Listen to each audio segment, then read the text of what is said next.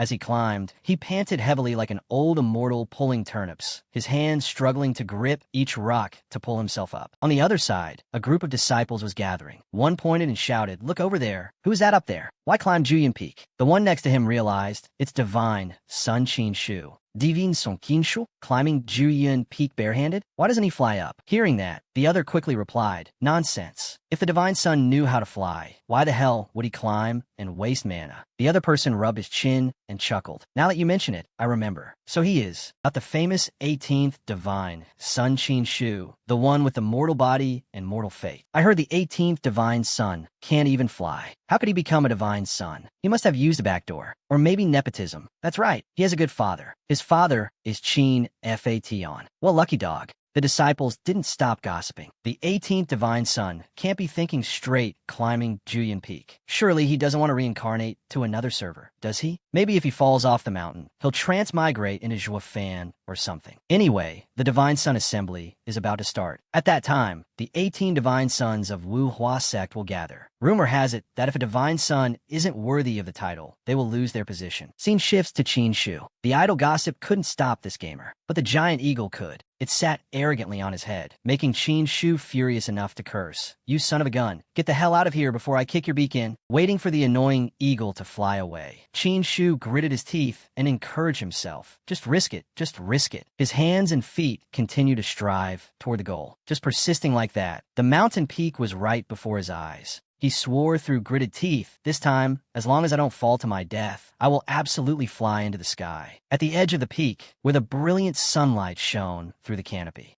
two small squirrels gnawing on acorns were startled by a sudden appearance. A hand as big as their bodies suddenly reached up from the cliff, scaring both of them into jumping and dropping the acorns in their hands. It was Qin Shu. He tremblingly crawled up, his white clothes now stained with mud. The small squirrels were scared off, abandoning their goods to save their lives. Qin Shu tensed his whole body, struggling to utter. Finally, exhausted, he collapsed onto the ground, his chest heaving as he gasped for air, his whole body weary. "Ha ha ha, finally made it. This time the marking must be successful, right?" At that moment, a magical azure window appeared before his eyes with the text. Qin Shu stared in amazement. "Eternal Dynamic Dantian?" He happily sat up. A ding from the system signaled that the item had been added to his inventory. Some basic information about the reward appeared. Qin Shu's eyes shone like stars. He excitedly admired it, letting out an exclamation, "Oh!" A blue sphere encased in a golden frame with a red gem at its center radiated brilliant light. A mystical blue aura spread out around it, resembling a beautiful small planet. Qin Shu felt his horizons broaden. Is this the eternal dynamic Dantian? A stream of beautiful spiritual power, like a headwater spring, meandered through the air, passing through the trees and startling the squirrels in the forest. Those streams of pure spiritual power all converged at Qin Shu's location. A divine son below sensed it. Spiritual power? He looked up toward the mountain peak, asking in surprise, "What's going on?" Something seems to be happening at Juyin Peak. Another person found it strange. The 18th divine son just climbed up, and the spiritual energy immediately rioted. What is the 18th divine son doing? The wind blew their robes, making rustling sounds. They speculated wildly,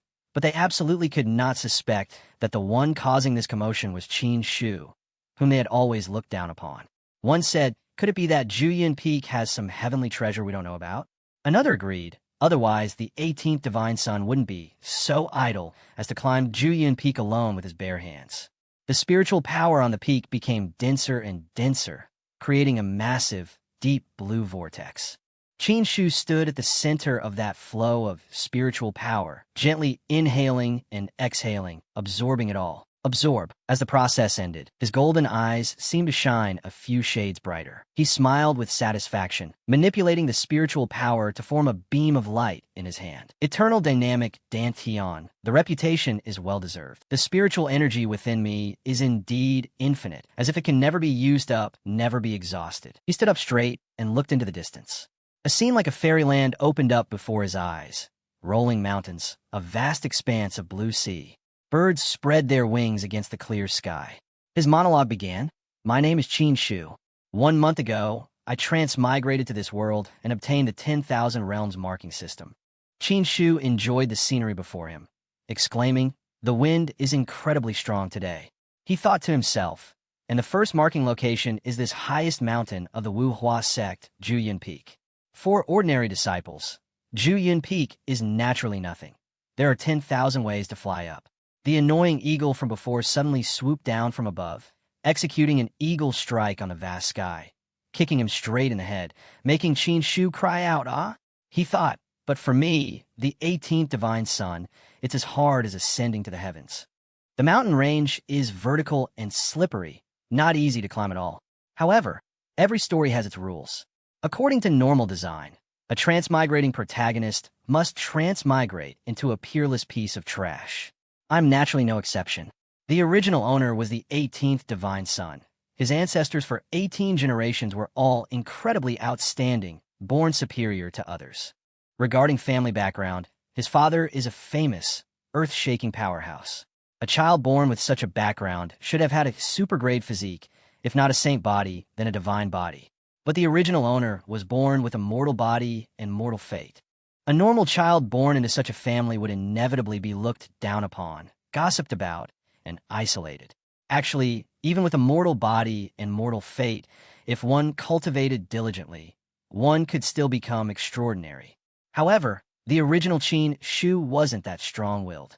After learning the truth, he gave up on himself, basically unwilling to cultivate, and finally completely degenerated into a piece of trash. The result was that he was harmed and lost his life. When he died unexpectedly, I transmigrated and replaced him. Qin Shu chuckled, thinking luckily in my past life I was someone who loved mountain climbing. Although Juyin Peak is both high and dangerous, after a month of constant challenges, I still relied on my rich experience to overcome difficulties and successfully reach the top. He stood there laughing loudly. Ha ha! Ugh! That eagle, now with a bump on its head, flew away angrily. A ding sounded, and the blue screen displayed the text. The rules presented were quite similar to popular open-world games. Concise, simple, and easy to understand. Qin Shu calculated. Juyin Peak is a place that can be marked multiple times, limited to once a day. He quickly decided, it can be marked again? That's good. In the future, I'll come to Juyin Peak to mark it once every day. I can harvest rewards every day. Qin Shu rubbed his belly, satisfied with his self-assessment. However, since I've obtained the eternal dynamic Dantian, I should grasp cultivation. Next time, I'll fly directly up to market, so I won't have to work this hard. Thinking of that, his face immediately twisted. He looked into the distance with difficulty. Speaking of flying up, the beautiful scenery before him couldn't comfort anyone. Qin Shu sighed. Oh mother, it's easy to go up the mountain, but hard to go down. How am I going to get down? A pair of slender legs landed from a flying sword. Its owner was a woman. She gave a curt order, retract. The sword blade immediately shrank and fit neatly into its scabbard. In this world, the Jiaoqi saintess had a status and identity equivalent to the divine sons of the Wuhua sect. But Jiaoqi only had one saintess. Whoever could be valued by the saintess would effectively gain the support of Jiaoqi, therefore. The Jiaoqi saintess had always been the object of open strife and secret struggle among the divine sons. The current saintess possessed a beauty as pure as a lotus. She said, I heard the Wuhua sect divine sun assembly is about to begin. Master ordered me to come and observe. Qin Shu waved his hand and smiled, saying, is that so? Saintess, could I trouble you to come here for a moment? As he wished, the Jiaoqi saintess approached and asked gently, 18th divine sun, is something the matter? Qin Shu placed his hand on the saintess's green sword. To the surprise of the auntie accompanying her, he flipped over and sat securely on the sword. Once done, Qin Shu grinned like an innocent child asking for a favor. Give me a lift. Take me down. Faced with such overly natural behavior, the Jiaoqi saintess blushed crimson. The auntie behind them witnessed everything from start to finish and shouted in annoyance, audacious. She pointed and judged, her attitude completely disapproving. How noble is the saintess? How can she ride the same sword as you? If outsiders see this, what will they think? Although the Jiaoqi saintess understood this principle, she was too kind and compassionate, or perhaps one could say too naive. She shyly spoke up for Qin Shu. Annie, the 18th divine sun, is not skilled in cultivation. It's fine if I give him a lift. It won't cause people to gossip. Taking advantage of the good-natured girl, Qin Shu smiled slyly and seized the opportunity to take advantage. The saintess is indeed reasonable. He hugged her waist. The Jiaoqi Saintess blushed crimson and let out a cry, ah. Qinshu hugged her while making an excuse. Saintess, my cultivation is too low. If I don't hold on tight to you, I will definitely fall and die. You can understand, right? Outsiders wouldn't understand, and the direct witness, the auntie, understood even less. This Qinshu just wanted to take advantage from the start. She was furious, her killing intent like a giant monster, as she threatened through gritted teeth, "Take your hands off. How dare you be rude to the Saintess? You deserve to die." Surprisingly, the Jiaoqi Saintess, the object of protection, stammered out words to defend the perpetrator Qinshu. I can understand. The auntie stared in amazement, unable to believe her ears. As Saintess, since she had given permission anyway, the auntie had to sheath her sword, cursing silently in anger. Humph. Everyone says the 18th divine son is a piece of trash. Today, it seems he is also a lecher. 3 people and 2 swords flew amidst the vast sky. Qinshu exclaimed in amazement, "Wow, wow." As he was busy looking around, the familiar ding from the system sounded again. A notification was updated. Qinshu smiled and asked, "Saintess, where do you want to go now?" Jiaoqi Saintess replied, "There's still some time before the Divine Sun Assembly. I want to go to the Cloud Cliffstone inscription to observe first." "Congratulations. Now you're being followed by this schemer for quite a long while." The Saintess happily recounted. The Cloud Cliffstone inscription of the Wu Hua sect has a mysterious origin, containing the opportunity of the heavenly Tao. I want to comprehend it for a bit. Qinshu's eyes lit up, his mind only containing 4 words. Cloud Cliffstone inscription. Unsurprisingly, he rushed from the tail of the sword straight up to hug Jiaoqi Saintess's waist. Shameless, with a tone and look that everyone could see should not be agreed to. "Then it's a coincidence. I also want to go to the Cloud Cliffstone inscription. Let's go together." The Saintess panicked, crying out, "Ah?" She timidly said, Divine Son, can you not lean so close?" Qinshu immediately refuted. "It's fine. Safety first, safety first." The one who should say it's fine isn't you, truly thick-skinned. Temporarily leaving the couple that is very eyesores for some single dogs needing conservation. Look towards the Annie alone, on a sword behind. She is gritting her teeth, cursing Qinshu. After all, he deserves to be scolded. Dog thief, lecherous wolf. At the Cloud Cliffstone inscription, there are giant stone steels engraved with characters 100 times taller than an ordinary person. Above them are even larger stone statues with strange shapes. Many divine sons are standing there. The one leading them is wearing a much more colorful outfit in front of the engraved stone steel, seemingly preparing for something important. One person respectfully asked, 11th divine son, will the Jiaoqi fairy really grace us with her presence later? A blond man in red clothes, with an extremely flashy appearance, replied with absolute certainty. That's right. He is the 11th divine son, Duan Jinfei, the one who could be considered to have the highest status here. He added, Jiaoqi fairy accepted my invitation to come observe the Cloud Cliffstone inscription. The divine sons below were all buzzing, excitedly praising Jinfei to the skies. How noble is the Jiaoqi Saintess. Today, thanks to the 11th divine son, I can admire the Saintess's demeanor. Jiaoqi Saintess is untainted by dust, untouched by worldly things. Only the 11th divine son can make the Saintess treat him differently. I heard the Saintess grew up in Jiaoqi. The number of times she has spoken to men can be counted on one hand. Now she's actually invited by the divine son. The divine son is amazing. Duan Jinfei smiled politely, but his words couldn't hide his pride as he bragged. You flatter me. Jiaoqi Saintess is indeed extremely holy. She normally doesn't interact with men. If you want to say who talks to the Saintess the most, it is indeed this divine son. He smiled smugly, his eyes looking down on others, and continued. Other divine sons, let alone talking to the Saintess, I'm afraid they haven't even met her. Moments later, a figure was seen flying over. They pointed like fans meeting their idol, extremely excitedly telling each other, the Saintess is here, over there. Everyone looked quickly, then immediately squinted. Wait, look behind the Saintess. Is there something else? It wasn't hard to recognize what or who it was as the distance shortened. They realized, it seems to be a person. And it's a man. What is going on?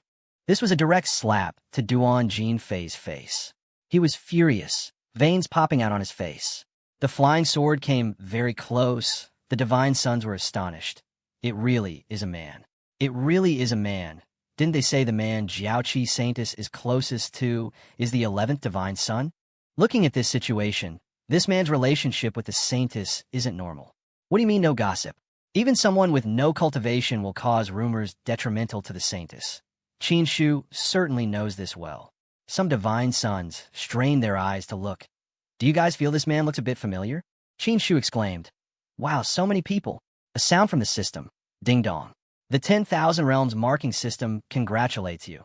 Marking Cloud Cliff Stone inscription successful. Congratulations on obtaining the reward, Cultivation Level +1, reaching Body Tempering Realm Layer 1. Consecutive ding-dong sounds followed. Congratulations on obtaining the reward, Cultivation Level increased by 1, reaching Body Tempering Realm Layer 2.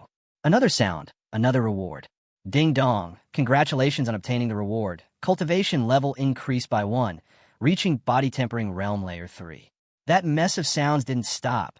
Ding-dong, congratulations on obtaining the reward, Cultivation Level increased by 1, reaching Body Tempering Realm Layer 4. Qin Shu laughed crazily in excitement, saying to himself, the original host always had 0 cultivation, now finally starting the path of immortal cultivation. The final reward of this marking. Ding-dong, congratulations on obtaining the reward, comprehending the entire true intent of Cloud Cliff Stone inscription. Congratulations on obtaining the reward, learning the Cloud Cliff Stone inscription cultivation method. Comprehending the full cultivation method right upon arrival. Truly an unfair system. Is this the success of system-based cultivation transmigration?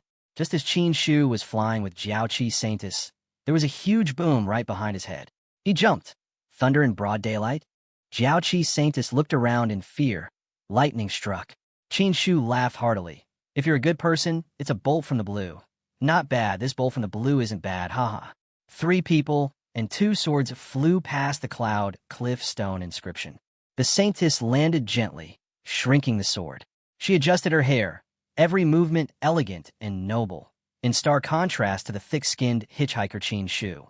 He was rubbing his butt in the distance, not even bothering to hide his intentions. Duan Jin Fei shouted loudly, 18th Divine Son Qin Shu. He gritted his teeth in anger, walking over and growling, it really is you. He turned around as if nothing was strange. 11th Divine Son Duan Jin Fei, calling this Divine Son for what matter?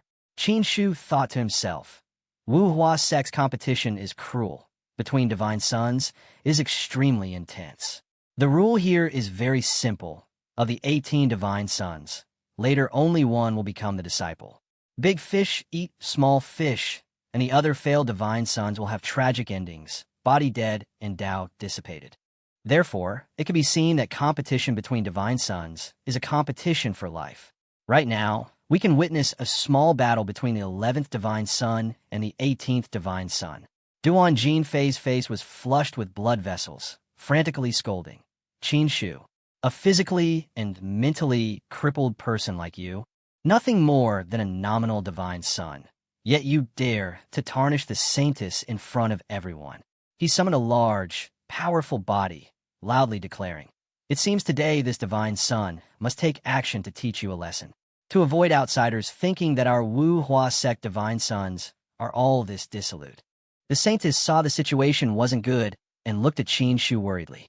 He sighed and said, Duan Jin Fei, whatever is between me and Jiaoqi Saintus, what does it have to do with you?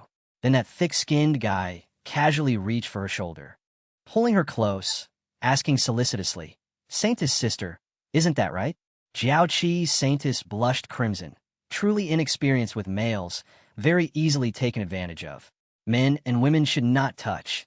Qin Shu is too forward. Qin Shu innocently asked, 11th Divine Son, I also came to comprehend the Cloud Cliff Stone inscription. Why can't I go? He frowned in annoyance. Is the Cloud Cliff Stone inscription your house, or something? Duan Jin Fei laughed mockingly. Humph, you also came to comprehend the Cloud Cliff Stone inscription? What a joke. Saying that, he turned and walked away, not forgetting a few sarcastic words. Forget it. This Divine Son is too lazy to argue with you. If you want to follow, then follow. A while later, the 4 of them, including the 2 Divine Sons of Wu Hua sect, Jiaoqi Saintus, and the accompanying auntie, arrived in front of the towering stone stele. She exclaimed in admiration. Cloud Cliffstone inscription is indeed worthy of being the Enlightenment Holy Land of Wu Hua sect. This stone inscription looks ordinary with nothing strange. But inside it contains the great Tao true intent that cannot be underestimated. I wonder what the origin of this Cloud Cliffstone inscription is. The 11th Divine Son praised. The saintess speaks the truth. I have comprehended at the Cloud Cliffstone inscription for many years. He confidently declared. In Wu Hua sect, except for a few old ancestors, no one understands the Cloud Cliffstone inscription better than I, Duan Jin Fei. He opined. According to my judgment, the Cloud Cliffstone inscription was likely left by the Sunset God King. The saintess gently touched the characters carved on the stone inscription, saying, Sunset God King, I once heard my master say, that was a peerless figure of an era. Comparable to a great emperor? Duan Jin Fei affirmed his hypothesis. That's right. Legend has it that before the Sunset God King became a king, he was a top scholar of some ancient kingdom, writing excellent calligraphy. Combined with the characters on the Cloud Cliffstone inscription being so beautiful, the Cloud Cliffstone inscription was indeed left by the Sunset God King without a doubt. Qin Shu mocked with a laugh that was 3 parts annoying and 7 parts punchable. So whoever writes beautifully is the one who left it. Duan Jin Fei, are you confident in these words? The 11th Divine Son was provoked to madness, shouting to drive the buzzing fly away. Qin Shu, the saintess and I are discussing the Cloud Cliffstone inscription. There is no place for you to speak here. He scratched his forehead, asking in a very provocative manner, Do you think I want to talk to you? Qin Shu clicked his tongue in disapproval. I am afraid you are speaking nonsense, misleading the saintess. Duan Jin Fei calmed down again, smiling a very benevolent smile. An unlearned person like you dares to question this divine son? He challenged. You say I speak nonsense. It seems the 18th Divine Son has some brilliant idea. Don't hesitate to tell me, and the saintess. Qin Shu was just waiting for that, rushing over to shove Jin Fei aside to grab attention and show off to Jiaoqi saintess. If I must speak, then I will. Saintess sister, listen here. He started telling the story, saying out loud. This Cloud Cliffstone inscription is related to your Jiaoqi sect. It was created by a saintess of your Jiaoqi from 1,000 years ago. The saintess doubted. A saintess of Jiaoqi from 1,000 years ago? 18th Divine Son. Are you mistaken? The auntie crossed her arms, complaining angrily, affirming, a bunch of nonsense. Jiaoqi's inheritance of 10,000 years has no record of this. Jin Fei immediately attacked. Saintess, this person Qin Shu's words cannot be trusted. No need to waste time anymore. It's better to let me explain some of the heavenly Tao meanings on the inscription. Qin Shu ignored the 2 people pointing their spears at him, even turning to stick his tongue out at the 11th Divine Son, driving him crazy, almost causing qi deviation. He began to confirm the information. Dare I ask the saintess, 1,000 years ago, did your Jiaoqi lose track of a talented and stunning saintess, Bai Shi Fairy? The saintess admitted, there was such a thing. That year, Bai Yao Fairy also took away the central sacred scripture, one of the 5 sacred scriptures of Jiaoqi to this day. Making our Jiaoqi's 5 sacred scriptures, missing one has always been a regret for the entire Jiaoqi sect. Qin Shu began to tell a romantic story like a fairy tale. Naturally, Bai Shi Fairy and an ancestor of our Wu Hua sect were in love. Later, because the Wu Hua sect ancestor pursued the great Tao, he left Bai Shi Fairy. But the final result of that ancestor was not good at all. Perhaps his inner demons were not cleared. His cultivation went into qi deviation, eventually resulting in body death and Tao dissipation. The end of this tragic love story is that Bai Shi Fairy heard the news, and because she was trapped by love, she stayed at this Cloud Cliffstone inscription, entrusting her longing. From there, creating these giant lines of text full of feelings. Perhaps because the feelings were huge, the characters in stone inscription also had to be huge. Duan Jin Fei clapped enthusiastically. Clap, clap, clap. He praised without forgetting to mock. Unexpectedly, the 18th Divine Son has no talent for cultivation. But you have a knack for storytelling. This story isn't badly fabricated. The lecherous Qin Shu didn't care, completely ignoring Jin Fei, and sashayed right in front of the saintess. She smiled stiffly, completely awkward. Qin Shu asked, Saintess sister, do you not believe it either? She replied, Fairy Bai Shi did indeed go missing unexpectedly back then. Some say it was because of love, but the records of Jiao Qi never mention much about it. Duan Jinfei affirmed, putting no trust in what Qin Shu just recounted, regardless of whether there was a basis or not. He said, Saintis, regardless of the origin of the Cloud Cliffstone inscription or how dramatic the fabricated story is, in the end, it is just a story. What we need is to comprehend the great Tao within it. Everything else is just child's play. The auntie in the distance, hugging her sword, nodded. The 11th divine son is correct. Jinfei boasted, to be honest, after nearly 20 years of comprehension, I discovered that the Cloud Cliffstone inscription contains a set of palm techniques. Hearing this, the saintess's eyes lit up, and she exclaimed excitedly, Really? It seemed the divine sons didn't have much experience with women. Seeing such a cute expression, his eyes crinkled into a smile, his tongue practically forming a heart shape. Jinfei scratched his nose and replied, Of course it's true. Moreover, I have already comprehended 1/3 of this palm technique. With more time, I will surely comprehend it all. The auntie stood aside, full of praise. The 11th divine son has true talent and learning. Indeed, he stands out among the divine sons of the Wuhua sect. She bitterly turned to compare him with the male lead Qin Shu, who was carefree chasing butterflies, literally, in the distance. Innocent as a child, the auntie gritted her teeth, unlike someone who only knows how to tell stories and act dissolutely. Duan Jinfei rolled up his sleeves, took a stance, asserting his prestige. I have always been a man of my word. Saintess, watch closely. I will demonstrate the palm technique I comprehended from the Cloud Cliffstone inscription for you to see. He waved his arms around. Each punch generated a small spark of lightning, eventually creating 3 small halos of light surrounding him. The Jiaoqi Saintess was amazed. When practicing this palm technique, it's accompanied by a phenomenon.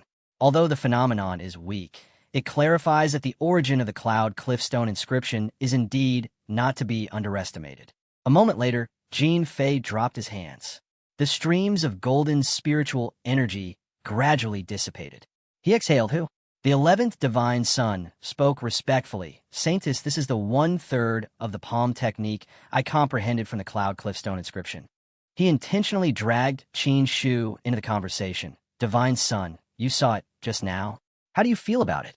He turned back, his face showing no interest, his hands still busy chasing butterflies. Duan Jinfei was clearly picking a fight. Not waiting for a response, he scoffed and turned away. Asking you is pointless. You fundamentally don't understand. A jade-green butterfly landed on Qin Shu's fingertip. I feel it's absolute trash.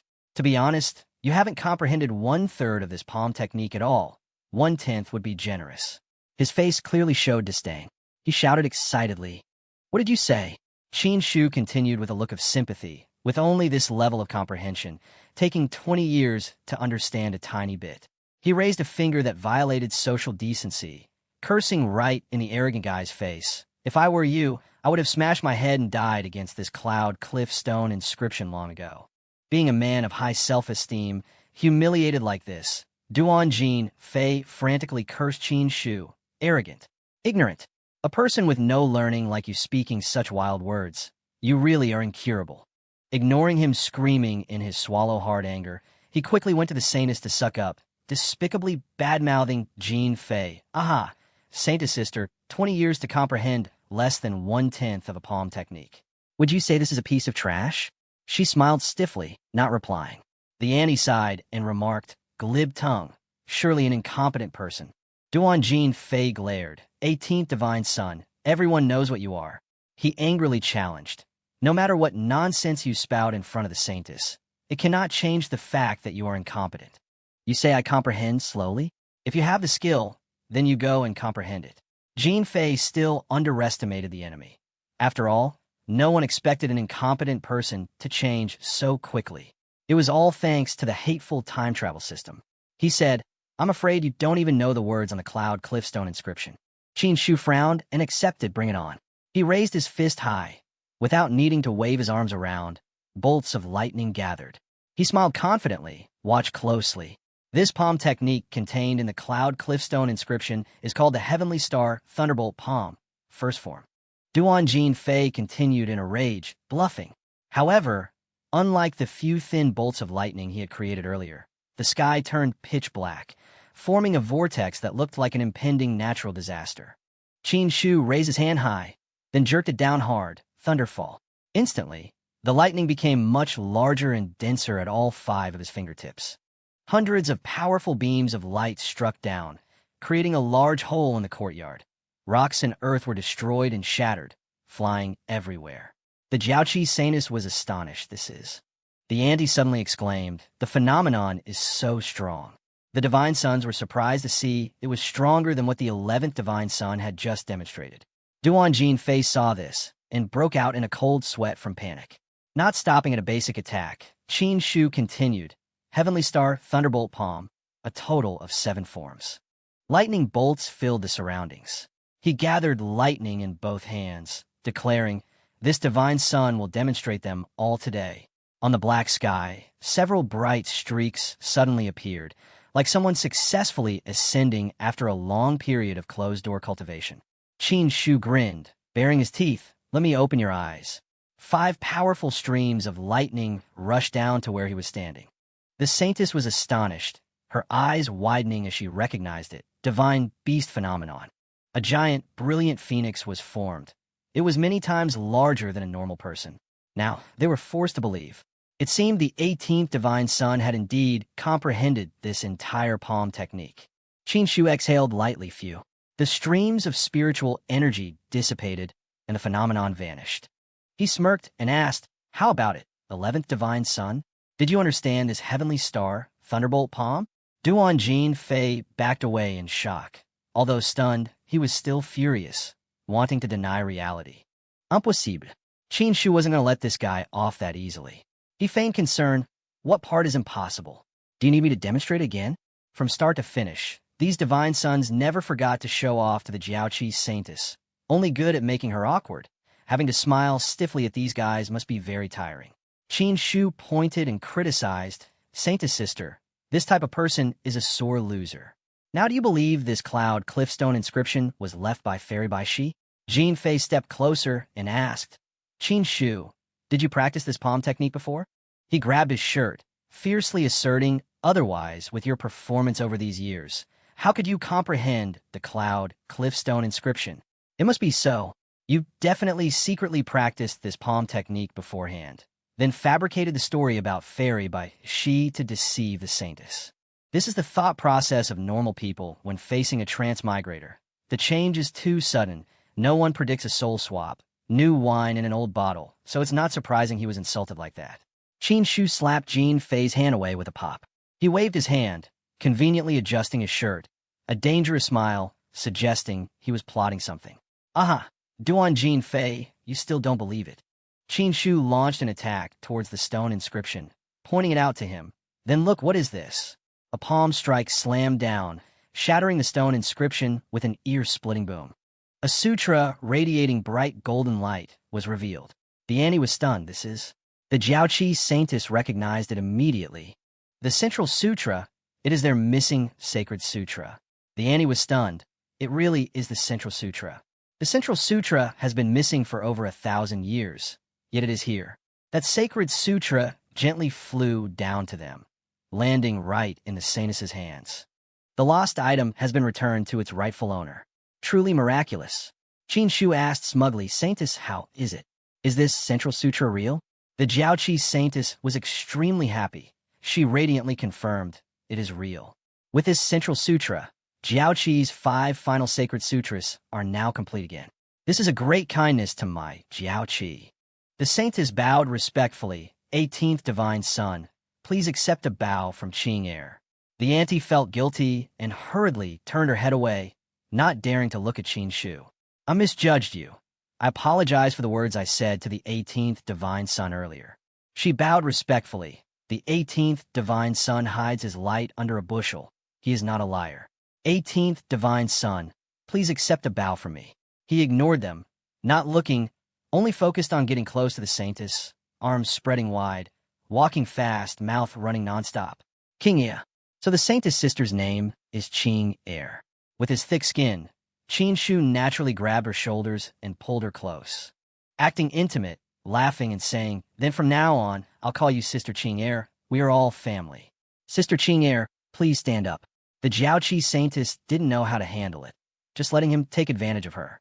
The Annie saw the true nature of this lecherous bastard and got furious. Damn it again.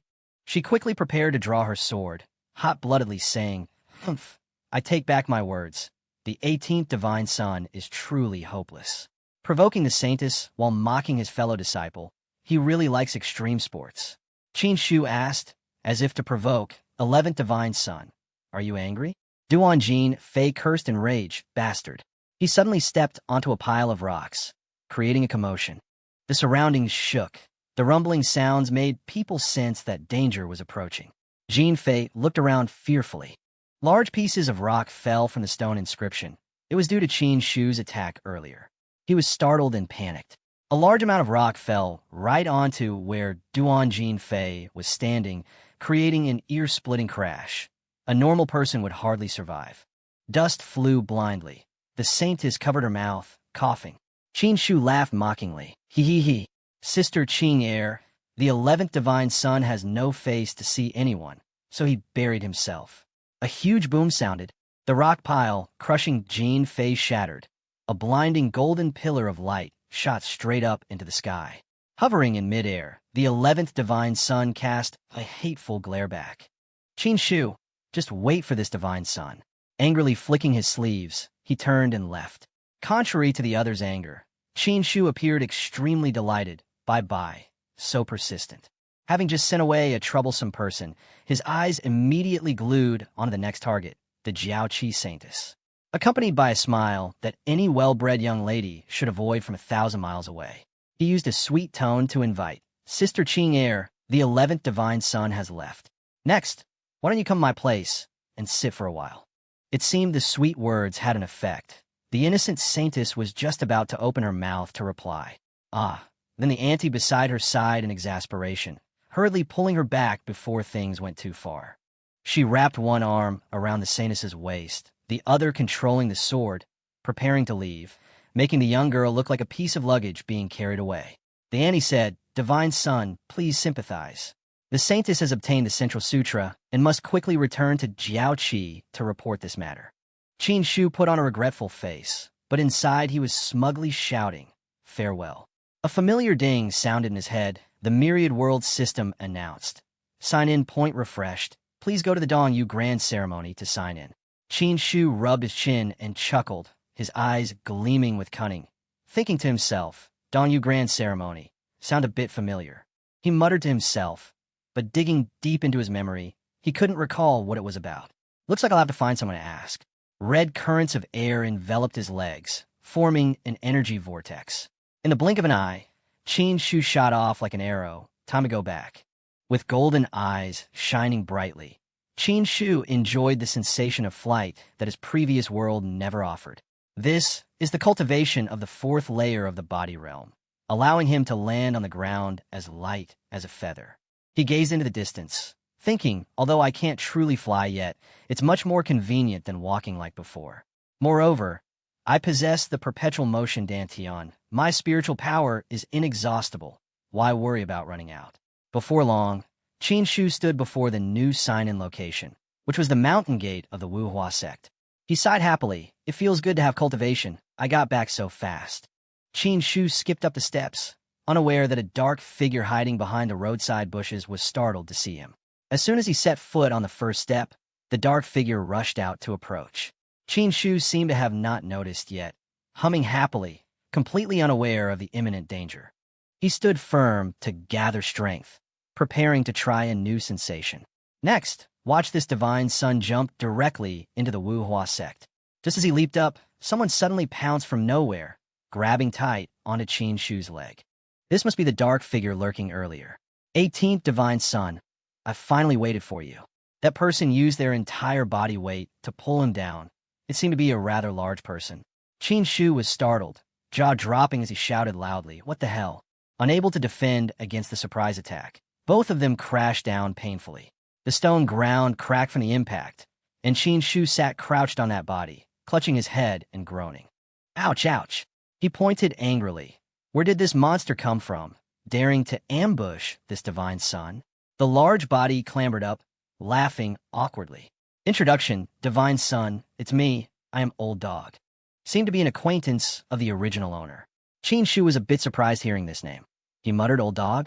Instead of thinking it was a strange name, Qin Shu assumed he was a real monster. "Are you a dog demon?" Then he immediately gathered his strength, preparing to strike. "Behold my heavenly thunderbolt palm."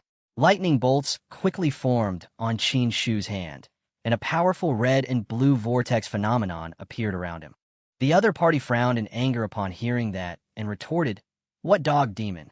18th Divine Son, I am Goen Sheng." Hearing this, Qin Shu paused slightly. Goen Sheng, that seemed to ring a bell. According to the fragmented memories in his head, this old dog seemed to be a scoundrel friend of the original owner, not looking like a good person. Those unpleasant memories came flooding back. Qin Shu couldn't stand him. He glared fiercely. "What do you want with me?" He didn't even bother dispelling the palm technique in his hand, ready to strike at any moment. Goen Sheng said, "Your mother exploded." Instantly, Qin Shu delivered a thunderous slap accompanied by affectionate lightning bolts. Both the dog guy and Qin Shu moved so fast no one could understand what happened. He was so angry his face distorted like a monster, eyes blazing, mouth twisted. Qin Shu shouted at the old man writhing on the ground. "Your mother is the one who exploded. Your whole family exploded." Goen Sheng rubbed his swollen cheek, hissing in pain as he explained, "Divine Son, it's the statue of your mother that exploded. It really exploded. Several princes are still lying in bed right now. This is no small matter. Are you people addicted to causing misunderstandings? Can't you say it differently?" Qin Shu wondered, "My mother's statue?" The man replied, taking the chance to badmouth a few people. "That's right.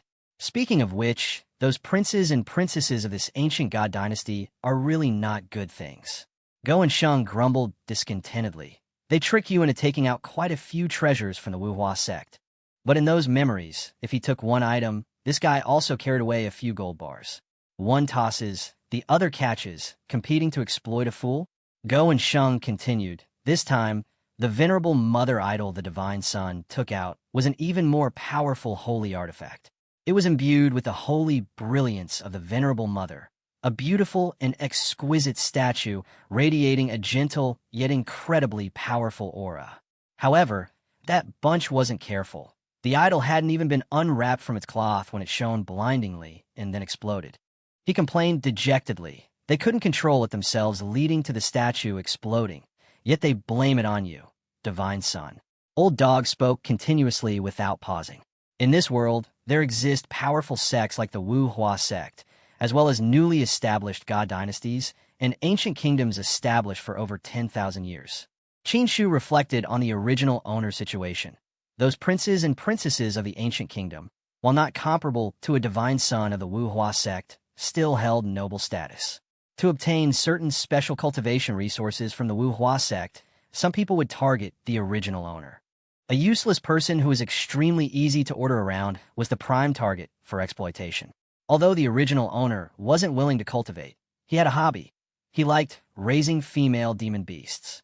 Those princes would often bring some female beast to induce the original owner to steal treasures from the Wuhua sect for them. Having no talent, unwilling to cultivate, and lusting after women, the original owner deserved to lose his life initially. Being deceived and used was the original owner's fault, but the middleman profiting from it was even more hateful. In those years, the original owner was indeed tricked out of many things by those people, and this Goen Sheng was the one transacting between them, taking fees from both sides based on these deals. Simply put, he was the fisherman reaping the benefits. Goen Sheng frowned, presenting the difficulty.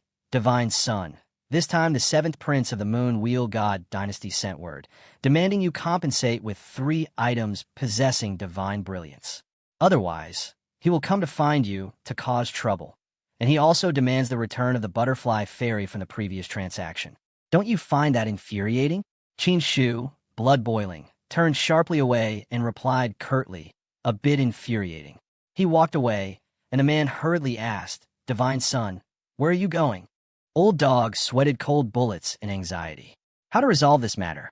You must give an idea. The Moonwheel God dynasty's momentum is currently strong. The 7th prince is usually arrogant and arbitrary. If you don't give him a satisfactory answer, he definitely won't let you off." He kept nagging as he followed.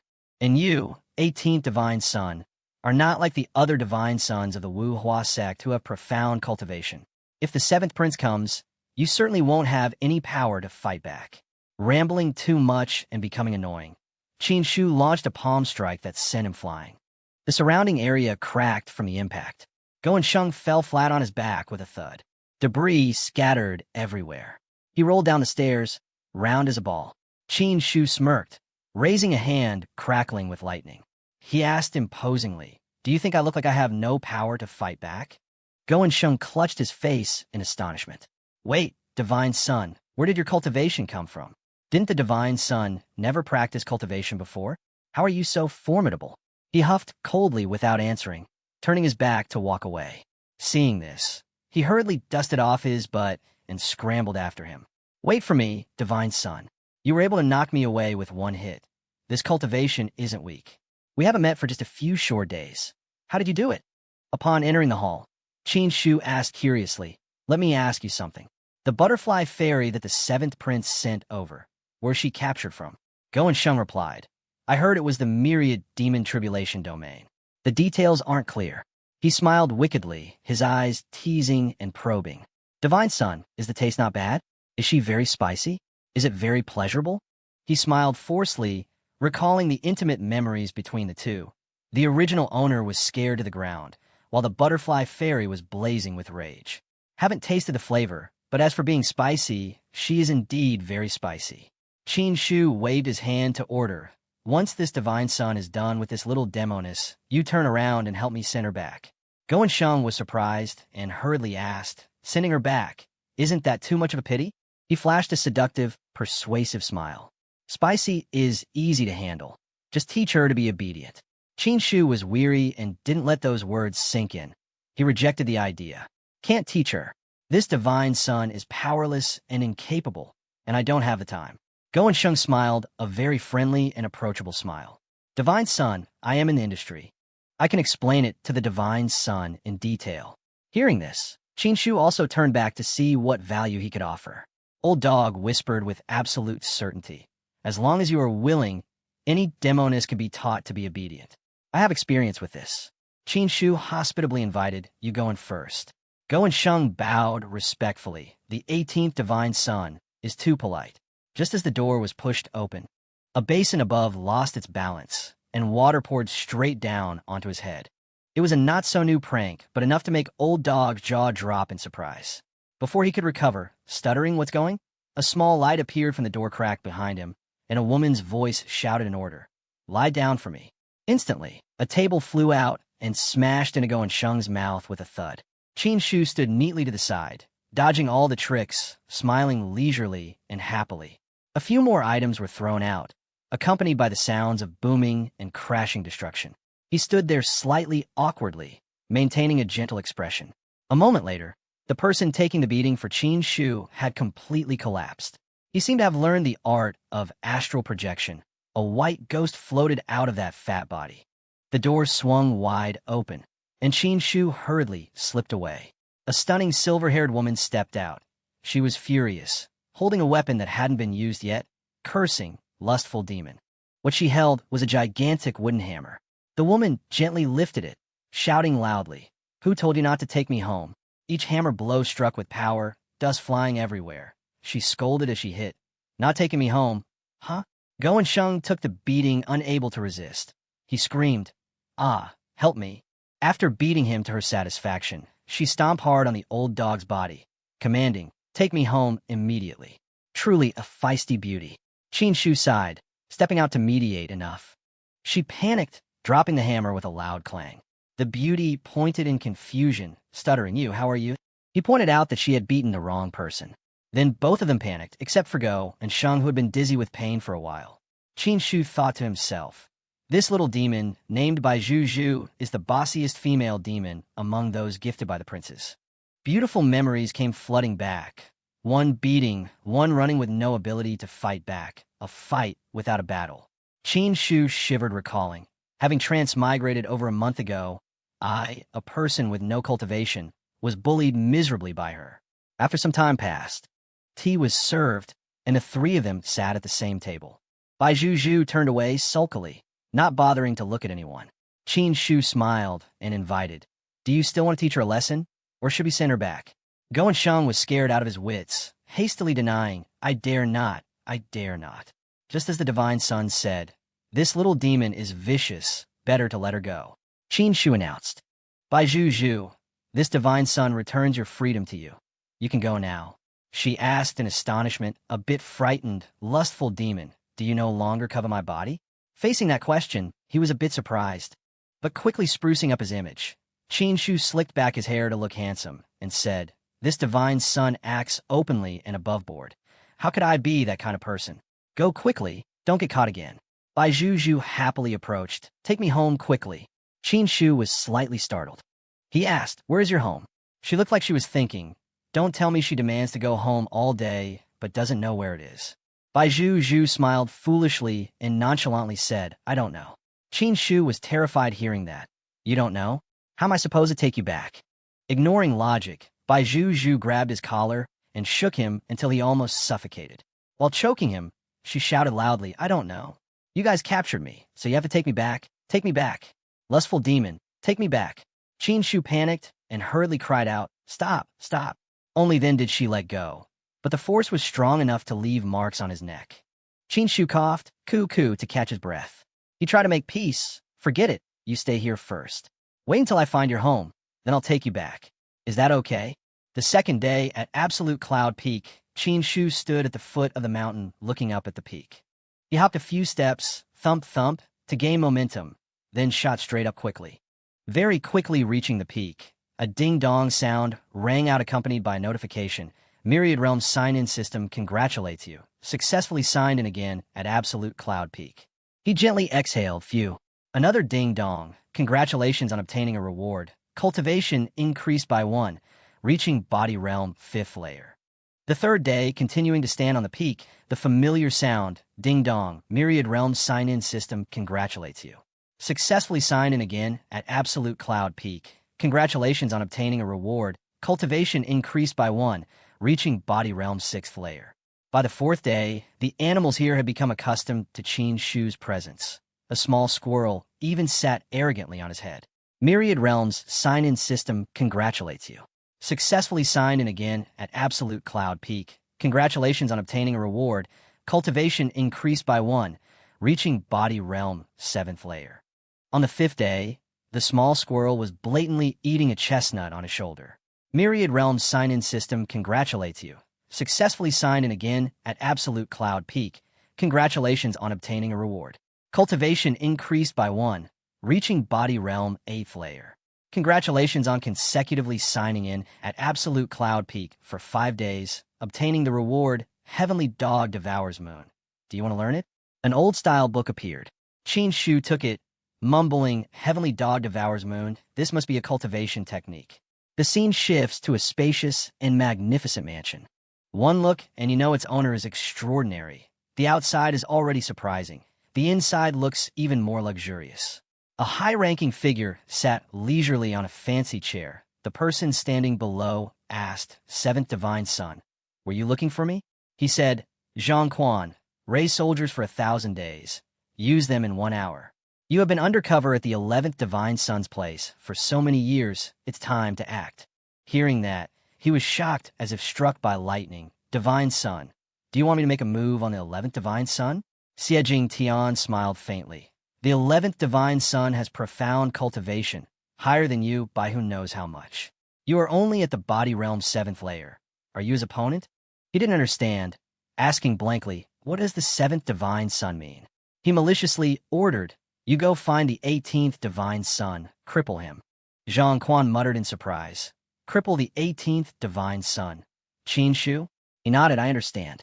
Behind him was a smile of someone holding victory in their hands. But this master and servant pair were very unlucky. The person they intended to beat had a system supporting him, couldn't be crippled. Running fast might save their breath.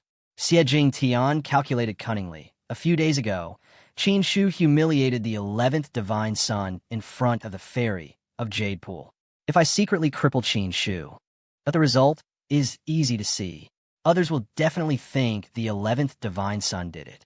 At that time, Qin Shu's father definitely won't spare the 11th Divine Son. Zhang Quan praised his scheme endlessly. 7th Divine Son is wise. eliminating 2 rivals without wasting effort blowing away smoke. Xie Tan, the fisherman reaping the benefits, a man who could be considered an old fox in this cultivation world where few are wise. He took out a small blue bottle from his robe, threw it to the henchman, and ordered, "If you understand, go do it quickly. This pill is your reward. Eating it can increase your power by 2 layers." He cherished the small bottle in his hand, extremely grateful. A pill that can directly increase cultivation, and moreover increase it by 2 layers. It's hard to obtain even outside the Imperial God Dynasty. The 7th Divine Sun is indeed deep and unfathomable with immense strength. Ordinary people in this world found it hard to increase cultivation like that. Even the noble class found it difficult. However, with Qin Shu's sign-in system, just climbing to the top of a mountain could increase a layer. Indeed the rule of a transmigrator. Zhang Quan bowed with utmost reverence. "Thank you, Divine Sun." Waiting until he left, an elderly man stepped out from behind a giant pillar. Old Tran praised, but also pointed out the inadequacy. This plan of the 7th Divine Sun is very good, but this person Zhang Quan has a simple mind. Although he is a pawn placed at the 11th Divine Sun's place, failure and exposure are unavoidable after the deed is done. Under interrogation, it's hard to avoid him revealing you, Divine Sun. Xie Tian smiled faintly and said, "Elder Tran, to injure a Divine Sun at Wuhua sect without anyone knowing is basically impossible. That is why I granted Zhang Quan a pill." The old man was startled and realized, hurriedly bowing his head, "I understand the Divine Sun is brilliant." Xie Tian sat calculating, imagining the end of the 2 prey. He muttered, "Aha! Qin Shu, Duan Jin Fei." The scene shifts to the foot of Absolute Cloud Peak. Qin Shu walked while thinking very deeply, seeming extremely stuck. He mumbled, "The next location to sign in, where exactly is the Eastern Peak Grand Ceremony?" Up to now, there are no clues. Asking many people in Wuhua sect yielded no news. Could the system have marked it wrong? Recalling the times, he ran back and forth asking around. That the result was 0, truly meaningless. While having a headache, suddenly someone blocked the path. A man with his face covered, holding a sharp sword poised to stab, shouted, "Stand still." Being sad, but having someone come to deliver themselves to the door, heaven truly loves people. Qin Shu was briefly surprised, then quickly smiled with interest. "A robber? There are robbers inside Wuhua sect. Very rare." That person pointed and ordered, "Trash Divine Sun. Stand there obediently and don't move. Let me cripple you, otherwise don't blame my sword and blade for having no eyes and accidentally killing you." Qin Shu leisurely replied, "I won't move. You come then." The guy was satisfied, uttering sarcastic words without knowing he was about to be done for. Listening like that, trash is truly trash. Then he quickly rushed forward. Qin Shu sighed, smiled slightly, and quickly raised his leg to kick that person away, creating a huge boom sound. He fell backward, rolling a few times in pain. The sword slipped from his hand and flew straight up into the sky. Zhang Quan struggled up, clutching his chest in astonishment. You dare to trick me?" Qin Shu feigned shock and panic. "Sorry, I didn't expect you would dare to kill this Divine Sun in Wuhua sect and be so weak." He provoked with a seemingly very credible affirmation. "Again, this time I guarantee not to move." Zhang Quan's blood boiled as he rushed up. "Watch my body realm 7th layer cultivation explode here." He swung his sword high and shouted, "Take this." Qin Shu had already touched him at some point. The sound zap of lightning rang out. Star Sky. He was horrified to realize he was about to be in trouble. He finished the name of the move, Thunderbolt Palm. A bolt of lightning struck straight down on Zhang Quan, shocking him black. His legs trembled. He collapsed, crying and complaining, "I didn't expect. You are a dignified Divine Sun, yet you don't keep your word." Qin Shu touched the naturally curled hair of the assassin, freshly styled and still hot and smoking. He laughed and mocked him. "I also didn't expect you would be so simple. You are a bad guy. Why do you believe others' words so easily?" He swatted Qin Shu's hand away and hurriedly backed away to keep his distance. Zhang Quan gritted his teeth and thought bitterly, the 18th Divine Sun's cultivation has probably reached the body realm's 7th layer. He pulled out the bottle of pills granted by Xie Tian from his pocket and swallowed it all. Zhang Quan told himself, "It seems I have no choice but to take the pill before dealing with you." He aggressively stepped forward, much more confident. Haha. 18th Divine Son, this time let's see you. Suddenly, he convulsed and stopped completely. What's wrong? Zhang Quan struggled to clutch his throat, screaming in pain. Ugh. Eh? He coughed up fresh blood again, why? Truly a person who is too simple and trusting. How could your master give you such a precious item just to cripple a piece of trash? Not sure if he understood, but Zhang Quan had collapsed, likely not breathing anymore. Qin Shu scratched his head in confusion. What happened? He approached and mumbled, couldn't beat me. So he committed suicide out of humiliation? Kicking the corpse and turning the assassin over, Qin Shu realized, this person looks a bit familiar, seems to be the 11th Divine Son's man. He thought, Duan Jin, Fei surely isn't that stupid to directly send a subordinate to assassinate me within Wuhua sect. It seems there is someone playing tricks behind this. Indeed, the scene shifts to Xie Jing Tian's manor, Elder Tran reported. That is what happened. Hearing this, his blood boiled with anger as he shouted.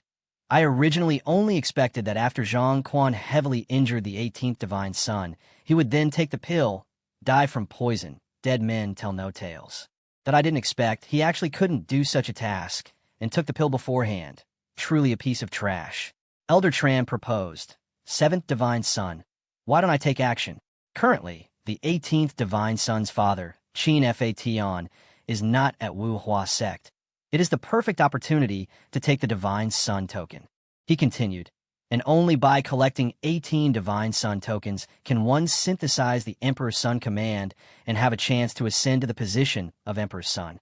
Xie Jing Tian calmly rejected. No need, since the plan failed, endure for now. He had calculated everything. Wuhua sect has 18 Divine Sons.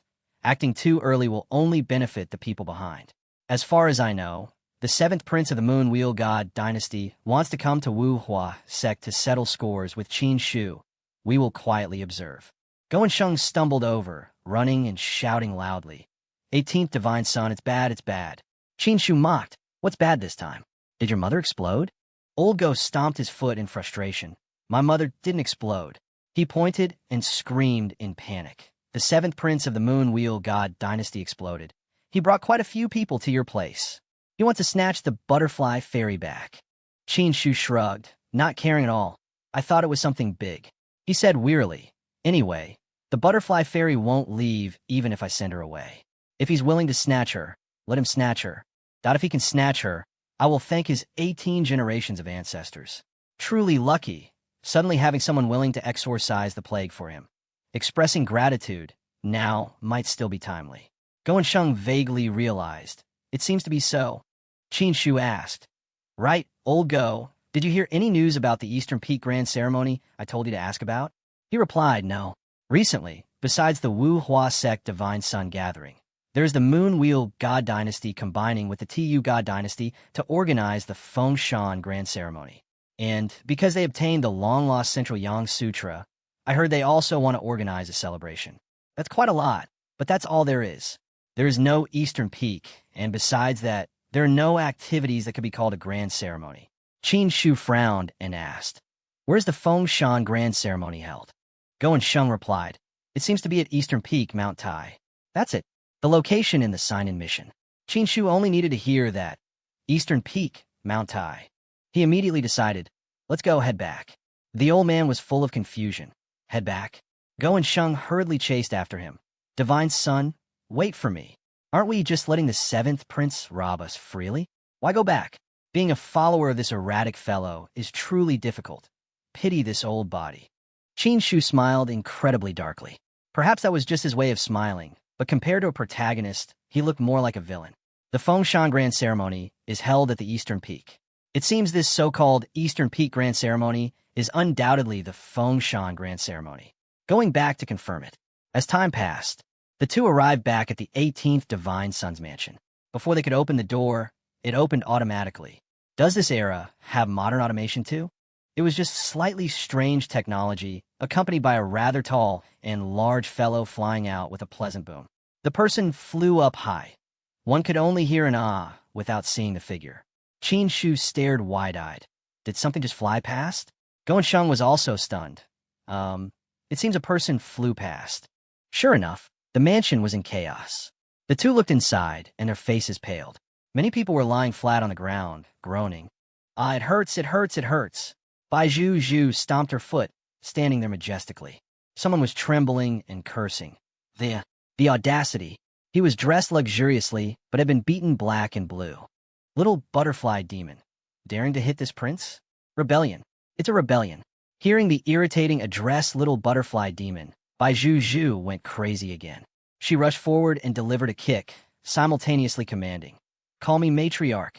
One kick sent the seventh prince flying as she shouted loudly, "Butterfly fairy." Qinshu turned pale and asked, "I have a question. Since the butterfly fairy is so violent and so many people are no match for her, how was she captured in the beginning?" Go and Sheng couldn't understand either. Divine Son, to be honest, I wanted to ask that question for a long time. Qinshu and Go and Sheng hurriedly ran to the seventh prince, who was lying miserably in the middle of the courtyard in broad daylight. His sword had also been flung far away. He called out anxiously, "Seventh prince." Qinshu helped him up and asked sincerely, "Seventh prince, are you all right?" His face was beaten until it was swollen, looking like he had been stung by bees. "Thank you, I'm fine." The seventh prince persisted in picking up his sword, gritting his teeth tightly. "I don't believe it. I am the dignified seventh prince of the Moon Wheel God dynasty. Yet I cannot deal with a little demon like you." Qinshu smiled lightly and advised, "Seventh prince, perhaps you should sit and rest for a moment." He persuaded. "That little demon is very fierce. She isn't something a normal man can handle. You are a dignified prince. There is no need to lower yourself to her level." From her perspective, the little demon Bai Zhu was like a devil rising from hell, incredibly ferocious. Seemingly realizing the truth, the seventh prince was startled. That makes sense. Then he remembered his original purpose for coming to the 18th Divine Son's mansion. Every grievance has a source. Every debt has a debtor. This time I came to deal with that trash 18th Divine Son. Don't let me meet him, or this prince will chop him into 1,000 pieces. It seems he came to fight without preparing properly. He didn't even recognize his enemy. The seventh prince asked naively, "Right, this brother, how should I address you?" Qinshu smiled awkwardly and replied respectfully, "I won't hide it. I am the very trash you just mentioned." He screamed in horror. "What?" Then he immediately retreated far away, full of vigilance. "Why weren't you vigilant from the start?" The seventh prince took a fighting stance, shockingly accusing, "Qinshu, did you intentionally get close to sneak attack this prince?" He laughed smugly. "Haha, I hit the mark, didn't I?" But he didn't realize that he had retreated right into a fatal position. Bai Zhu stood right there. She was silent, probably speechless. That little demon rummaged behind her back, pulled out a giant hammer, and without a word, gave the seventh prince a painful blow. Caught off guard by the attack, he couldn't dodge. He instantly received a bump that increased his height but reduced his cognition, then collapsed on the ground again, his sword leaving his hand once more. Now his soul had practically left his body. Bai Zhu carried the giant hammer on her back and declared bluntly, "Against a retard like you, who needs to sneak attack." Time gradually passed, and tea was brought out to be served. The three of them, Qinshu, the seventh prince, and Go and Sheng, sat at the table together. He slumped miserably on the table, looking haggard. Qinshu invited him in a friendly manner. "Seventh prince, are you all right? Come, sit up and drink some tea." He slammed the table and stood up in a rage. "Qinshu, if you have the ability, then fight me openly and fairly." He approached to act friendly. "Seventh prince, violence doesn't solve anything. How about we sit down and talk slowly?" He swatted the hand away and shouted, "Talk my ass." Then the seventh prince grabbed Qinshu's collar and declared, "I must hack you to death." A clop sound was heard. Looking over, it was Bai Zhu, who had placed her hammer on the ground. Seeing this, the seventh prince's face turned pale, and he broke out in a cold sweat. He hurriedly let go of the other's shirt. He smiled awkwardly. "Talking is fine too. It just so happens this prince is thirsty." Qinshu confidently waved his hand. Powerful bolts of lightning struck straight down at the seventh prince. He flew up as if he were about to ascend and become a thunder god. Go and Sheng stood anxiously to the side. When it was over, the seventh prince lay wide-eyed and flat on the ground, looking utterly miserable. Qinshu approached. He gritted his teeth. A mere prince from the secular world dares to be rude to this divine son. He laughed madly and threatened. "Did you think I would continue to indulge you?" The seventh prince was still stubborn, not understanding his position. A piece of trash like you dares to call yourself a divine son. Hearing that, Qin Shu was furious, his eyes burning with fire, preparing to give him another beating to wake him up. A massive, incredibly massive bolt of lightning struck down on the 18th Divine Son's mansion. People outside looked up curiously. Why is there lightning today? Qin Shu cursed while hitting. You tricked me into selling the Wu Hua sect's treasure. This is the first crime. Daring to be rude to this divine son. This is the second crime. Then daring to come here to cause trouble. This is the third crime. Each punch was naturally accompanied by some lightning. He gathered spiritual power to form an incredibly dangerous lightning flame with terrifying power, shouting loudly. With these three crimes combined, I cannot forgive you. The seventh prince was scared out of his wits and hurriedly screamed. Spare my life. A loud boom resonated as the attack landed. Go and Sheng reminded him, Divine Son, the Moon Wheel God dynasty is powerful and prosperous. He lay unconscious. The old man kindly advised, even though he saw Qin Shu was finished, don't actually beat him to death.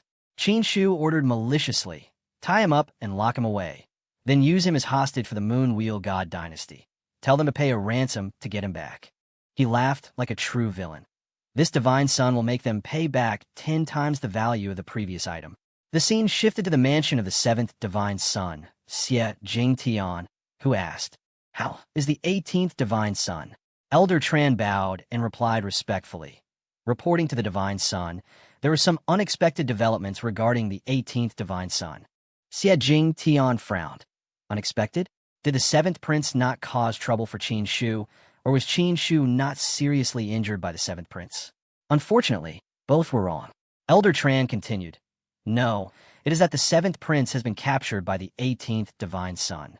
He looked as if he had been struck by lightning, standing up in horror. Xie Jingtian shouted, What? Elder Tran informed him. Moreover, the 18th divine son also said he wants the Moon Wheel God dynasty to pay a ransom for the person, demanding an amount 10 times the value of their previous item. He calmed down, sat back down, rubbed his chin, and smiled. Do you feel that the 18th divine son has changed a lot lately? Not only did he humiliate the 12th divine son, but he also dared to capture the seventh prince. Xie Jingtian held his face in thought. It seemed his plans needed to be recalculated. Is this something the trashed Qin Shu of the past would do? I thought Qin Shu's divine son seal would be the easiest to obtain, but now it seems that is not the case. Elder Tran asked further, Divine son, should we still not make a move? We could utilize the grudge between the 18th divine son and the secular god dynasty. We could reap the benefits as the third party and obtain the divine son seal. He waved his hand in objection. No need. This divine son will quietly continue to watch the show. His gaze seemed to pierce through everything. I find it quite interesting. Let's see what other cards the 18th divine son has yet to reveal. The group of three, Qin Shu, Baizhu Zhu, and Go and Sheng, were standing in a large courtyard. He said, These 7 floating islands are the true core of the Wu Hua sect. Even the 18 divine sons do not have the qualifications to ascend them. Qin Shu was still happily looking around when Go and Sheng continued. Divine son, these 7 floating islands are the core of the Wu Hua sect, created jointly by the 7 ancestors. If you want to go up to the islands, it's not impossible. You just need to be accepted as a disciple by one of the ancestors. Why does that sound so easy? Catching the eye of the ancestors is not simple. Recognizing the questioning look, Go and Sheng turned around and hesitantly spoke. As far as I know, the first divine son, second divine son, and third divine son have all joined the lineage of an ancestor. The old man continued to provide more information, his voice full of implication. I fear that some of them are currently in seclusion on the floating islands. Qin Shu couldn't help but be astonished. Is that so? How come I didn't know about this? Beads of sweat appeared on Go and Sheng's forehead. He avoided Qin Shu's sharp gaze, struggling to choose his words. This matter. Ultimately, the truth had to be exposed. Divine son, in the past, you never cared about these matters. The reason couldn't be any harsher. All the original owner's attention had been completely devoted to that little demoness. Behind them, Baizhu Zhu was excitedly looking up at the floating islands. With such a graceful and moving appearance, it was truly hard to blame the original owner for being so infatuated. Qin Shu could only smile awkwardly, choked for words. In the distance, Baizhu Zhu was still innocently waving her hands and feet, absorbed in admiring the scenery. Feeling the atmosphere was a bit awkward, Qin Shu scratched his head and hurriedly changed the subject. Speaking of female demons, why haven't I seen any other little demons around lately besides Bai Juju? Goensheng wearily pointed towards the root cause and replied despondently. Isn't it because of this one? Following the old man's hand, Qin Shu turned back curiously. The old man continued to explain the whole story. She said that in your 18th divine son's mansion, there can only be one female mistress, and that is her. To fulfill that declaration, she didn't hesitate to spend a huge amount of money to hire people to send the other little demons home safely. It was truly an action that was both calculating and naively funny. She insisted on claiming the entire territory, yet she used that reason to save the others, even innocently waving goodbye to them, wishing them smooth sailing. Qin Shu muttered two key phrases under his breath. Female mistress. Spent a lot of money. A cold current ran down his spine as he realized a fatal problem. Wait, where did that money come from? Goensheng looked pensive, then revealed a heartbreaking piece of news. That's right, the 18th divine son has squandered his family fortune over the years. The mansion has long been dirt poor. Qin Shu was sweating with anxiety, hurriedly asking, Butterfly Fairy, where did you get that money? Bai Juju remained as calm as ever. I borrowed it, is that not allowed? Qin Shu felt like he was going crazy. Borrowed? Borrowed from whom? She didn't hesitate to speak that fateful name. Su Weima. Hearing this, the other two immediately turned pale. Goensheng trembled as he spoke. The 14th divine son of the Wuhua sect, Zhou Weima. We're done for. The old man recounted in utter misery. Zhou Weima, known outside as Zhou the Skinner, is in the same line of work as me, but his business practices are much darker than mine. Relying on his status as a divine son, he treats people like pigs. If he can't peel off a layer of skin, he absolutely won't let go. The dark circles under Qin Shu's eyes seemed to thicken a few shades, looking like he was about to faint. You're just a little demon. How could the 14th divine son feel secure lending to you? The cost to send over a dozen little demonesses home, crossing high mountains and deep rivers, facing countless rampaging demon beasts, must be an enormous figure. However, Bai Juju still crossed her arms, looking triumphant, as if she had just done something incredibly correct. Actually, it's not exactly wrong. I didn't say I borrowed it, did I? I wrote down your name, said you borrowed it. Qin Shu was stunned, feeling like he had been struck by lightning. It took a long while to regain his composure. Then he howled in pain. Ah, damn it. You scammed me? Let me go. I have to fight her to the death. Goensheng had to hurriedly hold him back. Otherwise, Qin Shu would have rushed up to fight for his life against Bai Juju, even knowing the outcome was certainly predetermined. The argument hadn't even reached its climax when suddenly, the heaven and earth shook violently, making Qin Shu jump.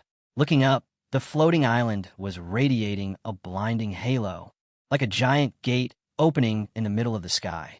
It seemed some mighty figure had just successfully passed the tribulation. Qin Shu looked up and saw many other divine sons flying on swords above, buzzing with noise. What's happening? Wuhua sect hasn't seen such an auspicious sign in a long time, happening at the moon floating island. Could it be the breakthrough of Ancestor Yuhui? The divine sons discussed among themselves. It's not Ancestor Yuhui, it's the third divine son.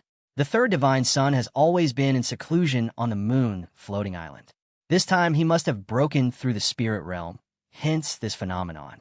To cause such a tremor, the third divine son is indeed worthy of the innate moon spirit divine body. Just then, the system popped up a notification.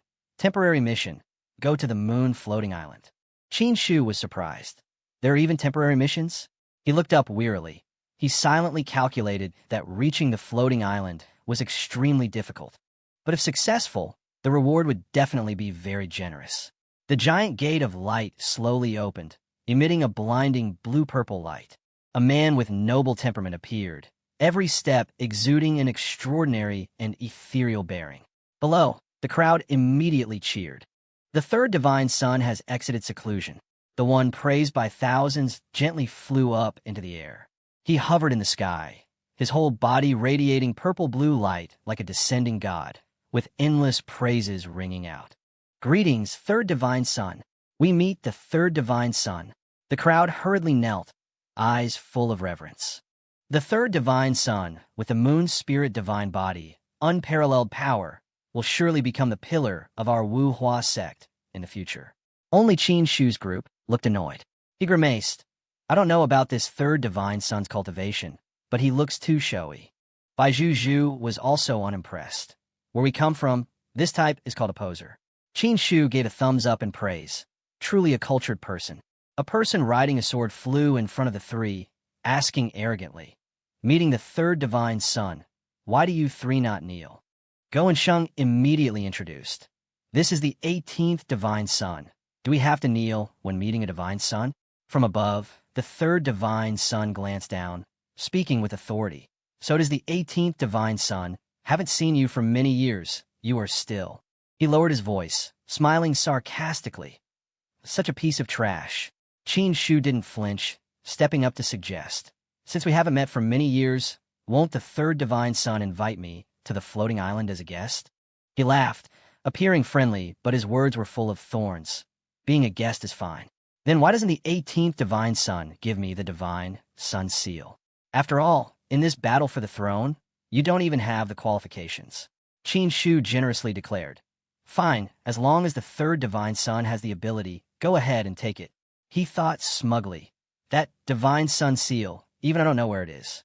Since transmigrating, he had ransacked his entire mansion and still couldn't find a clue. If you can find it, then I consider you capable. Surely the original owner didn't get scammed and sold it, right? The third divine son smiled brightly to welcome the guest, sending an invitation from above. Since that's the case, 18th divine son, please come up. Qin Shu looked up. The floating island was towering high, hidden in the blue clouds. The people around started whispering again. How do you think the 18th divine son will get up there? Needless to say, the 18th divine son basically can't get up there. Obviously, his cultivation is almost non-existent. I heard the 18th divine son recently started cultivating, but still only stopped at the body realm. The power of a body realm Dantian is like void, almost unusable. Relying on himself is probably impossible. Taking a deep breath to gather strength, Qin Shu focused power into his legs. A boom rang out, the ground beneath his feet cracked, debris flying everywhere creating a mess. Truly can't understand if everyone in this world destroys like this, where the budget for infrastructure reconstruction comes from. With a single leap, Qin Shu's body shot up into the sky like an arrow, reaching a height of hundreds of thousands of meters, an unbelievably extraordinary scene. The divine sons below couldn't believe their eyes. They were sure he wouldn't make it. Jumping up? How could that succeed? The power of the body realm Dantian isn't enough. Knowing it's impossible, but doing it anyway, this is the 18th divine son's only way. Hovering in midair, Qin Shu shouted, Old dog, support quickly. Go and Sheng immediately responded. Coming, then also leaped up, heading straight for Qin Shu. When just a little short, Qin Shu stomped hard on Go and Sheng's back. Using the momentum again, he continued straight toward the floating island. The destination seemed very close. But things weren't that easy. Just when it seemed within reach, it was still a little bit short. Qin Shu reached out, his eyes full of determination not to give up. He shouted again, Old dog again. Go and Sheng continued to rush up, serving as a stepping stone for Qin Shu once more, truly torturing this old body. And so Qin Shu reached the destination to everyone's astonishment. A divine son was so shocked he cursed. Damn, you can even use this method? Others couldn't believe it. That shouldn't be right either. Without the support of the Dantian, using just pure physical strength shouldn't allow jumping that high. Another speculated, could the 18th divine son have broken through the body realm? But that hypothesis was quickly dismissed. That's impossible. Breaking through to the martial realm would allow direct flight. Qin Shu had now landed on the floating island. He thought to himself, the perpetual motion Dantian is indeed good. Others in the body realm have practically zero power in their Dantian. While he has such strength, of course, he could fly up. Once again destroying public property, Qin Shu's landing created a large crater, shattering bricks and stones. He smugly declared, Li Dao ran. This divine son has arrived. Here, the third divine son didn't even bother to give a proper look, just glancing with contempt. Having to rely on others' help, it's just sheer luck. Then he turned and left. Such arrogance. The system notification rang out. Congratulations, successfully reached the moon floating island. Congratulations, you have received the reward, Solar Divine Body. Qin Shu stood stunned for a moment. A high-difficulty mission. The reward received was indeed not ordinary. It was the solar divine body, one of the most transcendent physiques. He couldn't help but exclaim, "No wonder the disciples of Wuhua sect all dream of coming to the floating island to cultivate." Qin Shu looked around with interest. The spiritual energy here was indeed abundant, more than 10 times that of Wuhua sect. Meeting an acquaintance here must be ill-fated. Duan Jin face sneered. Just one sentence was enough to pick a fight. What's the use of dreaming? He smiled wickedly. To cultivate on the floating island, first you must gain the regard of one of the ancestors and become a direct disciple. A lackey beside him nodded in agreement.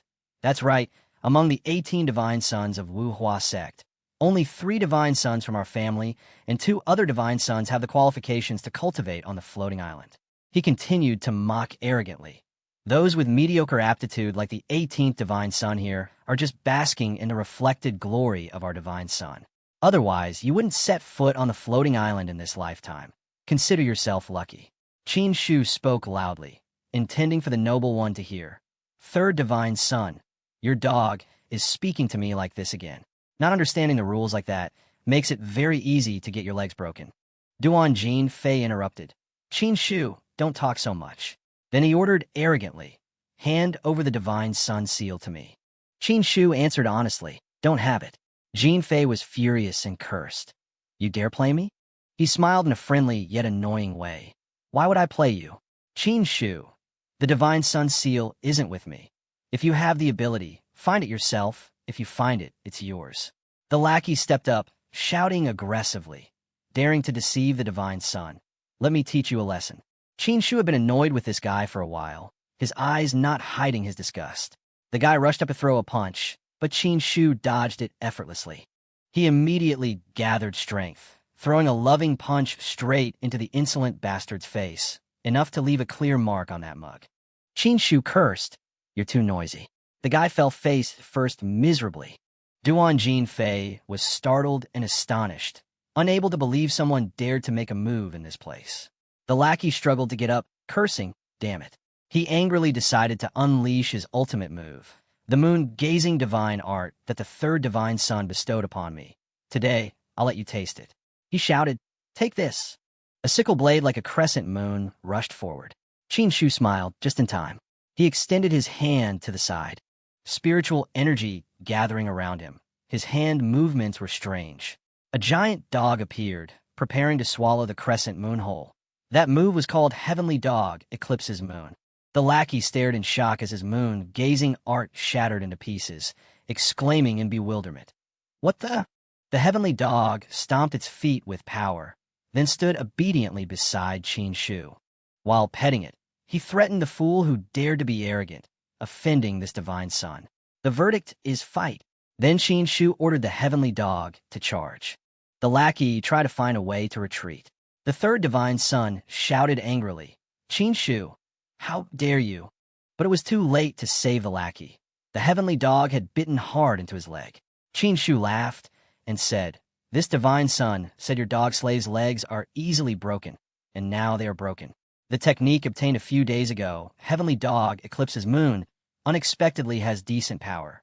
The strike was like a punch straight to the third divine son's face. Qin Shu, he shouted loudly. Qin Shu, you dare hit my people? But he was secretly afraid. What is happening? Qin Shu's technique is suppressing this divine son's moon-gazing art. Qin Shu arrogantly declared, if you don't manage your dog, this divine son will teach him for you. The third divine son was furious, a green halo gathering behind his head. He roared, damn it. Kneel down and atone for your crimes. Qin Shu provoked, what if I don't kneel? What? He challenged, you can try. Darkness gradually covered his head, causing Qin Shu to look up in surprise. The clear sky instantly turned into dark night. The divine sons looked at each other in amazement. What happened? Why is the sky dark? It's the third divine son using the moon's spirit divine body. They whispered clamorously, changing the heavens and earth. The moon's spirit divine body is truly amazing. The 18th divine son is seeking his own death. Why provoke the third divine son? Goensheng was also worried. We're done for. The moon's spirit divine body has the power of heaven and earth. The 18th divine son is probably done for this time. The third divine sun flew up, commanding, kneel down, and atone. The rays of light behind him resembled a halo and angel wings, looking incredibly powerful. Qin Shu struggled to resist, but his mouth remained tough. "Are you worthy of making me kneel?" He shouted loudly, "Solar divine body." Instantly, a golden beam of light shot straight down, like tearing apart the night sky. The light shone directly onto Qin Shu, and behind his back, a halo similar to the third divine sun's appeared. Qin Shu formed a small round sphere resembling a mini sun. He was terrified. How is this possible? The small sphere flew up, shining everywhere. The night sky scene created by the third divine sun was quickly crushed. The sky became bright again, even more brilliant than before. The spectating divine suns below had to cover their eyes. "What is this? It's too blinding." Another exclaimed, "Heavens! Heavens! This is the legendary solar divine body." Bai Zhu and Go and Sheng had to cover their eyes due to the glare. The old man said in astonishment, "The 18th divine sun has cultivated the solar divine body. As far as I know, the solar divine body was created to suppress the moon's spirit divine body." Simply put, Qin Shu is now fully capable of defeating that third divine sun. Realizing this, he shouted, "The 18th divine sun is majestic." No, the solar divine body shone everywhere as soon as it appeared. No one could compare.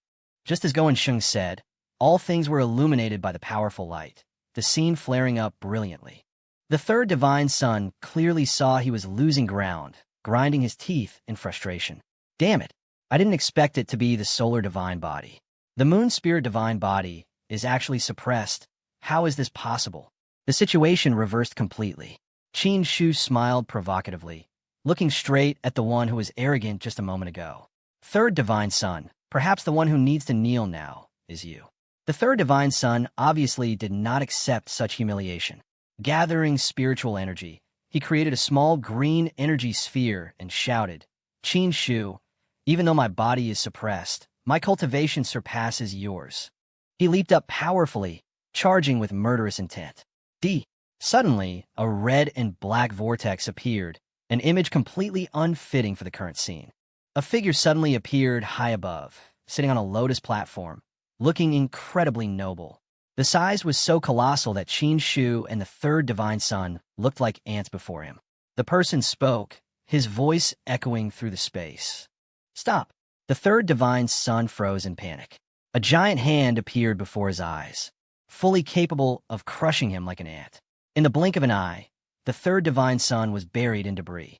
A certain divine sun opened his eyes wide in shock. "Is that old ancestor Yang Ming of the Yang Ming floating island?"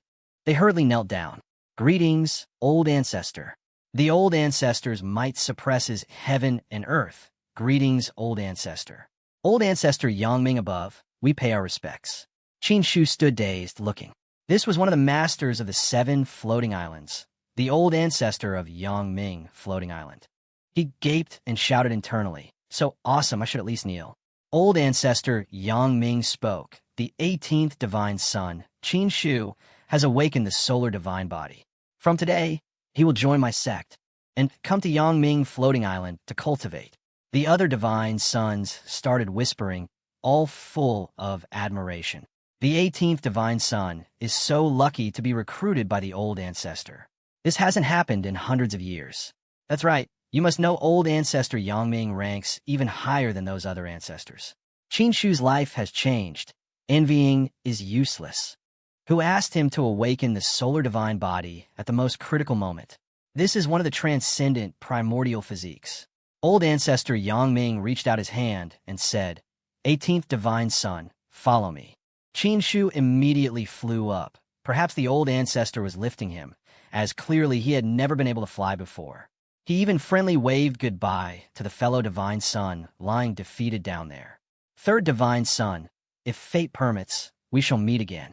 As Qin Shu flew away with the old ancestor, the third divine sun lay miserably on the ground, clenching his fists in anger. "Qin Shu, I will remember this humiliation." Not long after, they arrived at Yang Ming floating island. Qin Shu stood in the hall, bowing respectfully. 18th divine, Sun Qin Shu greets old ancestor Yang Ming. Sitting on the high lotus platform, the old man spoke, the solar divine body, is the extreme yang body. It hasn't appeared in the Wuhua sect for 10,000 years. Especially for the one awakening it to be a junior, is an even rarer occurrence, unheard of. Old ancestor Yang Ming produced an item and said, "Starting today, you will take over Yang Ming floating island." Qin Shu felt like he was struck by lightning, his pupils contracting. How did I go from a new disciple to taking over one of the 7 key floating islands of the Wuhua sect? This is like a ridiculous joke. Even if the plot armor is strong, this leap is too fast. Qin Shu reached out to receive the item granted by the old ancestor. Here, old ancestor Yang Ming, isn't this a bit too fast? Holding the token in his hand, he thought in panic, just arrived and already taking over Yang Ming floating island? Is old ancestor Yang Ming being too good to me? No, the old ancestor replied. For 3 years you were a weakling. One leap to the sky, gaining the divine body, there's no need to hide it. Arrogant and domineering, sword pointing at the heavens, sweeping through a generation. But is that the main reason? Old ancestor Yang Ming narrowed his eyes, speaking with hidden meaning. Only then will the prestige of your father, Qin Fation, not be damaged. Beating a dog requires looking at the master. A not insignificant part of this hasty decision surely came from the original owner's massive family background. Understanding this, Qin Shu gripped the token tightly. He replied, "Disciple obeys." The scene shifted to Xie Jing Tian's mansion. He laughed and said, "Good, very good. Qin Shu indeed still has a trump card." The 7th divine son nodded. "I just didn't expect this trump card of his to be so earth-shattering. Not only suppressing the 3rd divine son, but also catching the eye of old ancestor Yang Ming. He really hit it well." Elder Tran said, "No matter how well he hides, eventually there will be nothing left to hide. How can he compare to the 7th divine son? Your trump card is the most perfect trump card." He proposed, "Now that the 18th divine son has used his trump card, should we start acting?" Xie Jing Tian remained very cautious. "Continue monitoring the situation." Although Qin Shu has been accepted as a disciple by the old ancestor, the battle between divine sons is something the old ancestor cannot interfere in. A piece of trash ascending to a floating island will make so many people unconvinced, right? Next, the show will be even better. The scene shifted to another peaceful place, a large ferocious beast walking leisurely in the courtyard. This is the mansion of the 11th divine son. Duan Jin Fei swung his sword violently. Cursing beast. The large cat immediately jumped onto his thigh to play with the blade. He continued cursing, "Die for me." Duan Jin Fei ground his teeth in bitterness. That waste Qin Shu actually awakened the solar divine body. He shouted in anger, and he even ascended to a floating island. How can this be true? Duan Jin Fei's lackey added, 11th divine son. Not only that, a few days ago, Qin Shu also killed your servant Zhang Xian. I fear he calculated it all. Hearing this, his blood boiled even more. Very well. Is this a provocation to this divine son? Duan Jin Fei calculated madly. The solar divine body is indeed one of the transcendent physiques. If I snatch it, my chances of contending for the emperor position will increase. At the moon wheel divine dynasty, a figure moved swiftly. The young woman charged at a giant bird-like monster. Her eyes flashed, and a few basic sword strikes quickly disposed of it. Those around her praised her endlessly. The 9th princess's cultivation is becoming more profound. She is worthy of being the pride of our moon wheel divine dynasty. After killing the monster, she landed gently on the city wall. The gossiping people at the foot of the wall discussed excitedly, as the most elite among the descendants of the moon wheel divine dynasty. The 9th princess is indeed as rumored. People like the 9th princess with the ice jade body, peerless in the world, are rare. Not bad. In a while, the 9th princess will be able to participate in the battle for the title of emperor. The 9th princess exhaled few. A person approached, presenting a small pill in a luxurious box, saying, "9th princess, this is the giant spirit pill brought from the ancient kingdom." That person was the crown prince of the dragon elephant ancient kingdom, Lin Yu. He said, "To nourish your vitality." Xiao Mingyu placed her sword with her servant and replied, "Crown Prince Lin, your dragon elephant ancient kingdom is truly generous. The giant spirit pill is such a precious pill, yet you give it to me so casually." Lin Yu smiled while handing the pill to the princess's attendant. "Haha, although my dragon elephant ancient kingdom lacks heavenly treasures, we don't just give things away casually. He expressed with difficulty. Perhaps the ninth princess understands my true feelings. Xiao Mingyu did not take it to heart, smiling gently to dismiss the impending romantic situation. Crown Prince Lin is joking. I must depart for the Wuhua sect. The Crown Prince can rest for a few days at the Moon Wheel Divine Dynasty, skillfully refusing while finding a way out. And having accepted the precious fruit, she must be very used to being courted. The ninth princess walked past, thinking to herself, with an ice jade marrow body like mine, rare and hard to find, even if you are the crown prince of the dragon elephant ancient kingdom, how could you be worthy of me? She secretly looked down on Lin Yu, pondering her own standards. To become my husband, the first condition is to possess a peerless physique, for example, the third divine son of the Wuhua sect. Possessing the moon spirit divine body, cultivating on the moon floating island, only such a peerless divine body is worthy of me. Xiao Mingyu. Lin Yu tried to prolong the conversation between the two. To the Wuhua sect? I heard the seventh prince was captured by that trash 18th divine son. Is the ninth princess going because of this matter? She turned around sharply and replied, exactly for this matter. In past years, you people tricked the 18th divine son out of quite a few things. This is just tit for tat. This person knows right from wrong. Not bad. Xiao Mingyu grumbled, but I don't know what's wrong with the 18th divine son now, suddenly capturing my brother. Furthermore, he even demanded 10 times the return of that item. Lin Yu stepped forward and said, Ninth princess, there is no need for you to take action in this matter. He patted his chest proudly.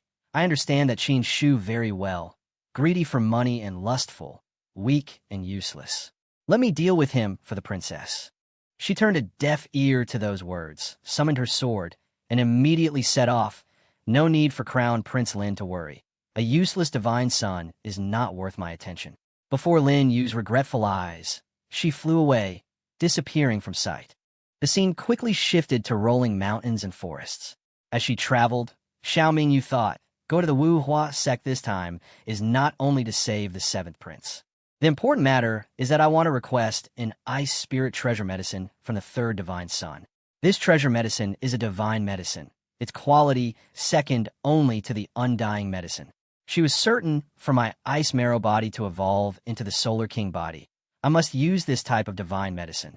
This woman was at the same time extremely confident. That day, the third divine son and I were fated to meet. He must have been moved by my appearance. If I speak up, he definitely won't refuse. At the Yangming floating island, inside the hall, Qin Shu sat in the most noble position. Below was Goen Sheng. Next to him, Bai Zhu Zhu was munching on an apple deliciously. The old man was overjoyed, repeatedly saying, Congratulations, divine son. Congratulations, divine son, on taking over the Yangming floating island. Goen Sheng provided more information. This is a peerless, massive Yang treasure. No divine son has ever done this before. It seems old ancestor Yangming values the divine son highly, believing the divine son possesses the potential of a great emperor. Qin Shu was surprised. Yang treasure? I know the floating island is a holy land for cultivation, but what is a Yang treasure? Goen Sheng excitedly recounted. The divine son doesn't know. But among the old ancestors of the Wuhua sect, old ancestor Yangming is the one who likes collecting treasures the most. Every treasure is formed by seizing the creation of heaven and earth, extremely rare. Even the legendary undying divine medicine, old ancestor Yangming has it. Qin Shu shouted excitedly, Undying divine medicine. He pondered, every undying divine medicine is unique. Legend has it that after consuming it, one can be reborn for another life. I don't know if it's true or false. Time flew by until 3 days later. The weather was beautiful. A notification from the system rang out. Congratulations on maintaining the absolute cloud streak for 15 days. Congratulations on receiving the reward. Martial Vein Marrow Cleansing Pill. Qin Shu stood on the edge of the mountain, inspecting it. He held a small golden pill in his hand, saying to himself, Martial Vein Marrow Cleansing Pill. It can help cultivators break through the martial realm. The strongest foundation for the martial realm. Just as I wanted to break through the martial realm, this pill came at the right time. Qin Shu didn't think much and immediately ate and used the reward. I'll just follow heaven's will. Today, I will break through the martial realm. On the other side, Xiao Mingyu had arrived. She stood in front of the main gate to rest a bit. Finally arrived at the Wuhua sect. The ninth princess calculated a bit. I don't know where that 18th divine son is. Better to handle my brother's matter first, then go find a third divine son to ask for the spirit medicine later. From behind came a happy, life-loving singing voice. Little husband is carrying. She vaguely recognized the owner of that song, Go and Shung. The old man was startled and asked, Ninth princess, why are you here? Xiao Mingyu arrogantly scolded. You know perfectly well why I'm asking. Tell this princess immediately where that trash divine son is. Go and Shung frowned, sincerely advising, Ninth princess, for the sake of our acquaintance, old Go advises you one thing. The 18th divine son is not like he used to be. It would be better to be cautious with your words. Xiao Mingyu twisted her mouth in annoyance, brows furrowed impatiently. Go and Shung, haven't seen you for a long time. You really talk too much. Are you going to tell me or not? Losing to the pressure from a genius, old Go had to bow. Since it is so, Ninth princess, follow me. He flew up first, and Xiao Mingyu followed. They reached the destination, the absolute cloud peak. At the starting point, Qin Shu sat firmly in the middle of the clearing, breathing with difficulty, sweating profusely. To break through the martial realm, there must be a most important milestone, which is the physical body crossing over. He thought, the principle is to proceed with advancement during the circulation of spiritual power. Finally, making the spiritual energy spread throughout the body will suffice. The sky was split in two. A huge bolt of lightning struck straight down, like a stream from heaven. Regarding the quality of the martial realm essence, that massive beam of light full of spiritual power poured completely into Qin Shu. He smiled darkly. It is the spiritual energy initiation, absorbing much or little spiritual energy. Go and Shung and Xiao Mingyu were on their way when they saw that scene. She was amazed. What is that? He looked up. It seems someone is breaking through the martial realm. It's in the direction of the 18th divine son's residence. Could it be the 18th divine son breaking through the martial realm? But Go and Shung immediately brushed that thought aside. Impossible. A few days ago, the 18th divine son was only at the 7th layer of the body realm. How could he cultivate so quickly?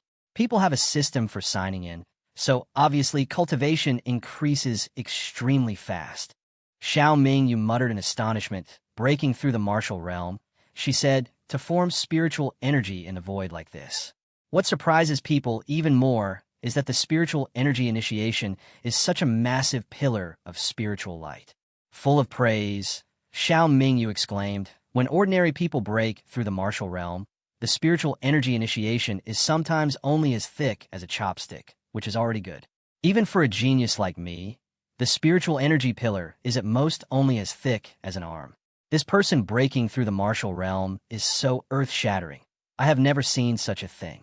Perhaps he is the #1 genius of the Wuhua sect. She determinedly headed towards that spot. I, Xiao Mingyu, must definitely go make friends with him. The 18th divine son can be dealt with later. The two of them landed on a tree canopy. The 9th princess widened her eyes. Sure enough, he is breaking through the martial realm. Go and Shung had to rub his eyes a few times before daring to believe it. The old man was extremely surprised. Unexpectedly, it really is the 18th divine son breaking through the martial realm. How long has it been? In the middle of the clearing, Qin Shu sat amidst a massive amount of spiritual power. Qin Shu swung his fist, stepping to the edge of the mountain. He extended his hand forward. A golden spiral appeared on his hand, flickering like firelight. Let's test my current strength. The large mountain before his eyes was immediately shattered by Qin Shu into countless pieces, as if sliced into shreds. A massive booming sound was created.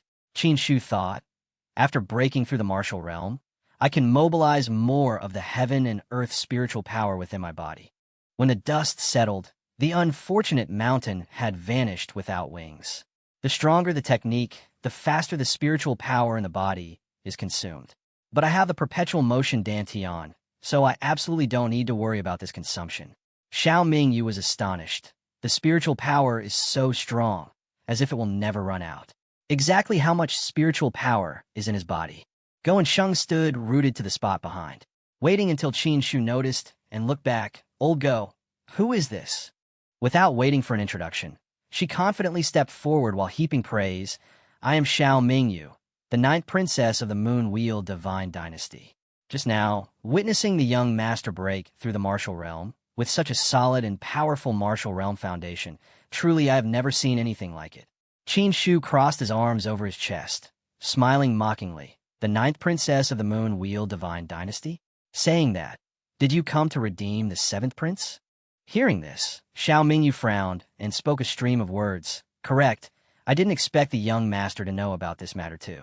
This time I came to teach that 18th divine son a lesson.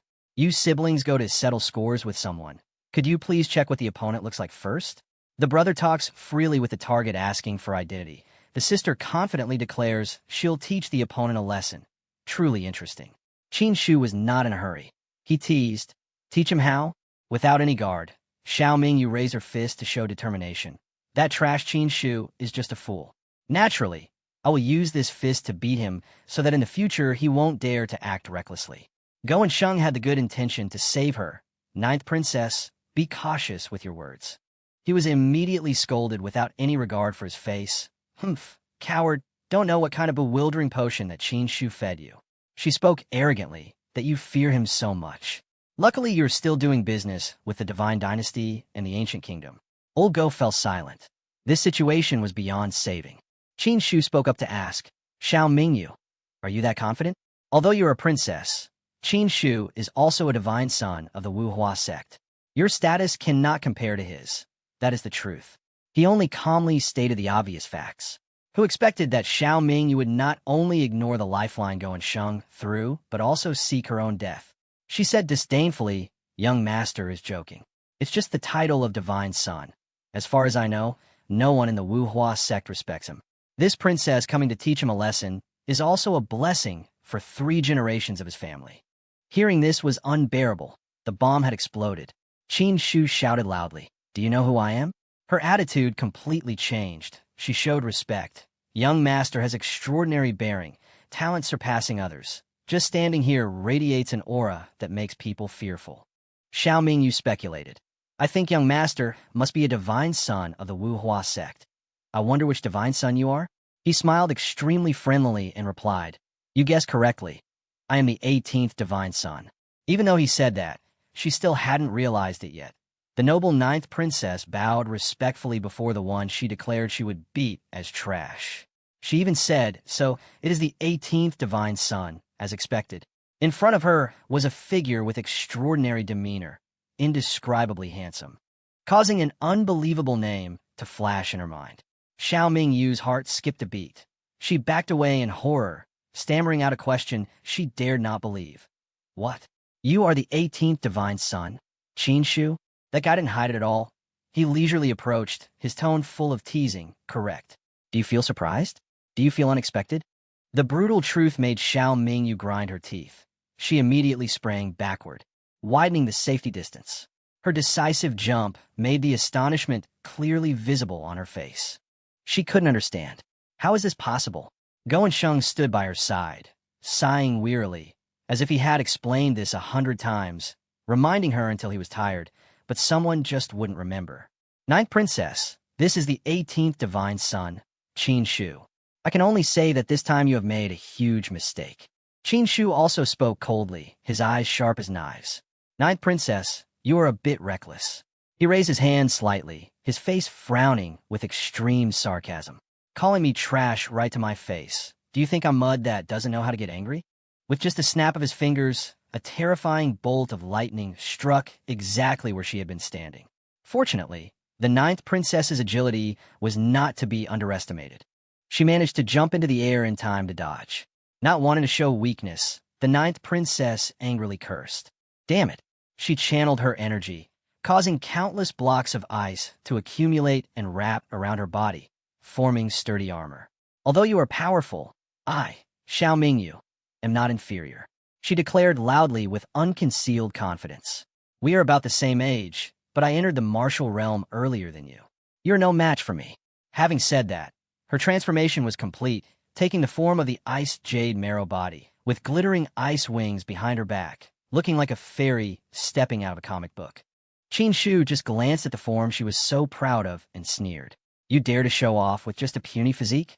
Immediately after, he also activated the Sun Divine Body, and a warm aura instantly spread through the space. Xiao Mingyu hurriedly raised her hand to cover her eyes, the uncomfortable heat making her curse silently. What is this? It's too hot. Then she realized in horror that the ice armor on her body was melting at a dizzying speed. Qin Shu frantically accumulated spiritual power, terrifying lightning bolts appearing densely behind his back as he shouted loudly. One move is enough to deal with you. The attack named Blue Sky Thunderbolt Palm was unleashed, causing Xiao Mingyu to take the full brunt of the destructive lightning. She let out a pathetic scream. Then she was so heavily injured that she coughed up fresh blood. Like a bird with broken wings, the ninth princess fell straight onto the hard mountain ground.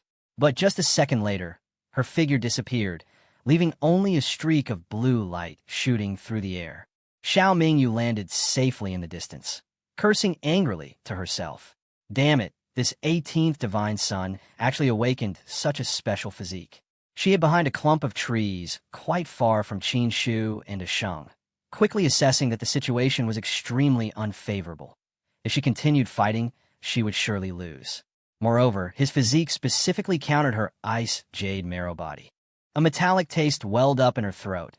Xiao Mingyu spat out a mouthful of fresh blood, only one thought remaining in her mind. I must retreat quickly. Without hesitation, she immediately turned and ran away. Indeed, being a genius has its benefits. Winning is glorious, but when losing, running to save one's life is also faster than ordinary people. Go and Sheng watched with confusion. Divine Son, Xiao Mingyu is so disrespectful to you. Are you just going to let her go like that? Qin Shu just looked at the girl's receding back and replied calmly. It's fine. I'm letting her go, but she will come back eventually. The sky was high and blue.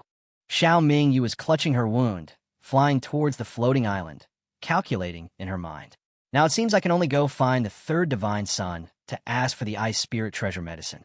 Her plan was extremely simple. As long as she successfully obtained the treasure medicine, her physique could evolve into the Sun King body. By then, the 18th divine son will definitely not be my match, and I will be able to save the 7th prince. Thinking this, Xiao Mingyu's speed increased even more. She landed on the ground, looked around, and exclaimed excitedly, "This is the floating island of the Wuhua sect. The spiritual energy is so abundant. It is indeed a cultivation holy land, worthy of its reputation." Xiao Mingyu walked around freely, thinking to herself, only transcendent people like the third divine son can worship the old ancestor of the Wuhua sect as a master and cultivate on the floating island. She angrily made a comparison. Compared to the third divine son, that Qin Shu is just a joke. A divine son, standing guard in front of the mansion, loudly blocked her way. Who dares to intrude upon the moon, floating island? She replied proudly, I am Xiao Mingyu, the 9th princess of the Moon Wheel Divine Dynasty, and an old acquaintance of the third divine son. Please go and report for me. Receiving the instruction, that divine son turned and entered the mansion. Please wait a moment. Standing in front of the mansion waiting, her thoughts wandered again. The third divine son possesses the moon spirit divine body and cultivates on the floating island. His future is certainly not ordinary. The 9th princess sat down leisurely, waiting confidently, convinced in her heart that as a unique person like herself, far superior to other princesses, the third divine son would definitely agree to her request after seeing her. She angrily thought about the 18th divine son again. With the third divine son's help, that Qin Shu is just like a shrimp to me. Suddenly, a voice called out, 9th princess. The divine son who relayed the message earlier said, I'm sorry, the third divine son is in seclusion and said he will not see anyone. Her plan failing right at the first step, Xiao Mingyu opened her eyes wide in surprise. What? She shouted stubbornly. Did you hear it wrong? How could the third divine son not see me?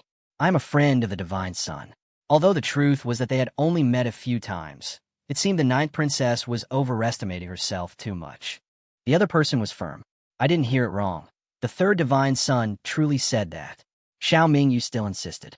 It must be that the third divine son heard it wrong. Go back and report again. The divine son started to get annoyed. What do you mean? Are you suspecting my divine son? She puffed out her chest proudly. I am the dignified 9th princess of the Moon Wheel Divine Dynasty. The third divine son cannot refuse to see me. The messenger ignored her arrogant attitude and replied indifferently. It doesn't matter who you are. What matters is that noise is prohibited here. Having said that, He turned and walked into the mansion, leaving a warning. If you disturb my divine son's cultivation, even a princess won't have peace. Who would have thought that someone pampered and praised like her would be bold enough to intentionally shout loudly? Third divine son, I am the 9th princess, specifically here to see you. The shout startled the divine son. He turned back, intending to scold her. How audacious! But suddenly the mansion door opened, and an order came from inside. Stop! Let the 9th princess in. The guard hurriedly bowed to obey. Yes, divine son. Xiao Mingyu shamelessly walked in, not forgetting to let out an arrogant cold snort. She became even more confident about her status, thinking to herself, I said so. With my talent and status as Xiao Mingyu, how could the 3rd divine son refuse to see me? It must have been you, the servant, who stopped me. As soon as she entered the hall, she bowed respectfully.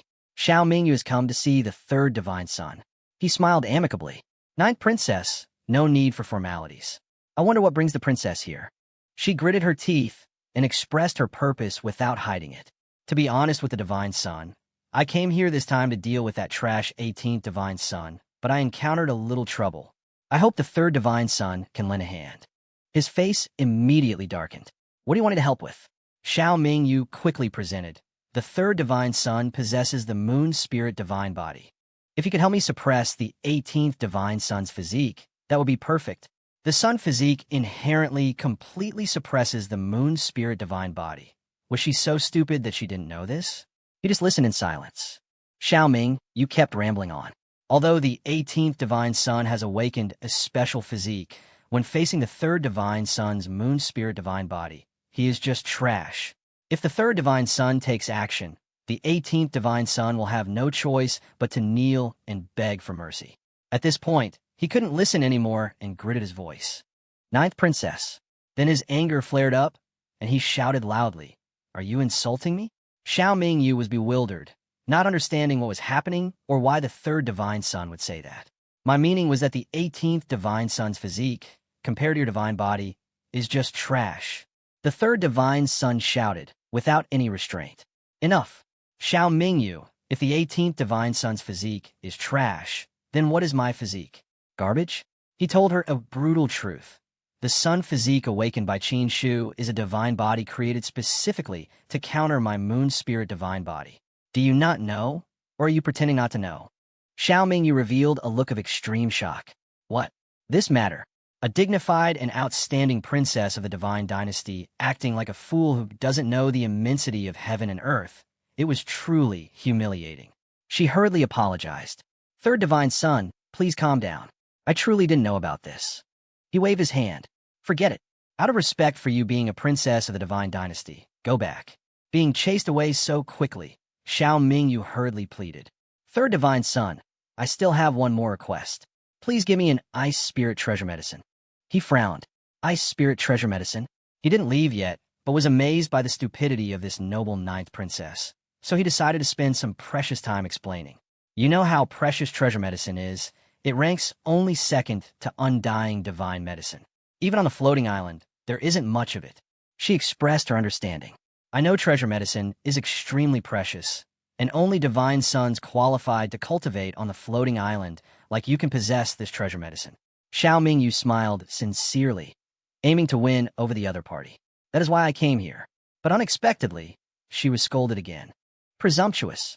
Xiao Mingyu, are you insulting me? She was startled again, not understanding, her appearance pitifully stupid. The 3rd divine son gritted his teeth and explained, Although I cultivate on the floating island, I only have a right to cultivate. Only the person who takes over the floating island is qualified to own all the heavenly treasures here. Although annoyed, he understood the situation very well. And the 18th divine son, Qin Shu, not only cultivates on the Yang floating island, but has also completely taken over the Yang floating island. That also means Qin Shu can freely use everything on the island. The end result of stupidity had arrived. The 3rd divine son was furious. Time and again you insult me. How audacious. The lesson learned here is that when stepping out of the house, one must bring their brain and research carefully what they are about to do. Otherwise, it will be hard to keep one's life. Xiao Mingyu, frightened, hurriedly clarified. Divine son, I didn't mean to insult you. I just didn't expect Qin Shu to be able to suppress you. Hearing that, he went crazy with rage and shouted, "Who says he can suppress me?" The third divine son was furious, screaming frantically. "He just has better luck than me in some aspects. That's all. Are you looking down on me?" Xiao Mingyu, flustered, hurriedly waved her hands. "Divine son, listen to my explanation, ah?" Obviously, he didn't care. A huge amount of spiritual power accumulated as the third divine son roared. "Get out!" The extreme power knocked Xiao Mingyu away. She only had time to let out a painful ah. The third divine son's attack flung her right off the floating island, and she had a hard time stopping herself. Hovering in midair, Xiao Mingyu thought anxiously, "What do I do? What should I do now? I haven't rescued the seventh prince, and I've also offended the third divine son." She looked towards the Yang resident's floating island with a gaze full of hatred. "Qin Shu, this is all your fault. The plan has failed. I have to change it. I'll rescue my brother from that prison first, then deal with the rest." Having decided, she flew swiftly towards Qin Shu's group. At the Yang resident's floating island, the scenery was peaceful and bathed in sunlight. Placing a white chess piece down, Qin Shu asked, "Bai Zhu Zhu, who did you learn this move from? As far as I know, you demons don't have a habit of playing chess, do you?" In his hand was a black piece. Placing a black chess piece on the board, Bai Zhu Zhu replied, "I'm not like other demons. Besides cultivation." She began to recount her childhood. "Since I was young, I was forced to learn all sorts of arts: zither, chess, calligraphy, and painting. I know everything you humans do." Qin Shu expressed sympathy. "It couldn't have been easy. A demon like you being forced to take so many remedial classes." Bai Zhu Zhu placed a white piece down. "You lose again." She continued, "We bet on the immortality medicine this time. When will you give it to me?" He tossed a purple tomato over. "Use this treasure medicine as a substitute for now. Those immortality medicines aren't ripe yet. Wait a while longer." Just then, Go and Sheng entered to announce, 18th Divine Son. "The ninth princess is here again, saying she wants to see you." Qin Shu stood up to welcome the guest, looking as if he had been waiting for a long time. "Let her in." Xiao Mingyu stormed in aggressively, to where Qin Shu was sitting in the most honorable seat to receive guests.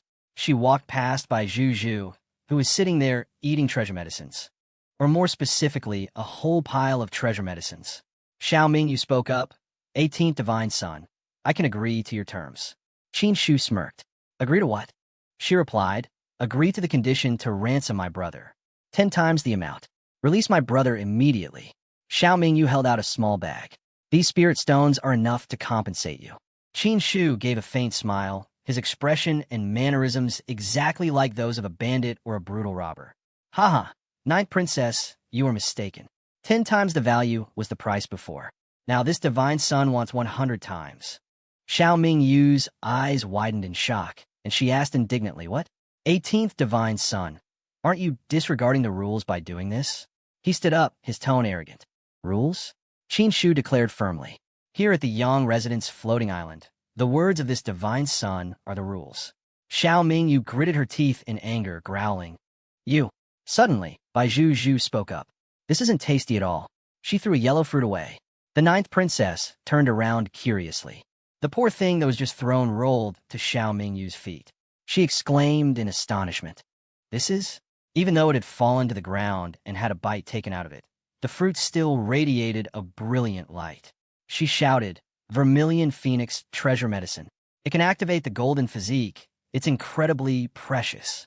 Bai Zhu Zhu took a bite of another one, frowned, and commented, "This one isn't tasty either." Another fruit was thrown away. Xiao Mingyu continued to name the treasure medicine. "This is the yellow dragon sacred fruit, capable of manifesting the dragon soul." That unruly demon kept taking bites and throwing them away repeatedly for a simple reason. Not tasty. Not tasty. The ninth princess listed them one by one. They were all rare treasure medicines. Wine dust flower treasure medicine. Origin dividing fruit treasure medicine. Demon spirit grass treasure medicine. Xiao Mingyu was stunned, her face darkening. All these things were treasure medicines, incredibly rare ones at that. Treasures carrying the essence of heaven and earth, yet they were being tossed around like trash in this place. A large blue round orb lay rolling on the floor. It was the ice spirit treasure medicine. "This is the ice spirit treasure medicine that I need." Xiao Mingyu picked it up. Bai Zhu Zhu puffed out her cheeks in complaint. "Qin Shu, none of these are tasty." She demanded, "I want to eat the immortality medicine. I want to taste if it's delicious." Hearing this, The ninth princess turned pale. What? Immortality medicine? She was dumbfounded with shock, mumbling, since when did immortality medicine, capable of granting another life, become so cheap? With her limited knowledge, Xiao Mingyu knew that a single immortality medicine outside would cost no less than an immortal divine weapon. It was a treasure that even great emperors desired.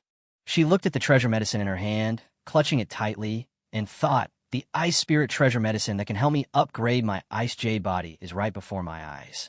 No, I must have it. Xiao Mingyu spoke up, 18th divine son. I can agree to pay the price of 100 times, but I have a condition. Qin Shu smirked. Oh, you still have conditions? Let's hear it. Not beating around the bush, she went straight to the point. I want this ice spirit treasure medicine. Did she think Qin Shu would agree easily? No way, little girl. Fine, but this divine son also has a condition. You must kneel and beg me. It was just a simple request, but Xiao Mingyu flared up. 18th divine son, you are bullying people too much. He didn't back down either, asking directly, so what if I'm bullying you? She puffed out her chest proudly and declared, I am the high and mighty ninth princess of the Moon-Wheel Divine Dynasty, admired by 10,000 people, and have never been treated like this. He thought it was something impressive, but she was just a frog in a well. She stood there arrogantly with her hands on her hips. Qin Shu reached out his hand, smiling wickedly. That's because you haven't met this divine son yet. An invisible pressure immediately appeared around her, accompanied by a command, kneel down for me. Almost immediately, Xiao Mingyu panicked and knelt prostrate on the ground. She was astonished. This is the pressure of Tao rhythm. The ninth princess asked angrily, you can mobilize Tao rhythm? Your cultivation is clearly lower than mine. How can you utilize Tao rhythm that only supreme beings can use? She tried to force herself up, but couldn't lift herself, terrified in her heart. Even for a supreme being, it takes 100 years to cultivate a single strand, yet you have countless strands here. Qin Shu stood in the most honorable position and said, on this Yang residence, floating island, what this divine son says goes. Tao rhythm is incredibly mysterious to you, but to this divine son, it's no different from breathing normal air. Xiao Mingyu opened her eyes wide in shock. This, ignoring whatever she intended to say, Qin Shu turned to leave, adding, you just stay there kneeling. When you've thought it through, then stand up. Suddenly, Qin Shu was startled to realize. A golden streak of light flew straight to where he stood. A brilliantly shining golden scroll was caught. Qin Shu looked at it. What is this? Go and Sheng explained, divine son. This is a divine slip issued by the Wuhua Divine Hall. The content on the divine slip represents the supreme will of the Wuhua sect. It cannot be disobeyed. The scroll shook violently, flew up, unrolled, and 2 lines of text appeared in the air. Qin Shu read the information aloud. 18 divine sons gather. What do they want to do? At the vast and boundless Wuhua Divine Hall, appearing very peaceful. Qin Shu arrived, holding a golden treasure medicine in his hand. He looked up excitedly, took a big bite. So, this is the Wuhua Divine Hall. Indeed, the aura is extraordinary. Qin Shu nodded. The spiritual energy here is even more abundant than on the floating island. The core of the Wuhua sect is indeed no ordinary place. 2 guards hurriedly bowed in greeting. 18th divine son. They asked hesitantly, divine son, are you going in just like this? Looking him up and down, Qin Shu's attire was nothing strange. He asked in puzzlement, can I not go in just like this? The guard hurriedly replied, you can. I forgot. The 18th divine son has limited cultivation and cannot conceal the heavenly secrets. He stepped aside. Divine son, this way please. He placed the treasure medicine into the guard's hand, instructing, throw this away for me. The guard clicked his tongue in disgust. This 18th divine son really looks down on people too much. Wanted me to throw away his trash too? But then he was startled to realize, wait, this aura is the vermilion yang sacred fruit. It really is the vermilion yang sacred fruit. This is an incredibly precious treasure medicine. I didn't expect the 18th divine son to be so generous, throwing it away after taking just 1 bite. The person opposite heard this, and his eyes lit up too. He hurriedly sidled up greedily. Treasure medicine. I've never even smelled it before. I must take a bite quickly. Then he opened his mouth and took a huge bite.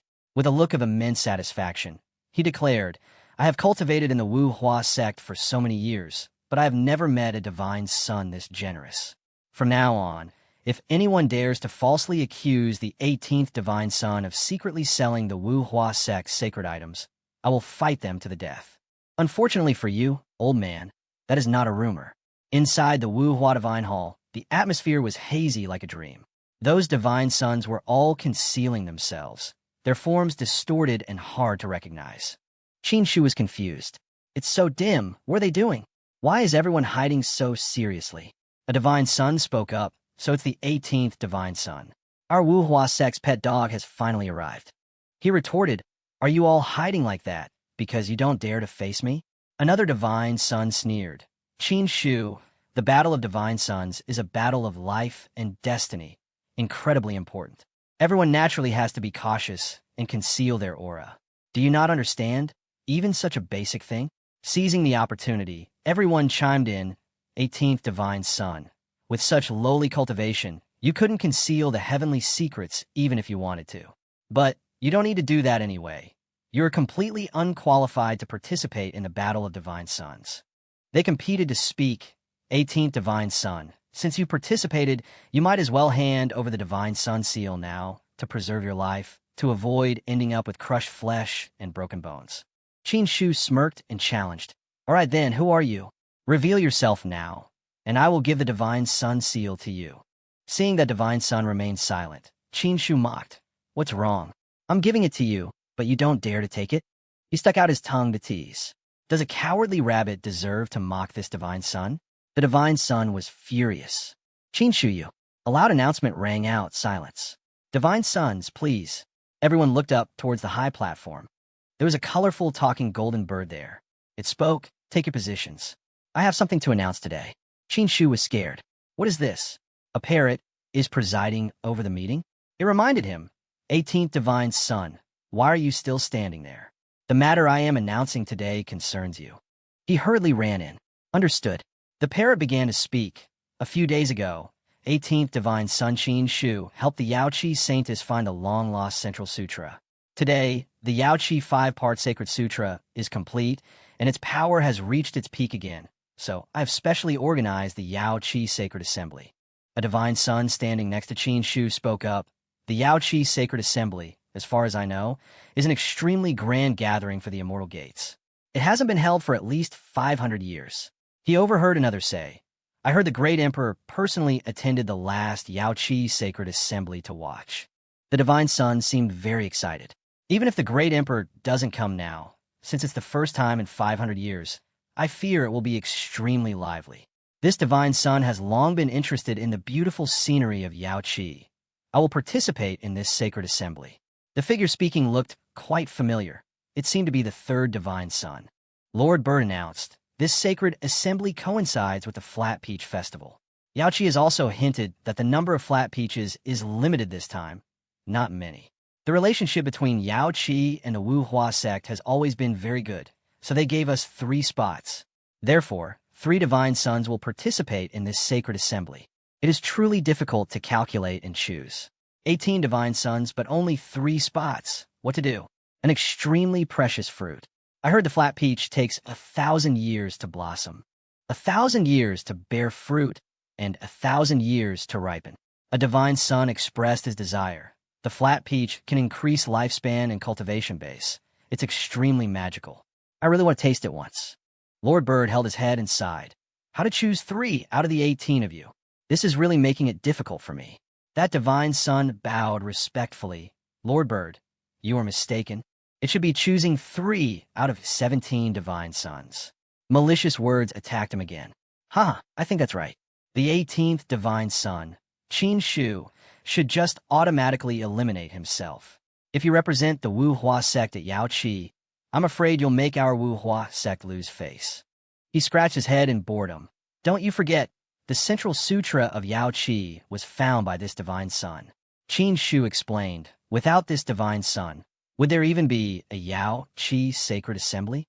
You guys acting like this is biting the hand that feeds you.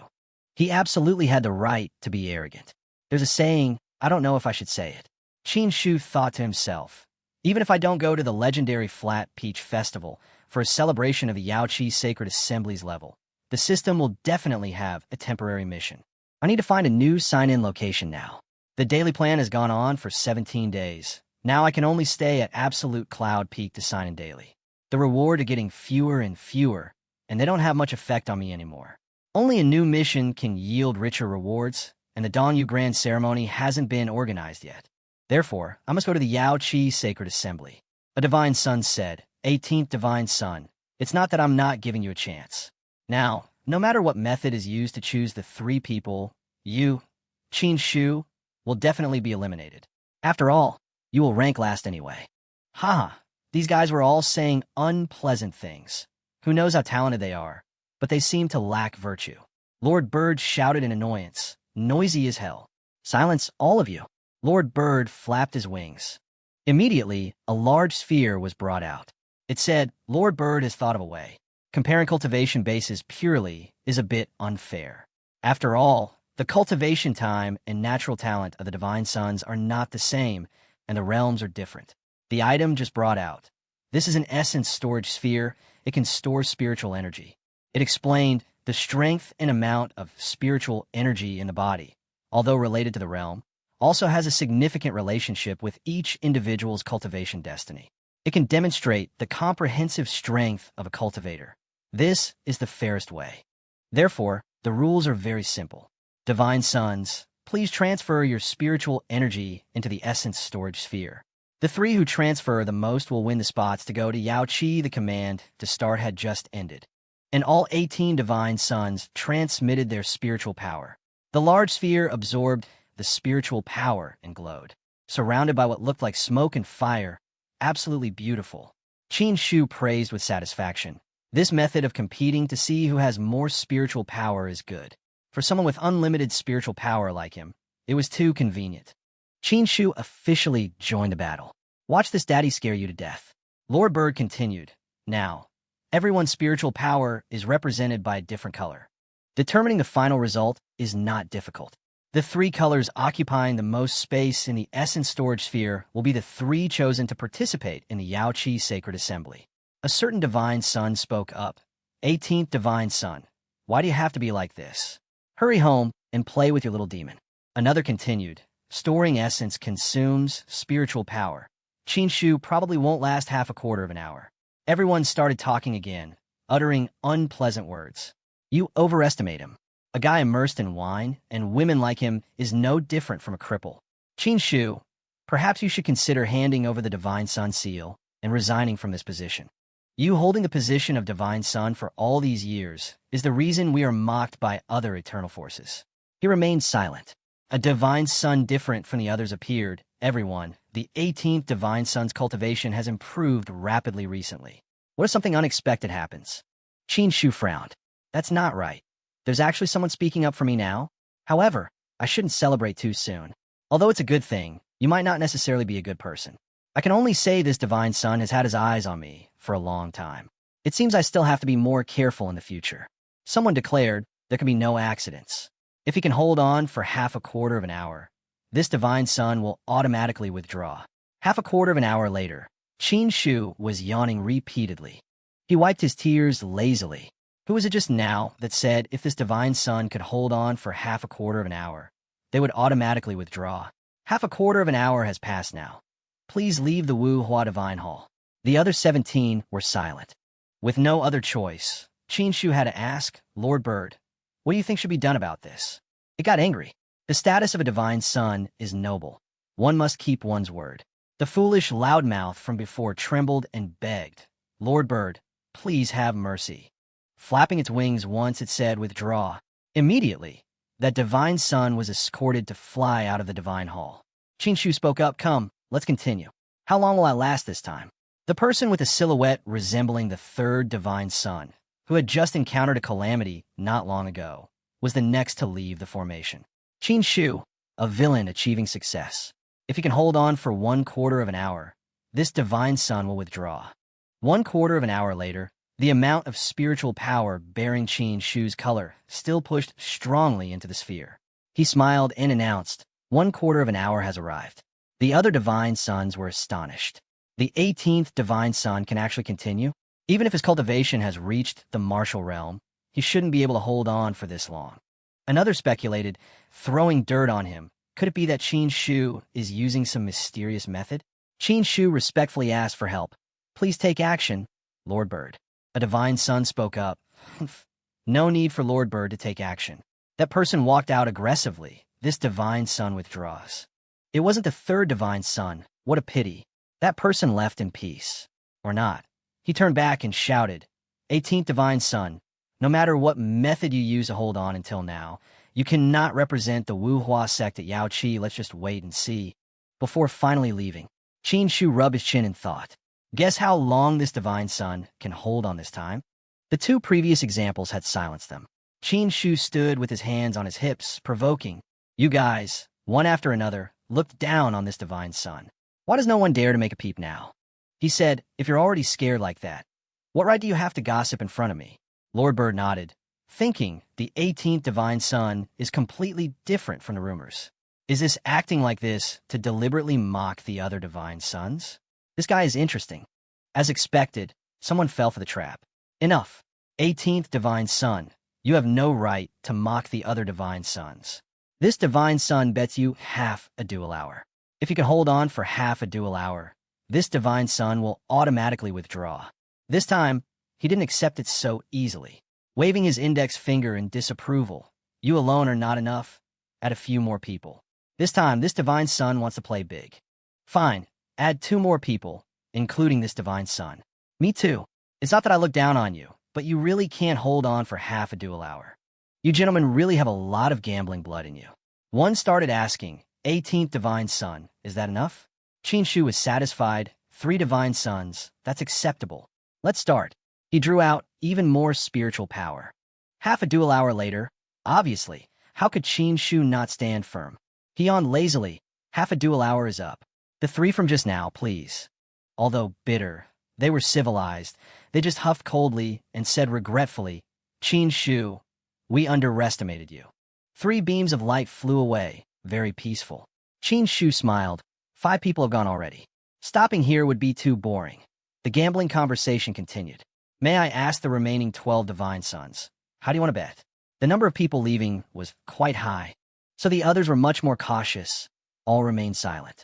Qin Shu mocked while ceaselessly transmitting spiritual power. You all act high and mighty, but at the critical moment, you don't make a peep. This habit isn't good, you know? Seeing the old trick wouldn't work, he decided, how about this? This divine son wants to play even bigger. Crazy. A divine son of the Wu Hua sect dared to bet his token. Qin Shu was extremely serious. I'll use the divine son seal as the wager. Does anyone dare to bet with me? Everyone was astonished. What? Very quickly, a fish took the bait. The essence storage sphere absorbs double the amount of spiritual energy over time. A normal divine son would find it very difficult to hold on for 1 dual hour. Therefore, that divine son gambled. It gets harder the longer it goes. If you use the divine son seal to bet, then this divine son bets half a dual hour with you. I'm joining too. Me too. Daring to take out the divine son seal to bet. Qin Shu, you're interesting. It didn't stop there. I'm participating too. Me too. And me. What a big catch of fish. Lord Bird was excited. Interesting, interesting. Lord Bird will bear witness for you all. A total of 7 divine sons participated. Start. It happily watched the drama. I get to see a good show today. Is this 18th divine son planning to trap the other divine sons? 1/4 of an hour later, the divine son participating in the bet struggled to hold on. Why is it like this? It's almost been a dual hour. I'm about to reach my limit. Qin Shu was still continuing to transmit spiritual energy. Strange. Why was there a strange, familiar balloon floating next to Qin Shu that looked like Spider-Man's head? Regardless, he was still transmitting spiritual energy normally. The other divine sons encouraged each other. Hold on. He dared to use the divine sun seal to bet. He definitely has a plan. But trash is just trash. He absolutely cannot hold on for a dual hour. Continuing half a dual hour later, Qin Shu still stood firm. He smiled. 7 divine sons, the time has arrived. I won. Qin Shu said, old ancestor Yang Ming taught me. Fly high and dominate. Point the sword at the autumn sky. Sweep through a generation. He stood heroically and declared, from today onwards, no one will dare to look down on me. Qin Shu again. Those divine sons also withdrew their spiritual power, giving up in peace. What? He was actually able to hold on for an hour. It seems the rumors aren't true. The 18th divine son is not a piece of trash. Though bitter, they still acknowledge his strength. The result is set. The verdict is given. The 7 divine sons who bet, please leave immediately. That parrot raised its wing high and said, Lord Birds still want to watch the show. The 7 kept their word and left silently. Qin Shu calculated.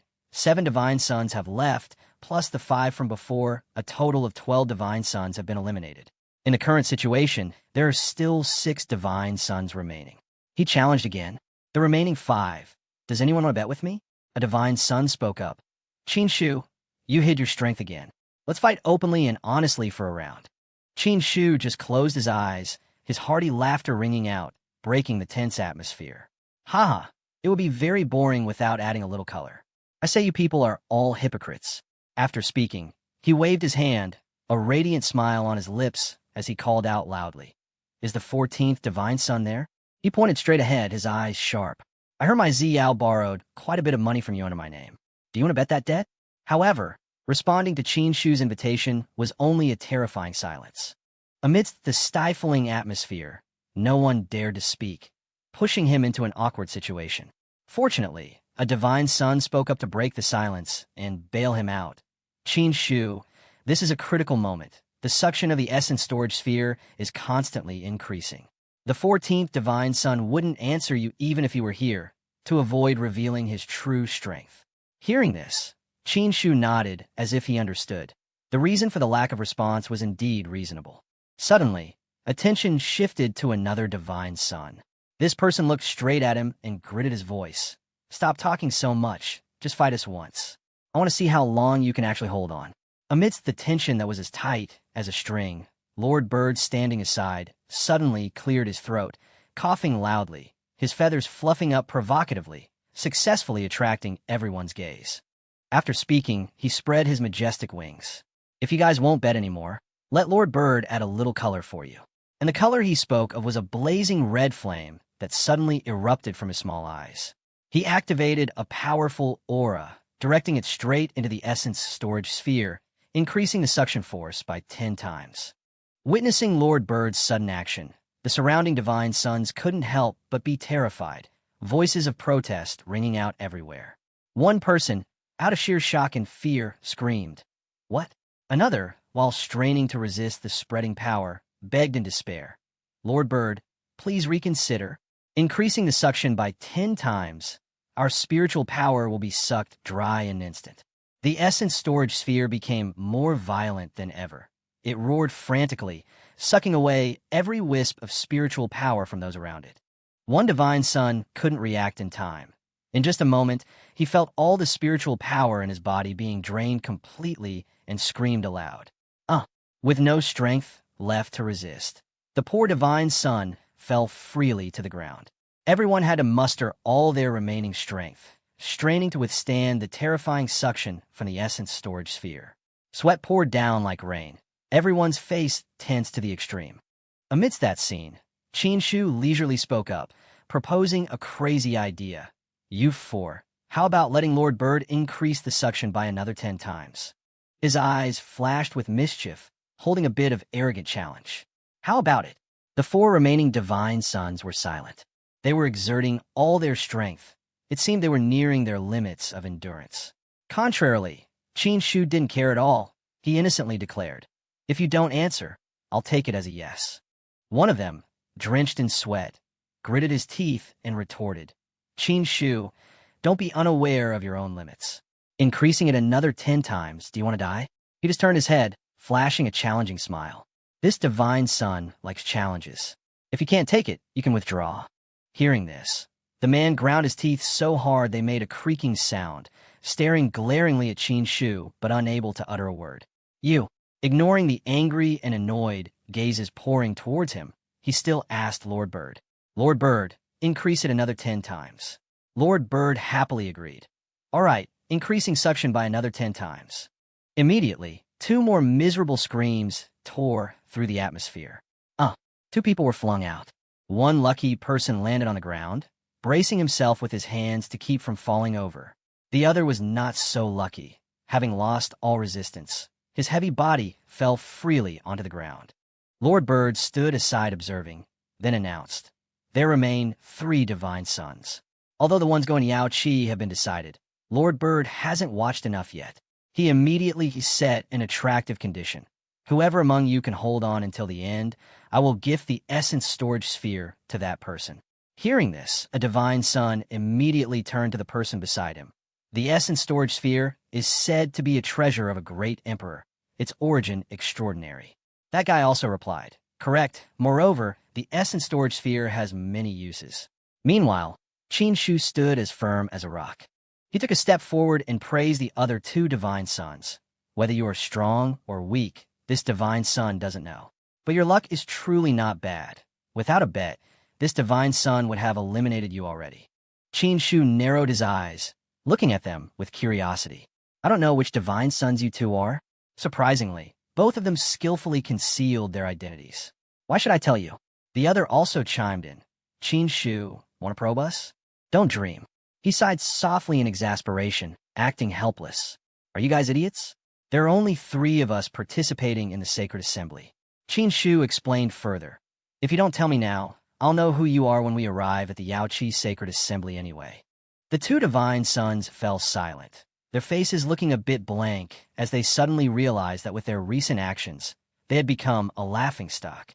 Ignoring his words, one divine son stared at the essence storage sphere brimming with spiritual power, his eyes greedy. "Don't talk so much. The essence storage sphere is a great emperor's treasure. It might contain the emperor's aura inside." The guy smiled sinisterly, seeming to already consider the treasure his own. "This essence storage sphere must be mine." The person beside him was determined not to yield, speaking up in challenge. "This divine son is also very interested in the essence storage sphere. Let the 2 of us fight a round." One of the 18 divine sons waved his hand, launching a palm strike straight at Qin Shu. He spoke boldly. "Qin Shu, withdraw voluntarily. Allow me to say something harsh. Although you could hold on until now, compared to the other divine sons, you're just a piece of trash. This essence storage sphere is not something that can belong to someone like you." He calmly blocked the attack, then laughed arrogantly in disdain. Qin Shu squeezed the magic sphere in his palm and declared loudly, "If that's the case, this divine son will fight you both to see who the real trash is." He decisively channeled all the intensity from that sphere towards a divine son. Perpetual motion Dantian. The red-orange spiritual energy merged with the other 2 sources of spiritual energy, gathering to form a power that could shake heaven and earth. The man cried out in panic. "What?" The other guy didn't dare relax for a second, exclaiming in surprise, "His spiritual power alone can fight against the spiritual power of both of us." The remaining guy continued to maintain his green spiritual energy, urgently reminding, "Use full power, otherwise this essence storage sphere will belong to him." The sphere of spiritual energy gradually grew larger, seemingly just a bit more before it would explode. Qin Shu maintained his calm demeanor, giving a cold smile. Then he entered a stance ready to fight to the end, the flames behind him burning furiously as if incinerating everything around. He confidently voiced his challenge. "Weak light like yours dares to fight the sun?" After speaking, Qin Shu attacked the opponents with a column of light carrying devastating power. He said triumphantly, "Today, this divine sun will open your eyes." Indeed, a second later, the sphere could no longer bear it, forced to erupt the spiritual energy that had been stagnating until now. One divine son panicked and dodged to the side, covering his face in horror. "What? Impossible." The guy opposite was equally surprised. Before the blinding light that made it impossible to open eyes, he questioned suspiciously, "What on earth is this?" "Qin Shu, what are you doing?" The source of light shining from the spiritual energy sphere was like sun rays, enough to temporarily blind everyone's eyes. The 18th divine son had no other choice but to cover his face and scream. Before they could figure out what was happening, one guy was blown far away by the powerful force, submerged in the hazy, rising dust. The other guy suffered the same fate. He fell freely and landed straight on the ground, painfully coughing up a mouthful of fresh blood. Finally, he resignedly clutched his aching chest, speaking with difficulty to ask, "Qin Shu, you defeated us again. How exactly did you do it? Speak, I'm very curious." His companion struggled to sit up, leaning against the wall, and said warily, "This divine son is also very curious." I see you are at most just in the martial realm. Even 1,000 Qin Shus like you couldn't achieve this level. He raised his head to look at Qin Shu hovering in the air, asking with a sincere manner, "What method did you use?" He curled his lips in disdain for them, replying leisurely, "Why ask me? You all hid your identities, concealed your auras, and changed your appearances to avoid being probed by others." The two divine sons at this moment were completely contrary to their initial gallantness. One couldn't stand steady, the other coughed incessantly, looking extremely miserable. Qin Shu spread his arms out and said calmly, "This divine son stood openly and honestly for you to probe at will. Could it be you didn't probe anything? To provoke them, he even deliberately raised his middle finger to mock them. At the start, you said this divine son was trash. It seems now you are the ones who are a bunch of trash." The two of them seemed to be rubbed the wrong way. They ground their teeth in anger, glaring hatefully at Qin Shu. One guy was so furious, he pointed straight at his face and threatened, "Qin Shu, don't get smug. After today, I believe there will definitely be many divine sons keeping an eye on you." He carried his humiliating shame and flew straight out the window, not forgetting to take a dig at Qin Shu. "I gift you 4 words. Watch your own back." While he was busy paying attention to that guy, a voice suddenly rang out, attracting his attention. Qin Shu, one of the 18 divine sons, still patiently remained, using reason to persuade him. "Give the essence storage sphere to me. If some divine son makes a move on you in the future, I will take the fall for you 3 times. How about it?" He frowned, keeping a cool head as he replied, "You are now a defeated general under my hand. Do you even have the qualification to take the fall for me?" Saying that, he used a domineering hand on the spiritual energy sphere right before his eyes, activating it to a new level. One of the divine sons snorted, showing open disdain. "Qin Shu, you overestimate yourself. Do you think the divine sons only have this little ability?" To pressure Qin Shu, he enunciated every word with a threatening tone. Every divine son's trump card is different. Their strengths and specialties are also completely different. Even though he lost the bet to you just now, there are definitely many stronger than you. Although annoyed, he knew confronting him directly right now brought no benefit, so he barely suppressed his anger and walked past coldly. "I'll give you 4 words." Then he flew out the main door, gritting his teeth to emphasize the phrase. "Look out for yourself." Qin Shu reached out and gently caught the spiritual energy sphere hovering in midair. He admired it in his palm with great satisfaction. "Good stuff." Lord Bird suddenly appeared from nowhere, praising excitedly. 18th divine son, you don't do things by halves, but when you do, you truly astonish people. You have the style of Lord Bird back in the day. Qin Shu politely clasped his hands and bowed. "Lord Bird, you flatter me. You're the one who is truly peerless." A scheming thought suddenly rose in his mind. This parrot has a mysterious background and high status in the Wuhua sect. It often acts on behalf of the sect master. Building a good relationship with it will definitely bring many benefits. Lord Bird praised enthusiastically. "Not bad, not bad." The other divine sons are all exhausted. Only you, Qin Shu, are the most relaxed. He looked at Qin Shu happily. "In my opinion, this emperor's battle might just belong to you." He was not arrogant at all. Instead, he replied humbly, "I'll have to rely on Lord Bird's care in the future." Lord Bird laughed heartily. "Smart and shameless. Lord Bird likes people like you." He flapped his wings, revealing countless twinkling stars. There's a great opportunity within the essence storage sphere, originally used to seal states. Even if you obtain it, it won't be of much use, but now Lord Bird will open a path for you. Go back and study it slowly. The spiritual energy sphere in Qin Shu's hand flashed with light, slowly transforming into a different shape with an added ring surrounding the outside. This made him feel somewhat ecstatic, his eyes shining as he gazed at the sphere with a mood that couldn't be happier. The sky was blue with white clouds and golden sunshine. The atmosphere was incredibly peaceful. Qin Shu carried the sphere in his palm, strolling leisurely along the path under the green canopy. He muttered skeptically, "Everyone says the essence storage sphere is extremely powerful, but what exactly does it do?" Qin Shu spun the sphere around, examining it carefully. "The only thing certain now is that there's a massive amount of spiritual power inside the essence storage sphere. Can this spiritual power be released?" Then he lightly touched the sphere with his index finger, his curiosity suddenly rising. "Let's give it a try." In the next second, intense golden-orange light unexpectedly radiated from a sphere in all directions, illuminating the dark area under the trees. A terrifying explosion occurred right in front of Qin Shu, leaving him no time to react, inadvertently bearing the brunt of its terrifying power.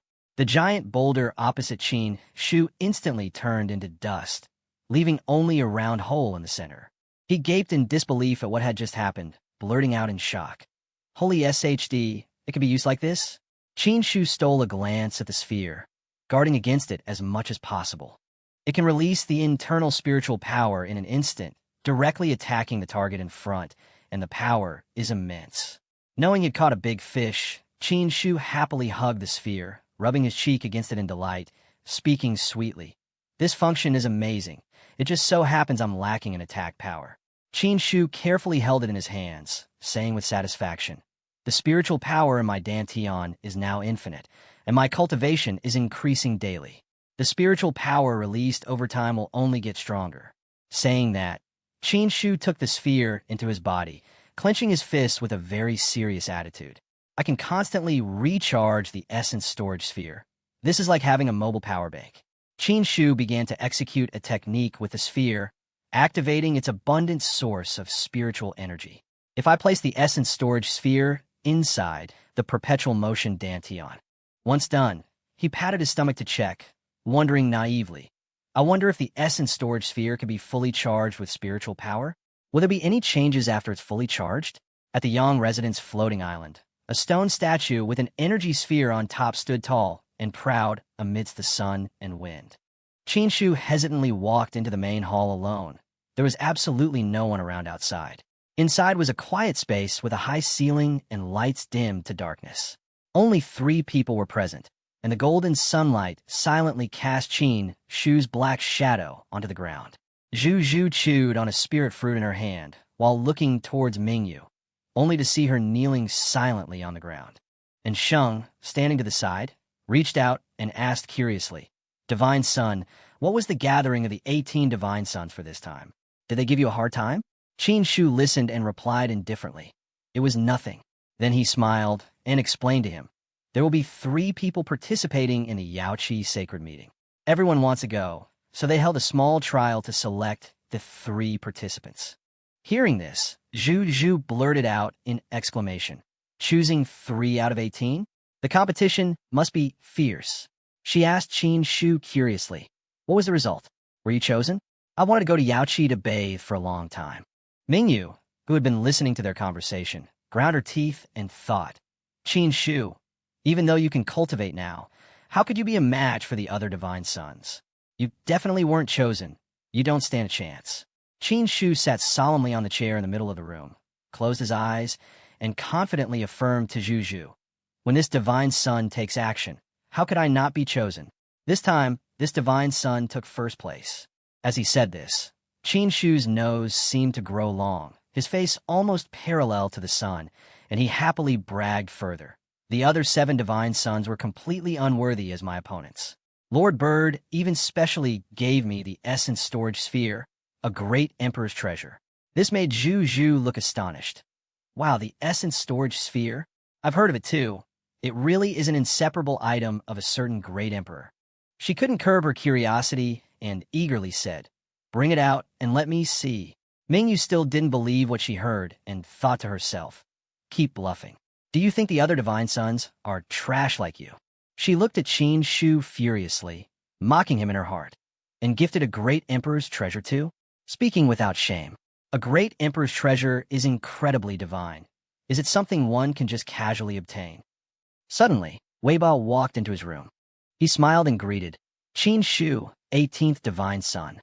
And Sheng hurriedly turned around and said, "It is the 14th Divine Son, Zhou Weiba." Seeing him appear, Qin Shu frowned slightly. Knowing he was annoyed, Weiba quickly spoke up to explain, "18th Divine Son, no need to worry." He clasped his hands, expressing his intention. "This Divine Son came here to congratulate you on achieving first place this time and receiving the essence storage sphere as well." Hearing him say this, Mingyu couldn't help but be surprised. "What? First place and the essence storage sphere? Did Qin Shu really do it? Did I hear that correctly?" Weiba tilted his head, silently looking at her kneeling on the ground, and said excitedly, I knew the 18th divine son likes to play. Witnessing it today, you really do know how to play. Making a dignified princess of a country kneel at your feet, you really don't know how to cherish flowers and jade. Being mocked by Zhou Wei, Mingyu immediately turned her face away to avoid him. Qin Shu, sitting on the chair, finally spoke up to ask, what brings the 14th divine son here? Zhou Wei rubbed his chin and replied bluntly, everyone in the Wu Hua sect knows that this divine son usually doesn't visit the Sanbao Hall for no reason. He raised his hand, his expression sinister. If I do come, it can only be to collect a debt. He didn't want to get involved with Zhou Wei either, so he immediately ordered in Sheng, old dog, didn't the 9th princess give us a sum of compensation a few days ago? Exchange the amount we owe the 14th divine son into spirit stones and pay him. He reached into his shirt and took out a bag of spirit stones. And Sheng respectfully presented the bag of spirit stones to Zhou Wei and said, 14th divine son, Bai Zhu owes you a total of 50 spirit stones. With an annual interest rate of 20, the total is 60 stones. Please count them. Seeing this, he waved his hand to refuse. Not enough. His action confused the old man. What does the 14th divine son mean? Zhou Wei held up 2 fingers. You calculated wrong. The 20 interest rate is correct, but it's not calculated by the year. And Sheng held out his hands, puzzled. If not by the year, then by the month? It should still be enough. Weiba didn't answer but asked back, by the month? Are you looking down on this divine son's business? And Sheng, in a difficult spot, could only rub his chin and guess. Could it be calculated by the day? Isn't that a bit too high? He laughed coldly and announced, listen clearly. Then Weiba raised his voice to explain. This divine son calculates interest by the hour. Every 2 hours, the interest is 20, and furthermore, it's calculated exponentially. Hearing this, and Sheng's face darkened. What? Yet he continued thick-faced. It's just business. This divine son is never careless. Qin Shu, sitting on the chair, mocked Weiba. That's because you haven't been beaten yet. Mocked by him, he acted clueless. What do you mean? Behind Weiba, Zhu Zhu's figure grew darker, revealing only scary glowing eyes. She jumped high, swinging a wooden pan towards him, shouting, You dare to trick me? I'll kill you. Weiba took a hit that hurt like hell. The pan in her hand also fell to the ground. Zhu Zhu put on an innocent look and asked, Why is your head so hard? Weiba's face darkened, his voice hissing through his teeth. Insolent. A mere little demon dares to sneak attack this divine son? Qin Shu immediately laughed to mediate, clapping his hands to diffuse the situation for her. Bai Zhu Zhu, you step down first. He stood up and told Weiba. Previously, the 7th prince fainted after just a light hit. Qin Shu gave a thumbs up, happily praising him. I have to say, the 14th prince's head is truly an iron head. Weiba pointed at the sky in anger and declared, Qin Shu, right now you owe this divine son a total of 113,200 spirit stones. Either hand over the money or hand over the essence storage sphere, otherwise this won't end well today. Mingyu happened to hear his words, and she gloated, thinking that Qin Shu truly didn't know his limits by provoking the 14th prince. The outcome would surely be miserable. With his cultivation, the 14th divine son only needed one hand to defeat him. Mingyu clenched her fists, thinking to herself, Qin Shu, I really can't wait to see your miserable state. He stood above, saying in a low voice, You talking in circles like that is just because you want this divine son's essence storage sphere. Weiba pointed at Qin Shu and replied, So what? As soon as he finished, he glanced at Zhu Zhu. Qin Shu, this divine son has grown this big and has never been beaten by anyone. Weiba started raising his voice to threaten him. Today, if you give me a satisfactory price, then don't blame me for not respecting our fellowship. Qin Shu just smirked and asked him, Never been beaten before? He slowly walked down the steps and continued, That is because you haven't met this divine son yet. Weiba froze upon hearing this and questioned Qin Shu. What do you mean? But he quickly regained his composure and challenged him. Qin Shu, don't tell me you want to fight around with this divine son? Then you are bringing humiliation upon yourself. He took out the essence storage sphere and asked Weiba, 14th divine son, is it true you want the essence storage sphere? After speaking, Qin Shu threw the essence storage sphere towards him and said, I'll give it to you. The essence storage sphere slowly flew into the air, illuminating the whole room and catching Mingyu's attention. Mingyu grit her teeth, her brows furrowed, looking extremely angry. She thought to herself, "Shu, I thought you would put up a fight. Even if you lost, it would just be humiliation." Her eyes remained fixed on the person standing in the middle of the hall, mocking him in her heart. "I didn't expect a spineless person like you to voluntarily hand over the essence storage sphere like that. Truly a fake divine son with no dignity." Weiba, standing right under the sphere, couldn't control himself and laughed loudly in triumph. "Consider yourself sensible." But before he could rejoice for long, he saw Shu raise his hand to his forehead and cast a spell, causing the hovering essence storage sphere to suddenly erupt, leaving him so stunned his mouth hung open. While he was dazed, a burst of power was released from the essence storage sphere, rushing towards Weiba. Unable to guard in time, he took the full hit and was flung several meters away. This surprise attack created a significant explosion, submerging the room in smoke and dust. Mingyu, sitting on the floor, covering her nose and mouth, couldn't help but exclaim, "What?" In the middle of the great hall, the essence storage sphere was still hovering in the air, and below it, he stood tall and proud amidst its dazzling golden rays. Weiba, sitting on the ground, inhaled a layer of dust and coughed violently, but didn't forget to criticize. "Shu, you dare to sneak attack me." Hearing that, he immediately denied it. "Who says I sneak attacked? This divine son hit you openly and honestly." Facing Shu's arrogance, he could only stammer, You. Not letting Weiba say more, he directed the essence storage sphere to strike him again while teasing. "You what you? Didn't you say you've never been beaten before? Today, this divine son will let you taste that flavor." A massive energy source followed the command, hitting Weiba, making him scream and fly back.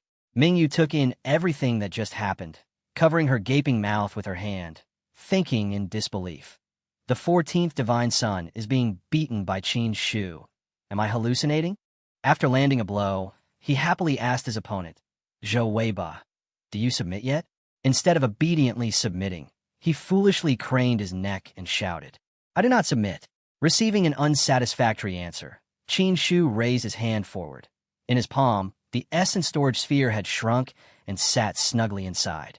Weiba was once again knocked back 10 meters, but the difference was that this time, he probably didn't want to let him off easily.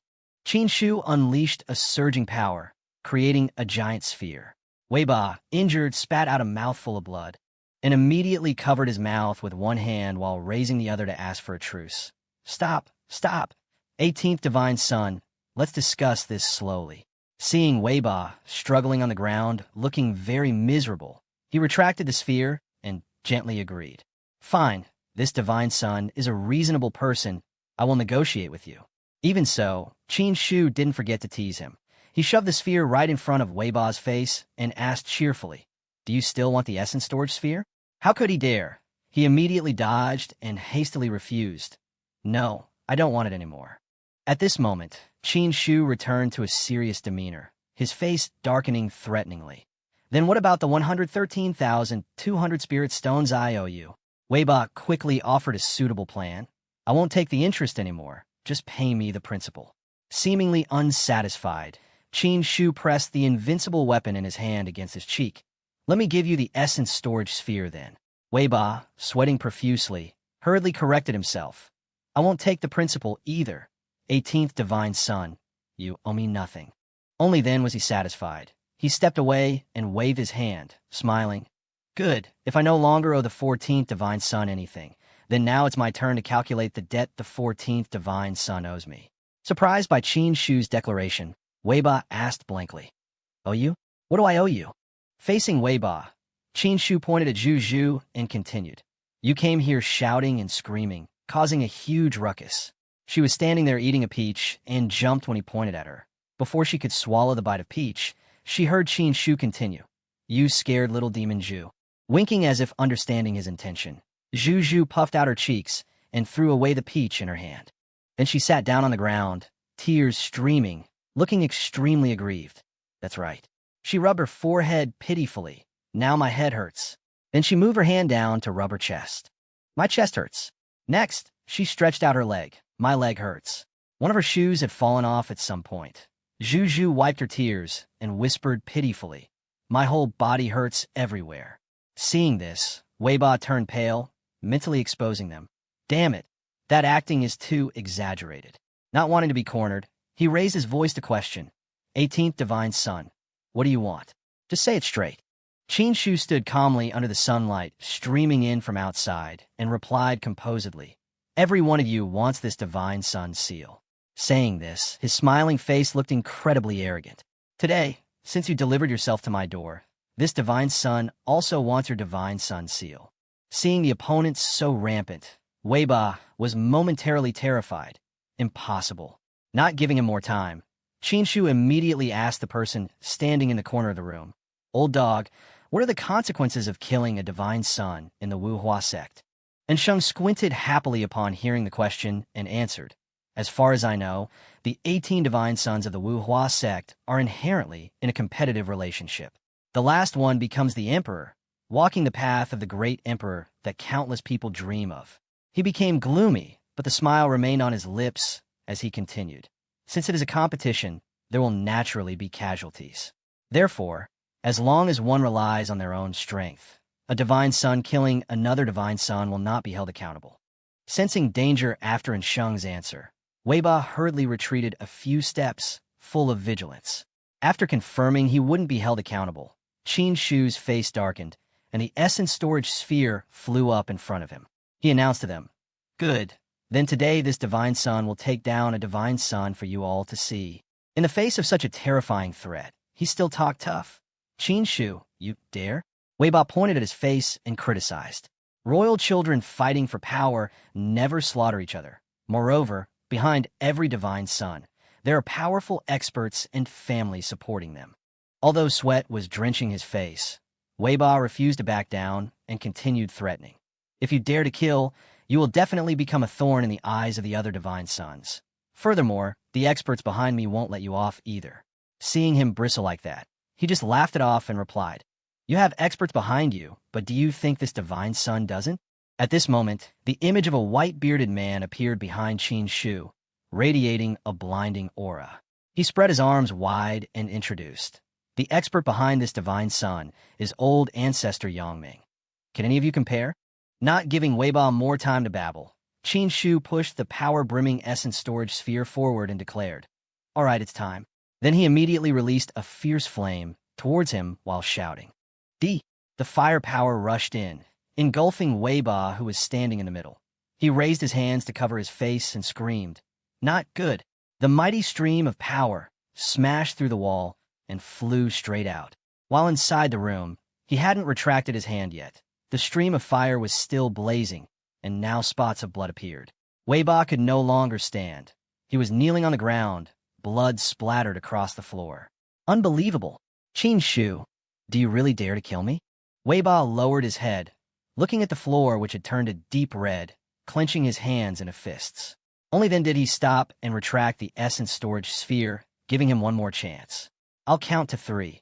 If you don't take out the Divine Son seal, I'll blow you to smithereens into a pile of dregs." Shu started counting, approaching Weiba as he counted. 3. His steps were graceful but forceful. 2. Finally stopping in front of his pale, sweat-drenched face. 1. Finishing the count, Shu's eyes became extremely dangerous, slowly bringing the surging essence storage sphere towards Weiba's face. Only then did he shout in defeat, "Wait, the Divine Son seal. I'll give it." Mingyu, witnessing everything from beginning to end, couldn't help but doubt in her heart. It feels so unreal. The 14th Divine Son was defeated so easily. She sat in the middle of the large room, still unable to believe it. In the end, he was even forced to hand over the Divine Son seal, and all of this was done by Shu. Mingyu rubbed her forehead and asked herself, "Was I wrong?" Watching him rejoicing over there, she knelt on the floor, unable to help feeling annoyed. "From the beginning, I shouldn't have underestimated the 18th Divine Son. He is much more formidable than the other Divine Sons. Most of what he does are things other Divine Sons cannot do. Shu is fundamentally not what he appears to be." At this moment, Weiba scrambled up. He crawled to his knees, crossed his legs, and sat up straight and proper. then focused intensely to squeeze out a bead from the middle of his forehead. The bead grew larger and larger, emitting a golden glow, then slowly separated from Weiba's body and hovered in the air. Only then did it reveal its true form as a scroll with characters carved on it. He reached out to grab the item he had just extorted. Because extracting the scroll was not easy at all, his face turned ashen, breathing heavily.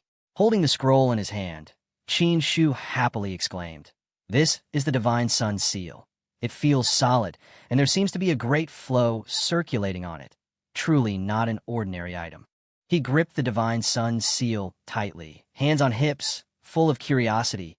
Moreover, it flew out from the body. "Is my piece also inside my body?" Weiba stood up heavily, not forgetting to remind him, "The Divine Sun seal is yours now."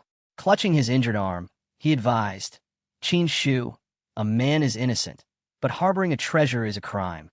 Your current strength is not worthy of what you have. The more you have, the more danger you are in."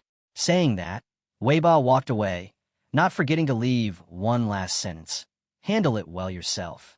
Seeing him about to leave, he immediately called out, "Wait, how could you take the Divine Sun seal out of your body?" Hearing this, Weiba turned around to explain. The Divine Sun seal symbolizes the status of every Divine Sun. There is a special connection between the seal and the Divine Sun. No matter the distance, one can sense the seal's existence. You just need to use your mind to sense it. Qin Shu looked confused, his face showing he didn't quite understand, muttering to himself, "No matter how far, it can be sensed." He touched his chin in confusion. "Then why don't I have any sensation right now? What is going on? Where on earth is my Divine Sun seal?" Walking away a bit, he ground his teeth and cursed silently. "Damn Qin Shu, borrowing the power of the essence storage sphere to rob my Divine Sun seal. You've angered me." Weiba's eyes turned gloomy as he calculated. "So what if you took my Divine Sun seal? You simply cannot sever the connection between me and the seal." Having gone outside the hall, the sky was still bright, sunlight shining on every leaf and casting shadows of the drums on the courtyard, while his thoughts became increasingly vicious. "The connection remains. The Divine Sun seal is still mine. Just wait, it won't be long. I will not only take back the Divine Sun seal, but also turn you into dust to wash away today's humiliation." Inside the room, unaware of Weiba's schemes, Qin Shu held the Divine Sun seal in his hand. Sitting leisurely on the chair, he slowly questioned, "Ninth Princess, you stayed silent watching the show earlier. Any thoughts?" Mingyu knelt silently below, looking at him sitting imposingly in the center. She didn't answer, only grinding her teeth in anger. Seeing her ignore him, Qin Shu asked again, "Not talking, right?" Reaching this point, he stood up, looked coldly at Mingyu, and dropped a short sentence, then continued kneeling. She wasn't stupid. Hearing this, her face flushed red, and she immediately backed down to admit defeat. "I was wrong." Qin Shu, seeing the situation going as planned, smiled slyly and played deaf. "Speak louder, I didn't hear you." At this, Mingyu straightened her back while kneeling and shouted, "I was wrong. I shouldn't have treated the Divine Sun that way before. It was my narrow vision that offended the Divine Sun. Please forgive me." Seeing that she was willing to admit her fault, Qin Shu didn't pursue it further, but stated his condition. "Follow me. Be my servant for 3 years." Hearing his demand, Mingyu thought she misheard and asked, "What?" She was a dignified princess, yet now looked down upon by a Divine Sun. How could she endure it? She placed her hand on her chest and questioned, "Divine Sun, my status is the 9th princess of the Divine Dynasty. How can I be your servant?" Before she could finish, Qin Shu, with a darkened face, coldly cut her off. "I don't care what your identity is. You offended this Divine Sun, so you must pay the price." The surrounding atmosphere gradually became gloomy. He smiled mischievously. "I ask you one more time. Do you agree to be this Divine Sun's servant?" Saying this, Qin Shu unleashed an overwhelming power toward Mingyu to threaten her. Facing such a situation, she could do nothing but stammer. "Ah." After a moment, finally completely subdued, Mingyu timidly accepted. "I agree." But going from a princess to a servant for someone else, she couldn't help but grind her teeth in anger. In contrast to Mingyu's mood, Qin Shu stood on the platform, hands on his hips, full of smugness. He then happily looked toward Sheng and ordered, "Very good, bring the seventh prince here, and conveniently give a precious medicine to Xiao Mingyu. Receiving the order, the old man narrowed his eyes with a familiar smile and obediently clasped his hands. Yes. Inside the room with the exquisitely embroidered screen, Mingyu's fingers gently glided over the ice treasure, a feeling of jubilation spreading through her heart as she grasped it tightly. Ice Spirit Precious Medicine, the Ice Spirit Precious Medicine I've longed for day and night. I finally have it. I couldn't get it from the third Divine Sun. Unexpectedly, I got it from the 18th Divine Sun. She was so smug she could grin from ear to ear, completely forgetting her earlier anger. I can finally evolve from the Frost Spirit body to the Tai In King body. Choosing to follow the 18th Divine Sun was indeed the right decision. While Mingyu was engrossed in admiring the treasure she just obtained, a noisy commotion suddenly interrupted her thoughts. It turned out to be the seventh prince. He rushed in like a whirlwind, waving his hands wildly and laughing loudly. Ninth sister, I knew you would come to save me. Just released, the seventh prince probably hadn't grasped the situation outside yet, so he insolently turned his face toward Qin Shu and cursed. Qin Shu, you bastard trash, daring to imprison this prince. You've run into big trouble. Still not satisfied, he pointed straight at Qin Shu's face and warned further. My ninth sister has outstanding talent. Meeting a princess of the divine dynasty, you know fear now. The seventh prince's face revealed a clear look of villainy, his demand becoming even more excessive. Kneel down, apologize to this prince. Otherwise, before his arrogant words ended, Mingyu had already walked up aggressively from behind. Without saying a word, she swung her hand and delivered a thunderous slap to his face. The crisp sound rang out, and then she rushed in to beat him relentlessly. The seventh prince, suddenly beaten painfully and caught off guard, immediately fell flat on the ground. Holding his swollen cheek with one hand, he asked in bewilderment, Ninth sister, what are you doing? Mingyu stood before him, her face darkening as she ordered, apologize to master immediately. This statement shocked him. Master? The seventh prince stood up abruptly, shook off her hand, pointed at Qin Shu, and questioned loudly. Ninth sister, are you crazy? You call this trash, master? His reaction wasn't strange, because in the seventh prince's eyes, Qin Shu was no different from an idiot, perhaps even worse. As soon as he finished speaking, he received another thunderous palm strike from Mingyu. The force used in this blow was so strong it knocked him flying back several meters. Mingyu glared furiously, spiritual energy gathering in her hand, pointing straight at the seventh prince as she scolded. I think you are crazy. The 18th Divine Sun has peerless style, unique in the world. How can he be insulted by the likes of you? On the ground, the seventh prince scrambled up, not forgetting to spit. I spit on that. Just a few days apart. What kind of confusion potion did Qin Shu feed you? He staggered to his feet, his mouth cursing incessantly. For this so-called 18th Divine Sun, you even dare to hit your own brother? The seventh prince pointed at her, grinding his teeth. Are you still that sister full of arrogance and peerless aptitude? Responding to him was a confident smile accompanied by a cold, contemptuous snort from Mingyu. I place my hand on my chest and declare, I, Xiao Mingyu, am naturally arrogant and peerless, but before the 18th Divine Sun, I willingly bow my head. Saying that, she advised him, Seventh Prince, I advise you one thing. Admit your mistake to the Divine Sun. At this point, Mingyu's face was full of murderous intent. Otherwise, no need for the Divine Sun to act. Today, I will break both your legs to atone for your crime against the Divine Sun. Threatened to this extent, he didn't know what to do, only able to grit his voice. You, at this moment, and Sheng and Qin Shu were calmly watching the show. The old man stroked his beard and exclaimed, Divine Sun is truly brilliant. The ninth princess, Xiao Mingyu, is now completely captivated by your demeanor. After a moment of stalemate, the seventh prince finally had to back down. He gritted his teeth and uttered 3 words. I admit fault. Having finished the job, Mingyu gestured toward the seventh prince and said to Qin Shu, Master, please look. Qin Shu then waved his hand with satisfaction, acting magnanimous.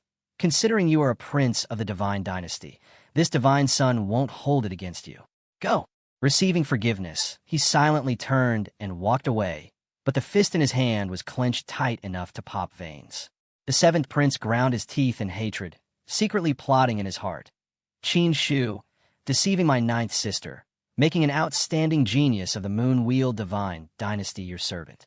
Such humiliation, my Moon Wheel Divine Dynasty will not let you get away with this. Seeing him leave, Shu clapped his hands and ordered, "All right, prepare a bit. Let's go, set off with this divine son." And Sheng asked in confusion, "Divine son, where are we going?" Shu smiled radiantly, replying briefly, "Yao Qi Grand Gathering." The scene shifted to a large main hall. Suddenly, a streak of purple spiritual energy appeared in the sky, rushing in. That purple spiritual energy turned out to be the seventh prince's travel path. Seeing him land, everyone in the hall shouted in unison, "Congratulations, seventh prince, on your triumphant return." Immediately, two subordinates stepped forward to flatter him. "Seventh prince has worked hard." The other one added, daring to detain the seventh prince, "That trash divine son must be punished properly." A person silent until now finally spoke up, asking softly, "Seventh prince, where is the ninth princess?" The one who just spoke was Lin Yu. He wondered, why didn't she return with you? Hearing his sister's name, the seventh prince flew into a rage, holding his head with both hands and roaring, "Don't mention Xiao Mingyu to me. Mentioning her just makes me angry." Lin Yu was stunned, unable to believe his ears, and shouted, "Seventh prince, what exactly happened?" In his mind, the image of his sister from the past flashed by, always standing by his side, bowing respectfully. He ground his teeth, articulating each word. The ninth princess took that 18th divine son as her master and became his servant. His voice hardened, filled with resentment and humiliation. "This is truly an unforgivable insult to our Moon Wheel Divine Dynasty." "What?" The seventh prince immediately grabbed Lin Yu's shoulders tightly, his eyes burning. "Crown Prince Lin, I know you like my sister." Then he let go, one hand on his hip, the other waving vigorously in the air. "But the situation is already like this. I don't know what that Shu did to my sister. My sister looked like she had taken some kind of drug. She even wanted to break my legs." Hearing this, Lin Yu's whole body erupted with a cold, murderous aura. He clenched his hands until they turned white, his face darkening as he roared, "Damn it. Ming Yu is so arrogant, pure as ice and jade. How could she become someone else's servant? It must be that Shu. He must have used some dark arts on the ninth princess." Lin Yu's words seemed to ignite the seventh prince's anger. He also seemed to imagine Shu using dark arts on his sister, making him grind his teeth in fury. He looked straight at Lin Yu. "I think so too, so we must think of a way to save my sister." The seventh prince placed his hand on Lin Yu's shoulder, his voice full of determination, "And conveniently deal with Shu as well. Let him know the consequences of messing with my sister."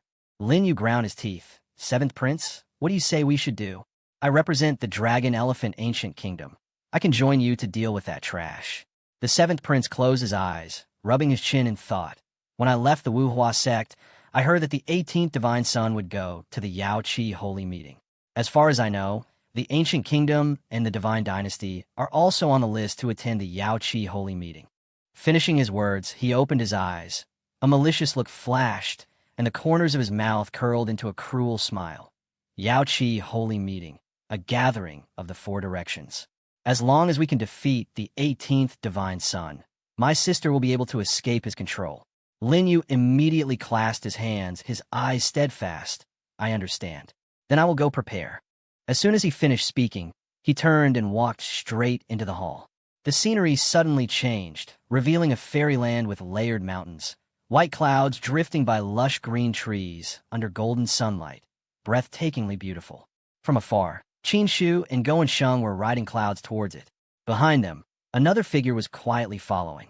Go and Sheng pointed forward, speaking to Shu, "Divine son." Ahead is Yao Qi. The figure following was none other than Bai Zhu. Hearing Go and Sheng's introduction, she frowned in disdain. "This is Yao Qi? It's nothing special." Then her face showed clear disgust as she dared to criticize. "Isn't it just a big lake? It's not even as pretty as the fish pond in my backyard." Hearing this, Go and Sheng smiled and explained, "You don't know.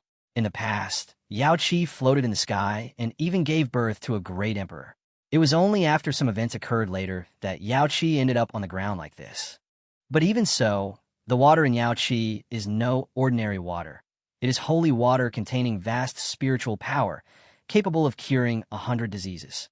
Especially the lake water on that island in the middle The water there's called Wugan water. It gathers the spiritual energy of heaven and earth, the power of creation. Legend has it that it can extend one's lifespan. I wonder if Yao Qi will be willing to use Wugan water to treat the divine sons at this holy meeting. Speaking of this, his face showed clear greed, his eyes shining like stars in the night. Qin Shu was listening to the conversation when a notification from the system suddenly popped up, startling him slightly. The notification clearly stated, temporary sign-in mission. Sign in at the Wugan water pool. The time limit is 2 hours. After the limit, it will be invalid. After reading it, Qin Shu curled his lips in a secret smile, thinking to himself, sure enough, coming to such an important place triggers a temporary mission. Only this time, there's a time limit. Just then, the three of them arrived, standing on a high cliff looking down at the other divine sons who were also present. Decisively, Qin Shu leaped down, landing as lightly as a leaf. As soon as he touched the ground, Go and Sheng spoke up. Divine Son, there are so many people attending this time, including quite a few powerful figures from ancient kingdoms and divine dynasties. The holy meeting was a place where people from all directions gathered, so when someone arrived, the guards would shout their identity for everyone to know. Suddenly, a bustling announcement rang out from the gate. Wu Hua sect, 7th divine son, 12th divine son have arrived. The 7th divine son was the one with fiery red hair, his outfit mainly black and white. The 12th divine son stood out with golden hair, wearing a deep red outfit. Both approached the Yao Qi saintess, who was standing there waiting. Flanking her were 2 maids who spoke respectfully. Welcome, 7th divine son and 12th divine son. The saintess gracefully extended her hand to invite them, smiling. Please, this way. The 12th divine son stared at her, his brows knitting slightly as he calculated in his mind. Last time, I invited the saintess to stay at the Wu Hua sect for a while to attend the divine son assembly. Unexpectedly, that trash Qin Shu ruined it, so the saintess went back. Coming to Yao Qi this time, I must score points with the saintess. Only then can I get Yao Qi's help in the future divine son assembly. As these thoughts raced through his mind, his gaze suddenly became unusually determined. Meanwhile, the 7th divine son standing beside him noticed the 12th divine son secretly taking something out from his chest pocket. He rubbed his chin, looking full of hidden meaning. Oh! The 12th divine son approached the saintess and called out, Saintess, wait a moment. She was about to turn away, but stopped upon hearing the call, letting out a soft He smiled gallantly. Thank you for your hard work in welcoming us, Saintess. Coming to the Yao Qi holy meeting this time, I have specially prepared a gift for you. Just then, from behind him, Qin Shu's figure swept past like a gust of wind. It seemed like he was just passing by unintentionally, but when his eyes caught sight of a familiar figure, they suddenly lit up. Without a second of hesitation, he rushed forward, leaving a strong gust of wind that startled the 12th divine son. Qin Shu hugged the girl tightly, burying his head in her chest, his face beaming with joy as he called out loudly, Sister Qing Yi. The sudden action made her only able to let out a surprised ah. As for the 12th divine son, his face darkened, anger and jealousy flaring up like fire upon seeing Qin Shu cutting in between him and her, interrupting the very sentence he was about to express. Qin Shu seemed not to care at all. He was only absorbed in hugging Qing Yi, nuzzling his face against her chest. The girl stood frozen, her cheeks blushing, not knowing what to do. The air around the 12th divine son thickened, gloomy and full of killing intent. He stood there, hands still holding the gift box he intended to give the saintess, but now he could only watch Qin Shu and her hugging. He was so angry his lips twitched, wanting to curse but unable to form words. A moment later, Qin Shu released her, smiling and saying, Sister Qing, long time no see, you've gained weight. Qing Yi blushed, looked down at her body, then looked up and asked, Huh? Gained weight? Qin Shu immediately grabbed her hand and pulled her away. As they walked, he said, Quickly tell me, what delicious food does your Yao Qi have that made you gain weight like this? She could only blush and let him drag her wherever he wanted. As for the 12th divine son, he stood there so furious that the gift box in his hand was crushed by his rage. He frowned, gritting his teeth and shouting, Qin Shu, you bastard, taking my saintess away again. Qin Shu and Qing Yi didn't pay any attention, just running forward one after the other. Qin Shu turned to look at her, smiling and asking, Sister Qing Yi, I heard the Wugan water pool in Yao Qi is very magical. I wonder if you can take me there? She replied. Of course, but I have to welcome distinguished guests. I'll take the divine son there when I have time later. Hearing this, Qin Shu's face lit up, and he patted his chest confidently. What distinguished guests? This divine son right here is your distinguished guest. As soon as he finished speaking, the 12th divine son roared from behind. Qin Shu, enough. Dragging the saintess around like that. Where are your manners? The 7th divine son standing behind him also smiled and spoke up. 18th divine son. This is Yao Qi as divine sons representing the Wu Hua sect. Please restrain yourself a bit. Qin Shu didn't bother to care, just raising his hand in a provocative wave. 7th divine son. Your smile is too fake. You're definitely not a good person. He thought to himself. This is the first time I've met this 7th divine son. I heard he keeps a low profile in the Wu Hua sect. I didn't expect him to attend the Yao Qi holy meeting this time. Hearing Qin Shu say that, the 7th divine son clenched his fists in anger, a terrifying killing intent radiating from his body. Suddenly, a blinding light appeared in the sky, and the gatekeeper shouted again. The Qilin saint has arrived. Everyone present stopped what they were doing and looked up at the sky in unison. The beam of light flew straight down into the center of the courtyard, creating a significant tremor. Following the light was a sphere of energy surrounded by powerful currents. As the currents and dust gradually settled, a figure stepped out. The people standing outside immediately exclaimed, I didn't expect the Qilin saint to come too. The Qilin divine clan is high and mighty, not inferior to any superpower. The Qilin saint is the most outstanding of the younger generation, young and talented. Among the geniuses attending this Yao Qi holy meeting, the Qilin saint is definitely in the top 3. Having said that, he vanished from that spot. He flew right in front of Qin Yi and Qin Shu, and upon landing, he spoke. Saint's sister. Qin Shu stood right there. Hearing this, he pouted, glancing at him with annoyance, cursing inwardly. Shameless thing. This guy also calls the saintess sister. As for Qin Yi, when she heard him call her, she bowed in greeting. Saint. Then she stood up straight and spoke. Everyone has arrived, so let me introduce you. She gestured towards Qin Shu and the 2 from the Wu Hua sect. These 3 are. Before she could finish, the Qilin saint interrupted. Not necessary. Then he turned and walked into the hall, leaving his sentence behind. I'll go in first. I'll wait for you inside, saintess sister. Outside the Yao Qi courtyard, Qin Shu stood with his arms crossed and eyes closed, not saying a word. The 12th divine son angrily raised his middle finger and cursed. What a Qilin saint, so high and mighty, he doesn't even regard me as anything. The 7th divine son stood behind, smiling and advising. Calm down, calm down. Then he spoke about the Qilin saint. The Qilin clan are descendants of the divine race. They have never regarded human cultivators as anything. Even a divine son like me means nothing compared to the Qilin saint, but he can't just disregard me entirely. Qin Shu, standing nearby, smirked. Looks like this Yao Qi holy meeting will be very lively. Saying that, he also left the spot. He returned to where Go and Sheng and Bai Zhu were waiting, and as soon as he arrived, he looked around and asked, Where's Bai Zhu? She was just here. How did she disappear in the blink of an eye? Go and Sheng replied immediately. I don't know when Miss Bai left. Then he pointed to the side. Just now, before the Qilin saint arrived, she was still here. He scratched his head, puzzled. Strange, as soon as the Qilin saint arrived, she was nowhere to be seen. Back to the saintess. A maid came to call her. Saintess, the Holy Mother is calling for you. She turned to Qin Shu and said, 18th divine son, the Holy Mother is called, so I'll go first. As for the Wugan water pool, Qin Shu didn't let her finish and waved his hand. Sister Qin Yi, go do your work. Love is beautiful only when it endures. See you later. Hearing this, Qin Yi covered her flushing face with both hands, letting out a soft ah. Then she shyly ran quickly into the hall. Qin Shu stood behind, waving vigorously and shouting, Goodbye. Afterwards, his face suddenly became serious, and he turned to Go and Sheng. I'm going to the Wugan water pool. You go find Bai Zhu. That girl doesn't have a mild temper. Don't let anything happen. Hearing this, Go and Sheng clasped his hands. Understood. At the same time, in the distance, a voice rang out.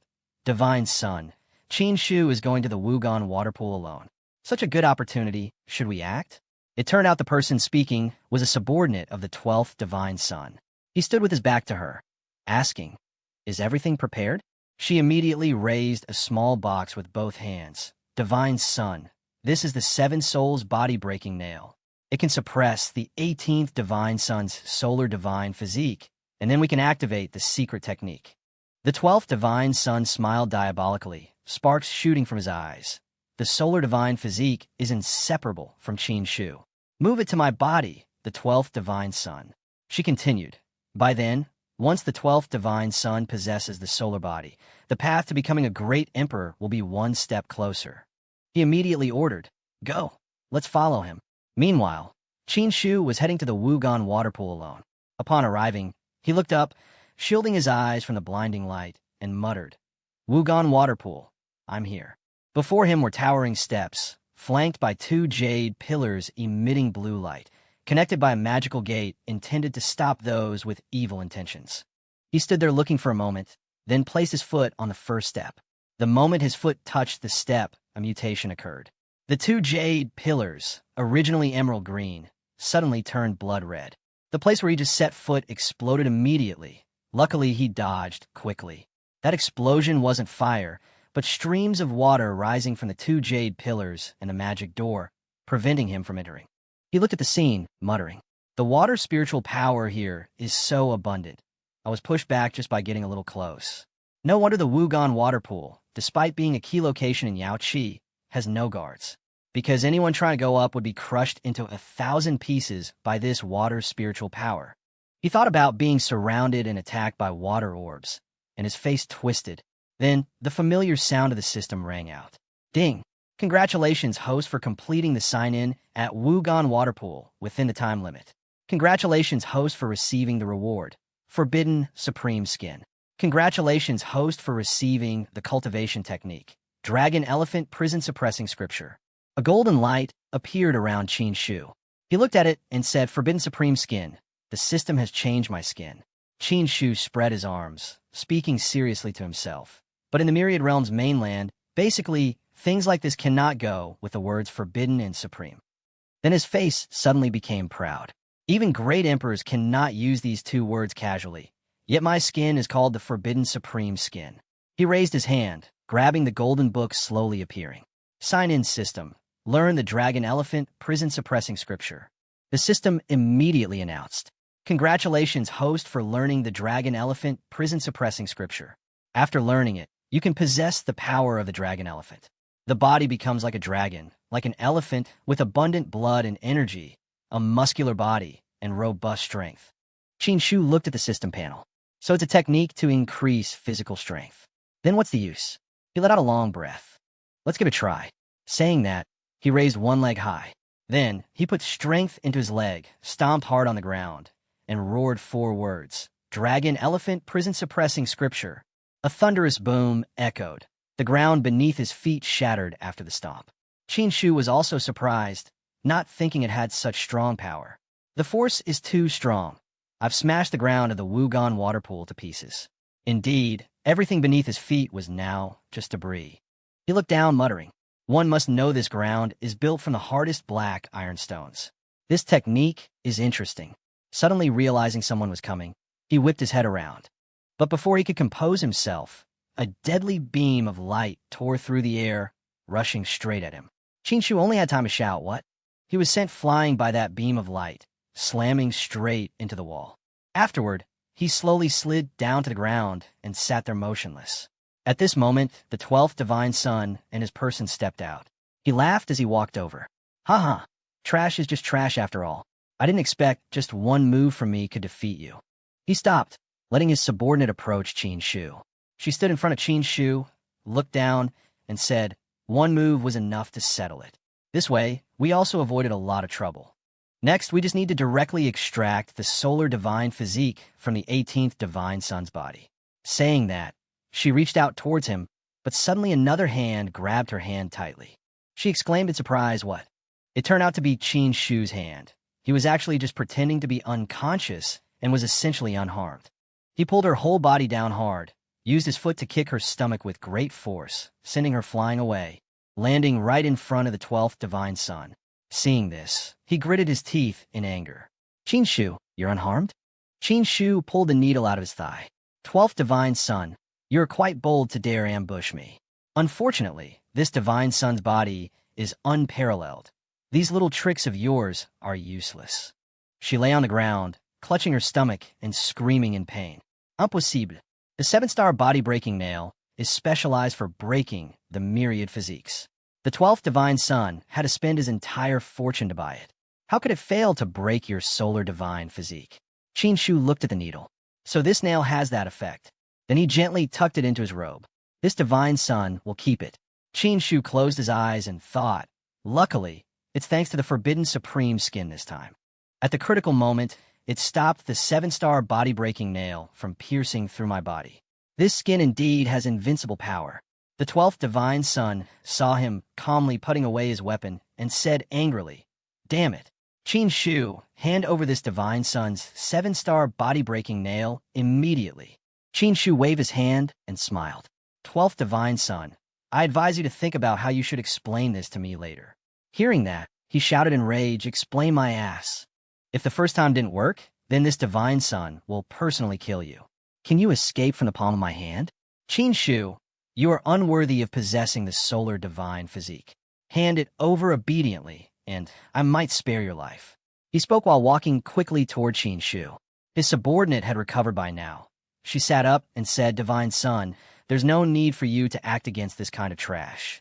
Having said that, she leaped up and rushed away from that spot, flying quickly toward Qin Shu, shouting, let me kill him.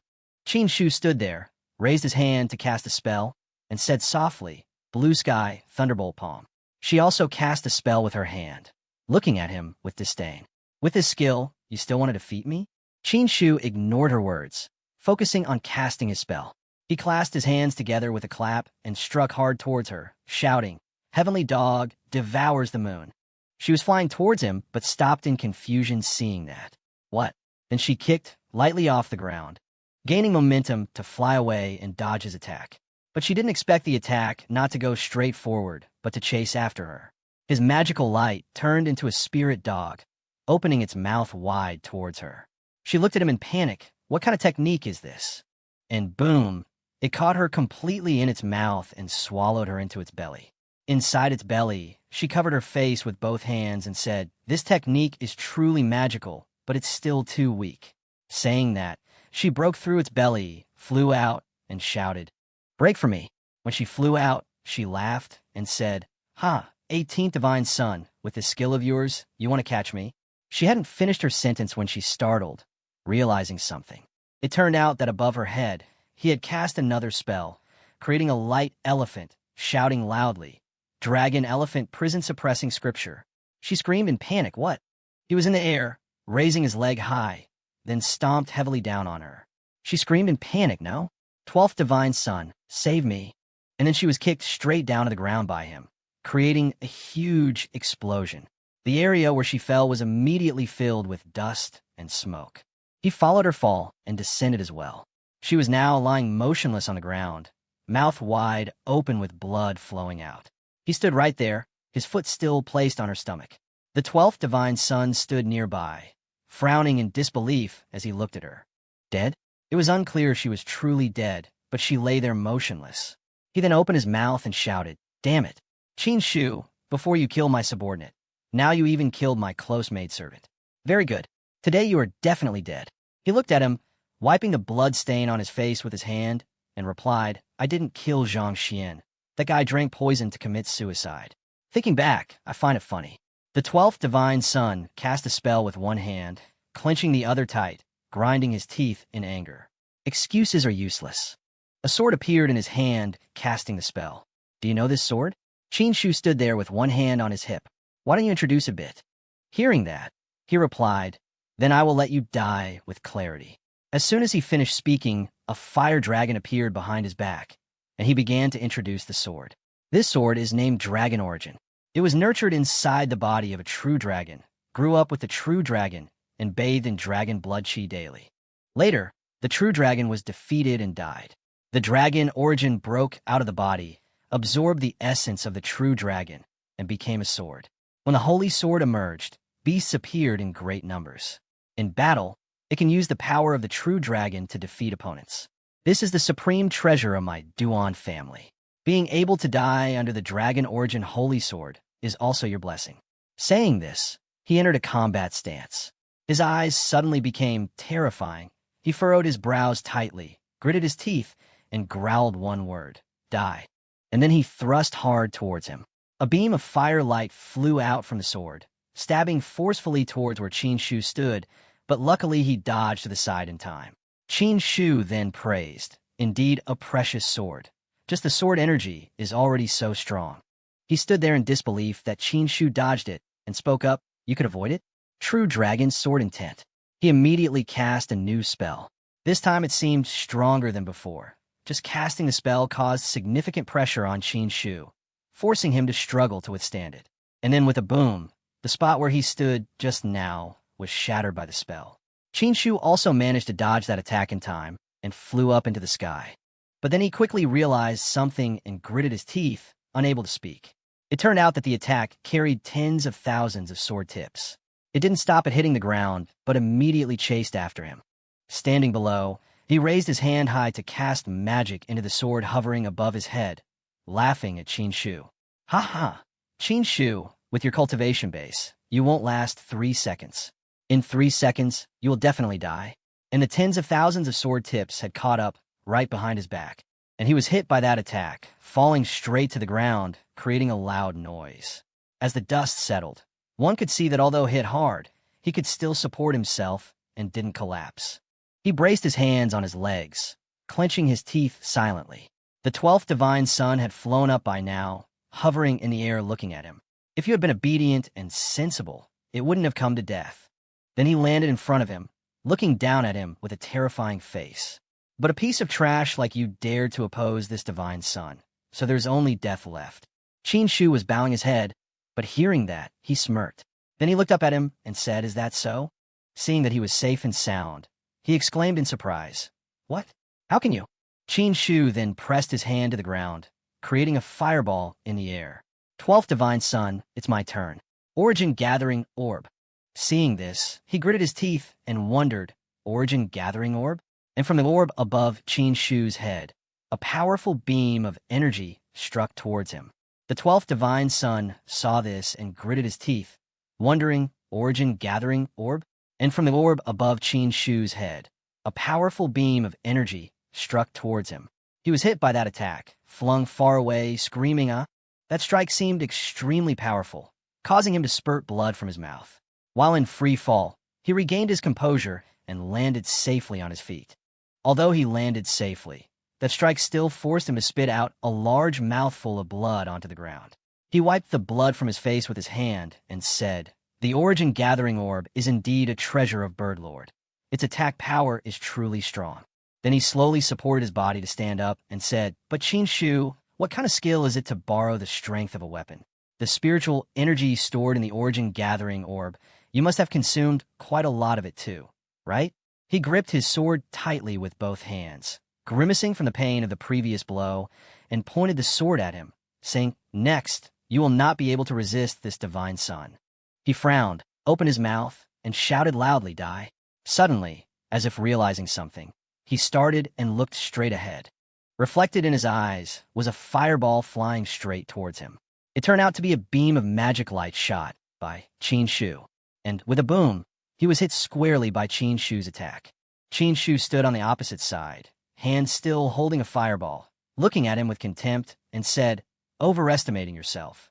As for where he stood, only a cloud of thick smoke remained.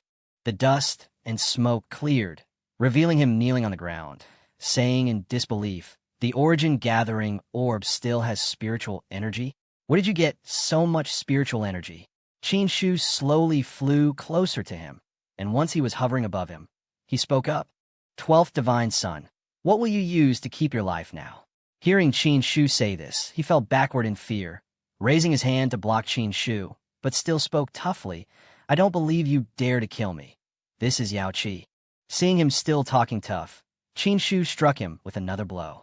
With a terrifying expression, Qin Shu looked at him, smirked, and said, "Do you believe I will shatter you into 1,000 pieces?"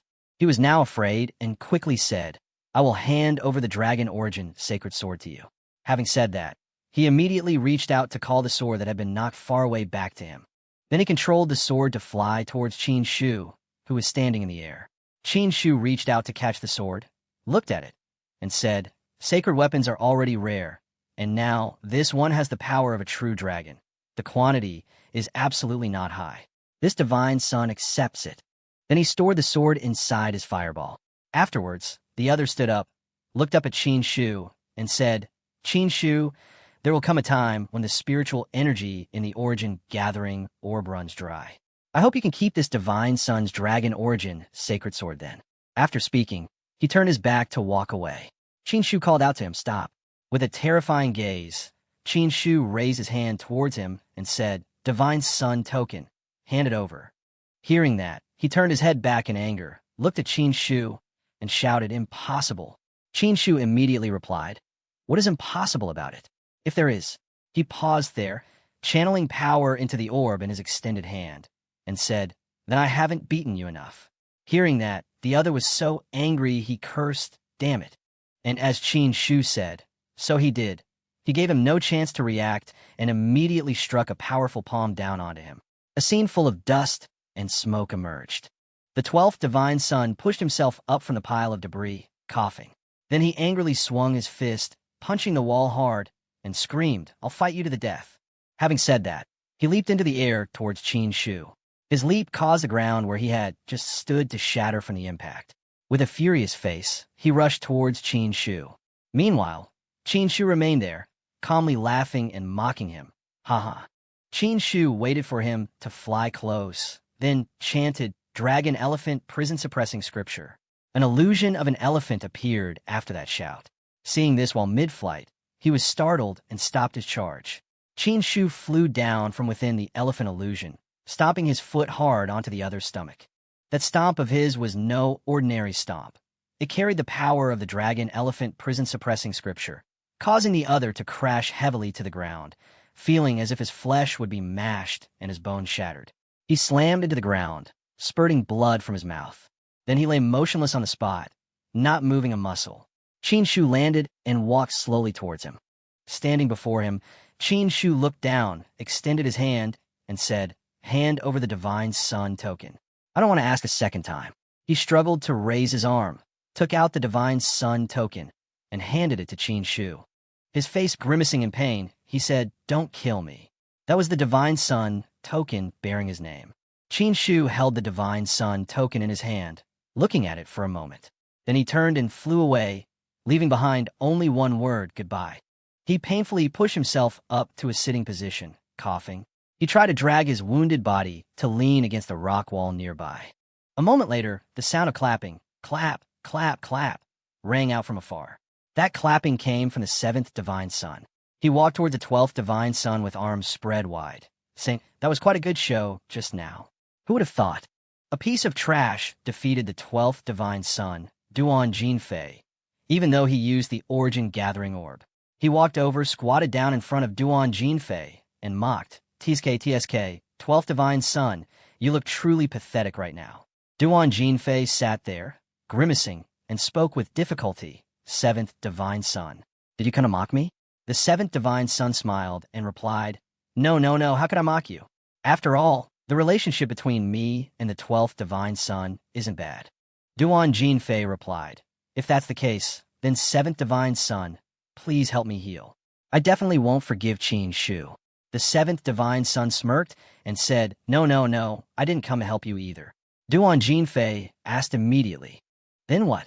The 7th divine son pointed his index finger at him, cast a spell to create sharp claws, and said, "Me? I came to send the 12th divine son on his way." Having said that, he created a small beam of light and struck it hard into Duan Jinfei's chest. Because he was unprepared, Duan Jinfei took the full force of the 7th divine son's light beam. Although the beam was small, it created a hole right through his chest. One could see the objects behind his back through the hole in his chest. Duan Jinfei, unable to believe his eyes, turned pale and said this. Then he spat out a huge mouthful of blood. Sweating cold sweat from the pain, eyes wide open in disbelief, he said, "Xie Jingtian, why did you?" Xie Jingtian used a handkerchief to wipe the blood from his finger and said, "No reason." I, Xie Jingtian, like creating chaos the most. The more chaotic, the better I like it. If the 18th Divine Son. After you die, this debt will definitely fall on Qin Shu's head. That way, it gets more and more fun. Then he laughed with great satisfaction, bowed his head slightly, closed his eyes, and continued, "That's right, I forgot to tell you. Your servant, Zhang Xian, who was killed by Qin Shu. He was actually my mole in your place. His attempt to kill Qin Shu was also on my orders." Right beside him, Duan Jinfei, also known as the 12th Divine Son, was swaying, trying to support his body so it wouldn't fall. Xie Jingtian covered his mouth, laughing, and continued, "He died so stupidly. Actually, it was because he drank my poison too. All right, I'm done talking." The 12th Divine Son can close his eyes now. As soon as he finished speaking, the 12th Divine Son collapsed into his own pool of blood. He frowned slightly, looking down at Duan Jinfei's corpse. Then he turned his back and walked away, saying, "How many years has it been?" Finally, one of the 18 Divine Sons has died. Too slow. The next ones must die faster. At this moment, Qin Shu's fireball suddenly appeared from nowhere right after Xie Jingtian left. It then flew swiftly away from that place, flying to where Qin Shu was standing. Sensing that the fireball had returned, Qin Shu turned around, reached out to recall the fireball, and spoke. "The Origin Gathering Orb is indeed no ordinary treasure. Monitoring without making a sound, hiding all aura completely. Others cannot detect it at all. This Divine Son discovered early on that someone was pulling strings from behind. Then he looked into the fireball, where the image of Xie Jingtian appeared, and said, 'So it was the 7th Divine Son. You've been hiding your skills, haven't you?' The scene changes to the Ascension Divine Hall, where there is a large fireball surrounded by 18 gems, symbolizing the lives of the 18 Divine Sons of the Ascension sect. The life orb of the 12th Divine Son was the red gem.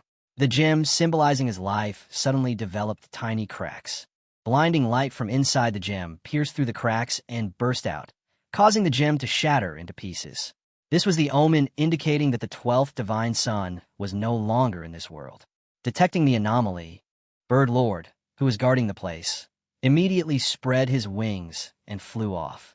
He flew near the fireball, looking at the 12th Divine Son's life orb, which had now turned to ash after the explosion, and exclaimed in disbelief, "The 12th Divine Son's life orb shattered? The Duan family's Divine Son is dead?" His face suddenly became solemn. The Emperor's Sun War has started so quickly. Returning to Qin Shu, as he was walking alone into the main hall, Goensheng's voice suddenly called out from behind. He had also brought Bai Juju along. "Divine Son." Hearing the call, Qin Shu turned his head to look. Goensheng waved and smiled, saying, "I found Lady Bai." Qin Shu looked at her and asked, "Bai Juju, why are you wearing a veil?" Surprised by his question, she gave a forced laugh and replied, "Just for fun." Qin Shu pressed on, "Fun? Where's the fun in that? What did you run off to just now?" She avoided his gaze. "Just now, I want to find a veil." Then she postured coquettishly to show off her figure. "Wearing a veil like this, don't you feel I look very lovely and beautiful?" Qin Shu just looked at her, shook his head slightly without saying a word.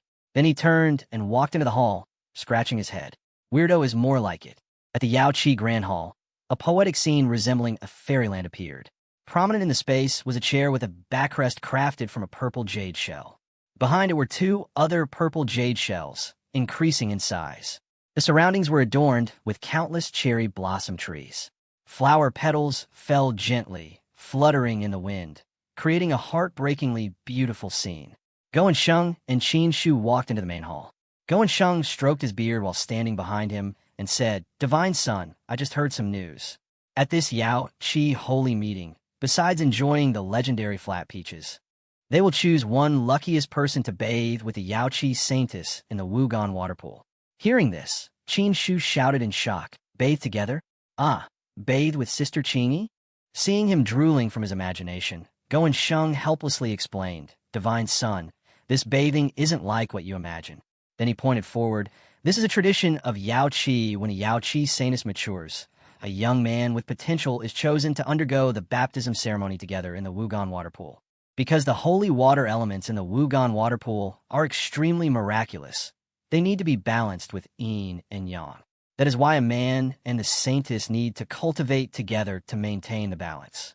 After the baptism ceremony ends, the Yaoqi saintess will be transformed inside and out, becoming incredibly magnificent.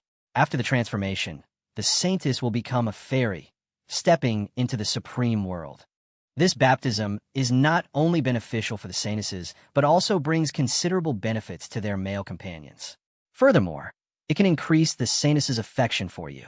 Years ago, Fairy Baishi of Yaoqi fell in love with an ancestor of the Ascension sect after bathing together.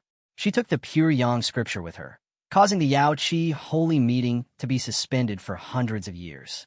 He stood there listening to him recount the story, arms crossed and nodding, looking very knowledgeable. I understand. Then he put his hands on his hips, glanced at him, and frowned. Sister Qing, he has a very good impression of me. She can't be snatched away by others. Just as the two were discussing the Yaoqi holy meeting, a voice rang out from behind Go and Sheng.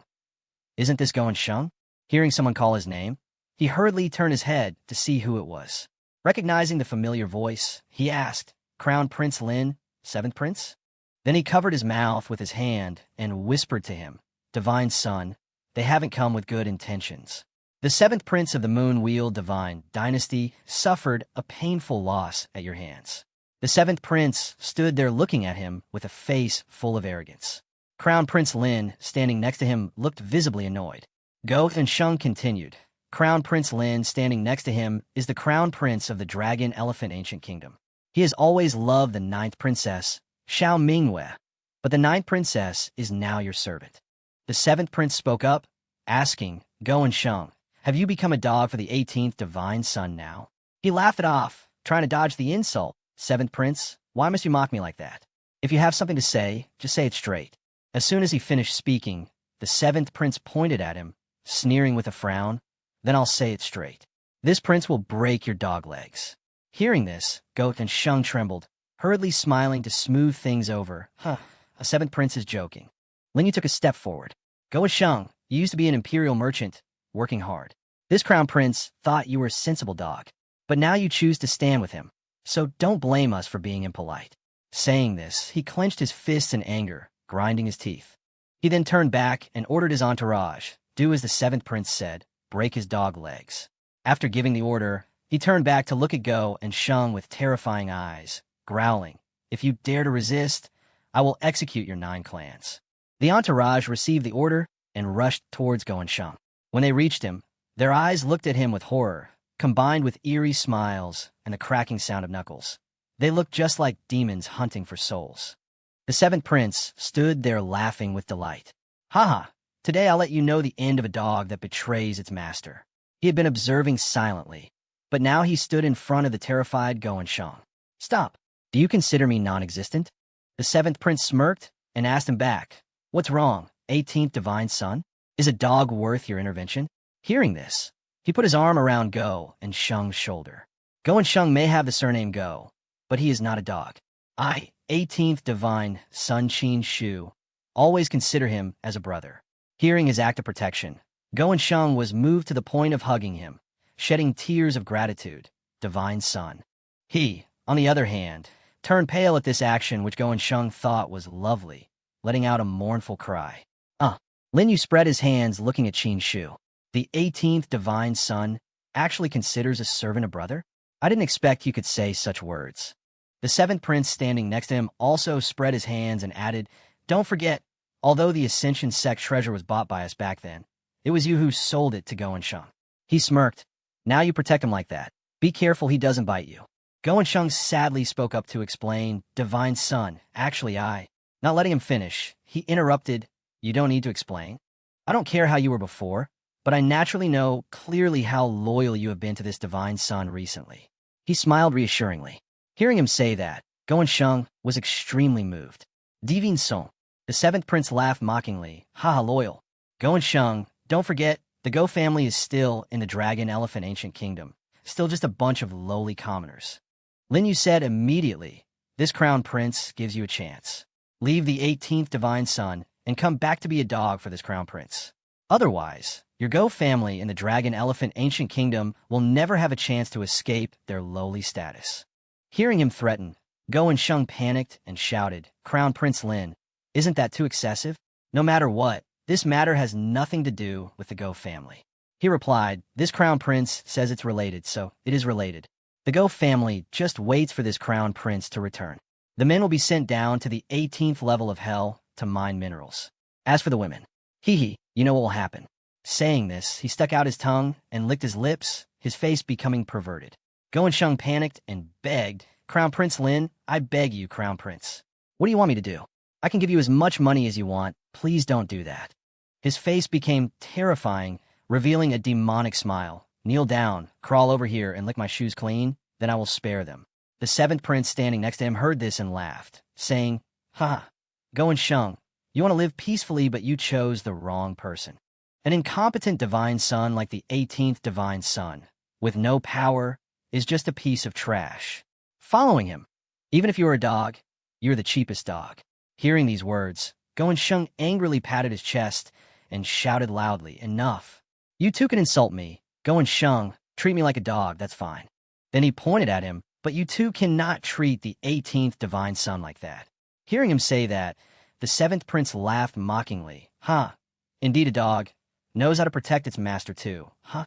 And while he was focused on Go and Shung and him, he was completely unaware that a pair of legs had suddenly appeared behind his back. It turned out to be Bai Juju. She was now right behind him, her face terrifying, her eyes shooting out red light, poised to strike him.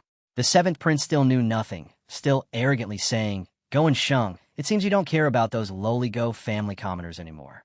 If that's the case, before he could finish his sentence, she hit him hard on the head, causing him to fall face first to the ground in a posture that couldn't be more unsightly. After giving him a blow, she quickly flew back to her original spot. Seeing him fall, the entourage immediately ran over, asking worriedly, "Seventh Prince, are you all right?" Helped up by a subordinate, he looked towards her and shouted, "It's this little demon again. You dare to sneak attack this prince?" She held a long, thin wooden stick with a smooth, round wooden piece at the end. It turned out this was what hit him on the head. She carried it on her shoulder and replied to him, "This is my pot. Anyone hit 3 times will turn into an idiot. It's best if you behave yourself." The seventh prince pushed the subordinate supporting him away. Furious, "Who are you threatening?" Then he pointed at her and ordered, "Catch that little demon for me immediately." Qin Shu then raised his hand and coughed, ahem, to attract attention so everyone would focus on him. Then, with one hand behind his back and the other spread out, he said, "Are you done making a scene? Causing such a commotion? Aren't you trying to humiliate and threaten this divine son?" Then he walked slowly forward. So what? He walked up to stand opposite Linyu. Linyu looked at him, eyes shooting sparks. 18th divine son, I don't care what method you use to turn the 9th princess, Xiao Mingyue, into your servant. Then he pointed at his chest, "But today I will let Mingyue know that you, 18th divine son, are nothing." He raised his hand and slapped him, making a loud smack. He couldn't believe he was slapped by him and widened his eyes.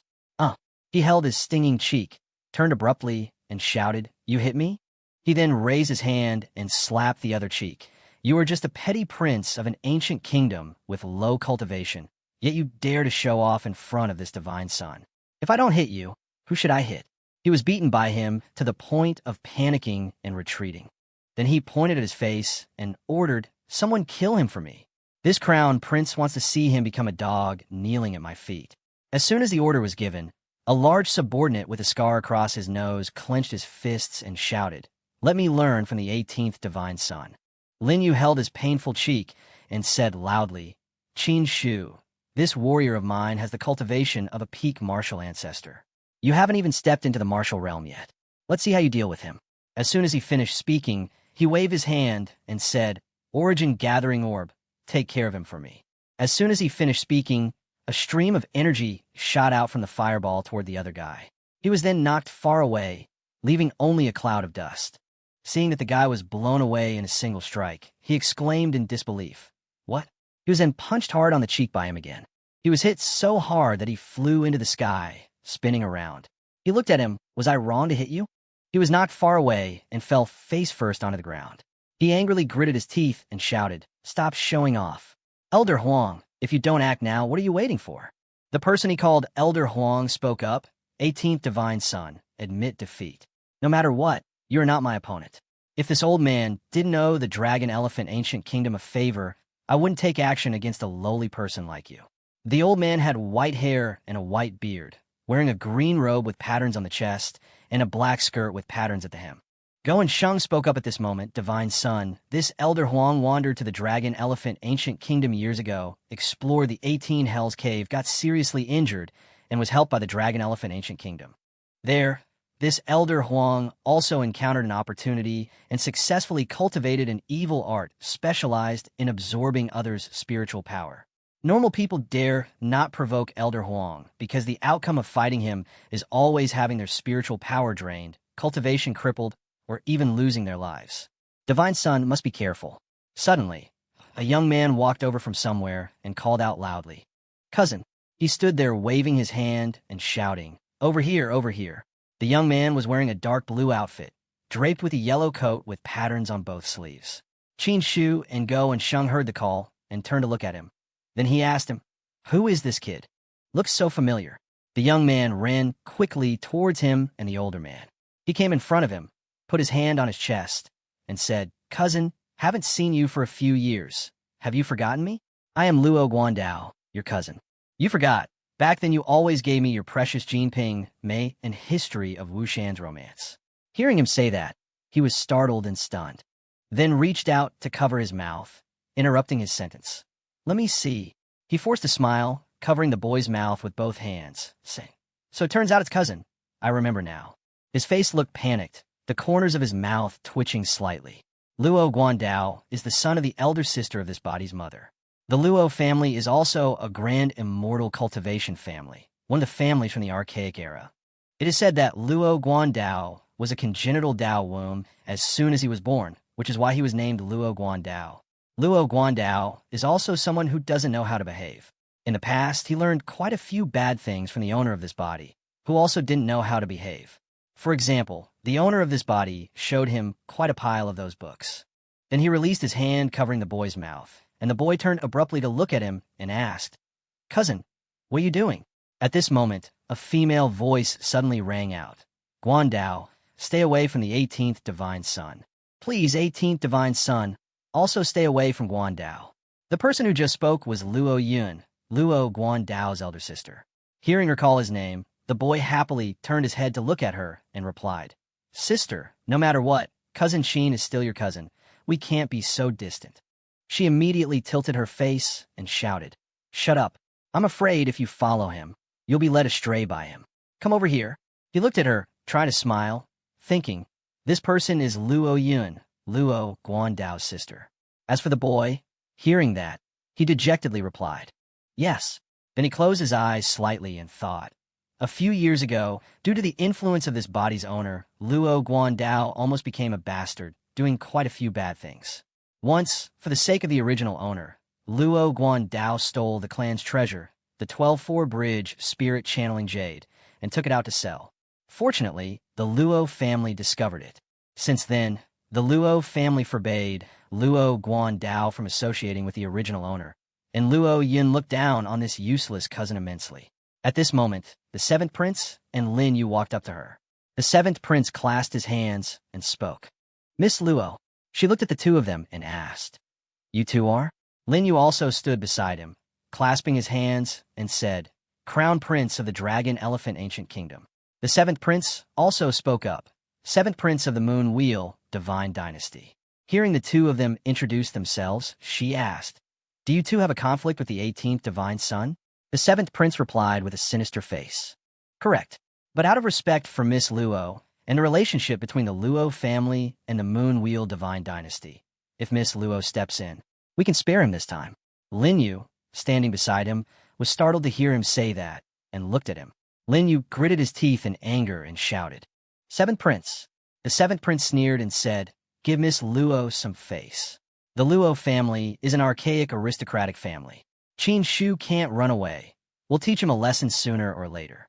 Luo Guandao, standing beside Luo Yun, spoke up, "Sister, I see that this elder Huang has profound cultivation. Please put in a good word for cousin." She stood there listening to him, then frowned and glanced at Qin Shu. Sensing her terrifying gaze, he pretended to look away. Her face suddenly became terrifying as she replied to the boy, "Why should I speak for him? What does his life or death have to do with me?" Hearing her say that, the boy was frightened and didn't know what to say. Then he spoke to Qin Shu, Cousin, why don't you beg her a few words, so she can put in a good word for you? He smiled and replied, No need, I can solve this matter myself. Hearing him say no need, the boy pointed at Elder Huang and said loudly, Cousin, you don't know, this Elder Huang has been famous for a long time. His power is high and intense.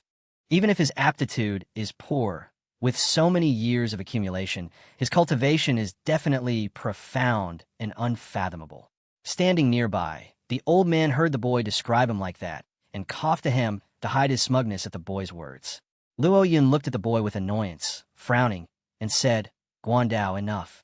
Even if he begs me, I won't care about his affairs. Having a relative like this is truly the shame of our Luo family. Hearing this, he smiled to smooth things over and said, Luo Yun, even if I had a bad influence on Luo Guandao in the past, do you have to hold such a grudge? She replied, Luo Guandao is the hope of our Luo family, a precious jewel of the Luo family. You staining that jewel is committing a grave sin. The boy stood there listening to her, scratched his head and smiled. Sister, it's not that serious, is it? Hearing that, Qin Shu said with a serious face, I think you're doing it for yourself. 3 years ago, you wanted the pill that my mother left behind, but I didn't give it to you and used it myself. You probably held a grudge against me since then, right? Then he remembered that pill and thought, that pill was extremely special. My mother left it for the original owner, saying that the original owner definitely had to use it at age 16. At that time, Luo Yin was in a critical breakthrough stage, so she intended to take that pill. Fortunately, although the original owner squandered the family fortune, he wasn't an idiot and took the pill. She crossed her arms, looking at him, and said, So what? That pill had very high spiritual power. Even a high-ranking king-level alchemist couldn't refine it successfully. If I had used it, I could have broken through to a higher realm. And what about you? You used it, and there was no change at all, still just a piece of trash. Why waste such a precious pill? He immediately replied, Why? Because it was mine. I should be asking you, why did you think I had to give it to you? Is it because you have thick skin?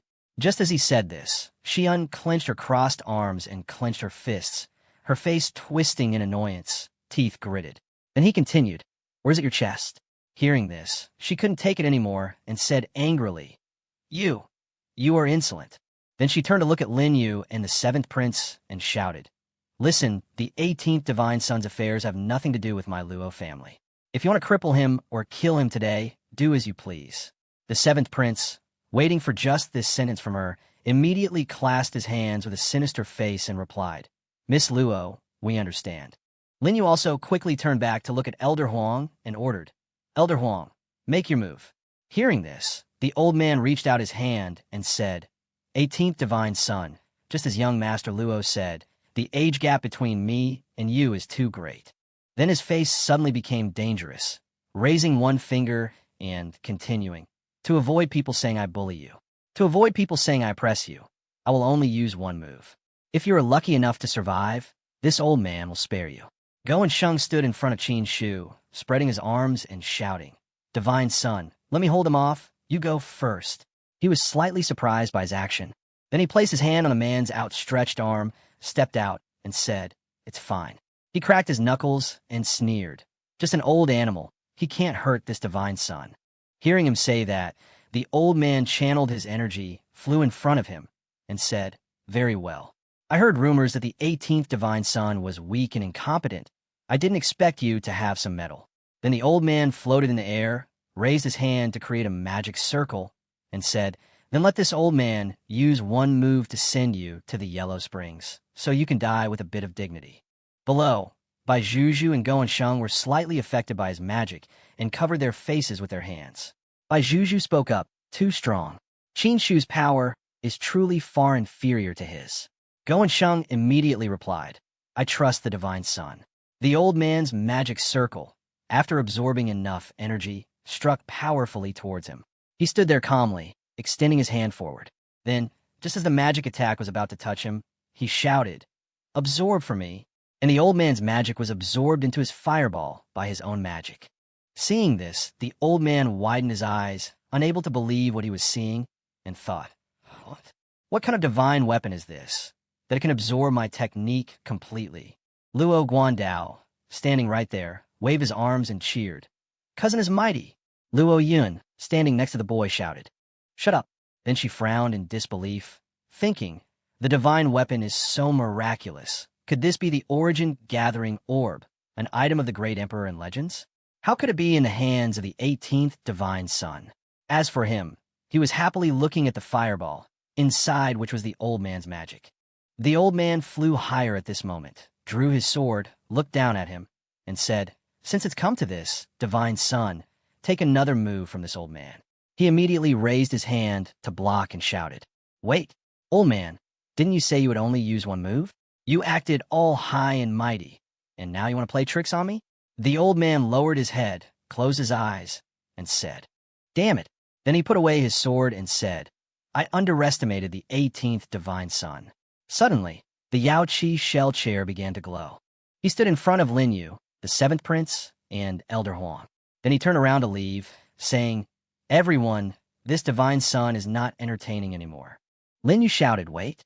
He heard it, but picked his ear with his finger and didn't reply, continuing to walk forward. Then the boy turned to look at the 7th prince and said, 7th prince, we absolutely cannot let him go like this.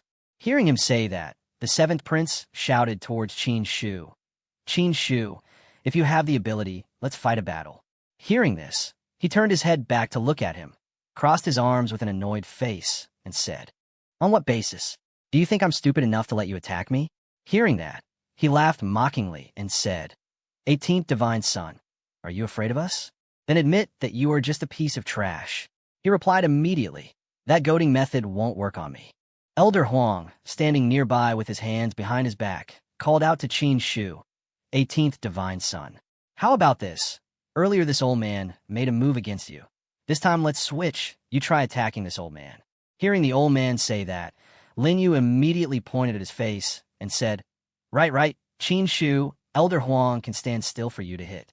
If even like this you don't dare to compete, then don't blame everyone in the world for looking down on you. He stood there with his arms crossed, smiling disdainfully, and said, attack him? Lin Yu, the 7th prince, and Elder Huang heard him say that, and stood still to see what he would say next. He then waved his hand with a look of disinterest, and said, I'm just afraid of dirtying my hands. Hearing him say that, the 7th prince and Lin Yu were so angry they couldn't utter a word. Then the 7th prince pointed at his face and shouted, 18th divine son, Elder Huang is standing still for you to hit, and you don't even dare to do that? Lin Yu continued his words, shouting, if you don't fight us today, don't dream of leaving here. Hearing the two of them say that, he pursed his lips and looked at them with pitiable eyes. Then suddenly his face distorted as he laughed delightfully and said loudly, 7th prince, Crown Prince Lin, do you want to make this divine son laugh? You guys are so despicable that you beg for this divine son to beat you? Then he calmed down and said gently, fine. Then he pointed at them and said, each of you give me 100,000 spirit stones, and I will agree. The 7th prince turned pale, his jaw dropping as he shouted loudly, 100,000? 18th divine son, stop being so greedy. Lin Yu gritted his teeth, frowned tightly, and shouted, you beat us and we still have to give you spirit stones. What kind of logic is that? He stood there, winking one eye and glancing at them with the other, then turned to leave, saying, who asked you to be so cheap? Are you handing it over? If not, this divine son doesn't have time to entertain you. The two standing behind were stunned. One gaped while the other gritted his teeth as they watched him turn his back to leave. The 7th prince immediately raised his hand and shouted, wait. He then took out a bag of spirit stones from his robe. Here are this prince's 100,000 spirit stones. Take them. Lin Yu took out a statue made of black jade and said with a dark expression, I didn't bring that many spirit stones. This dragon elephant precious jade can help one escape a fatal blow from a peak level expert. Its value is no less than 100,000 spirit stones. After speaking, both he and the other placed the bag of spirit stones and the dragon elephant statue onto a wooden tray. He then stopped, crossed his arms, closed his eyes, and bowed his head slightly, saying, if you have a fetish for being abused, this divine son can reluctantly take action. Then a voice rang out calling him, 18th divine son. Hearing this, he opened his eyes and looked over seriously. It turned out to be Elder Huang calling him. The old man had already taken a fighting stance and said, stop talking. Make your move. Go and Sheng, standing behind him, suddenly spoke up. Divine son, I fear this Elder Huang has some kind of killing move. You must be careful. He replied, It's fine. The old man spoke again. 18th Divine Son, put some effort into it, don't just tickle me. He waved his hand, summoning a fireball, and said, Old man, take this. With that, he struck the fireball forcefully toward the old man. The fireball flew rapidly toward the old man, following his throw, and slammed hard into his chest. Elder Huang looked up at the sky, baring his teeth in a sinister laugh. Haha. Surrounding him was a stream of turquoise energy. Qin Shu watched as the spell in his hand was gradually drained and said, It seems the spiritual power is being absorbed. The old man stood there, looking at him and laughing. Haha, 18th Divine Son. Next I will show you this old man's unique skill. The old man's energy was turquoise, while Qin Shu's was a fiery orange-yellow, as his energy was being siphoned away by the old man's energy. Then the old man waved his hand and shouted, Xianhe Divine Art, absorb. Moments ago, the old man's turquoise energy was quite far from him, but now it had arrived right in front of him. He took a stance, raising both hands to create a shield to block the old man's energy stream. The seventh prince, standing right there, saw this and laughed in delight. Ha! Qin Shu, this prince's 100,000 spirit stones aren't that easy to swallow. Let's see you escape to the heavens this time. Lin Yu, standing beside him, was equally joyous and said, Elder Huang Xian, he divine art specializes in absorbing spiritual power. Once caught, you absolutely cannot escape until you're drained dry and turned into a desiccated corpse. As for Qin Shu, the old man's turquoise energy had now touched him and turned black. Seeing this, Lin Yu laughed, pointing at him. Qin Shu, you dared to make the ninth princess, my goddess, a servant. I want you dead. Luo Guandao, standing beside Luo Yun, looked at her and asked worriedly, Sister, cousin won't be in trouble, will he? She immediately asked back, What do you think? He replied, Perhaps he's fine.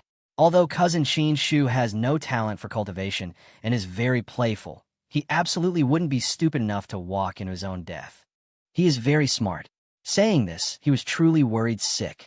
She spoke up, Then let me tell you, this time he will definitely die. His cultivation is too low. He absolutely cannot defeat Elder Huang Xianhe Divine Art. In less than half a moment, he will definitely have his spiritual energy drained dry and die. Hearing this, he started and panicked, saying, What? Sister, if that's the case, hurry and save him.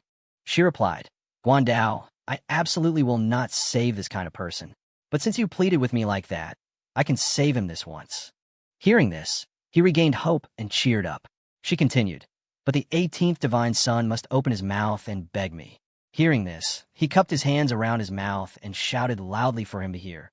Cousin, hurry up and beg my sister. Your life is more important. Qin Shu, who was resisting the old man's energy, heard this and replied, Guandao, your good intentions, cousin accepts. But to make me open my mouth and beg someone like Luo Yin, she is not worthy. The seventh prince, hearing him say this, furiously pointed at him and screamed, Qin Shu, you dare to be disrespectful to Miss Luo. I see you are at death's door and still unrepentant. Lin Yu, standing right there, spread his arms and said, Qin Shu, actually, even if you beg, it's too late. Elder Huang's Xianhe Divine Art, once activated, cannot be stopped at all. It will only stop when you're drained dry. Elder Huang, hurry and absorb more powerfully. Turn him into a desiccated corpse. The old man then spoke up, 18th Divine Son, your spiritual power is probably about to run out. He then raised both hands to the sky, tilting his face upwards as well, and shouted, It's about to end. Hearing this, he replied with a dangerous look in his eyes. If it cannot be stopped, then indeed, it is about to end. Luo Yin turned to look at Luo Guandao and said, Guandao, let's go. There is nothing worth watching about a dying man. Qin Shu wore a sinister smile, transferring power with both hands into the fireball before his chest, widening his stance. His entire body entered a posture ready to strike, one hand clenched tight, the other controlling the fireball as he said, You want to absorb? I'll let you absorb until you've had enough. With that, he struck the fireball toward the old man. Seeing the fireball flying right in front of his face, the old man said in confusion, This is, and the fireball, following its momentum, slipped right into his body. It caused his body to suddenly swell up a size. He asked Qin Shu in disbelief, How can you have such great power within you? Qin Shu didn't stop creating fireballs. Ignoring the question, his eyes shot out dangerous sparks as he said, "Old fool, keep absorbing." Hearing this, the old man waved his hands in terror to refuse, saying, "No, I want to stop." Ignoring his words, Qin Shu struck that fireball toward him, saying, "Here's another one for you." Watching the fireball flying toward him at the speed of light, the old man widened his eyes and screamed, "No! Crown Prince Lin, save me!" Lin Yu and the seventh prince, standing right there, were so shocked they stood motionless, unable to react. Luo Yun, who was walking away, suddenly seemed to realize something and stopped. She turned her head back to look at him, thinking in disbelief. Does he actually have spiritual power within him? As for Elder Huang, he had reached his limit. With a pained expression, he struggled to say, I can't take it anymore." Qin Shu stood there looking at him with a faint smile. Then his entire body radiated an extremely powerful stream of energy. Lin Yu finally reacted, reaching out his hand and shouting, "Qin Shu, stop!" Qin Shu raised his hand, lifting the fireball, and looked at it as he replied, "How can I stop? Today, I'll feed you until you're full." With that, he launched the fireball toward the old man. The old man watched the fireball right before his eyes, unable to do anything but stare wide-eyed. And then, boom! The fireball exploded after entering his body. Under Qin Shu's earth-shattering power, Elder Huang completely vanished. Where he once stood, only a pillar of flames reached the sky, a testament to a tragic end. The horrifying scene left the seventh prince so shocked he couldn't utter a word. As for Lin Yu, he was dead silent, frozen in place, so stunned he couldn't speak. In complete contrast to everyone else's expressions, Luo Guan Dao jumped up and down like a child, hooting and hollering to the heavens. "Cousin is mighty." Meanwhile, Luo Yun had not yet recovered from her astonishment at Qin Shu's power. She knit her moth brows tightly, her inner mind in turmoil. Why does Qin Shu possess such massive spiritual power? His cultivation is clearly not high. Snapping out of his shock, Lin Yu pointed straight at Qin Shu's back and growled, "18th Divine Son, this crown prince told you to stop, yet you dared to kill Elder Huang." Qin Shu remained with his back turned, but upon hearing those words, he merely tilted his head slightly, his eyes sharp and cold as knives glancing toward him. Instantly, his figure flashed, vanishing and reappearing right in front of Lin Yu, causing him to startle and let out a panic dum. Before he could regain his composure, a resounding smack rang out. Qin Shu's thunderous slap left 5 finger marks on Lin Yu's cheek, causing him to stagger and fall backward. Looking down at the defeated opponent at his feet, Qin Shu spoke in a cold, emotionless voice. "Who the hell are you? Just because you tell me to stop, I have to stop?" Clutching his swollen cheek, Lin Yu strained his neck to argue, disregarding life or death. "I'm the crown prince of the Dragon Elephant Ancient Kingdom. You have beaten me time and again. I will not let you off." As soon as the words left his mouth, Qin Shu drew his sword, the blade flashing with deadly intent. "Hitting you is nothing. Since you dare to offend this divine son, I must cut off your legs." With that, a ruthless horizontal strike swung out, slashing straight toward Lin Yu. A miserable scream rang out. Lin Yu's legs had been severed from his body, blood spraying out like a fountain. Now, the crown prince of the Dragon Elephant Ancient Kingdom was nothing more than a cripple sitting in a pool of his own blood, his legs sliced clean off by Qin Shu. The excruciating pain caused him to foam at the mouth before collapsing to the ground, unconscious. Qin Shu, drenched in killing intent and holding a sword still dripping fresh blood, slowly advanced toward the seventh prince. His voice sounded as if it came from hell. "Seventh prince, it's your turn." Seeing Qin Shu approaching with menacing killing intent, the seventh prince was scared out of his wits, cold sweat pouring down like rain. He panicked and prostrated himself, kowtowing repeatedly as he begged, 18th Divine Son, please spare my life." Qin Shu cast a contemptuous look at him, then turned to leave, his cold voice ringing out, "Trash. You dare provoke this divine son with just the likes of you?" Just then, Luo Yin approached and asked, "Qin Shu, where did you get that spiritual power just now? Besides the Origin Gathering Orb, do you have other treasures?" Qin Shu turned back to look at her, the corner of his lips curling into a teasing smile. "What is it? Are you worried again, Luo the coward?" Luo Yun's beautiful face instantly flushed red with anger, and she shouted, Qin Shu, you dare insult me. He shrugged and replied, so what if I insult you? If it weren't for the fact that I can't beat you, I'd really want to spar with you. She harumphed coldly. It's good that you know. Relying only on external forces, you still aren't qualified to be smug in front of me. Standing behind them, Luo Guandao witnessed the exchange and couldn't help but lower his head and snicker. Luo Yin turned to leave, not forgetting to call out, Guandao, let's go. Stay away from this kind of person.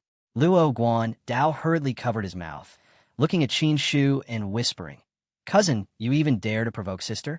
You used to be most afraid of her. Why does it feel like you become a different person now? Qin Shu draped his arm around his cousin's shoulders, patting him gently, his tone full of profound meaning. Cousin, remember this sentence. Where there is oppression, there is resistance. With that, he left behind a dashing figure, walking away with his hands clasped behind his back, whistling. Luo Guandao stood there watching him go, pondering his cousin's words. Then he suddenly clenched his fist, his eyes becoming determined. Cousin spoke so well. I must overthrow oppression too. At Guan Yinyuan. Go and Sheng walked behind Qin Shu and Bai Zhu, pointing at the fluffy clouds ahead to introduce Divine Sun. Ahead is the cloud-watching cliff. This is a treasure land of Yao Qi, specifically for cloud watching. Bai Zhu shielded her eyes from the sun, looked up and asked, what is there to watch about clouds? Go and Sheng smiled and explained, the clouds at Yao Qi are not ordinary clouds. They're formed from the water of Yao Qi, even evaporated from the rootless water pool. In millions of years, only a little condenses. The formation process takes a very long time.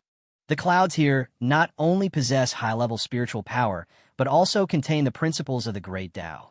Legend has it that the heavenly cloud, Great Emperor, once watched the clouds here. It is said that this contributed significantly to his path of becoming a great emperor. Finished speaking, he excitedly pointed forward, Divine Sun. Yao Qi is also serving flat peaches this time, right here. While listening, Qin Shu's attention was suddenly drawn to a noisy crowd ahead. It turned out to be the Kirin Saint's son and the Yao Qi Saintess standing facing the crowd, receiving endless discussion and praise. The Kirin Saint's son has an extraordinary aura. The Yao Qi Saintess has superior aptitude. The two of them are truly a match made in heaven. The one to be baptized with the Saintess this time will definitely be the Kirin Saint's son. A bald man with a tuft of hair on the back of his neck nudged the person next to him. Not necessarily.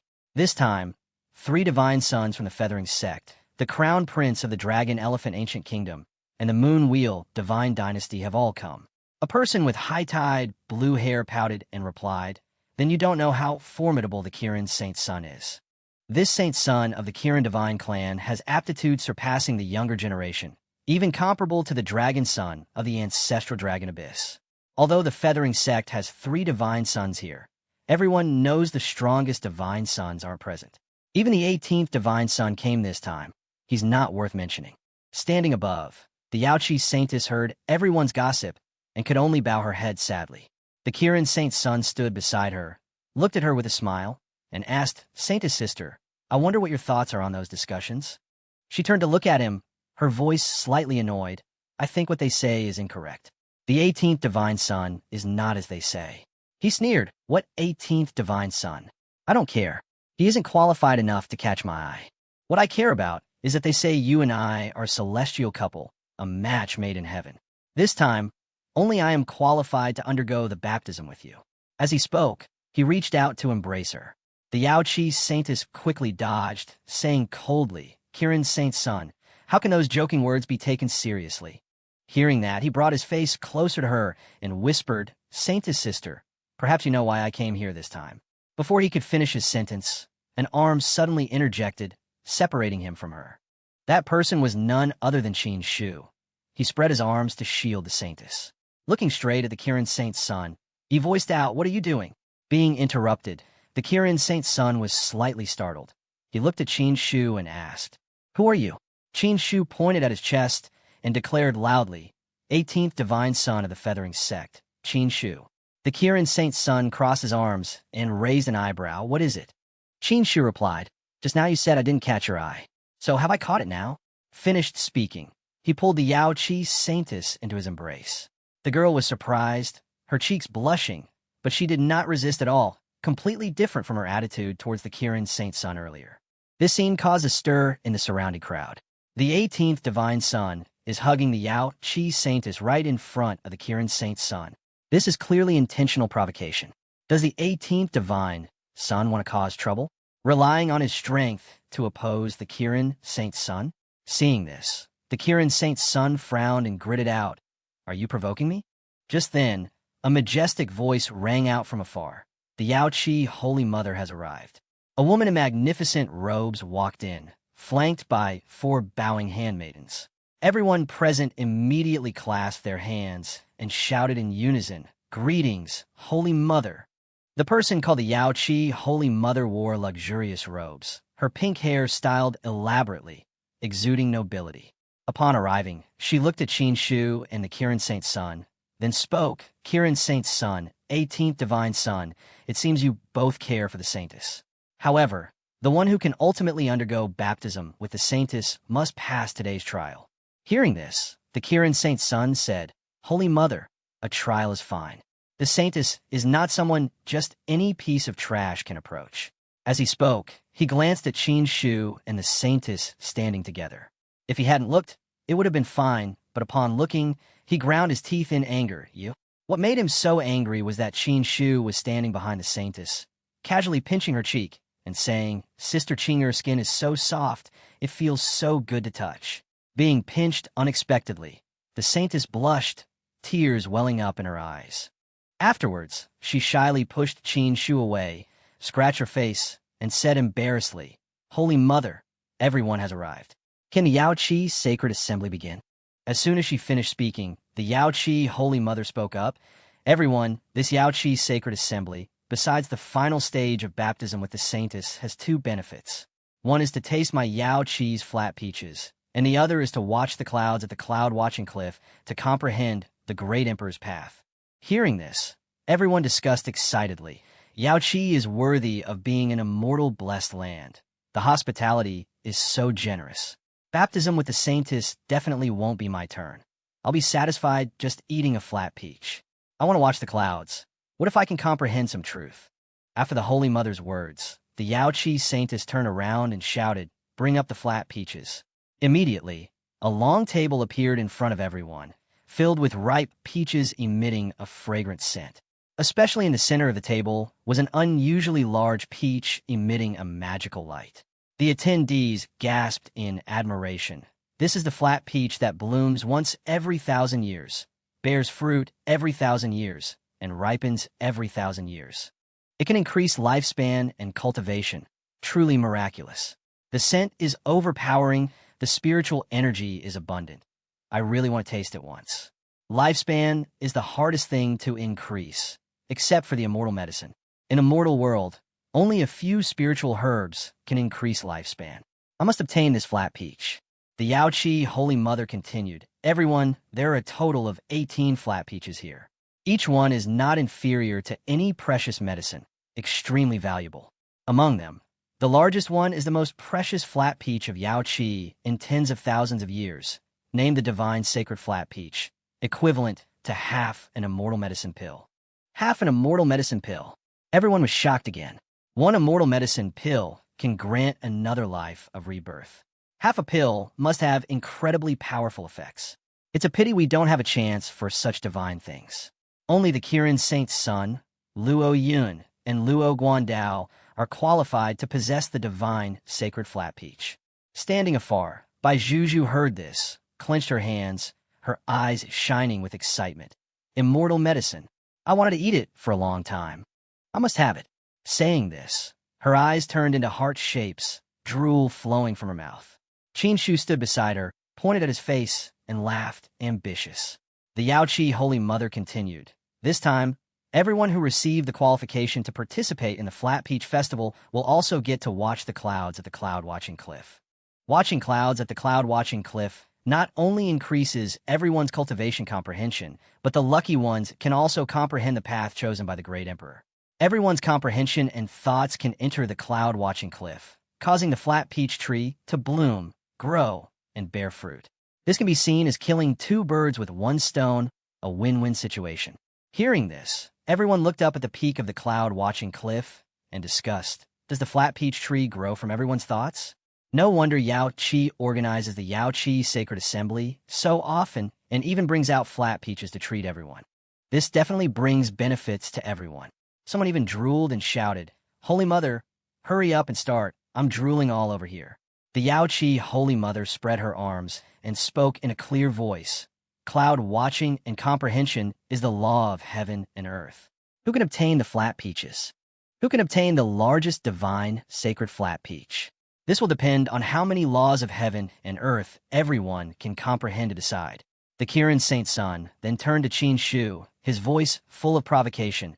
18th Divine Son, you're the first person who dares to be so boastful in front of this Saint Son. I heard you were just a person with low cultivation. I don't know why the Feathering sect sent you to participate in the Sacred Assembly, but perhaps you won't even get to taste what the flat peach is like. Qin Shu just gave him an annoyed glance. While in the distance, two certain people were looking at him and mocking him. The Kirin Saint Son continued, "Don't worry, when I get the divine sacred flat peach, I will definitely let you taste the pit." But suddenly, the Yao Qi Holy Mother spoke up. However, there's an exception here, and that is the 18th Divine Son. The 18th Divine Son helped Yao Qi find the central whale. Regardless of the cloud watching comprehension results, he will receive a flat peach. Hearing this, Qin Shu was overjoyed, raising his hands high toward the Holy Mother and shouting, "Thank you, Holy Mother."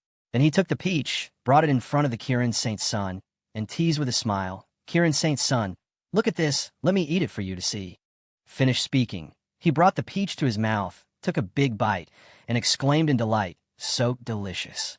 As for the Kirin Saint Son, he stood there trembling with rage, only able to grit his teeth and say, "Just a beggar."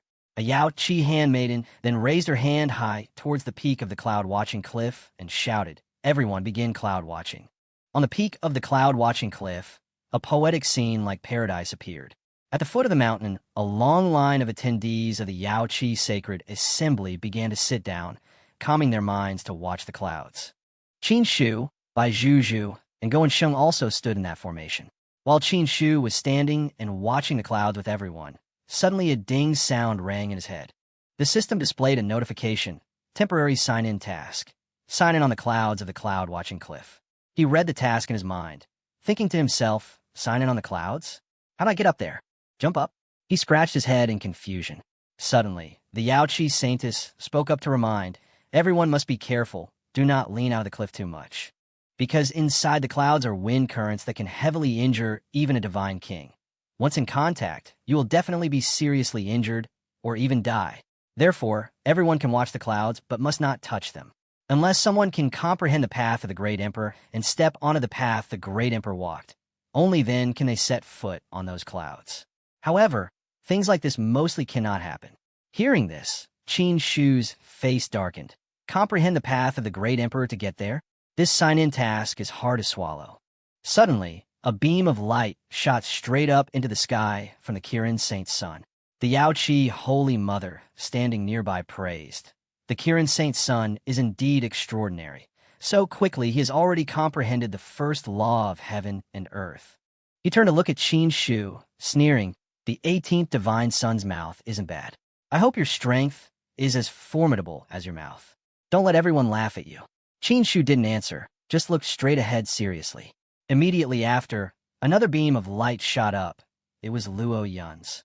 The Yao Qi Holy Mother spoke up, "Congratulations, Miss Luo Yun, for comprehending the first principle." Hearing this, Luo Yun smirked triumphantly. Then Luo Guandao, standing beside her, also achieved enlightenment. Everyone present was amazed and exclaimed, "So formidable." In the blink of an eye, 3 golden rays appeared. Luo Guandao of the Luo family is indeed the innate Tao body. His ability to comprehend the laws of heaven and earth is truly superior. The Yao Qi Holy Mother was also astonished to comprehend 3 principles at once. Such a thing hasn't happened in Yao Qi for tens of thousands of years. Qin Shu and Bai Zhuzhu stood there, looking at each other, speechless. Bai Zhuzhu anxiously said to him, "You have to try hard. I want to eat half of that immortality medicine."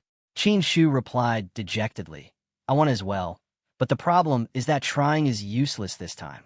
He thought seriously, "I just transmigrated here not long ago. I don't even fully understand this world yet. let alone comprehending the laws of heaven and earth. In this aspect, I can't compare to cultivators born in this world. It seems the sign-in mission this time has failed. Seeing him like this, Bai Juju sighed. Sigh, you can't just stand there and admit defeat. Hearing this, Qin Shu pursed his lips in annoyance, crossed his arms, and said sulkily, "Oh please, Bai Juju, if you can do it, then you go up." Hearing his challenge, she flipped her hair and stepped forward confidently. "I'll go then."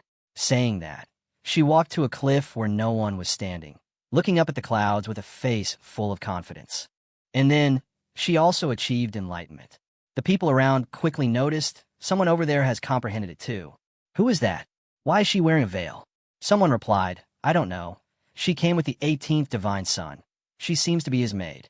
Another person standing nearby immediately asked, a maid? A maid, is that formidable?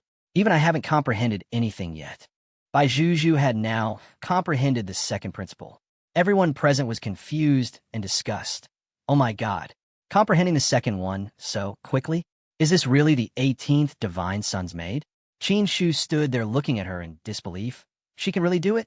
As for her, she stood there gloating. She didn't stop but continued to comprehend the third principle, making everyone exclaim, comprehending 3 principles at once. She is caught up with Luo Guandao. With such natural talent, how can she be just a maid? Especially a maid of that mediocre 18th divine son. Qin Shu stood right there, waving to Kirin Saint's son, loudly provoking, Kirin Saint's son, you've only comprehended 2 principles. Keep trying. This divine son doesn't need to act. My maid is enough to kick you far away. Hearing the provocation, the Kirin Saint's son gritted his teeth in anger, cursing, damn it. Then he glanced at Bai Juju, wondering, who exactly is that woman? Possessing such qualifications can be considered earth-shattering. Why does she feel so familiar? As for Qin Shu, he stood there with hands on hips, laughing heartily. You guys keep trying. This divine son doesn't need to act. I'll let my maid compete with you, lest you say I'm bullying you. The Kirin Saint's son frowned in anger. Shameless. How could the saint's son lose to you? Saying that, he took out a small golden bead. Someone recognized it and exclaimed, it's the enlightenment pill. A gold-quality enlightenment pill. It can increase a person's comprehension ability by 1,000 years in a short time. The Kirin Saint's son actually has this? Is the Kirin Saint's son using an enlightenment pill considered cheating?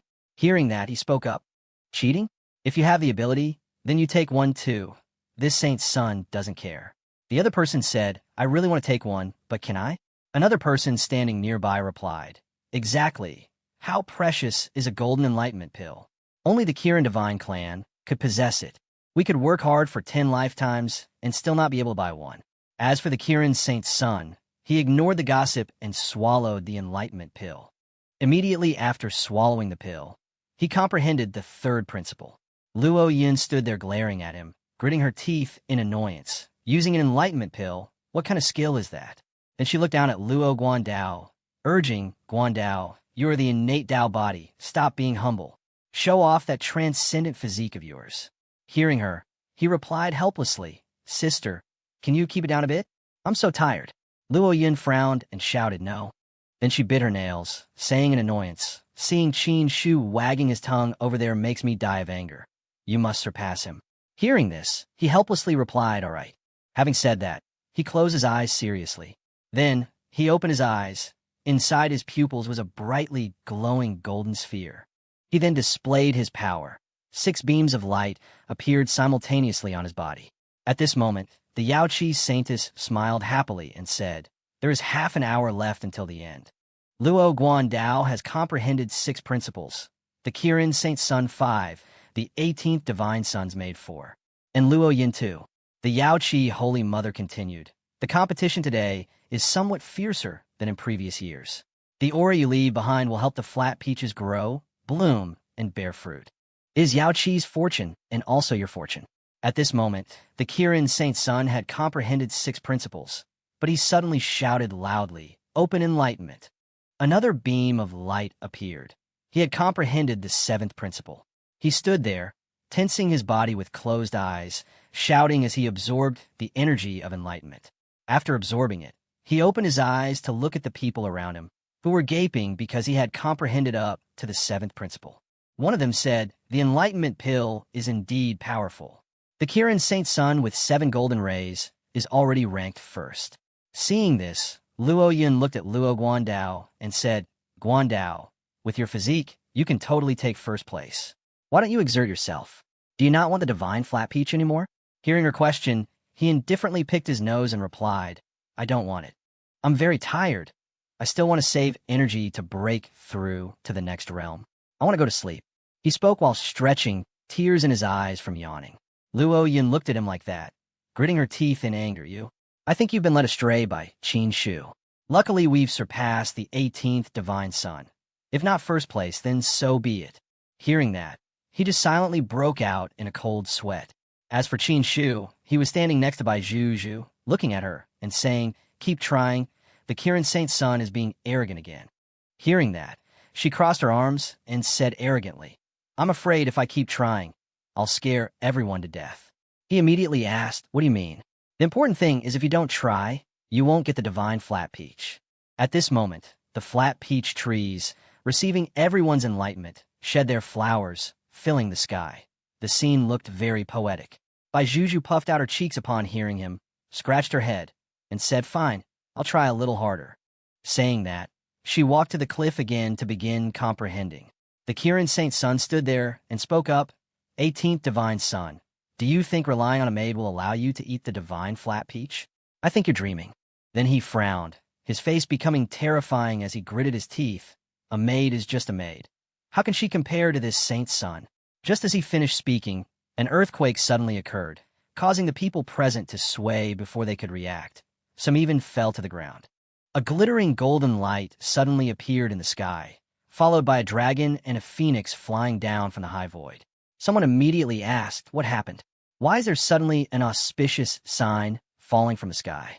Seeing this phenomenon, the Yaoqi Holy Mother spoke in disbelief. Someone has comprehended the great emperor's path.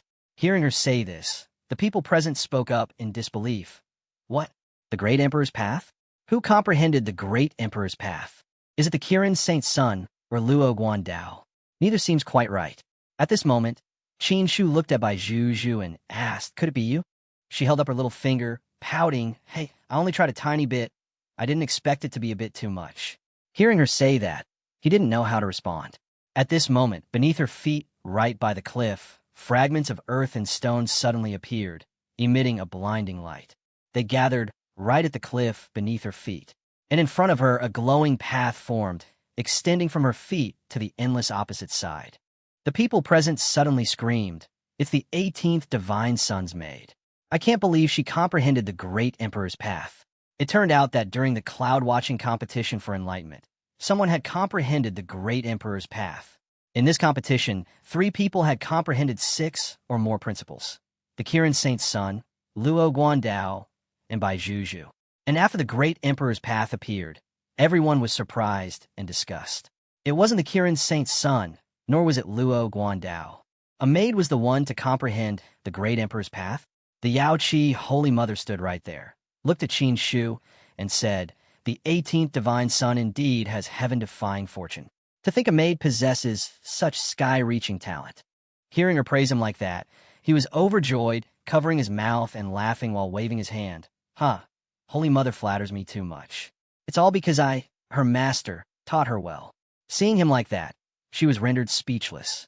One of the participants there clenched his fists in annoyance, unable to accept it, cursing, what kind of dogshit luck does this 18th divine sun have? A person standing next to him put a hand on his shoulder to calm him down. Then someone else said, why don't I have such a formidable maid? And at this moment, the people who had been mocking him from the start gathered around him, talking and laughing as if they were very close. Someone even said, 18th divine sun, I am willing to marry your maid and am ready to offer a betrothal gift of 1 million spirit stones. Hearing that, he smiled sinisterly, scratching his chin and imagining himself swimming in those 1 million spirit stones. Someone else said, 18th divine sun, I am willing to become sworn siblings with her, and I'll even gift 100 little demonesses. Hearing that, he clapped his hands in delight.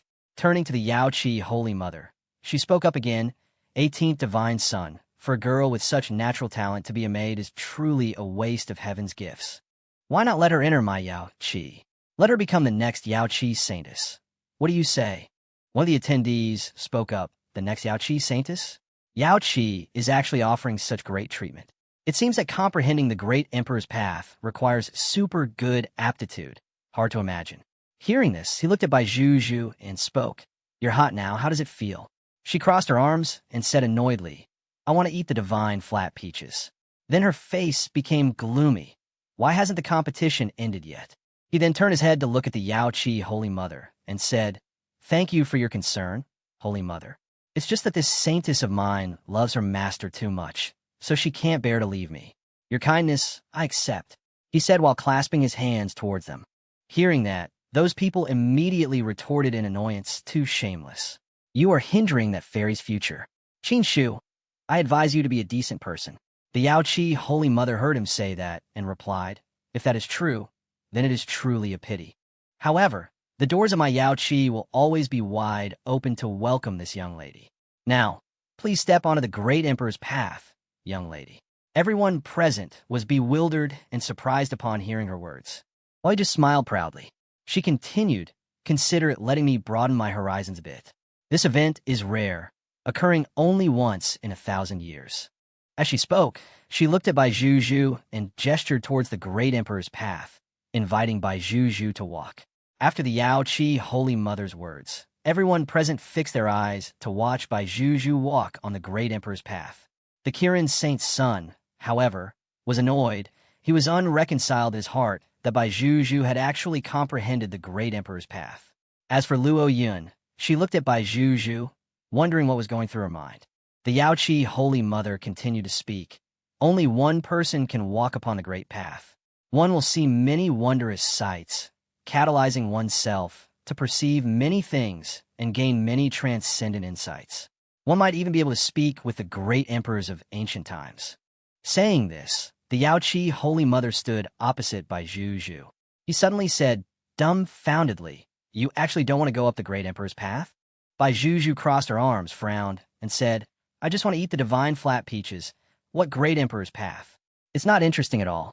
Then she concluded with a bland sentence that left him speechless. Then he looked at her and asked, What we do now? Everyone is watching. She didn't care. With an annoyed face, she closed her eyes and said, If you like it, you go up. Hearing her say that, he stood silently for a moment. Then, he grinned sinisterly. After hearing the words he wanted to hear from Bai Zhu, that if he liked it, he should go up the great emperor's path, Qin Shu immediately stepped up without hesitation. He clenched his fists, stepping boldly onto the great emperor's path, saying, Going up then. Then he smirked and whispered, I thought this daily check-in task couldn't be completed. Who would have thought this is a good opportunity granted by heaven? Seeing him like this, the people around pointed at him, dumbfounded. Qin Shu, are you that thick-skinned? He didn't care about what those people said and continued to walk leisurely onto the great emperor's path. Behind him were still the curses of that crowd. Get back here. That is not your great emperor's path. I have never seen anyone so shameless before. While walking on the great emperor's path, he turned his head slightly to respond to those people. Hee, I make the decisions for my maid. Okay? Stay mad. Then he continued to take step after step forward. With each step, a swirl of fire appeared beneath his feet. The scene looked truly cool. As he walked, he smirked and said, The great emperor's path, indeed profound and mysterious. In this moment, everything around seemed to vanish, leaving only the path ahead. Even the void of time seemed to have disappeared as well. The remaining people stood there watching him gradually fade away on the great emperor's path.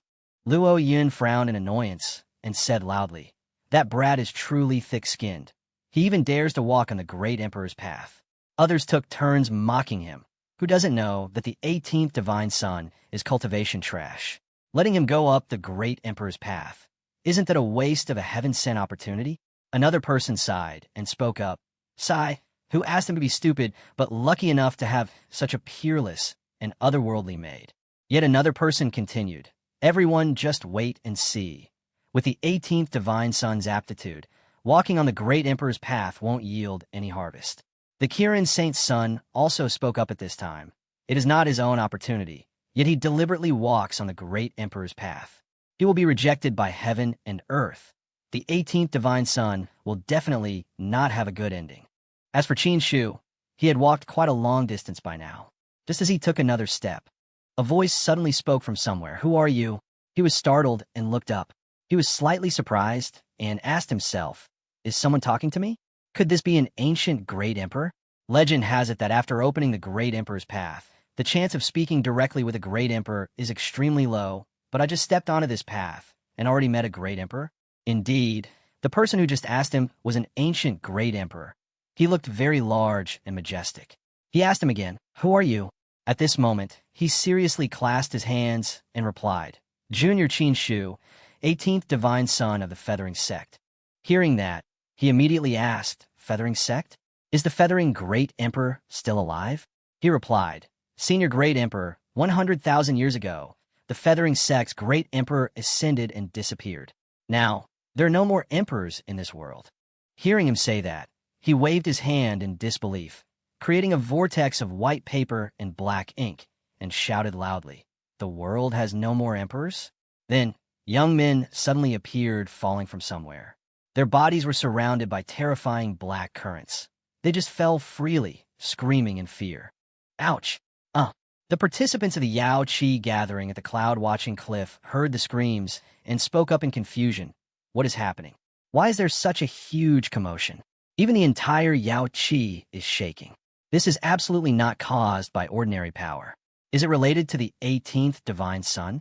The Kirin Saint's son immediately spoke up. "Everyone, I said it from the beginning. The 18th divine son deliberately walked on the great emperor's path and would be rejected by heaven and earth." Such a huge commotion. Apart from the power of heaven and earth, who else could cause it? Standing beside the Yao Qi Holy Mother, the Yao Qi Saintess spoke anxiously. "Holy Mother, the 18th divine son." The Yao Qi Holy Mother immediately replied, "Our Yao Qi has many layers of protective arrays, extremely solid. To be able to shake Yao Qi proves that this power is extremely terrifying. As for whether it is the power of a great emperor or the power of heaven and earth, that will depend on the 18th divine son's fortune." Hearing that, the Yao Qi Saintess panicked and said, "Does the Holy Mother mean this earth-shattering power can only come from two sources? One is an ancient great emperor, the other is the rejection of heaven and earth. If it is the latter case, the 18th divine son must have already turned into ashes." Worry was clearly visible on the Yao Qi Holy Mother's face. She sighed softly. That is how it is. The appearance of the great emperor's path is already a millennial encounter, but the person walking on that path is not the one who opened it. This is unprecedented. At Yao Qi ahead on the illusory bridge of the great emperor's path, a majestic figure hovered in midair, radiating an aura that overwhelmed all things. Qin Shu cautiously took step after step closer, then a deep and powerful voice, carrying the breath of endless years, rang out. "Is the Feathering Great Emperor the last great emperor in the world?" Qin Shu replied without hesitation, "No. 80,000 years ago, the last recorded great emperor was the Chiefing Great Emperor. He inherited the emperor's position, but disappeared without a trace only a short time later." He looked up at the great figure in front of him and continued, "Since then, no one has become a great emperor again. Legend among the people has it that the great emperor's path has been severed." After speaking, he smiled confidently, revealing his shiny white teeth. He thought to himself that it was fortunate he had read the history of this period when he transmigrated. Otherwise, he truly wouldn't have known how to answer. That majestic figure nodded slightly. "Chief and Great Emperor, I understand." Qin Shu smiled and continued the story. "However, the powerful forces in this world are also constantly trying to restart the Emperor's path. They continuously select divine sons, saints' sons, young masters of aristocratic families, and so on and so forth, with the purpose of birthing a new great emperor for the world." The great emperor suddenly became furious, his aura exploding. The emperor's path cannot be severed, nor is it allowed to be interrupted. Suddenly, a dark purple tentacle dotted with strange black spots reached out from the void, tightly constricting the great emperor. Immediately after, countless other tentacles rose from behind him, radiating billowing dark, demonic energy. Qin Shu was stunned, an indescribable sense of horror rising in his heart. What kind of monstrosity could bind an ancient great emperor, and where were they planning to drag him? The majestic body of the great emperor was gradually pulled back into the darkness, his voice ringing out urgently, "I don't have much time left. If the great emperor's path hadn't appeared, I certainly wouldn't have been able to speak with you." His final instructions echoed from a distant realm. "Follow the great emperor's path. How far you can go depends on your fortune. The world cannot be without an emperor. The emperor guards the world. Only then can the world be at peace." His figure was completely swallowed by the darkness, leaving only his echoing voice. Qin Shu was shaken to the core, his pupils contracting, his eyes wide in horror. An invisible force impacted him strongly, making him tremble involuntarily. He looked towards the void where the great emperor had just vanished, his heart full of questions. To the world, a great emperor is an invincible, divine existence. Yet he was easily dragged away by those mysterious tentacles. Who exactly is behind those tentacles? This thought made Qin Shu feel incredulous. He muttered, "If I tell this to anyone outside, surely no one will believe it." Looking ahead, the path still stretched endlessly. He recalled the great emperor's advice. The great emperor told him to follow the great emperor's path and go as far as possible. He immediately opened the system interface to check, his fingers sliding quickly on the virtual screen, and then muttered to himself, "The system hasn't notified me if I've successfully checked in yet. It seems I have to keep going forward." After walking for a while, a misty haze suddenly appeared on the great emperor's bridge. When the smoke cleared, countless treasures appeared floating around him, radiating a brilliant aura. Standing amidst the forest of treasures, Qin Shu couldn't help but wonder, is this telling me to choose a treasure? Thinking so, he slowly reached out his hand, intending to touch a shimmering pearl shell. But then he pulled his hand back, feeling a bit regretful. These treasures are far inferior to the system's rewards. This divine sun doesn't like them. Having decided, he continued his steps on the endless path. But then the scene changed again. Countless female spirits suddenly appeared before his eyes with all kinds of beauty, each with her own charm, absolutely stunning. A little spirit with cat ears and blue-purple hair called out gracefully, "Divine Sun." Another female spirit with delicate wings on her back and a fiery body also beckoned, "Divine Sun, come here." Right in front of him, another cat-eared little spirit with pink hair waved her tail, biting her lip provocatively. "I am the Divine Sun's little spirit." Qin Shu scratched his head, looking a bit confused. Just to stop me from moving forward, this great emperor's path really has a lot of temptations. Even releasing little spirits? He walked past them without hesitation, thinking to himself, "What a pity! I'm not the original owner. This is not my passion." As he walked past, those lovely images vanished like smoke, and the path returned to its inherent silence. While Qin Shu was facing the challenges on the great emperor's bridge, outside, the crowd was still gathering, waiting for the results. Suddenly, the third divine sun spoke worriedly. "The 18th divine sun has been in there for a long time without coming out. It seems he won't be coming out. The incident just now was no small matter. I fear the 18th divine sun is no longer of this world." Hearing that, the Kirin Saint Sun sneered. Not knowing his own limits, this is the 18th divine sun's end. Just then, at the end of the path, amidst the misty smoke and flickering firelight, Qin Shu's figure slowly appeared. Every step he took made the bridge surface tremble, radiating a colossal power. He put his hands on his hips and looked around, wondering, just how long is this great emperor's path anyway? I've been walking for so long and still haven't reached the end. The main thing is, even if I check in, it's not certain the notification will be successful. Suddenly, a terrifyingly dark aura enveloped the space. From a mist opposite, a purple-black shadow gradually took shape. It was a skeleton draped in tattered black cloth, reeking of death, holding a sharp, long scythe in its hand. Qin Shu stared at it warily. What is this now? Its whole body radiates a very dangerous aura. A dry, ghostly voice rang out from the skeleton, "Soul. Harvest the soul." Qin Shu looked at the giant skeleton, feeling that this path was indeed not simple. The great emperor's path is truly not easy to walk at all. This path has too many obstacles. Is this encountering the Grim Reaper? The Grim Reaper tilted his scythe back, his voice emotionless.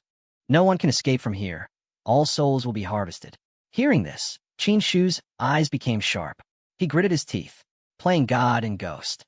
Saying that, he rushed straight forward, throwing a powerful punch. Azure sky thunderbolt fist. The punch caused him to be pushed back, creating a cloud of dust at his feet. After stabilizing himself, he looked at the Grim Reaper in astonishment, discovering he was unharmed. Not hurt at all. Without hesitation, he rushed up again. Again this time, Dragon Elephant Hell-suppressing force. A kick lashed out, flying straight towards the Grim Reaper. But then he froze, his eyes widening in shock. He was kneeling on one knee behind the Grim Reaper. In his chest was a hole that could be seen through. Went through? Shu thought to himself. What's going on? Is the Grim Reaper's body not a physical entity? The Grim Reaper turned to look at him, his tone cold. Coming here means your soul will be plundered. Any resistance is useless. He raised his scythe high. Shu felt a chill run down his spine, his eyes wide. I'm done for. The Grim Reaper swung the scythe hard, a sharp slash cutting through his body. Shu looked down at where the scythe had cut, astonished. Hey, I'm Fine. The Grim Reaper retracted the scythe, his voice a bit confused. Harvested nothing, which means there's a problem with your soul. Shu looked at the Grim Reaper, thinking, what exactly is this guy doing? I can't touch him, and it seems he can't touch me either. The Grim Reaper looked at him suspiciously. What exactly has your soul gone through? Why can't I plunder your soul? Shu shrugged and smiled. I don't know anything. He turned around and waved goodbye. If neither of us can hurt the other, then I'll be going now. The Grim Reaper just stood silently watching his retreating figure. Shu pondered as he walked. This Grim Reaper said there's a problem with my soul. Could the reason be that I'm a transmigrator? He thought back to what he had encountered on this path. This cultivation world is truly terrifying. Today, the things I've encountered on the Great Emperor's path are truly unimaginable. On the endless road, Shu walked steadily alone, but his inner mind was a tangled mess without answers. What exactly is behind all this? As Shu turned away, the Grim Reaper behind him muttered, cannot take his soul. Will this person become an emperor in the future? Thinking so, a sound rang out. Seemingly unwilling to accept it, he shouldered his scythe, looking towards where he disappeared. How could it be that easy? Then he vanished. On the Great Emperor's path bridge, Shu was walking when he suddenly stopped. His eyes were glued to something ahead, his face full of surprise.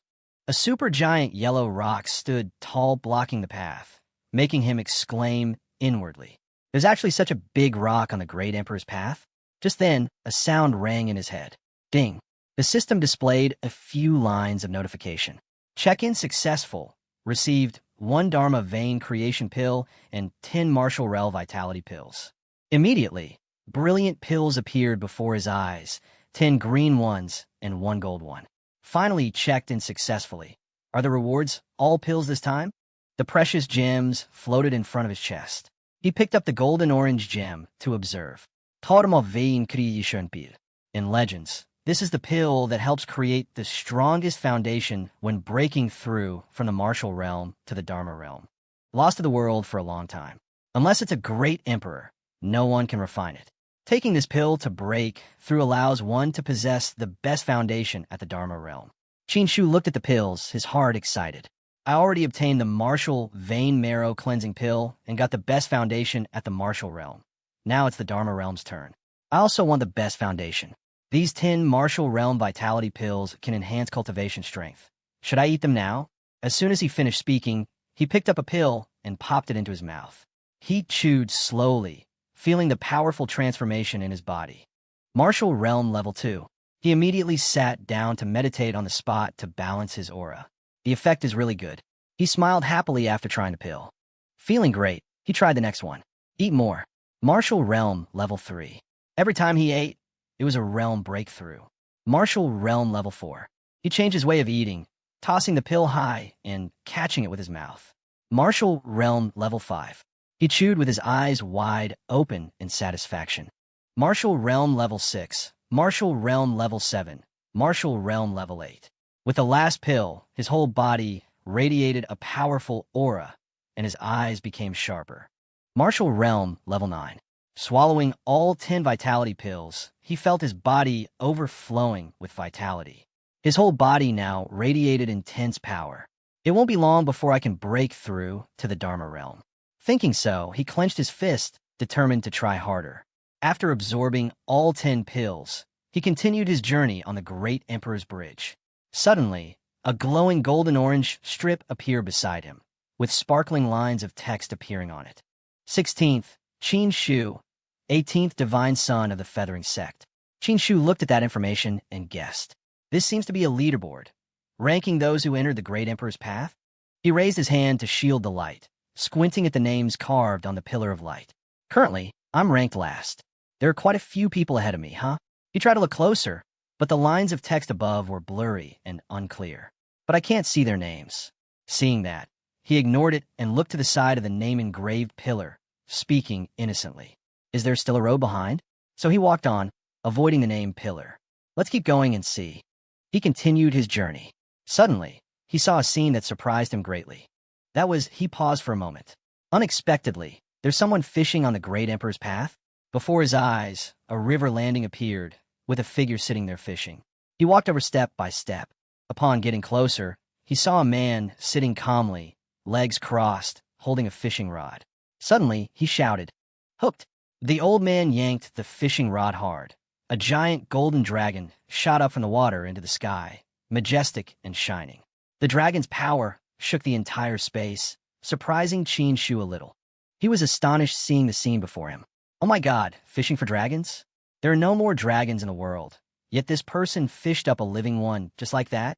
The old man raised his hand, and a wave of power radiated out. I've been fishing for it for a long time, finally caught it today. Under the influence of the power, the giant dragon shrank, thud, and fell neatly into the fish basket. The old man didn't turn around, but knew someone had arrived, speaking up. Young lad, you brought me luck. Qin Shu was respectful, hands still tucked in his clothes, smiling in response. Senior flatters me. What luck could catch this golden dragon?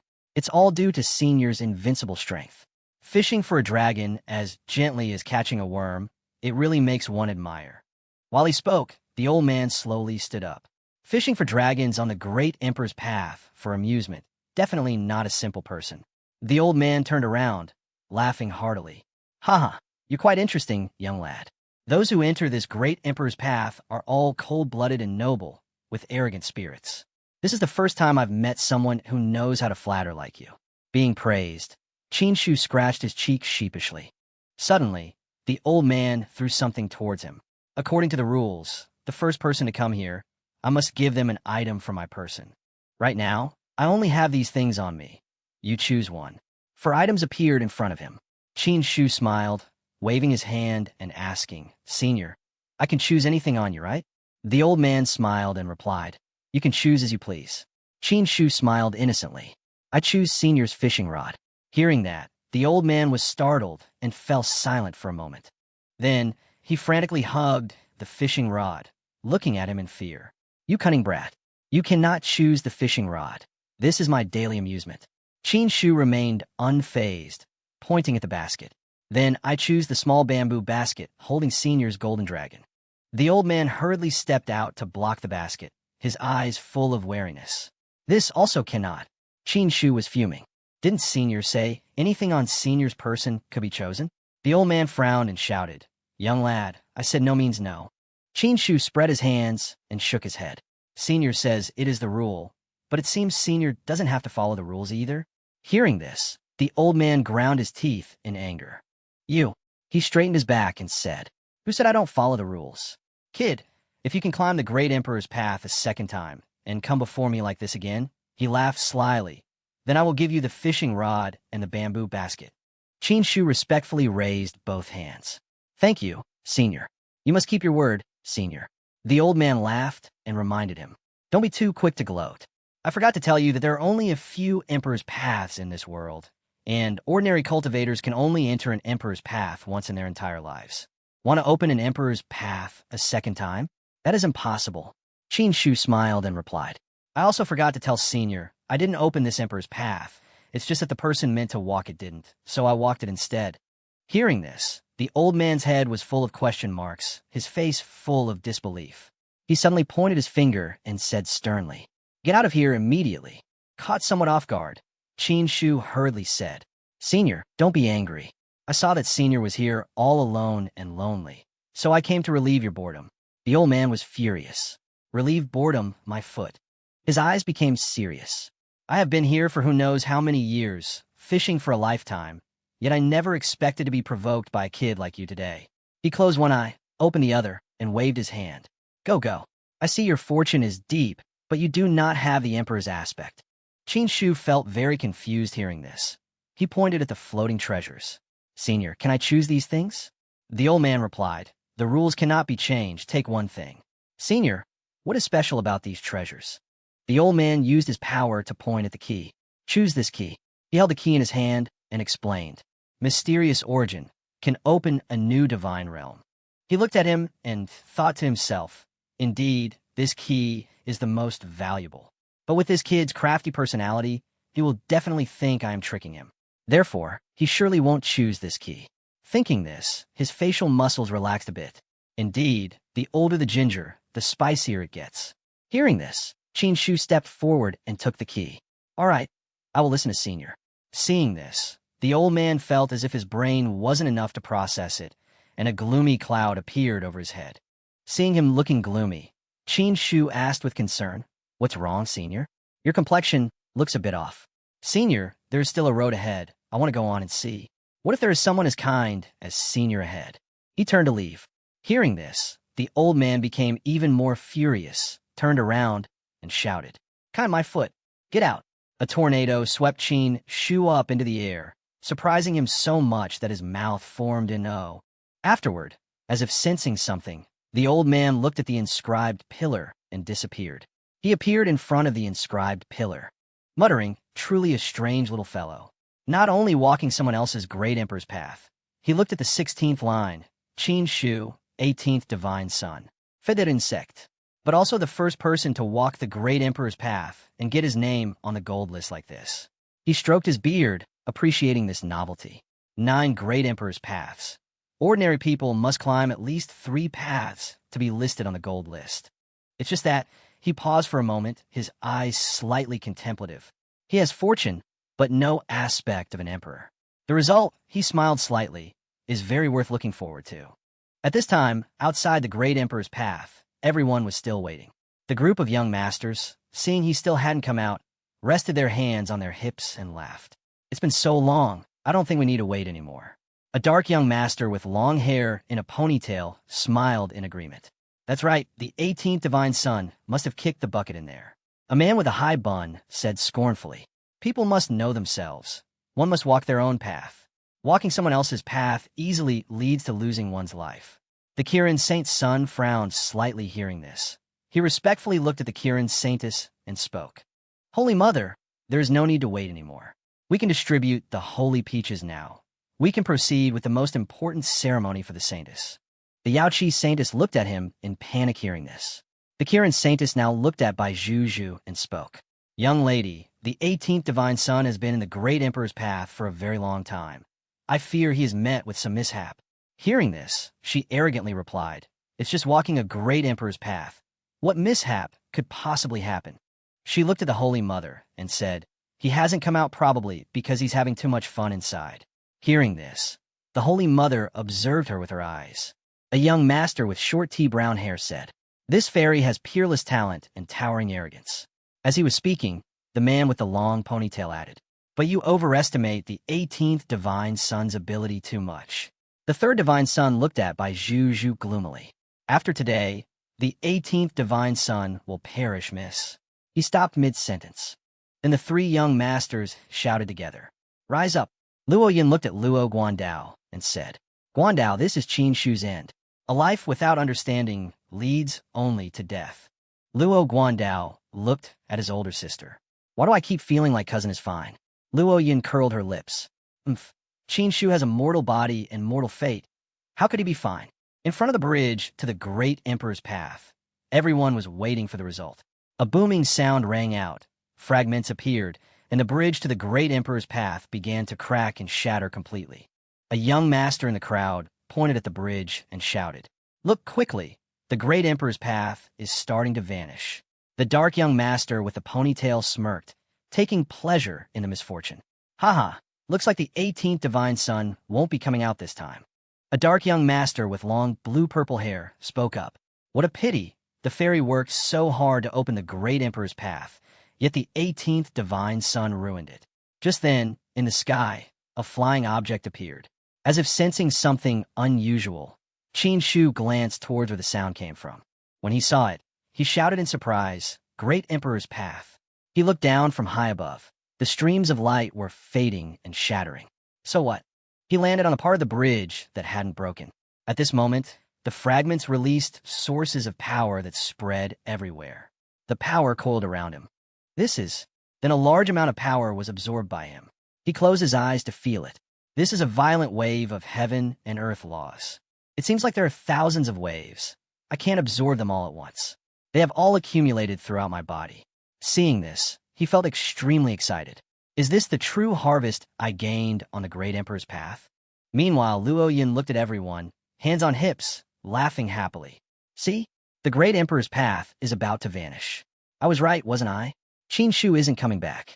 Luo Guandao raised his hand hesitantly, wanting to stop his sister. Sister. Suddenly, a tremor made both of them unable to stand firm. In front of them, a massive amount of power shot up into the sky, shattering. The third divine son hurriedly raised his hand to shield against the blinding light, saying, "What happened?" The third divine son and the seventh prince looked up. The third divine son spoke. "Was that thing so blinding?" Qin Shu stood with his arms spread wide, his voice echoing. Everyone, I, Qin Shu, have returned. Bai Zhu and Xiao and Sheng looked up towards where the voice came from. Xiao and Sheng shouted, "It's the divine son. The divine son has finally returned." Luo Yin was shocked seeing this, muttering to herself, "How is that possible?" Everyone looked at him, whispering, "The 18th divine son returned? But the way he returned is unusual. Why is he glowing like that?" Another man spoke up. "That light seems to be heaven and earth laws. Each ray of light is a law of heaven and earth." The man next to him heard this and looked up, exclaiming, "Heavens, so exactly how many heaven and earth laws did the 18th divine son absorb?" A man seeing this shouted, "Is this the terror of the Great Emperor's Path? What exactly did the 18th divine son go through in there?" The Kirin Saint son was a bit unhappy seeing this. Damn it, he actually didn't die? The Yao Qi Saintess felt a surge of emotion seeing this. She covered her mouth with her hand, looking completely surprised. "Holy Mother, the 18th divine son is fine. He has returned." The Kirin Saintess heard this and closed her eyes, replying, "That's right. Not only has he returned, but this experience was also extremely extraordinary." At this moment, Qin Shu was wrapped in the power of heaven and earth laws. He raised his hand to absorb the power. The 18th divine son is absorbing the heaven and earth laws around him. Then, he waved his hand and landed gently on the ground. His posture was extremely serious, his voice majestic. "This divine son has returned." At that moment, the Kirin Saintess spoke up. 18th divine son, may I ask what you experienced on the Great Emperor's Path? Why did it take so long to come out? And of course, if it is inconvenient to say, you don't have to. Hearing this, he touched the side of his nose, looked at the Saintess, and opened his mouth to speak. Everyone looked at him, some expectant, some curious to see what was inside. He scratched his head and replied, "Actually, it was nothing much. I just met an old man in there. I saw that the old man was quite lonely, so I talked to him for a while. Who knew he had a bad temper and kicked me out just like that?" Everyone was a bit shocked hearing this and asked, "Kicked out?" The Kirin Saintess looked at him. "You met a person on the Great Emperor's Path?" Suddenly a man spoke up. Although the 18th divine son's return is very dazzling, saying you met a person on the Great Emperor's Path is definitely a lie. Meeting a person up there? Could it be a great emperor? That's going too far. He looked at them and smiled. Truly a group of ignorant people. This divine son won't argue with you. The two men heard this and looked at him, fuming with anger. At this moment, the Kirin Saintess spoke up. The Emperor's Path is extremely magical. Everyone has their own unique destiny, so it is not impossible for the 18th divine son to meet someone on the Emperor's Path. Yao Qi records state that the Lord of Yao Qi once met a senior on the Great Emperor's Path. Everyone was astonished to hear the Kirin Saintess say this. Wasn't the Lord of Yao Qi a great emperor? Before ascending to become a great emperor, he also met someone on the Emperor's Path. Today, the 18th divine son is similar. Does that mean he has the potential to match a great emperor? A man heard this and scolded. That's ridiculous. Seeing everyone like this, he just stood silently and imposingly without saying anything more. The Kirin Saintess said, This trip of the 18th divine son is truly beyond imagination, helping everyone broaden their horizons. The Holy Peach today will belong to the 18th divine son. Following the Holy Mother's announcement, the happiest people were Qin Shu and Bai Zhu, both happily high-fived each other. The others heard this and were so surprised their jaws dropped. Even the Kirin Saint Son looked over in annoyance. At this moment, holding the peach in his hand, he looked at him teasingly. Kirin Saint Son, this peach is very fragrant. Want to smell it a bit? Hearing this, he was fuming and gave a soft humph. Luo Yun looked at him with disgust, while Luo Guandao was innocent, his eyes looking as if he also wanted to try a bite. He also looked at her and said, Luo Yun, since we are relatives, you can touch it. Hearing this, Luo Yun closed her eyes and humphed softly, ignoring him, while Luo Guandao was drooling profusely by now. He hugged the peach and sighed lightly. Truly a boring group of people. He handed the peach towards Bai Zhu. Here is your peach. Seeing this, her eyes went wide. Then she hugged it and happily said, let me go find a place to eat it. He waved his arm to say goodbye to her. On this side, the Holy Mother spoke up. Everyone, having enjoyed the holy peaches, next will be the most important item of the Yao Qi Grand Ceremony, which is the communal bath. She gestured towards a certain place. I invite everyone to proceed to the Wugan pool to participate in the competition. The winner, she paused for a few seconds, can bathe together with the saintess, a very great privilege. At this moment, the eyes of the men present at the ceremony turned into heart shapes. Bathing together, a shy image of the Yao Qi saintess and themselves appeared in their minds, making them drool profusely. A moment later, a scene of mountains combined with waterfalls appeared. Waterfalls flowed down from above with great power, a refreshing feeling spreading everywhere. After leading everyone to the place, the Holy Mother said, everyone, the stairs ahead are called the Heavenly Ladder. Above the Heavenly Ladder is the Wugan Pool. The water in Yao Qi has the most spiritual energy in the world, and the Wugan Pool is where the essence of Yao Qi's water accumulates. It can condense the spirit and refine the body.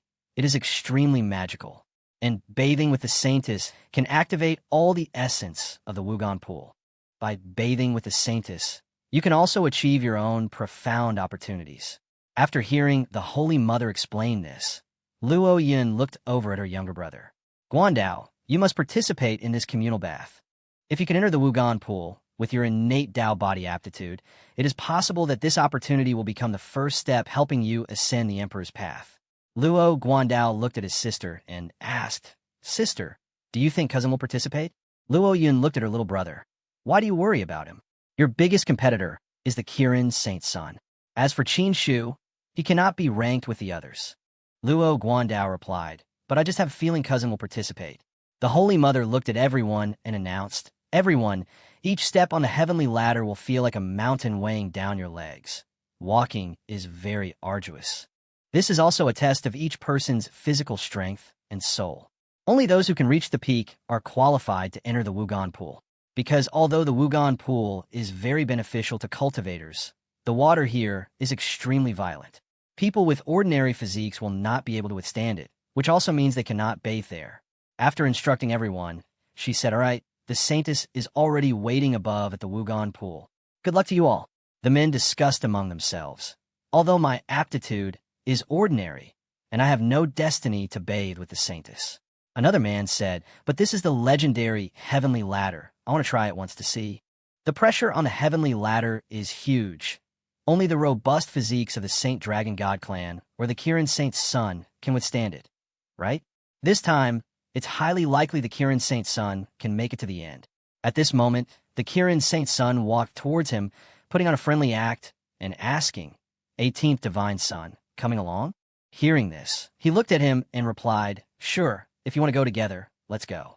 He looked at him and asked, last time, ascending the great Emperor's path was because you were lucky to have a good maid. This time, you have to rely entirely on yourself. Don't kneel down to this Saint's son after just a few steps. Hearing him say that, he just looked silently, saying nothing.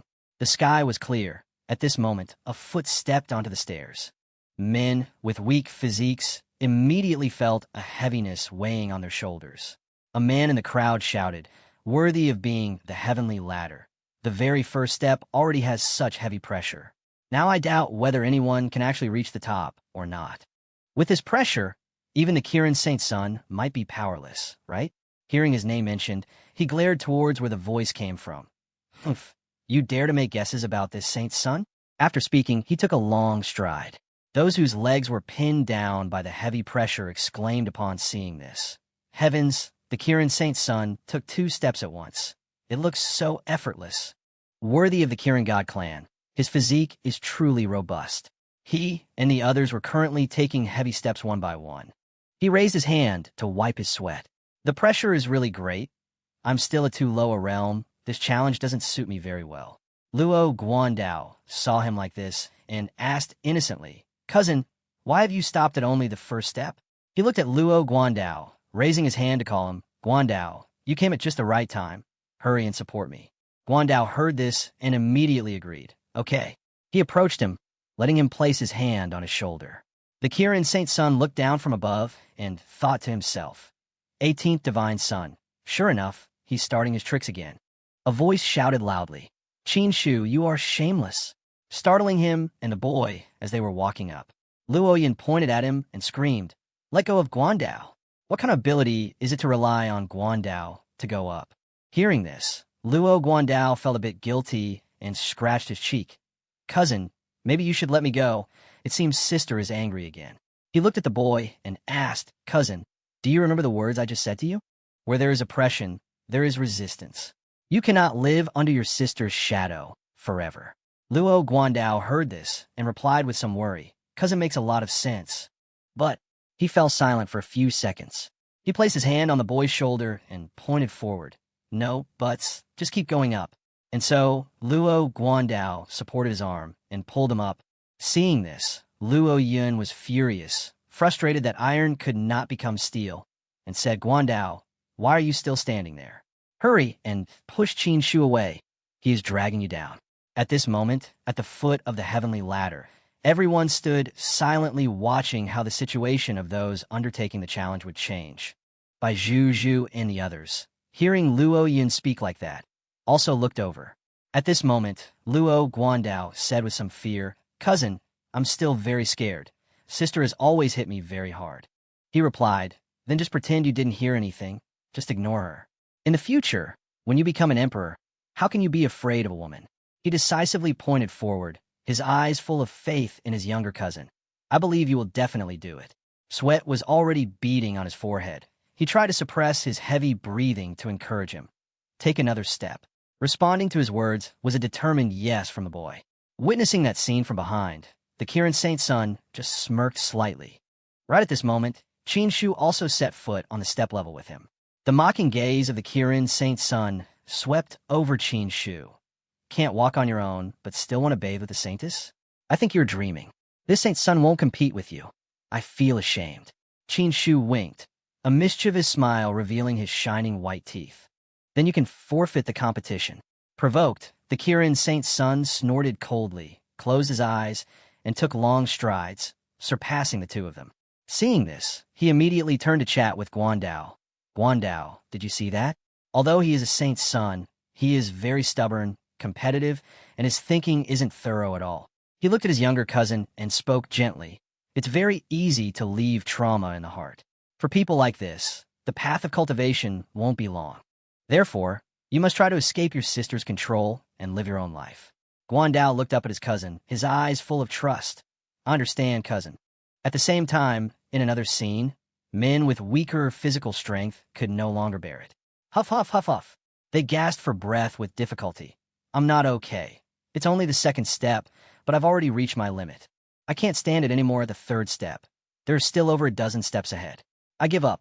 A man with green eyes shouted jealously. The 18th Divine Son is truly shameless, borrowing Luo Guandao's strength to go up. Another person bit his lip in admiration. I really admire the 18th Divine Son. I also want to borrow someone else's strength to go up. Hearing the gossip, Luo Yun just glanced in another direction. The 18th Divine Son is really. He even incited Guandao not to listen to me anymore. At this moment on the stairs, while Qin Shu and Guandao were still supporting each other step by step, the Kirin Saint's son had already left them a distance behind. Suddenly, Luo Guandao felt something was wrong. Cousin, it seems I can't help you anymore. Qin Shu smiled calmly. It's fine, I'll walk the rest myself. Having said that, he slowly let go of Luo Guandao. The boy was so surprised his eyes went wide. Immediately, an invisible pressure like 1,000 caddies weighed heavily on his shoulders, forcing him to kneel on one knee and support himself with his hands on the stairs to keep his balance. The pressure here is several times greater than at the beginning. I seem unable to even stand anymore. Even so, Qin Shu still pretended to be fine, giving a thumbs up to encourage him. Cousin, you've worked hard. You go on ahead. He smiled and instructed, remember, today you were able to ignore your sister's word a couple of times. That is a huge step for your future freedom. Go on, I trust you can do it. Luo Guandao put his hands on his hips and took a deep breath. I will remember cousin's words today. From above, the Holy Mother's voice echoed everywhere. Now there are 3 people left on the heavenly ladder. The Kirin Saint's son, the 18th divine son, and Luo Guandao. The Kirin Saint's son is temporarily in the lead. The Saintess is already waiting up there. The first person to arrive will receive this great opportunity. Nearing the finish line, the Kirin Saint's son could not hide his triumphant look. Today, who else could the winner be but me? Luo Guandao looked towards the struggling Qin Shu. Cousin, I'm going ahead too. But in his eyes at this moment, an indescribable flash of surprise shone through. Luo Guandao continued step by step upward. Behind him, Qin Shu had sat down on the stairs, his breathing heavy and difficult. Seeing that scene, the eliminated ones below laughed delightfully. The 18th divine son barely managed a few steps by relying on Guandao. Now it's over, huh? Another man spoke up. This is the first time I've seen such a divine son. Seeing Qin Shu still sitting and resting with no sign of moving on, the others buzzed with gossip. In the end, it still relies on strength. Without strength, you have nothing.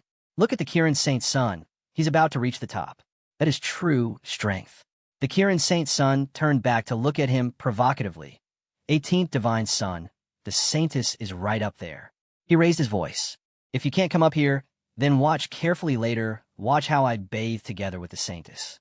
Hearing those words, Qin Shu pushed his hands against the ground, slowly lifting his body up, articulating every word. Who says this divine son can't make it up? His body swayed slightly, his eyes looking up with determination. Seeing this, Luo Guandao hurriedly stopped, shouting worriedly. Cousin, don't force yourself like that. Otherwise the pressure will cause severe injury to your body. Once again, the pressure of the heavenly ladder weighed down, making him nearly collapse. It seems my current cultivation base really cannot withstand this pressure. Sweat streamed down his face. The Yaoqi Saintess at the summit saw this, and was also a bit worried. 18th divine son, please know your limits. Don't force yourself. Be careful not to get injured. Amidst the glaring sun near the top of the heavenly ladder, the Kirin Saint's son suddenly spoke up. Know his limits? He sneered. I think he doesn't know his limits at all. Just then, Qin Shu chanted a spell. Solar divine body. A massive power radiated from his entire body, his eyes burning with fire. Right behind him, a brilliant halo like a blazing sun erupted, emitting scorching heat waves. He stood up steadily. The men behind him witnessing this scene gaped in astonishment. The aura is so powerful. The 18th divine son stood up again. A massive circle radiating terrifying power made everyone feel a bit fearful. One man among them seemed to realize something and shouted loudly. Is that the solar divine body, one of the peerless physiques? Wasn't the 18th divine son supposed to be trash? I told you. How could someone who became a divine son have no ability? Turns out he was hiding the solar divine body. Luo Yun couldn't help but be surprised. Qin Shu has the solar divine body? Why didn't I know that? Luo Guandao looked at his cousin, exclaiming happily, Cousin is so amazing. Then he channeled power into his legs. With just a light stomp, his body soared past 7 or 8 steps, closing the distance with the Kirin Saint's son. He landed right next to him, exhaling a sigh of relief. Phew! The Kirin Saint's son looked at him in shock, and Qin Shu looked back. Kirin Saint's son, are you surprised? Are you amazed? He replied, indeed very surprising. To think you have a divine body within you. But so what? He glared. A divine body only helps you up to a certain limit. You can only make it this far. As for this saint's son, I am only one step away from the destination. His foot slowly stepping onto the final step, suddenly froze as if hitting an invisible barrier. A massive force radiated from beneath his foot. He gritted his teeth, thinking to himself, the pressure on the final step is too great. Even I find it difficult. Even so, his eyes remained determined. But this can't stop me. The Kirin Saint's son looked at Qin Shu with a provocative smile. Qin Shu, I'm going up to bathe with the saintess now. He glanced over. You just stay here and play by yourself. Hearing this, Qin Shu looked a bit worried, but then he smiled dangerously. Is that so? Amidst the scenery of mountains and rivers, under the blazing sun, Qin Shu once again chanted another spell. Dragon Elephant Hell-Suppressing Force. Where his foot stomped down, cracks appeared on the steps. A phantom image appeared in the shape of an elephant head with 4 eyes and 4 tusks. After he unleashed his power, a large cloud of dust rose up. The people behind were affected by the energy wave and had to raise their hands to shield themselves. Even Luo Guandao had to raise his hand to avoid that power. Qin Shu stomped heavily on the step, his body leaping up lightly. That single thrust sent him soaring, skipping the last few steps and gliding past the stunned Kirin Saint's son. He was so shocked he blurted out, "What the?" Then, Qin Shu landed heavily on the stone platform at the top of the heavenly ladder. Exhaling a breath, he straightened up and slowly walked towards her, the Yaoqi Saintess. This scene caused all the men present to drop their jaws in astonishment. Zista Kingia, I'm here. He reached out and pinched her cheek, pulling it slightly. This action made her feel a bit shy. She looked at him with one eye open and one eye closed. Then she hurriedly turned her face away, too embarrassed to look straight at him. At this moment, Qin Shu was standing with her at the peak of the heavenly ladder, while the Kirin Saint's son was still 1 step short of reaching the top. Luo Guandao was slowly coming up. Seeing this, the Kirin Saint's son glared at him with red eyes. How is this possible?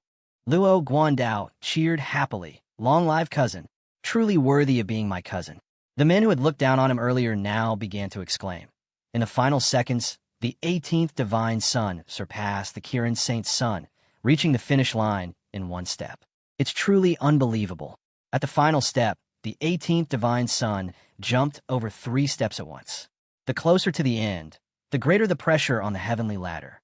Even if the 18th Divine Son has the solar divine body, he couldn't have passed it that easily.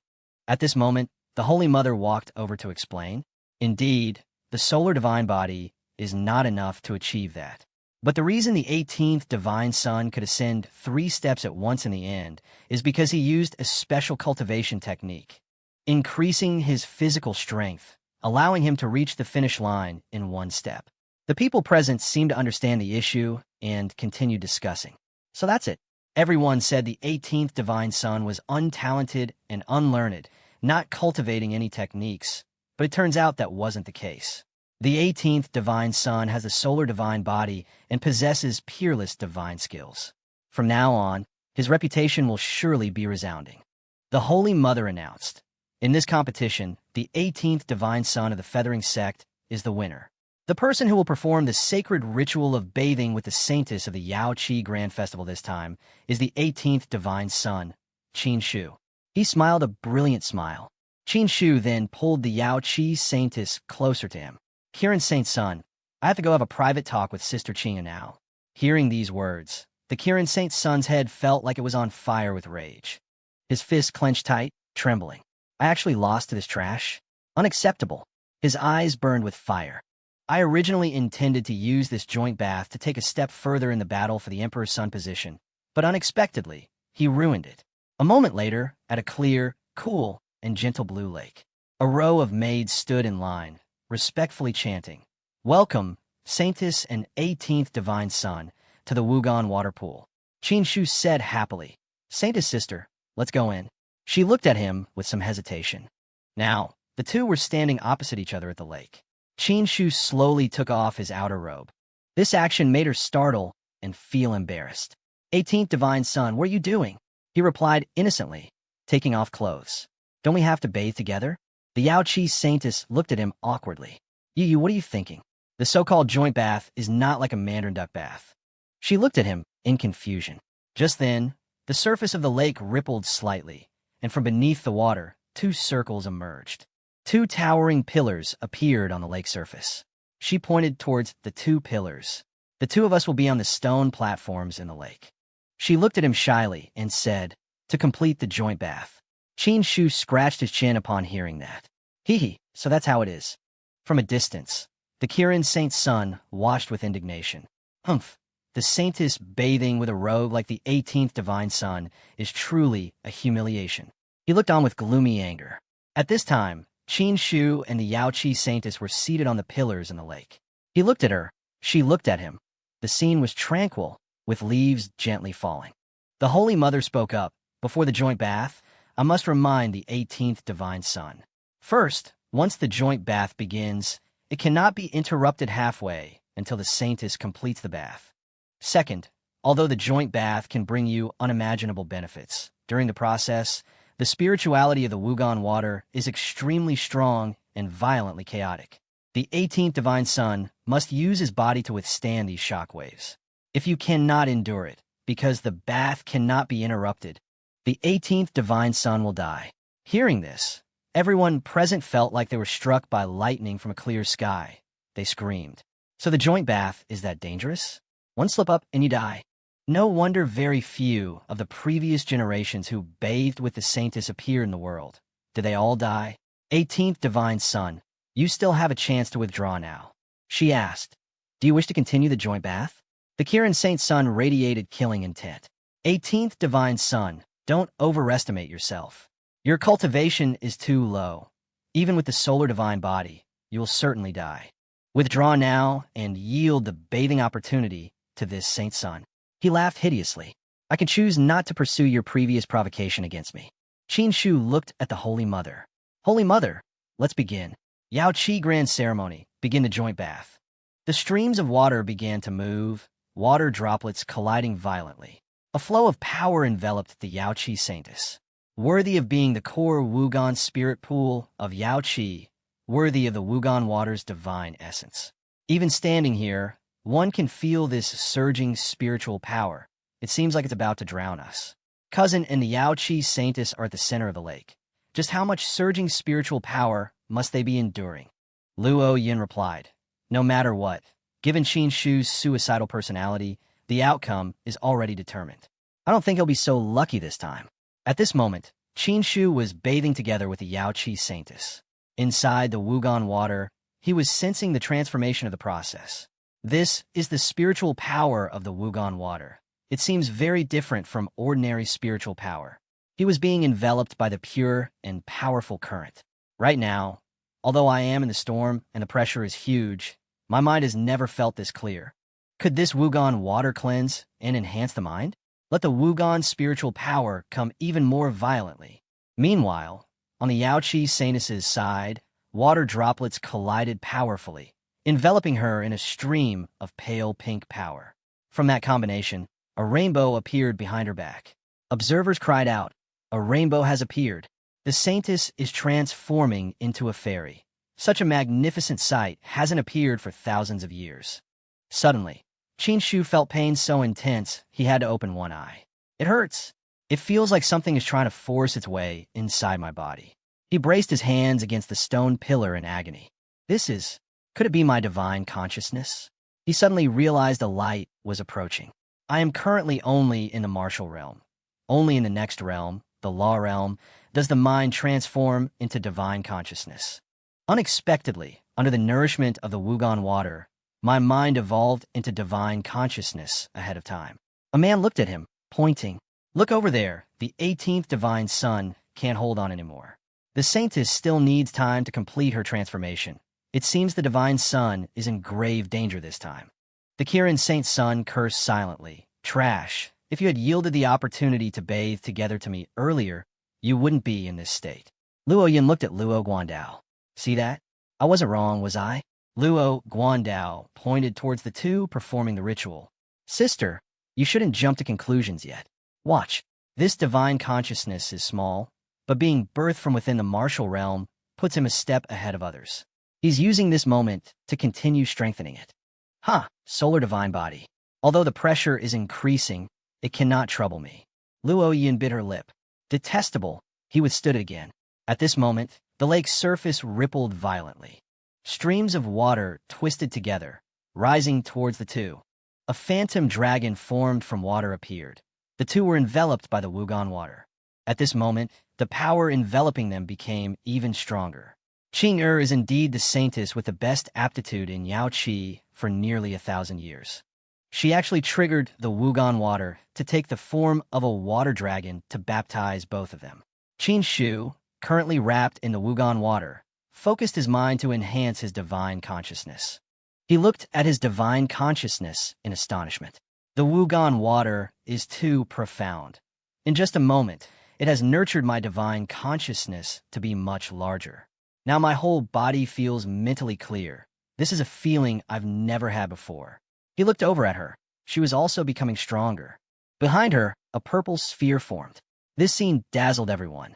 What is that? So dazzling and divine. Has the saintess completed her transformation? The 7-colored auspicious clouds. The saintess actually triggered the phenomenon of the 7-colored auspicious clouds. In Yao Qi's history, only 3 people have achieved this phenomenon. Suddenly, the water's surface shook, causing even those standing on flat ground to sway. A purple flower emerged, then blossomed powerfully and grandly. Is this ancestral vein water? What? Ancestral vein water? Isn't this water even more divine than the water of the Wugon pool? It is said that ancestral vein water is the only stream of congenital water, the source of all waters in the world. The saintess's aptitude exceeds expectations. Even the ancestral vein water has appeared. The surging currents rose up. Qin Shu was also constantly trying to maintain his strength. What the hell? The spiritual energy of the ancestral vein water is even more violent. He gritted his teeth to endure. The pain increased, causing him to sweat. Damn it, I can't hold on anymore. Then, he fell from the stone pillar. The onlookers saw him fall and laughed among themselves. 2 women spoke up. It seems he couldn't hold on.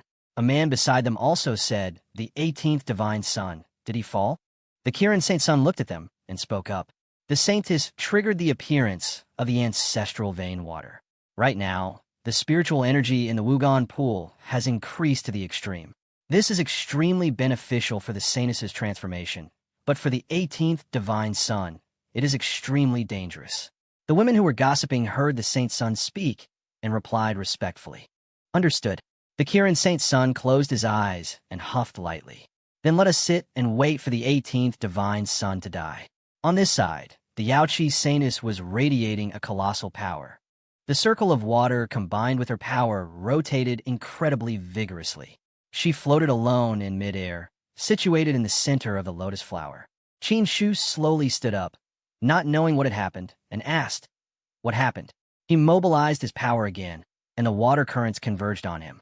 This suction force, does it want to pull me into the ancestral vein water? A man asked the Kirin Saint Sun with some curiosity, bathing together in the ancestral vein water. Saint Sun, what does this signify?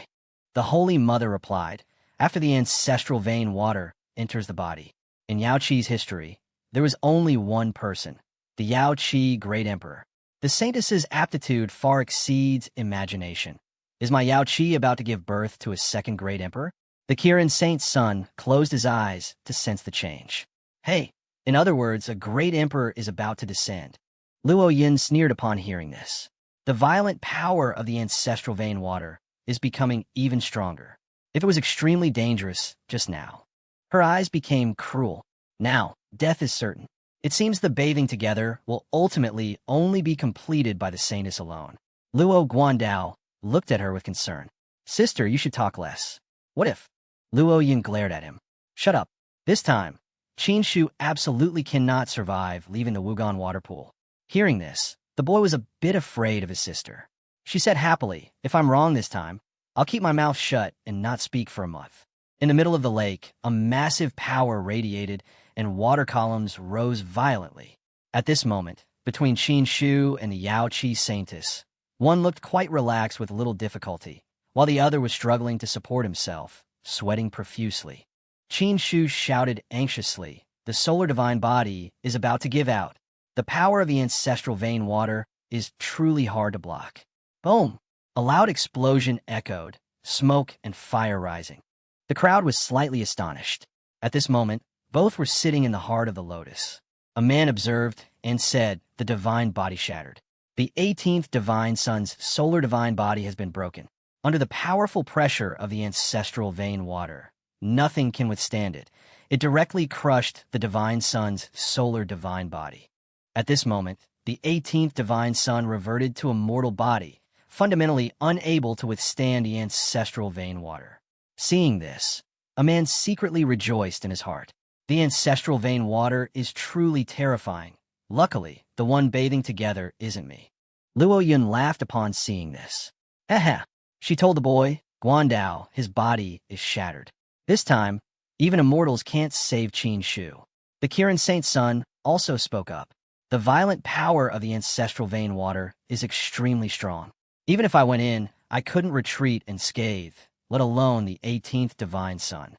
He looked with eyes full of disdain. Cheating to bathe with the saintess, only to end up with no bones left. This is fate. Qin Shu looked at the water flow, gritting his teeth to persist. He looked down at his hand worriedly. My cultivation is too low.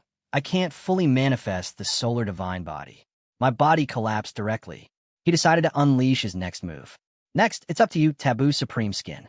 A golden light radiated powerfully from him. Qin Shu was now enveloped by a layer of golden light. The water rushing beneath his feet showed some fluctuation. He happily raised his hand, blocked it. It truly lives up to the words taboo and supreme. This skin is very powerful.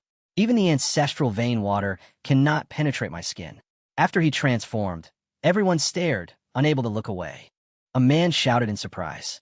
The 18th divine sun seems to be alive and well.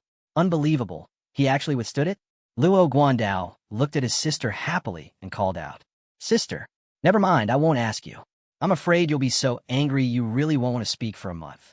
Luo Yun closed her eyes, accepting her defeat, while the Kirin Saint Sun looked at him with annoyance. Luo Yun crossed her arms and huffed lightly. The Kirin Saint Sun crossed his arms, grinding his teeth in anger. This, impossible. How did he do it? At this moment, in the center of the lotus platform, Qin Shu and she were bathing together. The sound of rushing water echoed. The Yaoqi Saintess's hand raised slightly. Her sleeves gradually dissolved as if burned in places. The clothes on her body also gradually tore apart. Then they slowly dissolved, gradually revealing her fair white body. The remaining pieces of fabric also slowly vanished. Under the clear blue Wugan water, her figure appeared completely before Qin Shu's eyes. Caught off guard, his nosebleed gushed out uncontrollably. Qin Shu hurriedly raised his hand to wipe the blood. Enough, even the clothes are burned away. He averted his gaze. It's not that I want to look. Who asked you to be right opposite me? At this moment, the divine consciousness inside his body, a round blue sphere, moved slightly. A massive force collided with the divine consciousness. The divine consciousness absorbed the ancestral vein water and changed again. It has become much more solid, turning into a liquid state. Is this a sign of great completion of divine consciousness? Although the ancestral vein water is extremely fierce, it is also very potent for nourishing divine consciousness. He looked at the sphere of divine consciousness and smiled, revealing white teeth. Divine consciousness is very hard to grow.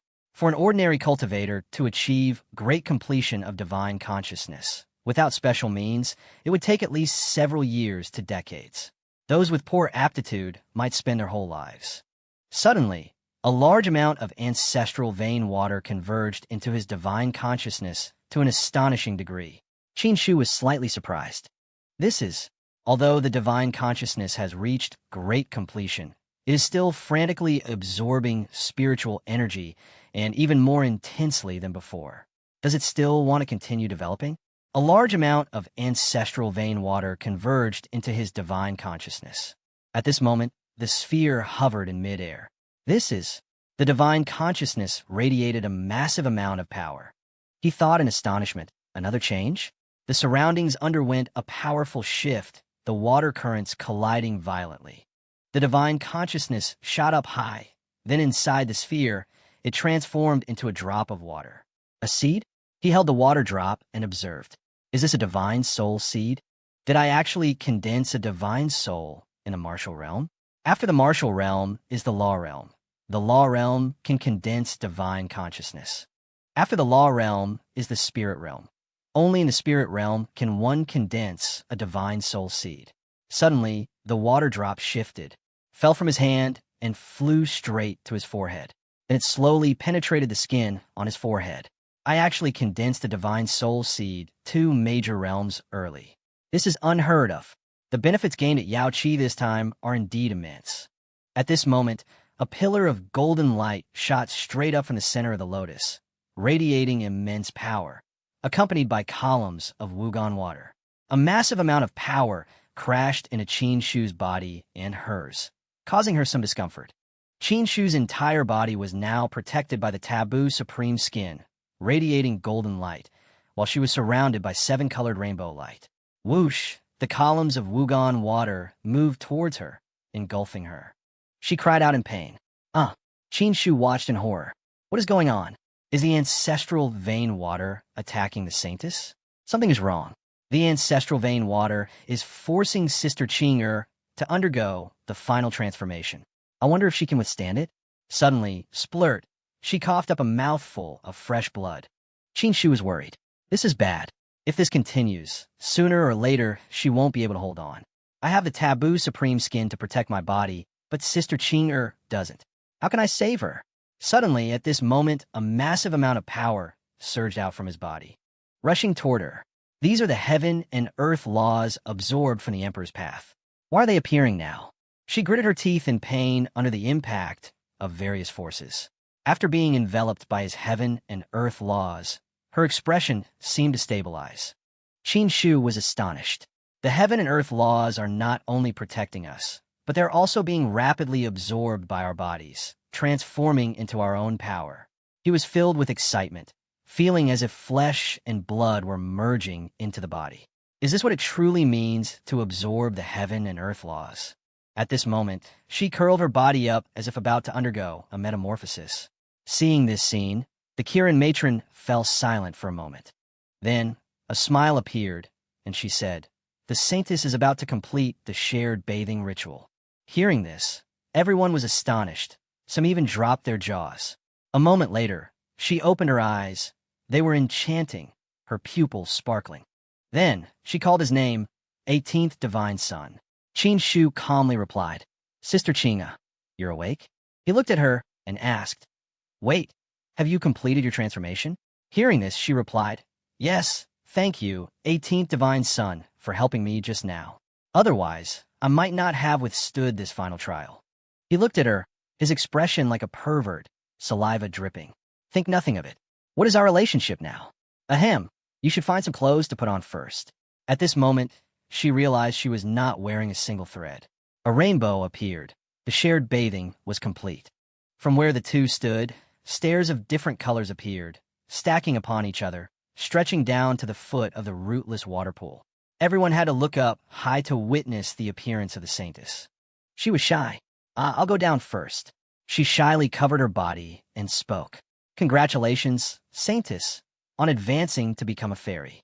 When her foot touched the stairs, a massive wave of power flew to her feet, then enveloped her body.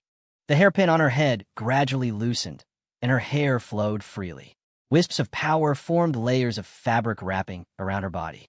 She took each step down the stairs, her appearance shimmering and magnificent, full of a fairy's aura. The people around bowed respectfully. "Congratulations, saintess, on advancing to become a fairy. We pay respects to the Yao Qi fairy." Everyone simultaneously showed their respect to her. After the Yao Qi saintess advanced to become a fairy, the ground shook slightly. The earth gradually cracked open. The Kirin matron was astonished. "This is..." A man shouted. "The entire Emperor's domain is shaking. Yao Qi seems to be rising from the water." The third divine son also spoke up. Could it be that Yao Qi wants to float in the sky once again, recreating the ancient holy scene? The Kirin matron spoke again.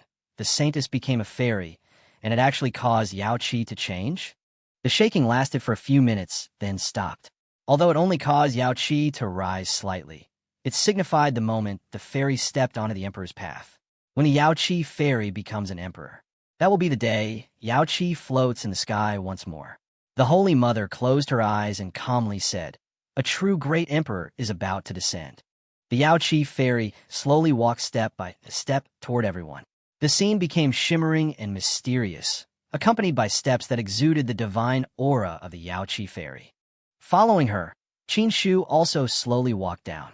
He looked at her, smiled, and called out, "Sister Qinger, congratulations to you, and congratulations to Yao Qi in the future. When you sit on the emperor's throne, don't forget me."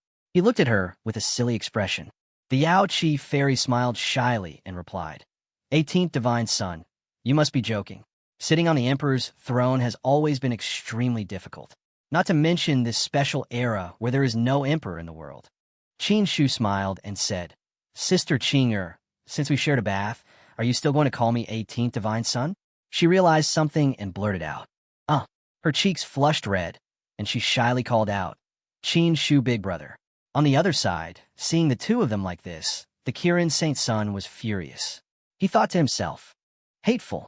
The 18th divine son stole the person I like, stole my opportunity. He really doesn't put this saint's son in his eyes." At the Yaoqi Hall, Qin Shu and his younger brother stood opposite the king and the Holy Mother, chatting. He respectfully clasped his hands at chest level and spoke. "Holy Mother, Sister Qinger, the Yaoqi grand ceremony has ended. I must take my leave now." Hearing this, the Holy Mother replied, "The 18th divine son has now obtained countless opportunities. You will certainly be more confident in the upcoming battle of the Emperor's sons. In the Divine Son assembly later, we look forward to the Divine Son's performance." The Yaoqi Saintess looked at him. "Qin Shu big brother, may the wind fill your sails. Sister Qinga, let's meet again another day." Saying that, the three turned and left. After they left, the Holy Mother looked at her and asked, "Qinga, what are your feelings for the 18th divine son?" Being asked by her mother like that, she froze for a moment. Then she replied, "Qin Shu big brother is a very good person." Hearing this, she sighed. She said, "Qinger, those who previously bathed with my Yaoqi Saintess, even if they were lucky enough not to die, would become half-crippled after the shared bath." An image of a person being burned appeared. This time, the 18th divine son was able to retreat unscathed and even gained a huge harvest. It truly exceeded my expectations. "Holy Mother, so shared bathing, is that dangerous? If I had known earlier, She paused for a moment, looking at her mother with disbelief. "Holy Mother, so shared bathing, is that dangerous? If I had known earlier, At this moment, the Holy Mother's hand reached out to stop her. "Qinger, I know what you want to say. Your nature is too pure and a bit soft. If you had known earlier, it might have affected your bathing." She closed her eyes and continued, "But since the 18th divine son has successfully completed the shared bath, we won't talk about these things anymore." She looked at her and said, "The next thing I want to tell you is that after the shared bath, you will definitely develop fond feelings for the 18th divine son, even romantic feelings. This is a negative effect of the shared bath. It cannot be avoided." She looked at her and asked, "I ask you, how do you intend to interact with the 18th divine son in the future?" Hearing her ask this, she replied with a shy face, I don't know." She looked at her seriously and said, "Since you don't know, the Holy Mother will tell you what to do." She looked at her and said, "You, Jiang Qing, your identity is the Yaoqi fairy, and your bloodline and background are extremely noble. Your future path is only one, to walk the path of the great emperor." She closed her eyes and enunciated each word. "Therefore, no matter what kind of feelings you have for the 18th divine son right now, they must be severed immediately. Your only goal from now on is the emperor's throne. The lesson of fairy by she is right before our eyes. Everything must be considered carefully. Do you understand, Jiang Qinga?" Hearing her mother's instructions, she clasped one hand over the other and gently closed her eyes. "Holy Mother, I understand."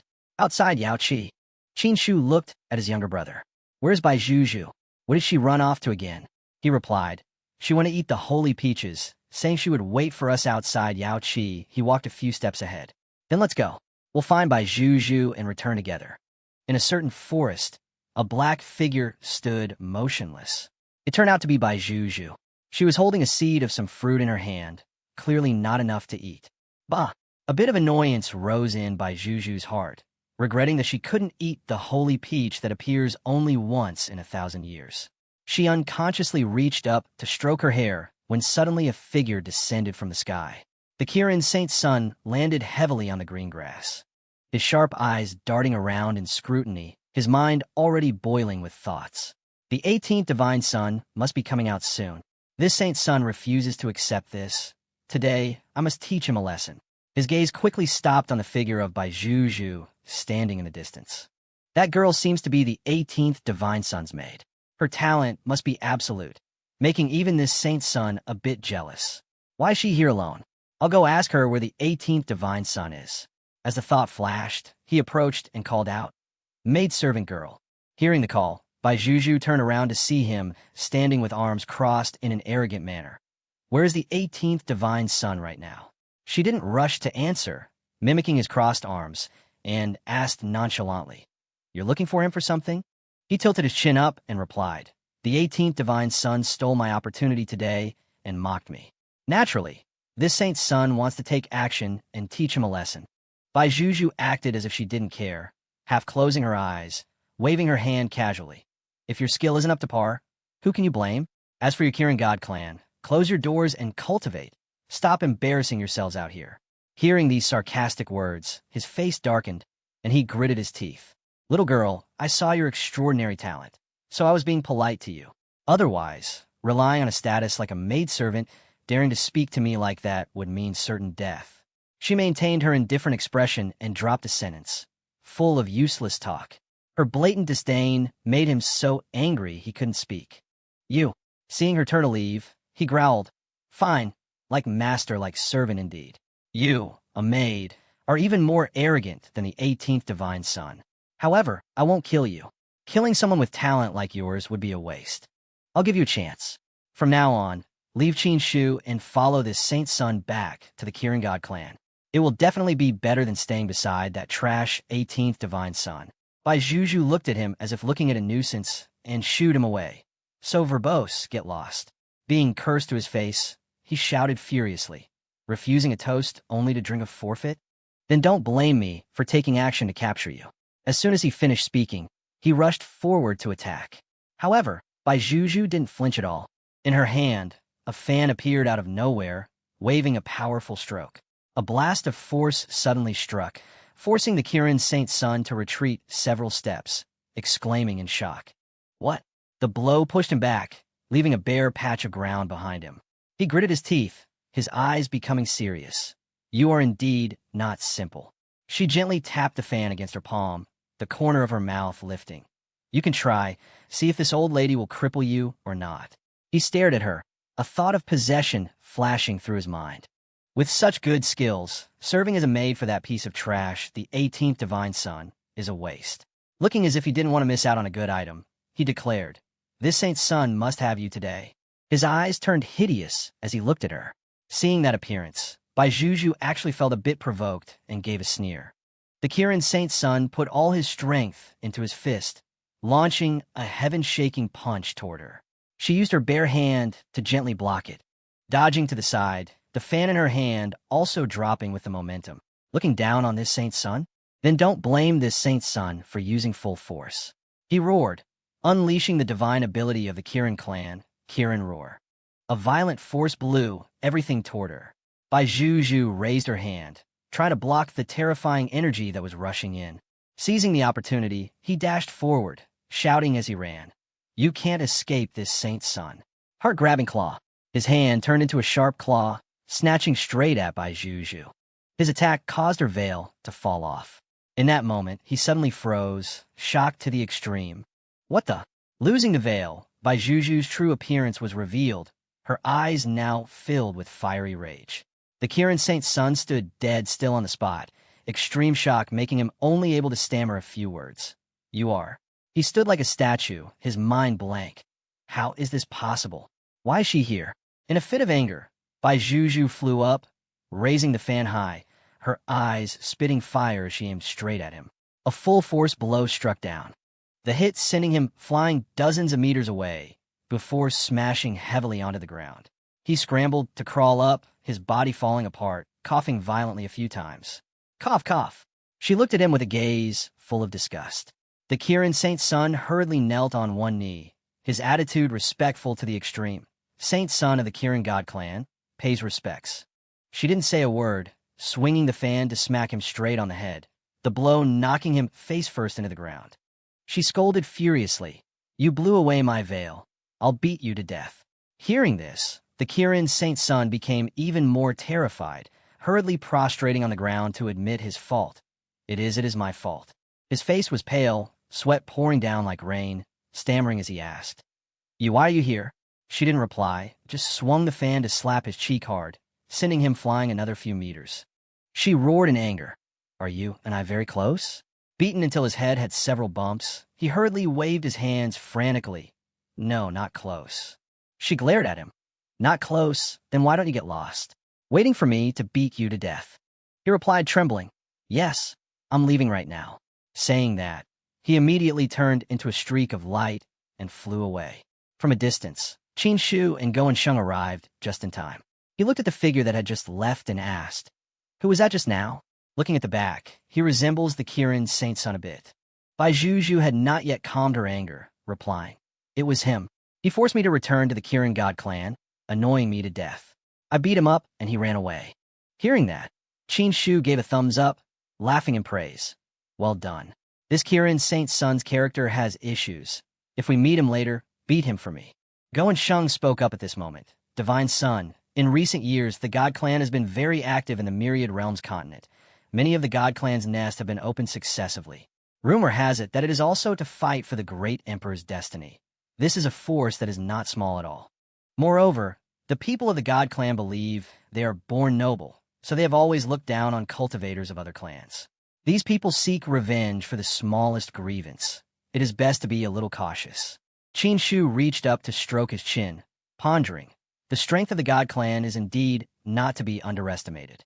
Even if the Kirin Saint's son doesn't have other special physiques, the body of a Kirin is not weaker than my solar divine body. This is the difference in talent between races. Let's go back to the feathering sect first. After returning this time, I'm afraid it won't be as quiet as last time. The Battle of the Emperor's Sons, the slaughter between the 18 divine sons, has officially opened. A majestic mountain forest scene appeared. He and Goen Sheng were flying in the sky. He asked, "Guan Yun and Hong Chu, the seventh divine son still hasn't appeared. Did you see when he left here?" Goen Sheng replied, "I haven't seen him yet, but divine son needs to be wary of the seventh divine son." Qin Shu's head was full of question marks, asking in confusion, "Why is that?" He explained, "When I was at the feathering sect working as a middleman merchant, the vast majority of divine sons would have needs and want to trade with me. Of course, most divine sons wanted to buy things. Only you, divine son, were selling things." A mystical scene appeared at the foot of the mountain. Towers hidden in the clouds were gradually revealed under the sunlight.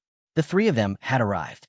"You don't need to bring up this divine son's dark history. Just get straight to the point." Qin Shu covered his face, pretending not to want to hear it. Goen Sheng saw this and laughed happily.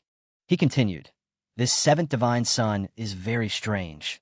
He has never once sought me out to buy things. But later, I discovered that the Dharma treasures with immense power that passed through my hands eventually all fell into the hands of the seventh divine son. Divine son, what do you think this proves?" He and Bai Zhuju looked at each other. Qin Shu replied, "It proves the seventh divine son is an old profiteer." Goen Sheng stroked his beard, nodding, "Exactly.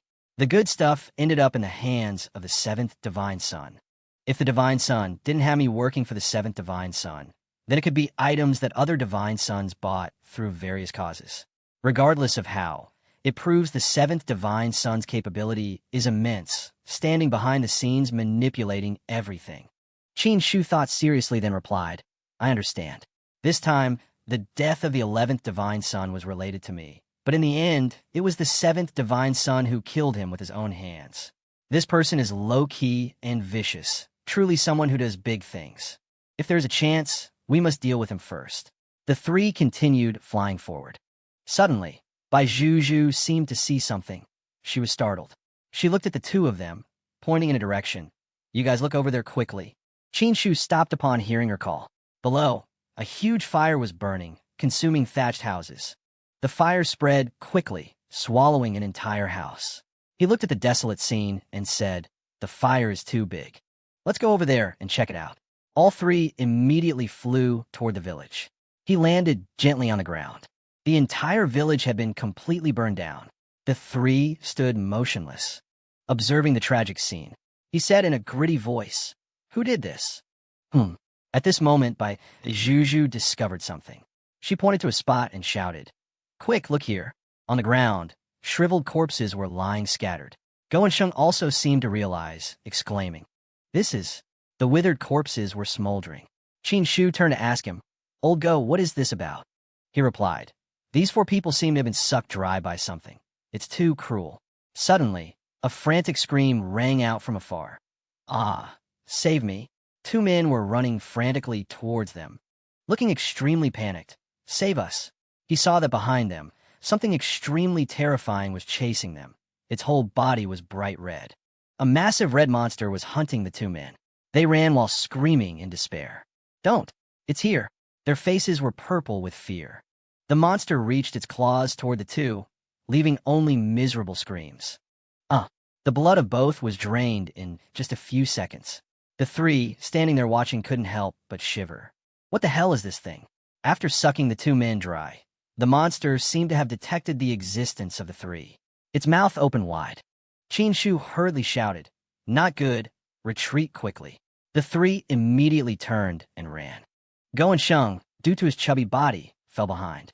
At this moment, the monster had chased close. He looked back with a pale face, silently crying out in misery, "Oh, mommy, it's coming for me."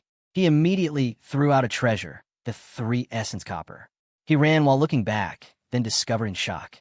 What the? It went right through. The monster had passed through the 3 essence copper. So he threw out everything he had: Sun Moon Saber, Purple Light Sword, Thunderbolt Axe. He cried, it fundamentally can't stop it, nor can it cause any damage to its body. Facing the attack of the blood-sucking demon, Go and Sheng sweated with anxiety because no treasure could stop it. From behind, Qin Shu was creating a ball of energy, shouting loudly, "Old Go, get out of the way quickly." Essence-absorbing orb. He threw the ball toward the monster. At this moment, Old Go was purple with fear, rushing toward Qin Shu. When the essence-absorbing orb flew over, it sucked in a large amount of the blood-sucking demon's power. Qin Shu immediately shouted, "Explode." Boom! A huge fire erupted. After the fire cleared, only thick smoke remained. In that hazy scene, the blood-sucking demon was still unharmed. Beneath its feet were large cracks caused by the explosion just now. Seeing this, Qin Shu gritted his teeth, his face darkening. Even the strong energy of the essence-absorbing orb couldn't hurt this red shadow thing at all. Suddenly, the red monster rushed toward him at a speed invisible to the naked eye. Seeing this, Go and Sheng and Juju were both worried. Go and Sheng shouted, "Divine Son, be careful." Qin Shu, due to the terrifying speed of the demon, thought to himself, "Can't dodge in time." He immediately raised his arms to block its attack. However, all defenses were useless. It hit him hard, pushing him backward. Suddenly, the monster stopped in surprise. Its hand was placed right on his chest, but couldn't advance another inch. At this moment, Qin Shu's entire body radiated a brilliant golden light. It screamed in pain, "Ah!" He was also surprised, his eyes widening. Then he looked at it and smiled smugly. The Taboo Supreme Skin has taken effect. It can block the attack of the shadow. Seeing the situation was bad, it immediately withdrew its hand, turning to run in another direction. Seeing this, he said, "Wanna run?" His body suddenly vanished. He appeared right in front of it, hugging it tightly and laughing. "Let's have an intimate hug." He overpowered it, beating it until it lay sprawled on the ground. He grabbed its neck, saying, "Looks like my Taboo Supreme Skin can control this thing." After a while, the whole village was left with only smoke and fire billowing. He stood up, watching the monster slowly dissipating. Juju looked at the dried corpses of the people, asking, "What the hell is that thing? Is it dead yet?" He looked at it with disgust, saying, "This thing is clearly an evil entity. I'm afraid it won't die that easily." The Gate of Death and Yao Qi border each other, under the suppression of these two powerful forces for years. Go Onqing looked at him, speaking up, "Basically no evil entity dares to cause trouble here. This thing is likely not ordinary." In the ashes, the three of them stood observing the dissipation of the blood-sucking demon. Qin Shu said, "This thing is indeed very strange." The appearance of the blood-sucking demon appeared in their minds, its eyes and mouth stark white. In the fire, The withered bodies were now just dry bones. Like something invisible, spells and magical treasures couldn't attack or harm it, yet could directly drain people dry. Old Go heard this and replied, "That's right, it's impossible to guard against. If you, divine son, didn't have divine power different from ordinary people, I'm afraid no one could have stopped this evil thing." Goanchin was a bit worried, saying, "I don't know if there are more of these things. If a large number appears, it will surely cause suffering to living beings." Qin Shu clasped his hands behind his back, replying seriously, "No matter what, let's try to see if we can bring this thing back to research carefully." After speaking, he set up a seal, shouting, "Essence-absorbing orb, suck it in." Receiving the command, the essence-absorbing orb sucked in the remaining power of the blood-sucking demon. Seeing the essence-absorbing orb sucking the demon's power, he was a bit curious. The mana of the essence-absorbing orb is endless, but this evil thing is truly strange, wondering if the essence-absorbing orb can suck it in. After a while, the essence-absorbing orb finally sucked up the rest of the demon. Along with that, he used the Taboo Supreme Skin to reduce its power amount. After a few minutes, subduing the blood-sucking demon was complete. Goanchin saw this and praised this kind of treasure, the essence-absorbing orb. No wonder Lord Bird hid it so well, a treasure used by the Heavenly Emperor. He looked full of admiration, saying this evil thing that nothing could infringe upon was actually captured and sucked in by the essence-absorbing orb. He looked seriously at the two, saying, "Let's go, we shouldn't stay here long." So the three of them left. After a while, when the smoke and fire had cleared, a few streaks of green light appeared. The withered corpses in the fire were sucked by a source of green power. Black shadows appeared in a dark place. A strange box appeared, emitting faint green energy around it. It was sucking in a black power source, the power becoming more rapid, accompanied by flashes of fire. A ghastly skull appeared under the ground. A figure riding a broom landed. He introduced himself with full respect. Junior Crown Prince Lin of the Dragon Elephant Ancient Kingdom pays respects to Senior Prison King. In front of him was a box wrapped in dry bones. He continued, "Congratulations, Senior, on absorbing enough blood food and completely awakening." At this moment, on the box, a meticulously carved face appeared, its crystal red eyes glowing. A voice came from that face. "Who was the one who absorbed my blood shadow just now?" Lin Yu's face was full of anger, gritting his teeth. It was the 18th divine son of the Feathering Sect, also the hateful enemy who took my legs. The image of him in pain with his lower body covered in blood appeared. Lin Yu continued respectfully, "He dared to attack your blood shadow. Why didn't you kill him just now?" From within the box, a voice emitted, "This place is too close to the Feathering Sect, and Yao Qi, if I make a move, it's very easy to alert big figures." He then said, "Senior Prison King, I am willing to offer you a border city of the Dragon Elephant Ancient Kingdom. The people there will be your food, so you won't need to go everywhere looking for food anymore." Suddenly, his eyes became full of hatred and resentment, saying, "But I hope you can help me kill that 18th divine son." Inside the box, the low, ghastly voice continued, "Even if he goes to the 18th level of hell, his body is not normal. It is the best skin I have ever seen. I want to peel his skin." Lin Yu, with a grotesque face, replied, "I understand." In another place, the 100,000 Great Mountains, the three were flying in the air, a gentle breeze blowing. Goanchin looked at him and smiled, pointing there, "Divine son, ahead is the Feathering Sect."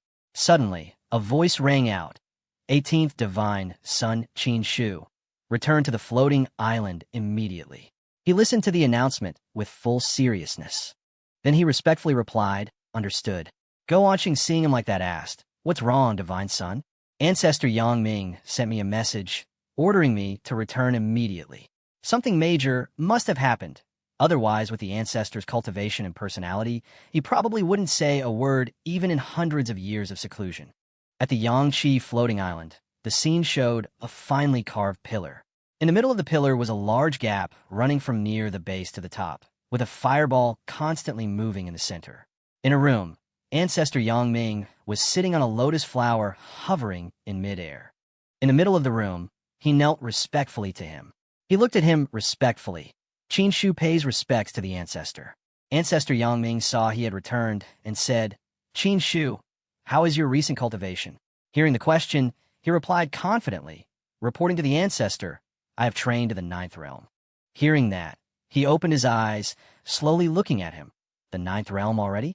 He said gently, I gave you this position because I wanted you to control this Yangtze floating island. You can freely mobilize all resources. But to reach the ninth realm in such a short time is still beyond my expectations, truly not losing the reputation of your father Fatian back in the day. Hearing the praise, he smiled brightly until his eyes closed, revealing white teeth, replying, It is all due to the ancestors' good nurturing and teaching.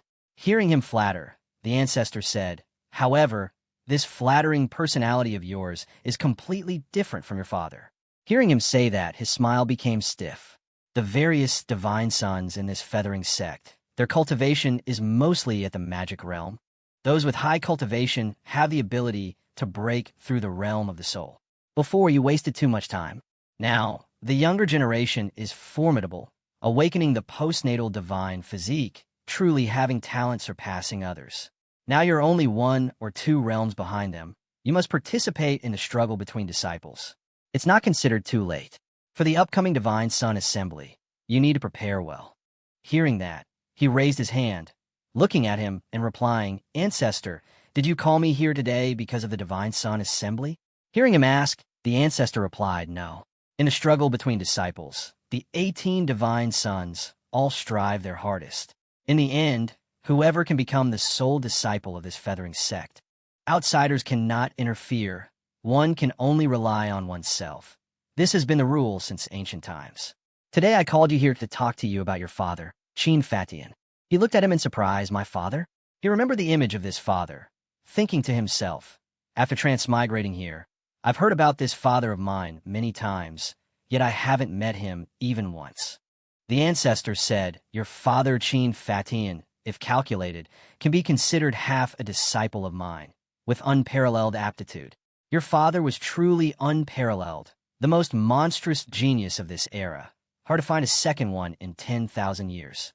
In the last disciple competition, the disciple position could only belong to your father. But after your mother passed away, your father was extremely disheartened and no longer cared about anything. In the years after your father began to campaign everywhere in the heavens, during those years your father rarely returned to the feathering sect.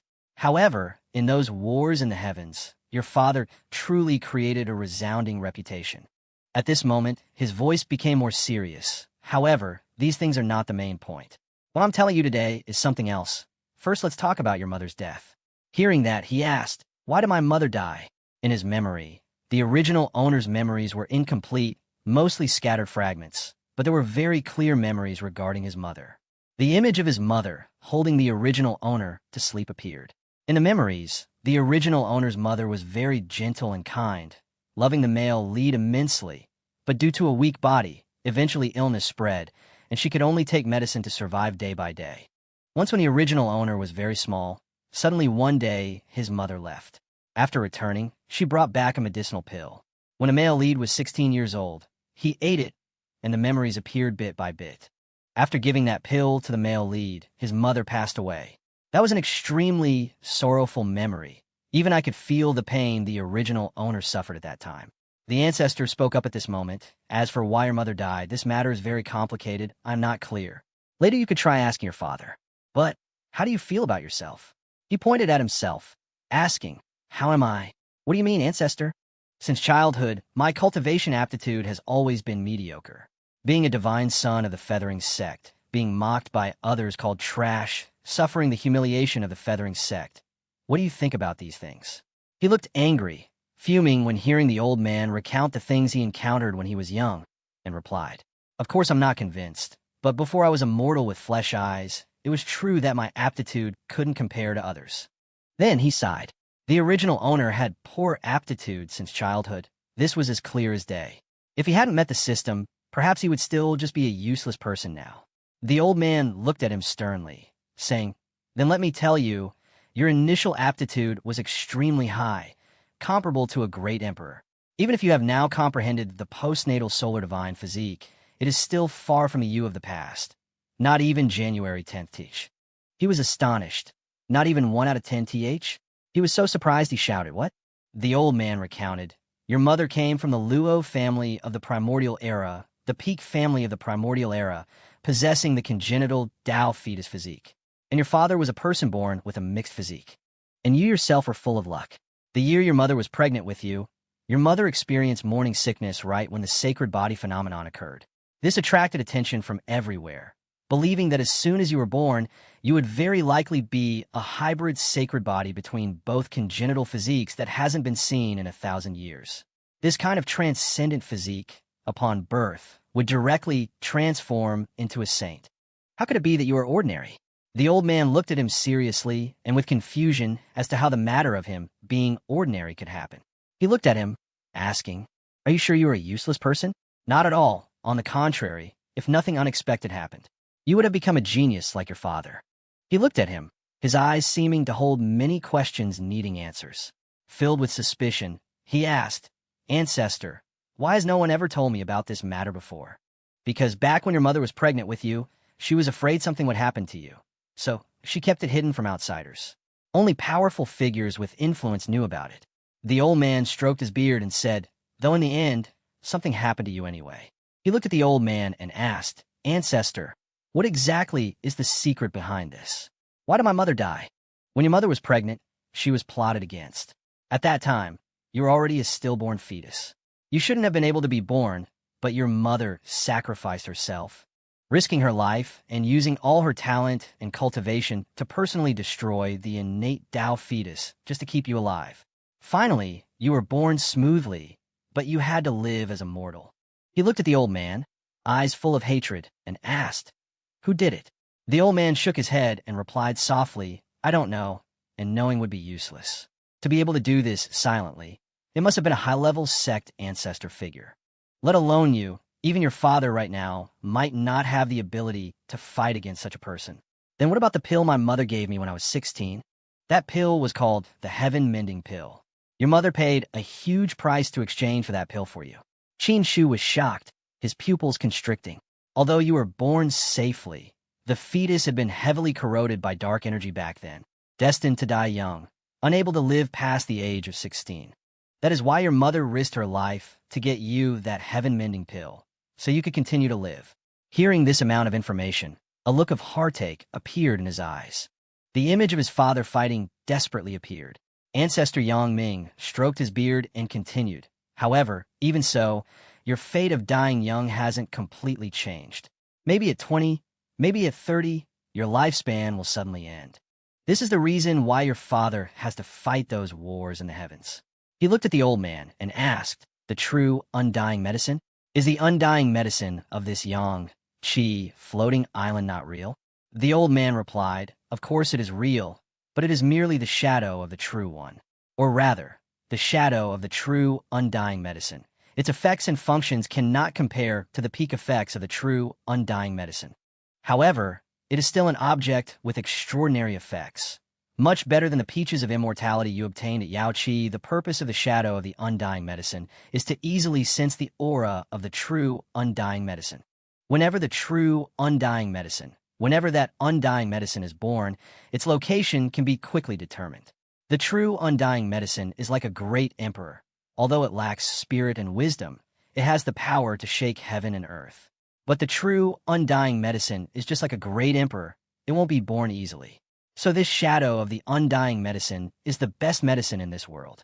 Hearing the whole story, he thought to himself, the original owner died suddenly. It seems it was due to the fate of dying young. However, the blood flowing in my body and the memories in my head are identical to the original owners. I can feel all of this clearly, just like the original owner. He looked at his hands. Mother spared nothing for the original owner, even sacrificing her own life. Even now, Father is still fighting against the heavens above, facing danger at any moment. His hands unconsciously clenched tight. "I, Qin Shu, swear that everything you two have done for me will not be in vain." The old man smiled and said, "I told you these things today because I, your ancestor, have seen your recent changes. No longer foolish and naive like in the past, refusing to make progress. Now you have officially stepped onto the path of rising up. These things will motivate you to move forward even more. They will not defeat you." He clenched his fists, eyes full of determination. "Ancestor, rest assured, I will no longer be the Qin Shu of the past. We're done talking about the past. Now, let me tell you about the present regarding your father. This time, your father gathered some clues about the undying medicine during the War of the Heavens. Before long, he'll go on a long journey to search for that undying medicine based on those clues.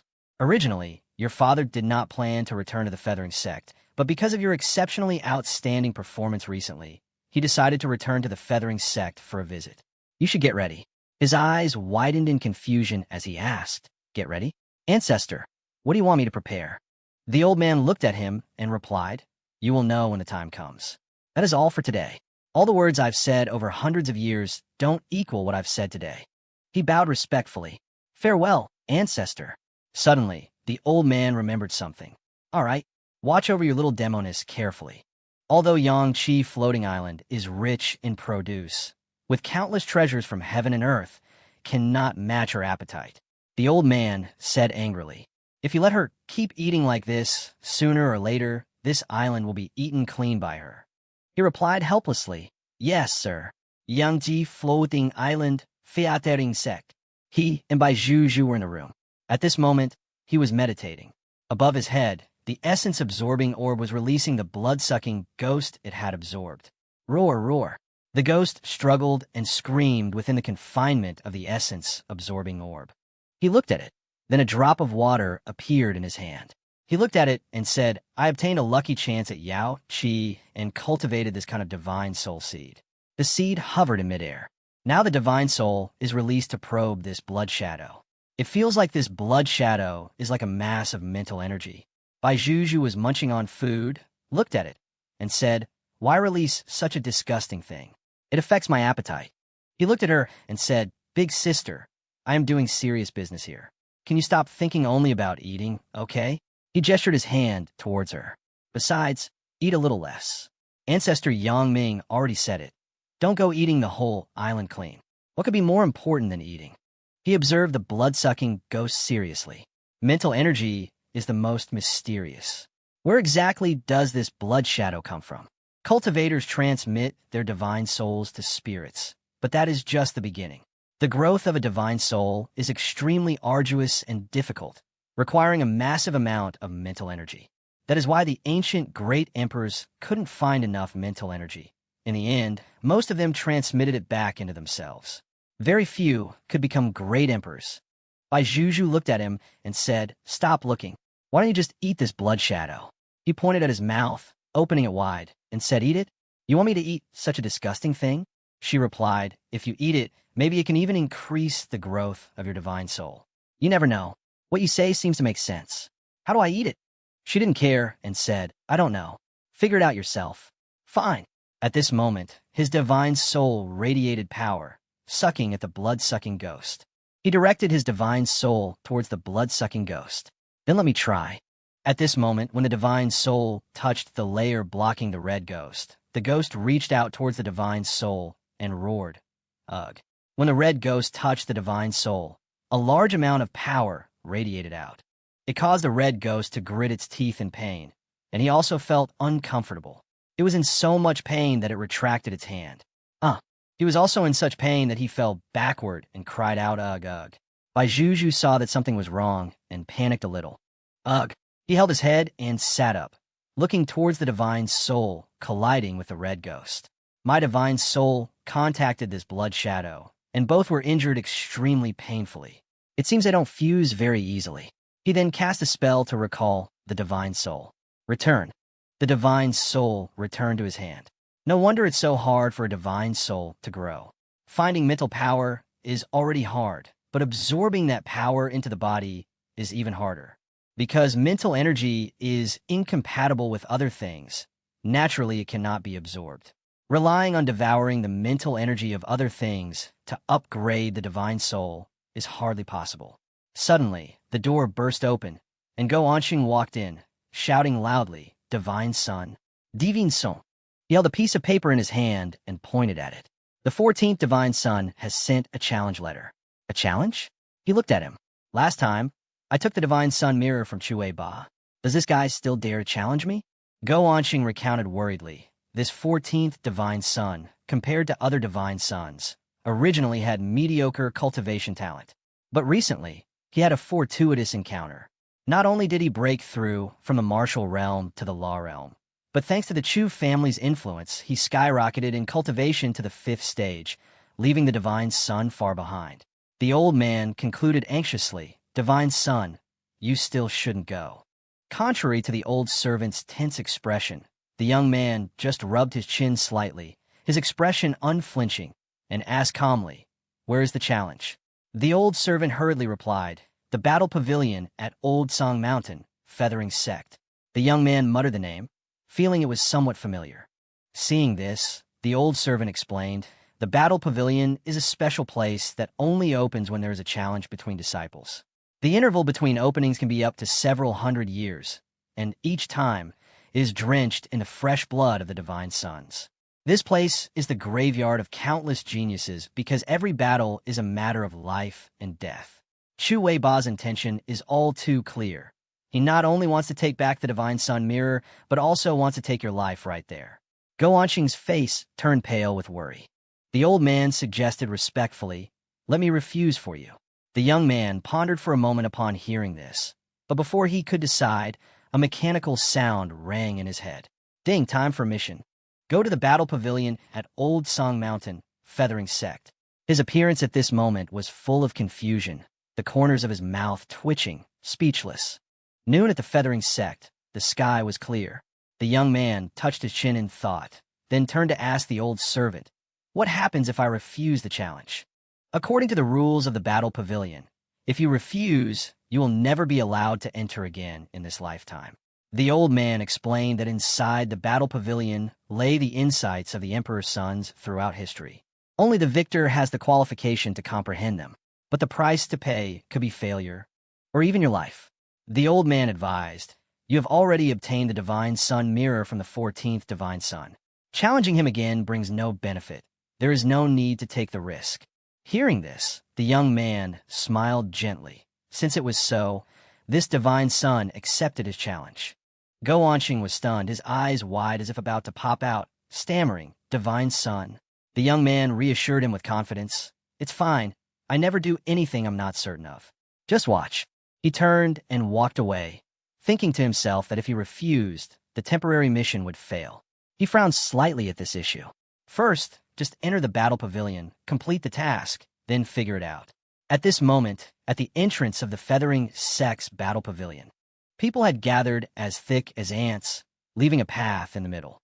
Just stepping foot there, the young man couldn't help but be amazed by the scene. The old servant explained, "The battle pavilion only opens once every 100 years. You and the 14th Divine Sun are the first to duel. Naturally, it will attract many people to the Feathering Sect to watch." A loud shout rang out from the crowd. "The 18th Divine Sun is here." Immediately, buzzing discussions arose. A man said, "The 18th Divine Sun has been so famous lately." Another added, "I heard the Divine Sun is even valued by Lord Bird." A person opposite replied, "At the Yao Qi banquet, he even bathed with the saintess." The 18th Divine Sun has become a dark horse, meaning someone whose strength is unpredictable and will rise very quickly in the future. However, not everyone was admiring. Some other men were jealous and sarcastic. The more outstanding one's strength, the easier it is to be envied by others. The 18th Divine Sun doesn't know how to be humble. He won't be able to survive for long. The person next to him agreed, "The 18th Divine Sun has been useless for so many years. If he knew how to be humble and cultivate, it would be fine. Now that he's bragging like this, his future will definitely be worrisome." Another concluded, "He just revealed a little talent, that's all." The 18th Divine Sun is still far behind the other Divine Suns. Otherwise, the 14th Divine Sun wouldn't have challenged him. Just then, the doors of the battle pavilion slowly creaked open. A majestic voice echoed, inviting the 18th and 14th Divine Suns to enter the battle pavilion for the duel. Hearing the announcement, the 14th Divine Sun, along with 2 members of the Chu family, walked toward him, looking aggressive and arrogant, laughing heartily, "Ha ha ha." He also looked back seriously, his eyes showing no fear. The 14th Divine Sun spoke provocatively, 18th Divine Sun, I didn't expect you to actually dare to come." He looked at him, smirking, "Why wouldn't I dare? You're just someone I've defeated before. Daring to challenge this Divine Sun. It seems you're itching for a beating." He ground his teeth in anger, only able to utter a single word. He pointed at him, growling you, but couldn't argue back. The old geezer, his father, placed a hand on his son's shoulder, speaking gently. All right, go on. As the 14th divine son, you should know how to restrain yourself and maintain your image. Why talk so much with a piece of trash? Then he crossed his arms and looked at him, his voice condescending. You should understand clearly what your purpose in coming here today is. Talking is useless. The 14th divine son ground his teeth, articulating every word. Qin Shu, we'll meet in the battle pavilion. He turned and walked away. As he walked past the old geezer, the man suddenly spoke, his voice full of threat. 18th divine son, you absolutely should not have snatched the position of divine son from my son. This is cutting off the glorious future of our Chu family.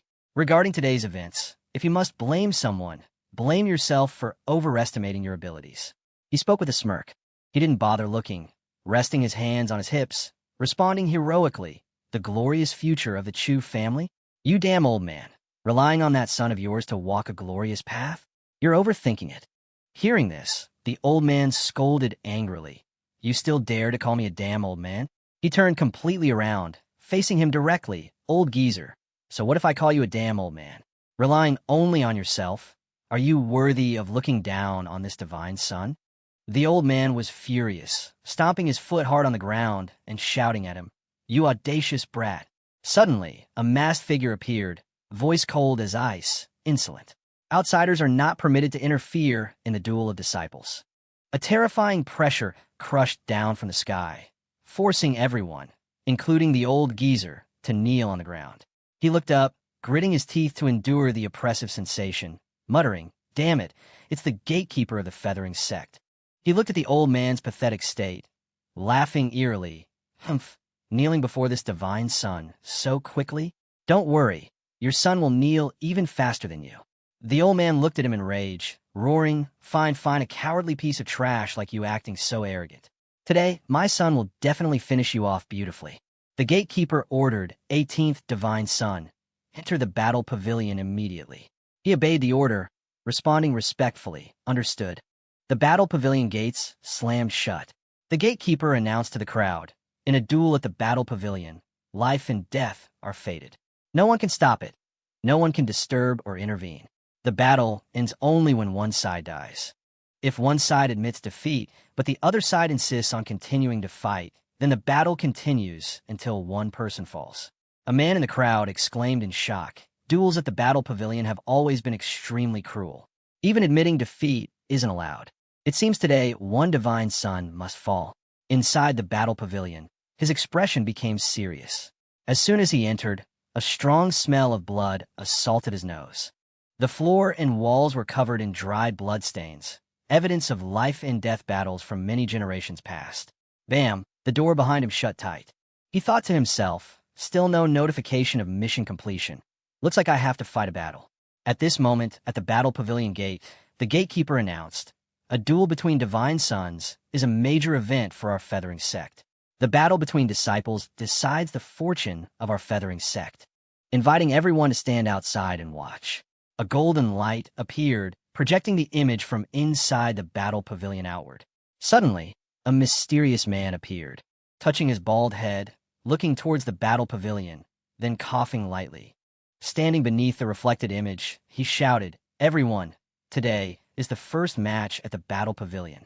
According to the traditions of our feathering sect, duels between divine sons will always open a betting pool for everyone's enjoyment. This time is no exception. Anyone who wants to participate in betting, come to my place to place your bets. Bet on the divine son you support to win prize money. Immediately, shouting rang out, I want to bet on the 14th divine son to win. I bet 100 spirit stones. Betting on the 14th divine son to win. I also bet that the 14th divine son wins. Suddenly, the old geezer stepped out. Voice booming, I put up half of the Chu family's assets as a wager that my son wins.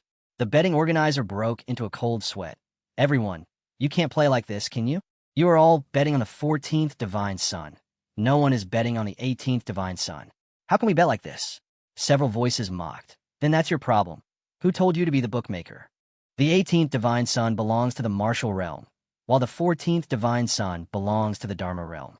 They're separated by a whole major realm. How can they fight like this? The 18th divine son will surely lose. They all cheered happily. I'm certain the 14th divine son wins.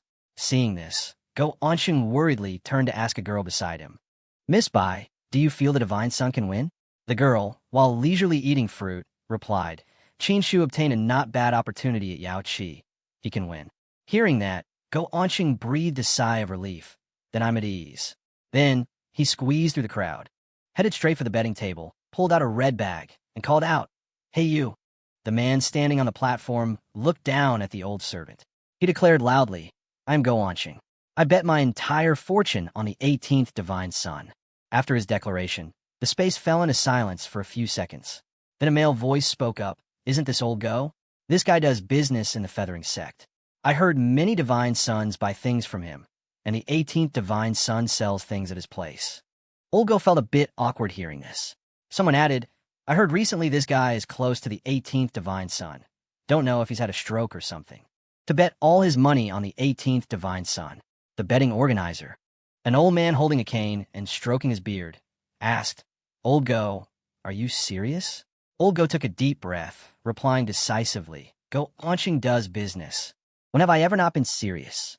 The old bookmaker heard this and said, Old Go, we both do business in the feathering sect. Although we are competitors, I still want to advise you.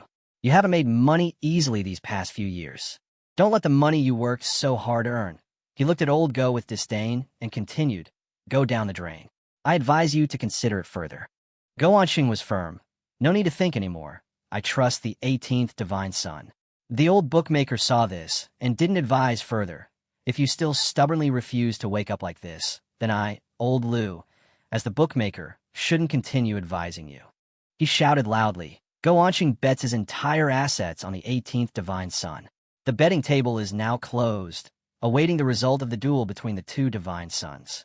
As the images of the 18th and 14th appeared clearly, a hand was raised. Bai Juju shouted, Wait, I also want to bet. Old Lu looked at the girl, explaining, Young lady, too many people have bet on the 14th divine son. We can't take any more bets now. No more bets are accepted. She declared loudly, I bet on the 18th divine son.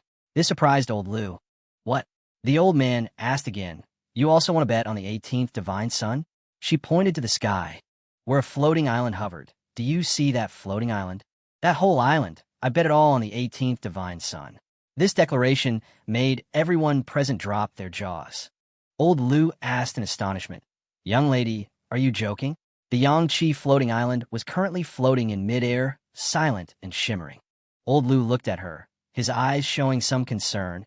Yangqi floating island is one of the 3 floating islands possessed by the feathering sect. It is scarce and rare in this world, and its value cannot be measured. Moreover, as far as I know, Yangqi floating island is currently governed by the 18th divine son. Bai Juju immediately produced a golden command token. This is the command token to govern Yangqi floating island. Can I bet now? The old bookmaker looked seriously at the command token. Seeing this, Old Go exclaimed, The divine son is truly too carefree, even giving the governing command token to you. The girl replied nonchalantly, Only with the command token can I conveniently eat fruit. Otherwise, some places are forbidden to enter, which is very troublesome. Old Lu spoke up at this moment. With the command token, it is of course possible. It's just, are you sure you want to bet this entire floating island on the 18th divine son? He looked up at the sky, telling himself, I, Old Lu, have never done business involving this much money before. Old Go whispered with some worry, betting the whole floating island. Isn't that a bit too risky? Hearing this, the girl smiled with squinting eyes. It's just a floating island. I've already eaten almost all the delicious things inside the island. Hearing this, Old Go was speechless, not knowing what else to say to this gluttonous girl in front of him. Old Lu smiled, rubbing the back of his neck, betting an entire floating island. This matter is a bit too significant. You guys wait a moment. The man turned and left. At this time, another man standing in a building received the news and said, Daring to bet an entire floating island. This has never been seen before in the feathering sect. An old man named Elder Chin spoke up. Everyone says the 18th divine son went bankrupt and declined, but unexpectedly, his subordinates are even worse than him. Greed will cause destruction. It will definitely drive people crazy. It seems these people have all gone mad. The red-haired man ordered, "Go tell old Lu to accept them." Elder Chun asked respectfully, "Seventh divine son, behind the floating island is ancestor Yangming. Will this cause trouble?" The one called the seventh divine son spoke. "From ancient times until now, the rule is that whoever holds the floating island's command token has full authority over everything belonging to the floating island." The seventh divine son closed his eyes and analyzed, what kind of power does the ancestor possess? Even if he is displeased that the floating island changes owners, he won't personally pursue the matter. Besides, ancestor Yangming previously looked after the 18th divine son because he valued Qin Patian. Now that the 18th divine son has bet the floating island away, it will only make ancestor Yangming support him even less. And we can take control of the Yangqi floating island. Our strength will reach a new level. Elder Chen admired, killing two birds with one stone. The divine son truly has a brilliant plan. I will go relay the message now. A moment later, old Lu appeared from the air. This matter is somewhat significant. I, old Lu, am also a bit afraid, but I can accept your bet. However, I hope the senior guarding the gate can bear witness for me. Hearing this, the gatekeeper agreed. All right. A man commented, "Damn it, I've seen people go bankrupt, but I've never seen anyone go bankrupt to this extent. The subordinates the 18th divine son keeps are truly different. Even when going bankrupt, they don't fall behind at all." Another man said excitedly, "Today, I must witness this earth-shattering gamble. It's truly extremely stimulating." Inside the battle pavilion at this moment, he was facing the 14th divine son. The latter spoke, "18th divine son, to be honest, you shouldn't have come here." He started boasting, "I have already broken through to the law realm, reaching the 5th level of the law realm. As far as I know, you have only just broken through to the martial realm." The young man calmly put his pinky finger in his ear to pick it. "Your father told you to talk less, so why do you still talk so much? You are too noisy." Outside, everyone started gossiping. It's starting, the first match in the battle pavilion, 18th divine son versus 14th divine son. Inside the battle pavilion, the 14th divine son shook his head in mock pity. "I was letting you live a little longer, but you weren't willing. Since that's the case." He looked at him with a terrifying gaze and shouted, "Chu family tyrant body, I will fulfill your wish." A massive power emitted from his body, his hand enlarging and attacking towards him. He also shouted, "Origin gathering bead, ignite." But strangely, only a small amount of fire appeared in his hand. He was astonished, only having time to utter one word. "What?" Before the 14th's massive hand struck. The attack smashed heavily onto the ground, and he only managed to retreat sharply. After the blow, a large amount of dust and smoke rose. He looked at him with a delighted expression. 18th divine son, are you very curious? Why can't you summon the origin gathering bead here?" He replied, his voice calm. "The origin gathering bead cannot be summoned here. Of course, there's a problem." The other laughed loudly. "I forgot to tell you. The battle pavilion has a restriction set up. Aside from your own strength, you cannot control any external treasures. In this place, the two of us can only fight using our own true strength. Previously, you used the origin gathering bead to defeat me, this divine son, and stole my divine son mirror. Did you think I would be so stupid as to challenge you to a duel without being certain of victory?" At this moment, those watching the match began to discuss. Sure enough, as soon as it started, the 18th divine son was suppressed by the 14th divine son. This match probably has no meaning anymore. Seeing this, Bai Juju turned to look at Go Onxing. "External artifacts cannot be used. Why didn't you tell Qin Shu earlier?" Old Go replied, his voice full of grievance. "I didn't know either. The battle pavilion hasn't been open for 100 years. I didn't know the details." He touched his head anxiously. "Without the origin gathering bead, the divine son's combat power will decrease by half. How can this be good?" Bai Juju looked at him, her manner mischievous. "It's fine, don't panic." Inside the battle pavilion, he looked at the 14th divine son, the corner of his mouth lifting. "One's own true strength, that's good. I also want to see how strong my true power is." A stream of power began to surge from his body. Seeing this, the other man was scornful, not knowing your own limits. Then he continued to shout, "Chu family tyrant body," and his hand struck towards him once again. "Solar divine body." A brilliant power radiated from him. The other's hand reached out, crushing his fireball. Immediately after, He attacked him with the power of the blue sky thunderbolt palm, knocking him back several hundred meters. He exclaimed in astonishment, "Not early martial realm, but peak martial realm? I didn't expect your cultivation to progress so quickly. I underestimated you too much." He laughed loudly and replied, "Who the hell are you? Are you even worthy to comment on this divine son?" Hearing this, the other did not back down. What's the use of being arrogant? We're divine sons. Who isn't proud? My cultivation is a realm higher than yours. You are absolutely not my opponent. Die for me." Saying this, he swung 2 fists towards him.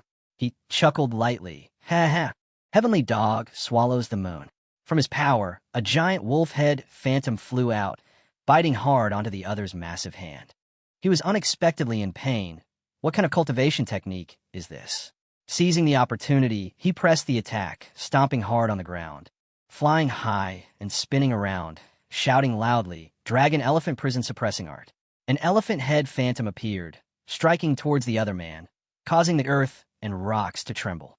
He was beaten back until he coughed up blood, screaming in pain, Outside, the observers saw the situation reverse and stood frozen. Suddenly, the old geezer shouted frantically, "Wei Ba!" Everyone discussed. The 14th Divine Son isn't a match for the 18th Divine Son. Is the 14th Divine Son that weak? Or does the 18th Divine Son just have too many tricks? Chu Wei Ba was beaten until he coughed up blood, coughing a few times. He painfully supported his body, looking at him with eyes full of hatred. "With your meager martial realm cultivation, on what basis can you injure me?" He ground his teeth in anger. "On what basis?" He looked at him and scolded, "Damn fatty. It seems I need to make you reevaluate this divine son." Chu Wei Ba roared, "I'm talking about cultivation aptitude, even if I can't compare to the highest-ranking divine sons." His eyes filled with anger. "I'm still stronger than a piece of trash like you." He crossed his arms, the solar body protection radiating blazing heat. "It seems you still feel you haven't been beaten enough, huh? Rest assured, today, this divine son will forcibly change your worldview." The two looked at each other, one challenging, the other grinding his teeth in anger. He emitted a gloomy aura at this moment. "My Chu family has a limitless future. It cannot be cut short halfway because of me. I must take back my divine son mirror." Chu family tyrant body, full release. Immediately, his appearance became ferocious, his pupils disappearing, leaving only turbid white eyeballs. He stood still, just observing him. The other looked towards him, screaming, activate!" His body expanded. Outside the battle pavilion, everyone continued to watch. The old geezer shouted, "Not good." Others witnessing this scene were excited. This is the first time the divine son has activated the tyrant body. Another man spoke up. "Is this the true Chu family tyrant body?" "Indeed, the aura is extraordinary." Next, we have to see how the 18th divine son will counter. Inside the battle pavilion, Chu Wei Ba rushed towards him, growling, "18th divine son, so what if you have a solar divine body? With your current cultivation, you cannot possibly fully display the state of the solar divine body. But I can use my full power to unleash the tyrant body." He shouted angrily, "You are not my opponent." His massive hand struck out. He stomped his foot and jumped up, rushing towards him. The 2 fists collided, pushing him back and creating a trail of smoke.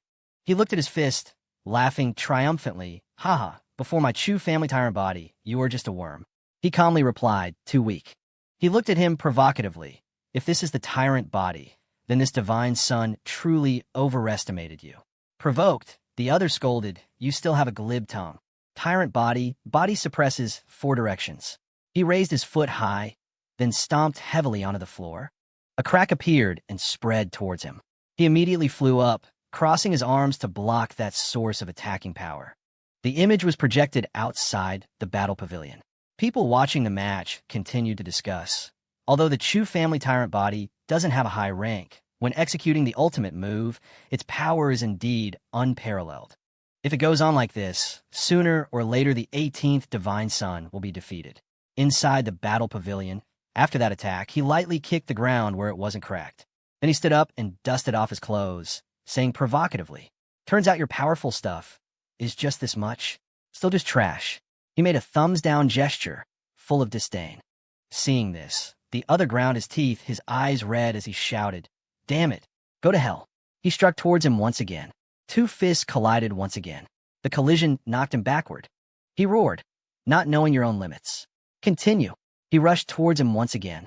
Both rushed at each other, exchanging blows continuously, neither stopping. At this moment, Chu Weiba shouted, "You definitely cannot withstand my strike."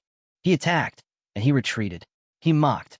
"Is this all you have, yet you dare challenge this divine son in the battle pavilion?" This divine son is a bit disappointed, so let's end this. King Tyrant Fist, D. He threw a punch towards him. A powerful punch aimed straight at him, but at this moment, he just stood motionless. The fist, radiating immense power, was closing in on him. The crowd also gathered in greater numbers to see the result. Seeing this, the old geezer looked triumphant.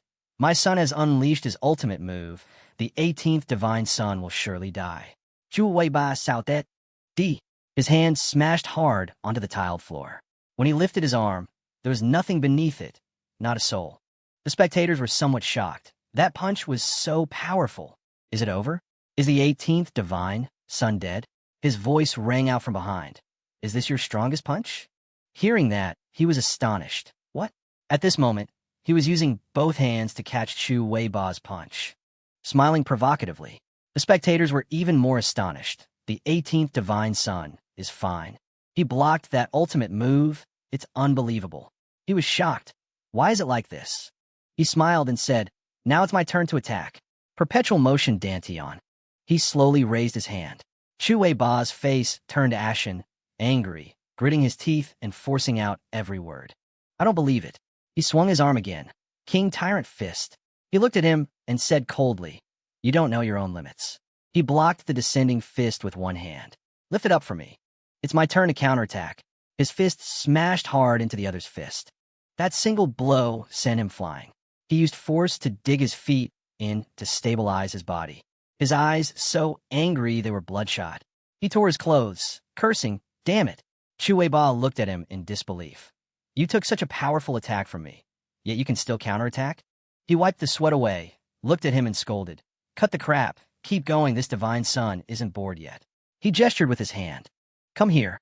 He grinned, showing his white teeth. "The power in my body has accumulated for 18 years. I don't believe you can continue to resist." He looked at him with sharp eyes. The image of both was reflected vividly in the space created by the gatekeeper for everyone to observe. A man in the crowd commented, "The 18th divine son is truly stubborn. Even without relying on external forces, using the martial realm to fight the law realm, his talent is truly strong." Hearing this, the old geezer snorted softly. "My son's physical power is boundless. Even if the 18th divine son can temporarily block this attack, he can't maintain it for long. After all, it is power accumulated over 18 years. Just dragging this out will exhaust the 18th divine son to death." Inside the battle pavilion, Chu Weiba swung his fist at him, shouting, He struck down hard, but he reacted in time and jumped away from the point of impact. That punch created a large cloud of smoke. The hand pressing down on the tiles began to gush blood. He looked at him, provoking. "Is that it? Can't fight anymore?" Hearing this, he used both hands to support his body and slowly stood up straight. He looked at him, using words to strike a blow. Is the tyrant body accumulated over 18 years truly just trash? The old geezer watching from outside cursed silently. "Damn it, the accumulated power of my son's tyrant body is running low." He gritted his teeth looking at the reflection, muttering, "Must kill the 18th divine son quickly." Chu Weiba looked at him, puzzled. "Why is your vigor still so abundant? Moreover, the spiritual power in your body doesn't seem to have diminished at all." Hearing this question, the corner of his mouth lifted as he channeled his power. Then stomp hard on the tiles. He flew up, a massive white power appearing behind him. "Let's end it here, Dragon Elephant Prison Suppressing Art." He was shocked and hurriedly raised his hands to block this attack. Accept defeat. A colossal force struck towards Chu Weiba. The smoke slowly dissipated. Chu Weiba was kneeling on the ground. Suddenly, he coughed up a mouthful of blood. Blood was splattered on the ground and his hands. He lay struggling on the tiles, trying to prop himself up. "Qin Shu, have you been feigning ignorance and hiding your clumsiness all these years?" Hearing the question from Chu Weiba, he replied smugly, "Hiding clumsiness? To deal with a piece of trash like you, do I need to hide anything? This divine son has peerless talent. It's just that in previous years, I didn't focus on cultivation. He continued. Once this divine son starts cultivating, what are you people anyway? At this moment, he stood tall, answering Chu Wei Ba, while the latter had to lie on the arena floor, struggling to rise. Qin Shu continued. The perpetual motion Dantian is like an engine with infinite energy, providing me with boundless power that never runs dry. The perpetual motion Dantian he mentioned was a blue sphere encased in a golden frame, constantly radiating brilliant golden light. Therefore, in this battle, the more he fought, the stronger and more endlessly exhilarated he became. Outside, a person in blue watching the match exclaimed, "The 18th divine son is turning the tide." A man in yellow next to him chimed in, "It's truly beyond expectations." Looking over, one could see a pair of legs that seemed unable to stand steady. It turned out to be the old geezer, watching the match from outside. He had to utter, "My son actually lost." Back inside the battle, Chu Wei Ba wiped the blood from his mouth with one hand, while extending the other to beg for mercy. "I admit defeat. Please spare my life." At the same time, outside the battle pavilion, an announcement was made. In the first match at the battle pavilion, the 18th divine son wins, so he could decide the life or death of the 14th divine son. Qin Shu looked at Chu Wei Ba and said, "Chu Wei Ba, since you had the guts to challenge this divine son, then naturally I must take your life." He lay on the arena floor, raising both hands to cover his face, pleading with Qin Shu, "No. 18th divine son, don't kill me. I can give you the divine son mirror artifact." Qin Shu immediately replied, "Not enough." He raised a leg, preparing for the next attack. Chu Wei Ba could only lie there, defending in fear. Around Qin Shu, golden energy was radiating as he continued. "Last time you used the divine sun mirror to exchange for your life. If you can't produce something of equivalent value to the divine sun mirror this time, you'd better just die." Seeing the power radiating from Qin Shu, he screamed in panic, "Wait. My Chu family is a significant force in this feathering sect. If you kill me, you will offend the Chu family, and then you won't be able to escape death." Hearing Chu Wei Ba's threat, Qin Shu remained silent, his face angry as he glared at him. He didn't let him speak further, kicking him again and sending him flying several meters. At this point, "Do you think threatening me still works?" He looked at him with a dangerous gaze. "This divine son's patience is limited. If you keep dawdling, I will send you straight to heaven." Hearing this, his face turned purple, and he stammered, "Ah, I can remove the connection between me and the divine sun mirror, so it can fully belong to you." Every action of the two inside the match was observed by everyone. Seeing his son admit defeat like this, the old geezer felt like he was struck by lightning and screamed. "No," he screamed, his voice full of despair. "Remove the connection to the divine sun mirror. This is equivalent to losing the status of a divine son and losing the qualification to participate in the battle of disciples. My son, even if you die, you cannot do this." Chu Wei Ba gritted his teeth in pain until they bled. The observers outside were curious. Does the divine sun mirror require removing a connection? Why haven't I heard of this before? Another person explained. In the battle of disciples, all information is a secret that cannot be leaked to avoid alerting the enemy. That's right. Usually when divine sons gather, they conceal their aura to prevent revealing their trump cards. They absolutely do not share any information with each other. At this moment, he stood with his arms crossed, looking at Chu Wei Ba. This is the cruelty of the disciple war. Everyone responds cautiously, like walking on thin ice. Only when they openly compete in the battle pavilion can people learn some secrets of the divine sons. The divine sun mirror appeared, with black text displaying on it. 14. He muttered, "No wonder you were willing to hand over the divine sun mirror to me last time. It turns out you hadn't removed the connection with it yet." Chu Wei Ba replied, his voice full of bitterness. "That's right. Now that I have been defeated by you twice, I no longer have the confidence to vie for the disciple position. I can give you full control of my divine sun mirror in exchange for my life." Hearing this, he agreed, "Possible, start now." He began chanting, then pointed his hand towards the mirror and shouted, "Remove." Puffed. After casting the spell, he spat out blood. He wheezed. Removing the connection with the divine sun mirror is extremely damaging to one's cultivation. Now you just need to drip a drop of your blood onto the divine sun mirror, and it will belong to you. The old geezer shouted, "Don't. The bright future of my Chu family. Is it just going to be cut short like this?" Hearing that, He immediately cut himself to draw blood. A formation appeared, and a stream of water emerged, then surged powerfully in front of him. He was so astonished he couldn't speak. The water droplets shot straight up, then wrapped tightly around him. He thought to himself, "This is the Divine Sun Mirror. It has magically transformed into a strange phenomenon entering my body. This thing seems to contain some kind of high-level rule within it. The Divine Sun Mirror is definitely not just a symbol of the Divine Sun status. It certainly can't be that simple." At this moment, he noticed something unusual. A hazy mist dispersed, revealing a bronze door. The door slowly opened. He stood before the door, feeling a bit anxious. The gatekeeper spoke up. "The battle pavilion duel has ended. The winner may proceed straight ahead, going to the center of the battle pavilion to admire and sense the disciples of past dynasties." Hearing this, he also slowly stepped inside, the corner of his mouth curving into a smile. Finally, the mission can be completed. He took step by step inside. Before his eyes were stone slabs that had rotted away. Those stone slabs combined to form statues of disciples from previous generations. These ancient statues are the disciples of history. At this moment, the system sounded. The mission in the battle pavilion is complete. Received special cultivation technique. Divine Soul, 9 transformations. He was surprised. Divine Soul, 9 transformations? He touched the item the system provided, for words appeared on it. Divine Soul, 9 transformations. The name sounds like a soul cultivation technique. Since ancient times, cultivation techniques have been countless, but soul cultivation techniques are extremely rare. It is also because the Divine Soul is extremely mysterious.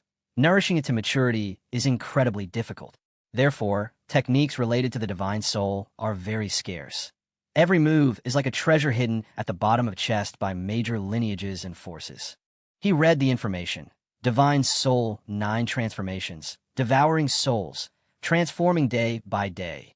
After transforming through 9 layers, it will become an immortal soul. He exclaimed in admiration. This Divine Soul 9 transformations technique is truly not to be underestimated. At this moment, he looked at the statues, feeling something was wrong. The stone disciple statues are moving? The statues began to move. The statues leaned down, shouting in unison, "We are the disciples of history." He was slightly startled.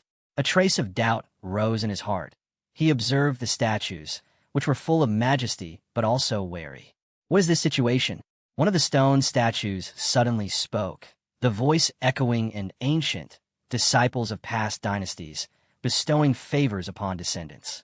Having said that, an oppressive command descended. "Kneel down now." Still maintaining a straight posture, his eyes did not flinch as he faced the statues. "We are preaching the Tao to you. Kneel down now." A trace of confusion flashed across his eyes. He asked, "Why?" The statue patiently explained, "We are disciples of past dynasties. We will pass on to you the path of being a disciple." His gaze became sharp as a knife, piercing into the opposite statue, questioning, "Then why must I kneel?" Another statue advised more gently, "Junior, be obedient and listen." The disciples of previous dynasties had extraordinary achievements. Ascending to become god kings and saints was not uncommon. What we pass on to you are correct principles. Kneel down quickly.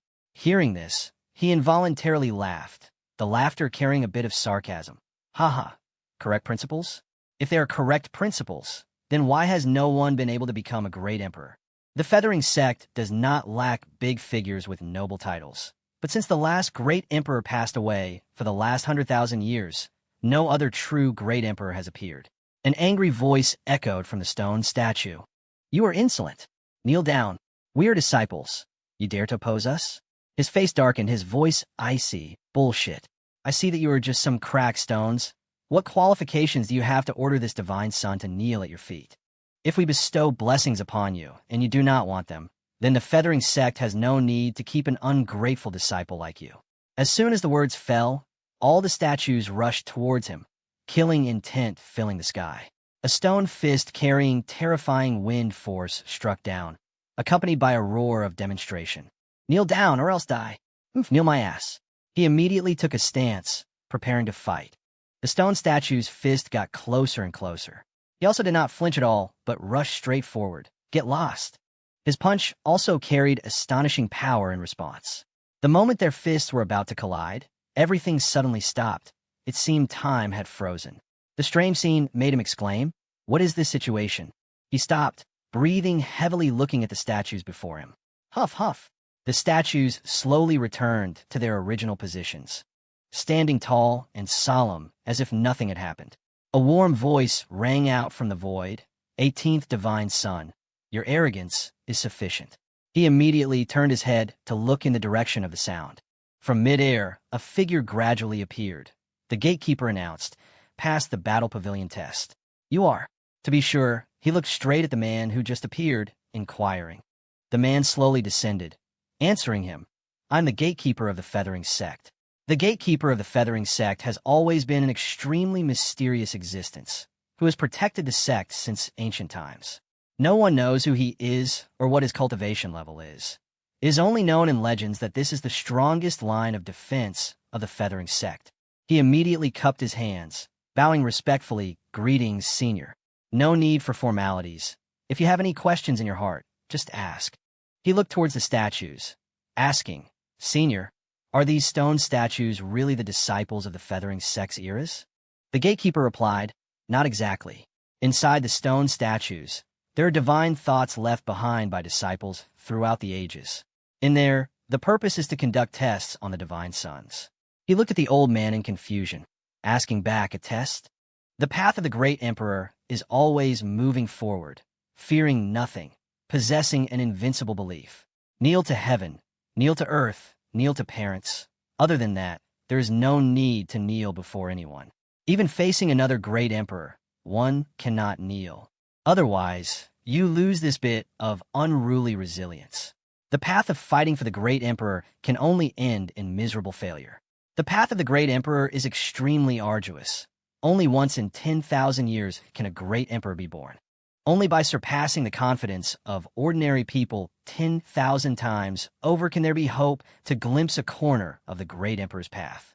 He silently listened to every word of the old man's teaching. After a while, he looked at the old man seriously and replied, "I understand, Senior. So, am I considered to have passed the test?" "Passed. Your performance was very good, without any wavering. Even facing a life-and-death crisis, you remained resilient." The old man continued, "I have seen many divine sons here who could not overcome the temptation or could not resist the pressure and had to kneel. Although even if they knelt, they would not receive any punishment, but those divine sons who knelt basically lost that invincible will." The old man pointed at the illusions appearing, cutting off the opportunity to compete on the path of the great emperor. "Senior, if it was a test and I have passed, there must be a reward, right?" He looked at the old man with a mischievous gaze, probing. The old man replied this. He raised his hand to think for a moment and said, "According to normal rules, the test will not have any punishment, and at the same time, there will be no special reward. Senior, if there are normal rules, there must also be abnormal rules, right?" He quickly ran over to punch the old man's shoulders, massaging him, his mouth ceaselessly flattering. "Senior, you definitely have a reward here." This action made the old man only shake his head, black lines appearing on his forehead. He looked at him, saying helplessly, Clearly you were very tough just now, yet now you are shamelessly demanding benefits from me." The old man raised his hand to stop him, his voice full of resignation. "Truly can't understand you. Fine, I will give you some benefits. How was the 18th Divine Son's performance?" He and the gatekeeper looked towards the statues. Each statue began to move slowly. However, apart from those movements, the space remained strangely silent. The gatekeeper flew into the air, speaking loudly.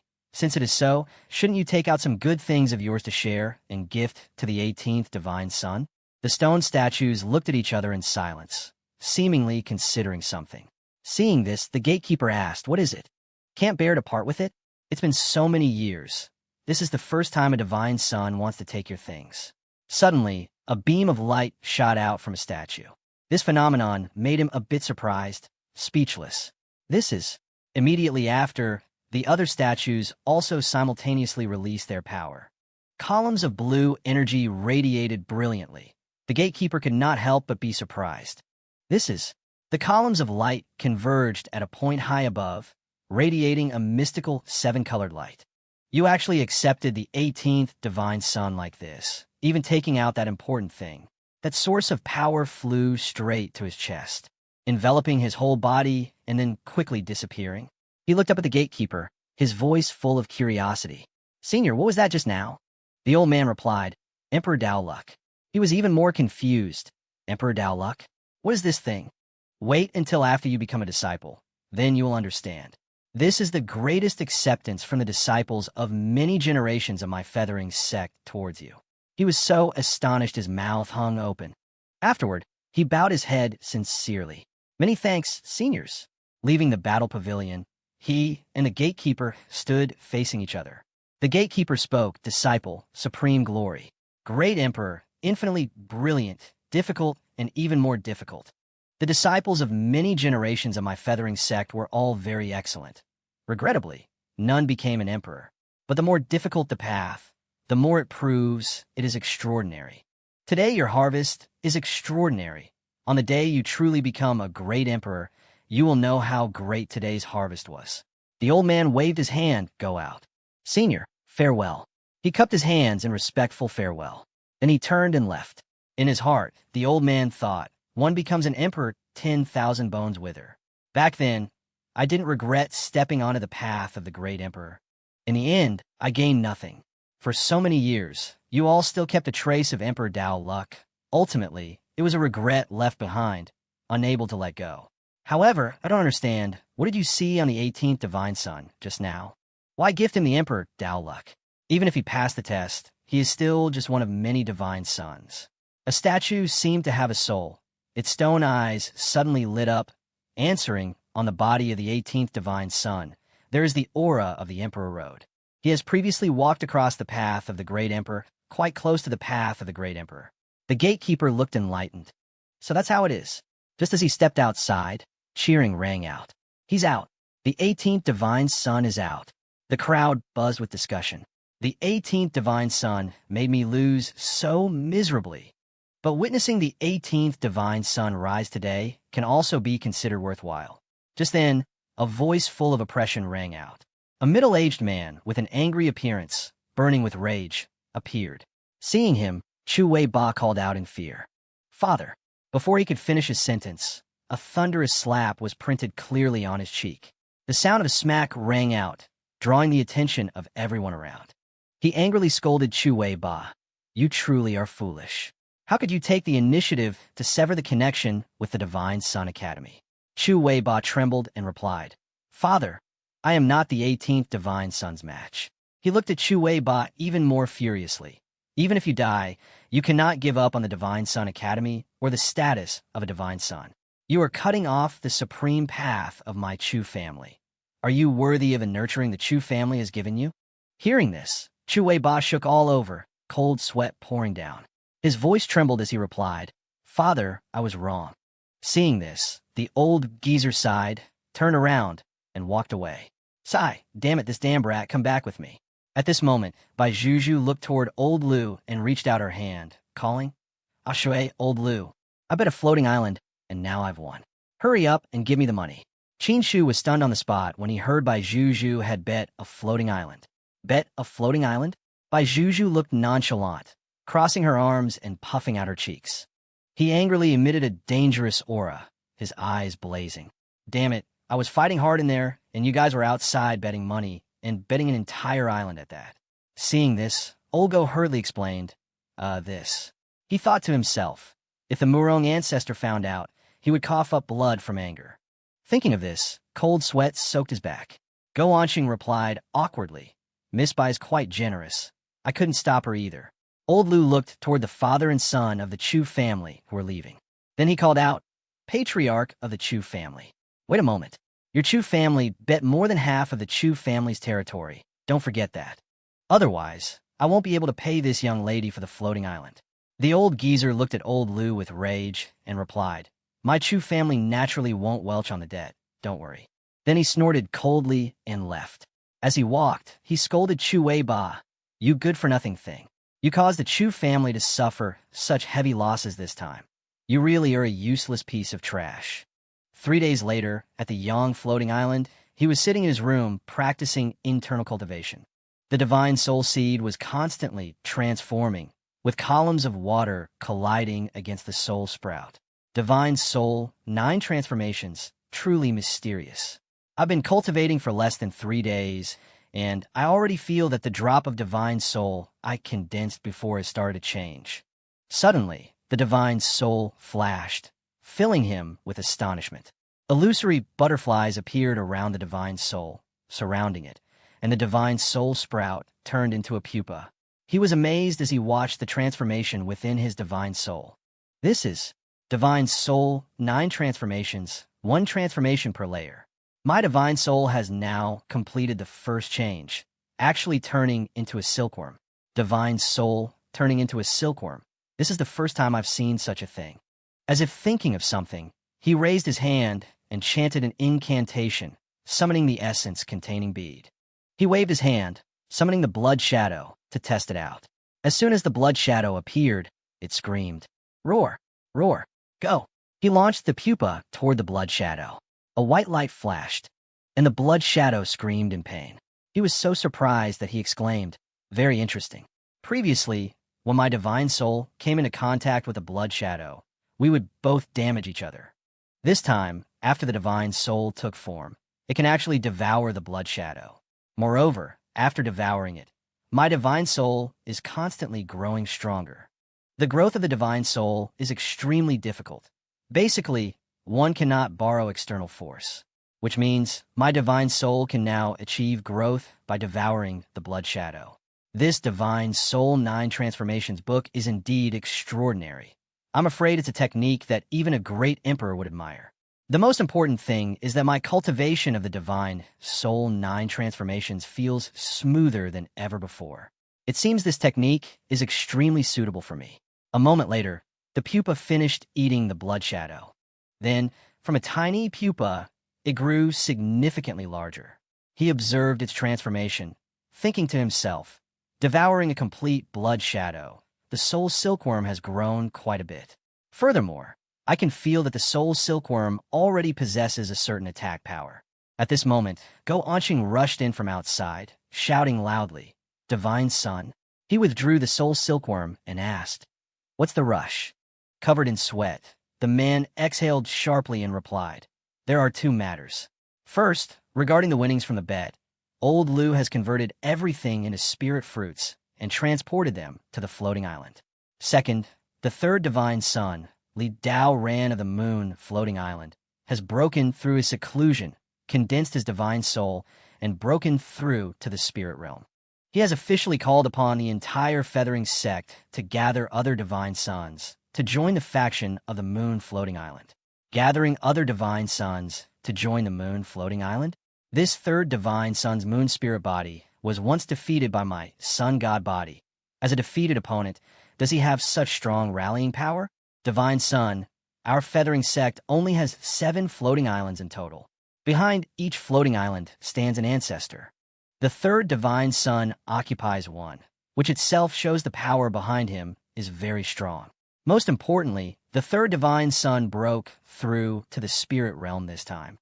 At least on the surface, the 3rd Divine Son is the first among the 18 Divine Sons to break through to the spirit realm. As Old Go explained, his expression became even more serious. He thought to himself, martial realm, Dharma realm, spirit realm. I am 2 great realms away from the spirit realm. It seems I must use that spirit vein marrow cleansing pill to break through to the Dharma realm. Also, there's a 3rd matter. Seeing him hesitate, he guessed and asked, is it related to the matter of the 11th Divine Son? The Divine Son predicts things like a god. A few days ago, the 11th Divine Son died unexpectedly at the Jade Pool gathering. Rumors outside are saying that you, 18th Divine Son, used despicable means to kill the 11th Divine Son. An image of him looking like a villain plotting to murder the 11th Divine Son appeared. Now, the power behind the 11th Divine Son, the Duan family, is demanding the feathering sect resolve this. He let out a cry, feeling there were too many problems to solve.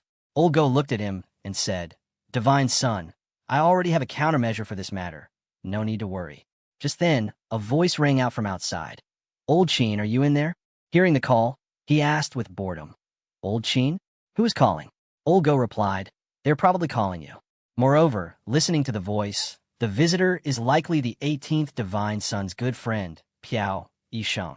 Hearing this, he pondered slightly, pouring for a lifetime as a homophone. Hearing the name, he wasn't a good person. Based on the memories surfacing in his brain, this Piao Yisheng was truly the original host divine son's only good friend. Simply because both of them shared the hobby of drinking flower wine and keeping little demons. And this hobby of the original host was infected by the 16th divine son. It could be said that the original host was led astray by the 16th divine son. The door opened, and he looked seriously toward the entrance. A person with red hair, wearing magnificent clothes, walked in and called out to him. "Old Sheen, I heard you've struck it rich recently. Surely you haven't forgotten this old friend, right? Divine son. This visitor is the external avatar of the 16th divine son. This is the 16th divine son's unique skill." External avatar, this skill isn't bad, is it? The 16th divine son spoke up. "Old Sheen, this external avatar of mine can't last long, so I won't waste words." Recently, a peerless demon fairy arrived at the Ascension Terrace, and there's also newly arrived Tao Comprehension Tea. Bring some spirit stones. Tonight, the demon fairy is yours. I'll wait for you at the Ascension Terrace. Come quickly. With that, he vanished. He and Old Go watched the entire process without saying a word. Divine Son, since you stopped being promiscuous, the 16th Divine Son hasn't asked to meet you in a long time. This time, he definitely heard that you control a floating island, defeated the 14th Divine Son, and won half the Chu family's territory, so he came looking for you. You must be careful. Old Go warned him worriedly. He asked Old Go, "Where's the Ascension Terrace?" Old Go replied, 300 miles east of the Feathering Sect. It is a bustling place where many cultivators from the surrounding areas gather for sightseeing. Of course, the expenses are also extremely extraordinary. He looked at Old Go and continued asking, "Is there anything special about this Ascension Terrace?" According to the system's rules, the more special the location, the more likely it is to trigger a mission. Legend has it that the Ascension Terrace is the place where a great emperor of the ancient era proved his Tao. Hearing this, he was somewhat surprised. In recent years, some heaven's chosen figures would go to the Ascension Terrace to break through their realms. For example, many divine sons of our Feathering Sect have successfully broken through at the Ascension Terrace. It is said that when breaking through, comprehending the laws of heaven and earth has the potential to lure out the legendary undying divine medicine and myriad other mysterious opportunities. Luring out the undying divine medicine. Is there really such a thing? Indeed, there is. The 6th divine son, Chu Li, who is honored as the Feathering Sect's commoner divine son. He explained to him, the 6th divine son originally broke through to the Dharma realm at the Ascension Terrace. At the Ascension Terrace, the laws descended upon his body, causing the phantom of the undying medicine to fluctuate. It was extremely magnificent. He asked in confusion, "What does commoner divine son mean?" Hearing his question, Old Go replied, "The 6th divine son comes from a humble background, but his talent is superb. He is the only one who gradually rose from the bottom of the Feathering Sect to become a divine son. He became a divine son without relying on any background or backers. It is said that the 6th divine son has a proud personality. Even after becoming a divine son, he refused the help of any faction, earning everything through his own efforts. Therefore, even as a divine son, he still works at the Ascension Terrace to earn cultivation resources." Hearing Old Go explain the whole story, he laughed. "Huh, a divine son working to earn money? With this divine son's experience, anyone who pretends too hard is not a good person. Let's go." Since the Ascension Terrace is a wonderful place for breaking through, this divine son must go and see. The father I haven't met is still searching for the undying medicine for me. If I can also find some clues about the undying medicine, it would be an extremely good thing.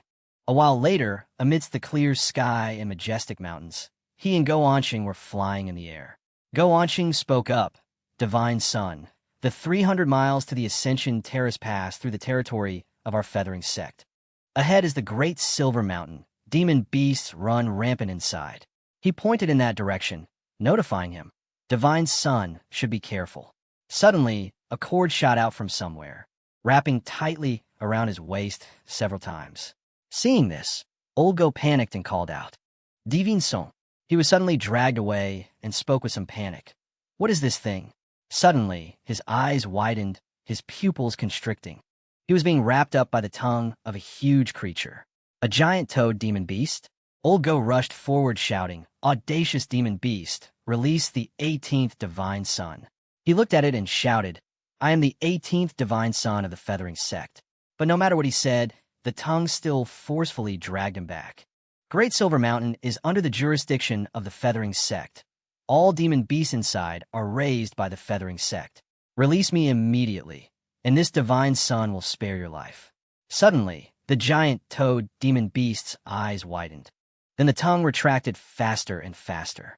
Its eyes were cold, as if this had nothing to do with it, pulling him straight into its mouth. Go Onching saw this and panicked, shouting, "Divine son." He angrily charged towards it. "I'll fight you to the death." He threw a powerful punch at the giant toad demon beast, but it seemed unharmed, only letting out a low growl, then stuck out its wet tongue. A powerful lash against his back sent him flying several meters away. His face turned purple from pain. Damn it, nothing must happen to the divine son. He stood up, burning with anger, and shouted, "Burn my life essence." Then he rushed towards the beast. "You dare kill the divine son? I'll kill you." He swung his fist at the beast, but was knocked away by its tongue. Meanwhile, inside the beast's belly, he was swallowed and slid down into the stomach. Then he landed gently on its fleshy wall. His eyes darkened. What is going on? Was I swallowed by a toad again? This must be its stomach. He looked around and saw dry bones. These are dragon wolf corpses. Their cultivation bases were at least in the spirit realm. I didn't expect them to be killed by this big toad too. Just then, the beast's stomach acid dripped onto his clothes, then evaporated. He looked at the fluid, thinking to himself, the stomach acid of this big toad has such strong corrosive properties. Creatures swallowed by it probably die from corrosion. Even dragon wolves at the spirit realm couldn't escape. He reached out to touch the dripping stomach acid, then laughed and said, "However, I have a supreme taboo skin. Apart from being a bit disgusting, this stomach acid can't do anything to me." He angrily clenched his fist and shouted, "You dare swallow me."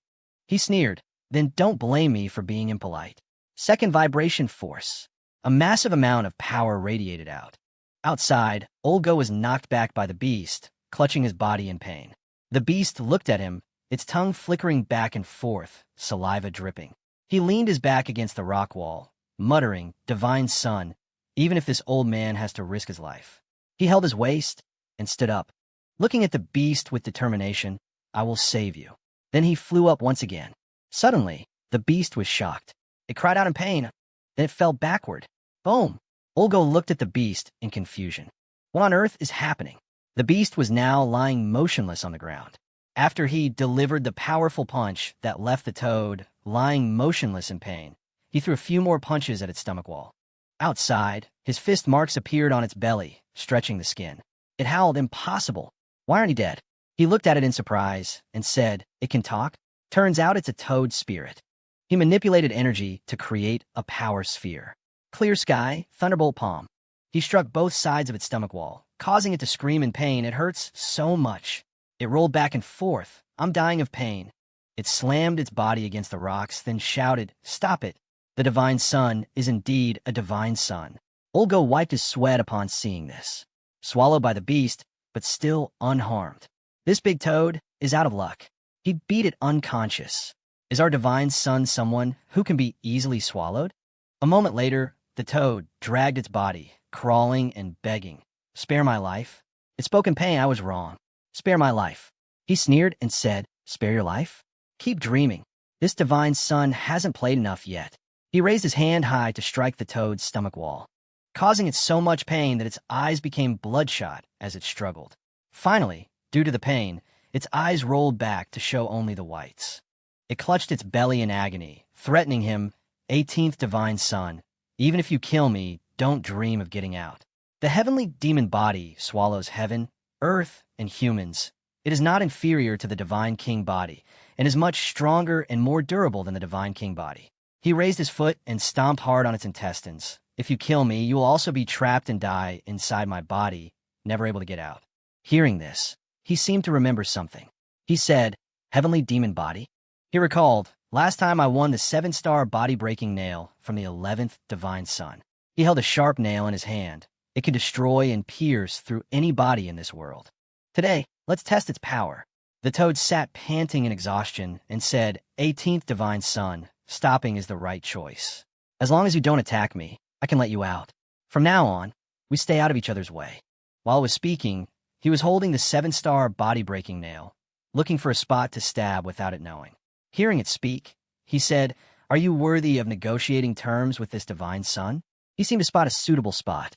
Immediately, he threw the nail decisively and powerfully at that location. 7-star body-breaking nail. Then he infused more of his power into the nail. Boom! A massive explosion rang out inside the toad's belly, shocking it with pain. It hurts. At this moment, its entire body glowed with purple light. Old Go observed, surprised by the emitted light. What is this? Boom! An explosion occurred. A large hole appeared in the toad's belly, blood splattering everywhere. It cried out in pain. No, my heavenly demon body. Impossible. How can my heavenly demon body be pierced? He kicked lightly and flew out through the hole in the beast's belly. After flying out, he stomped hard on the beast. This is your heavenly demon body? He looked at it with disdain. Can't even withstand a single blow. It cried out dizzily in pain, 18th divine son, spare me. You're begging, yet you still won't reveal your true form? Sweating, it looked at him and said, I don't understand. What are you saying? He looked at it angrily. Then I will cripple your heavenly demon body. Hearing that, it howled, stop. It knocked him high into the air, creating a thick cloud of smoke. From a large toad, it gradually transformed into a small toad, then revealed its human form. He looked at Qinshu in pain, one eye open, one eye closed. When Go Onqing saw the person clearly, he shouted, is this the 12th divine son? 12th divine son. Yuanon? 18th divine son, you. How did you figure out my identity? He asked in confusion. My heavenly demon body is hidden so well. Basically no one in the feathering sect knows about my special physique, and very few have seen my true face. He looked at him and replied, I didn't figure out your identity. I just felt that even if a demon beast in Great Silver Mountain had the guts of the heavens, it wouldn't dare ambush a divine son of the feathering sect. That's why I felt you had a different identity. He took steps forward, speaking as he walked. I just didn't expect it to be you, 12th divine son. The struggle between divine sons is extremely cruel, I know that. I just don't understand. Why did you choose to ambush me? He pointed at Qinshu and replied, very simple. You are the weakest. He was confused. What? I'm the weakest? Who told you I was weak? He looked at him and asked, don't you know that 3 days ago, I defeated the 14th divine son, Chu Wei Ba, at the battle pavilion? He shouted in surprise. What? Then he replied, I truly didn't know that. I've been ambushing here for half a year. I basically know no news from the outside world. He looked at him, speechless with helplessness. So he asked, in that case, you didn't know this divine son would be passing through here? He replied, I didn't know. Divine sons often pass through here. It just happened that when you, the 18th divine son, passed by, I made my move. He put his hands on his hips and said, unexpectedly, the 18th divine son is nothing like the rumors. This is the first time I've moved against another divine son, and I failed so miserably. Old Go approached him and called out, Divine son, the 12th divine son has been ambushing here for half a year. Perhaps this really is a coincidence. Whether it's a coincidence or not, we can't conclude yet. The 12th divine son has been lying in ambush here for half a year. If others knew about this, it's not certain they wouldn't pull some tricks. Old Go seemed to realize something and said, Divine son, are you suspecting the 16th divine son, Piao Yisheng? After all, it was the 16th divine son who invited you to the Ascension Terrace.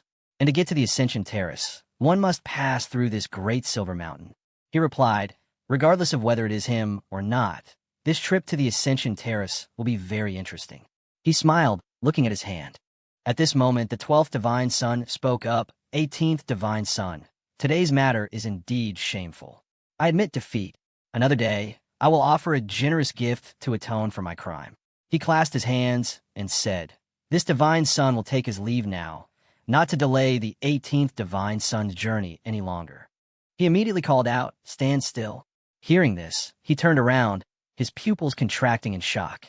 He approached and said, did I let you leave? Yuan Hong gritted his teeth and said, 18th Divine Son, I said I would offer a generous gift to atone. What else do you want? He looked at him and replied, hand over the Divine Sun armor. 18th Divine Son, don't bully people too far. At worst, this Divine Sun will fight you to the bitter end. Fight me to the bitter end? He spun the 7-star body-breaking nail in his hand. Relying on your half-crippled heavenly demon body? Are you worthy? He smiled dangerously. Today, this Divine Sun will cripple you. 7-star body-breaking nail. Yuan Hong immediately took a defensive stance. Clenching his hand into a fist, he shouted, damn it. He looked at Yuan Hong and said, you don't know your own limits.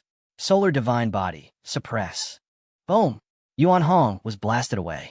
At this moment, the 7-star body-breaking nail flew towards him. Unable to react in time, he shouted, not good. He curled his body to dodge the nail, but failed. The nail pierced his body, causing blood to spurt out. He lay motionless on the rock. He looked at him silently. He was now pinned tightly to the rock by the nail. Weakly opening his eyes, he said, 18th Divine Sun, spare my life. He didn't say much, just one sentence, Divine Sun armor. Hand it over, he repeated coldly. For his own life, Yuan Hong handed over the Divine Sun armor. The object separated from his body, then flew straight into his hand with great force. He grabbed it firmly, then looked at the name inscribed on it. The Divine Sun armor ordered him to sever the connection with the Divine Sun armor. 18th Divine Sun, can you spare my life? Do not cut off my path as a disciple. He begged in agony. You ambushed me. When you swallowed me into your belly, did you think about sparing my life? He looked at him with a dark expression. The winner takes all. Don't make this Divine Sun despise you. He smirked at him. Yuan Hong saw this, frowned in anger, clenched his fist, then relaxed it. Fine. He exhaled. He put his hand to his forehead and withdrew his will. Then he directed his hand toward the Divine Sun armor, releasing a burst of power, severing the connection with the Divine Sun armor lying in his hand. When Yuan Hong's connection to the Divine Sun armor ended, his hand gripped the Divine Sun armor tightly. Then he cut some blood to soak onto the Divine Sun armor. A large amount of power appeared. He raised it high. The source of power shot straight toward the opposite mountain. The Divine Sun armor in his hand now had a different shape. This Divine Sun armor transformed into a high mountain. Now, I am very curious. If I gather all 18 Divine Sun armors, what kind of magical change will occur? Yuan Hong was sweating in pain and called his name. 18th Divine Sun. The Divine Sun armor belongs entirely to you now. Can you let me leave here? He looked at Yuan Hong and held up 2 fingers. Now I give you 2 choices. One is to submit to me, or... He made a dangerous, gloomy face at Yuan Hong, smiling as he said, die. Yuan Hong heard this and screamed, 18th Divine Sun, don't you dare push me to a dead end. He roared with a look full of pain. He cast a spell with his hand, and at that moment, the nail was pulled out of Yuan Hong's body. He fell down, lying on the ground. He said, the battle of the Divine Suns is a battle of life and death. This Divine Sun spares you from death, but I won't easily let you go. Starting today, you will become this Divine Sun's mount. Otherwise, go die. Yuan Hong slowly propped himself up and spoke. You. Everyone said the 18th Divine Sun's cultivation was trash, a prodigal son. Today I finally know the 18th Divine Sun's cruelty and decisiveness far exceed the other Divine Suns. In this battle of disciples, perhaps the 18th Divine Sun will be the one laughing at the end. He slowly stood up. If I have already lost the position of Divine Sun, boom, he transformed. I, Yuan Hong, am willing to submit to the 18th Divine Sun. I only hope that later, when the 18th Divine Sun ascends to a high position, I, Yuan Hong, can benefit from it. He and Old Dog flew up, landing on Yuan Hong's head. He said, consider yourself sensible. He pointed forward and shouted, set off, go to the Ascension Terrace. Yuan Hong immediately flew away. With just one leap, Yuan Hong turned into a streak of light rushing forward. Qin Shu and Old Dog leisurely rode on its back, enjoying the feeling of traveling on a unique mount. Old Dog couldn't help but praise. Divine Sun is formidable, making a Divine Sun into a mount. You are the first person ever to do so. However, engrossed in enjoying the scenery, they did not know their whereabouts had long fallen into the sights of 2 others. From afar, Siejing Tian watched and spoke with calculation. First defeating the 11th Divine Sun at Jade Pool, then defeating the 14th Divine Sun at the Battle Pavilion. Now defeating the 12th Divine Sun at Great Silver Mountain. He smirked with amusement. This Qin Shu is a bit beyond this Divine Sun's expectations. Standing next to him, Elder Chen also added. Last time he dueled with the 14th Divine Sun, he bet a floating island, causing us heavy losses. Now, the 18th Divine Sun has at least 3 Divine Sun mirrors on him. Should we make a move? Siejing Tian crossed his arms, his eyes looking deeply into the distance. Norus, that commoner Divine Sun at the Ascension Terrace in that independent region is a tough bone to chew. In the sky, Qin Shu and Old Dog were still crossing the clouds and wind with Yuan Hong. Suddenly, Old Dog pointed in a direction. Divine Sun, ahead is the Ascension Terrace. A towering plain with a rushing river appeared, having existed for unknown tens of thousands of years. Yuan Hong carried the two of them circling to observe the magnificent Ascension Terrace. Qin Shu's eyes were immediately attracted by that skyscraper-like tower. He felt a special energy and said, I can feel the dispersion of the power of heaven and earth. The Ascension Terrace is indeed an extraordinary place. Old Dog immediately reminded, Divine Sun, the Ascension Terrace has a rule strictly forbidding cultivators from flying high above. Should we go down? Qin Shu just waved his hand and smiled. No need. Then, he patted Yuan Hong lightly, ordering, Yuan Hong, land directly on the Ascension Terrace. Understood. Both person and beast descended like an arrow straight down to the Ascension Terrace, causing someone below to exclaim, The 18th Divine Sun truly has an imposing manner. At the Ascension Terrace at this moment, the scene was extremely lively, with dancers, singers, and spectators all present. Old Lu spoke to the 16th Divine Sun.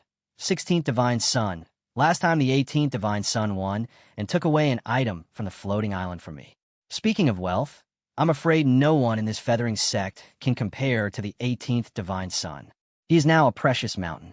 Hearing this, the 16th Divine Sun replied, Precisely because of that, I remembered that old friend of mine. The 18th Divine Sun listens to me the most. Drinking flower wine, raising various little demonesses, it was all taught to him by my own hands. Though the 18th Divine Sun has changed quite a bit recently. Old Lu replied, The Demon Fairy's performance is about to start. Don't tell me the 18th Divine Sun isn't coming. The 16th Divine Sun looked confident. Don't worry, I understand the 18th Divine Sun. No matter how much he changes, he's still just a useless person who isn't taken seriously. He will definitely come this time. Originally, I had already sucked all his resources dry before, and this Divine Sun hasn't contacted him for a long time. With the help of the Demon Fairy, I can accumulate another mass of cultivation resources. He raised his glass to toast with Old Lu. Divine Sun, please rest assured. I, Old Lu, have been doing business at this Ascension Terrace for many years. This time, I guarantee to clean out the 18th Divine Sun's resources. 16th Divine Sun, you'll get 60%. The 16th Divine Sun laughed loudly. Deal. Old Lu also happily replied, Happy cooperation. Then Old Lu called out, Someone, go down and see if the 18th Divine Sun has arrived yet. The person was not seen, but the voice arrived first. The sound echoing through the space. No need, this Divine Sun is here. Suddenly, a giant black shadow descended from the sky like a meteorite, creating a terrifying impact. The ground shook violently, tables and chairs toppled, and surrounding diners were thrown into the air in the chaos. Even the 16th Divine Sun and Old Lu were no exception, dust rising everywhere. A man in the crowd discussed, The Ascension Terrace strictly forbids flying overhead. Who is this? Why don't they understand the rules? Looking at the appearance, it must be a Divine Sun of the Feathering Sect. He is the 18th Divine Sun. Heard he was invited by the 16th Divine Sun to see the Flower Fairy. Old Lu slowly stood up, dusted himself off, then looked at Qin Shu. 18th Divine Sun, you're being a bit unruly here. Old Dog stood next to him and whispered in Qin Shu's ear, Divine Sun, this Ascension Terrace is ostensibly managed by Old Lu, but the identity of the person behind the scenes is still unknown. Old Dog looked at Old Lu again and continued. Last time we won quite a few resources from him, and this Old Lu is extremely vindictive in business, be careful. Qin Shu heard this, just crossed his arms, and smirked with an amused "oh." Hearing old Lu say he wasn't following the rules, Qin Shu crossed his arms and asked back, "Rules?" He leaped from the toad beast's head to the ground, stomping one foot powerfully. "Rules are set by people. How about I change the rules for you?" Old Lu was tongue-tied, not knowing what to say. At this moment, Piao Yisheng crawled out from under the table, hurriedly speaking to defuse the situation. "Old Lu, out of respect for this divine son, the 18th divine son is a distinguished guest I invited." "Fine." He pretended to respect Piao Yisheng and exhaled as if letting it pass. "Can the 18th divine son recall your pet beast?" As soon as the words were spoken, a thunderous slap flew straight onto his cheek. Yuan Hong glared and scolded. "Idiot, you're the pet beast." Old Lu was sent flying, smashing hard onto the tiled floor. Then Yuan Hong returned to his original form, standing behind Qin Shu, looking at old Lu with eyes that wanted to eat him alive. Old Lu looked up, ignoring the blood smeared on his nose and mouth, and shouted in astonishment, "12th divine son?" He asked in confusion, "Why are you following the 18th divine son here?" Yuan Hong coldly replied, "I like it. Is that a problem?" His gaze looked at old Lu with disgust. "Talk any more nonsense, and I'll beat you to death." Old Lu raised his hands in fear, as if surrendering. Okay. Just then, an announcement voice rang throughout the Ascension Terrace. "The demon fairy has arrived." Qin Shu feigned a look of surprise, as if for Piao Yisheng to see. From the sky, a woman with long white hair, wearing a pure white outfit, covering her face with an illusionary veil, slowly descended. A man's voice cheered. "She's here." She fell from the sky. Her cherry blossom pink eyes combined with her long white hair made her stunningly beautiful. The outfit she wore accentuated her perfect figure. Her softness and grace were expressed through every gesture and movement. This scene made the witnessing men move to shout, "The demon fairy is here, truly beautiful." Although wearing a veil, that shimmering aura basically couldn't be hidden. You don't know this, right? The demon fairy in legends is a kind-hearted person. There are even legends saying she is the princess of the ancient demon kingdom, now descending to the mortal world for experience. Qin Shu, Yuan Hong, and Old Dog heard this, and their jaws dropped in surprise. Piao Yisheng called to him, "Old Qin, is this that demon fairy?" No one has seen her true appearance. Absolutely a top-tier female little demon. Legend has it she also has the identity of a princess of the ancient demon kingdom. Piao Yisheng looked at Qin Shu, eyes glowing. "Today is a good opportunity. The demon fairy has appeared. Whoever bids the highest price gets her." Saying that, he moved to wrap his arm around the back of Qin Shu's neck, lifting his chin. "Old Qin, according to my speculation, you only need 5,000 spirit stones to see the demon fairy's true appearance. With just 100,000 spirit stones, you can talk through the night with the demon fairy." Qin Shu put on an observing and admiring look. This demon fairy's body is quite good. Her temperament is truly attractive. A little demon with quality. Hearing this, Piao Yisheng continued, "Old Qin, if it wasn't good, Piao Yisheng, wouldn't introduce it to you." His money-grubbing face clearly showed his conspiracy. "Hurry up and bid. Don't you own an island estate now? 10,000 spirit stones is nothing to you." In another corner, an old man blushed when he saw the demon fairy appear. A cup was filled with wine, the sound of pouring liquid tinkling softly. The old man realized the person pouring wine for him was a young man with dark hair and a high bun, looking like a servant, with a red mark in the middle of his forehead. Seeing who was pouring tea for him, the old man hurriedly stood up respectfully. "I dare not. Sorry to trouble the 6th divine son." The young man, holding the teapot, replied, "It's fine." The old man immediately fished out a purse from his clothes and offered it to him. "Please accept this, divine son." The young man took it and examined it. Then his eyes showed annoyance as he asked, "Is this all?" The old man was confused upon hearing this, then continued to dig his hand into his pocket. "There's more." Saying that, he took out another purse. "Being served wine by the 6th divine son is my honor. These are all things the divine son should have." The young man took it and spoke. "Many thanks." At this moment, Qin Shu and Piao Yisheng were standing and watching. Qin Shu pointed over there and asked, "Is that person the 6th divine son?" Piao Yisheng crossed his arms and replied, "Correct. That is the 6th divine son, Zhou.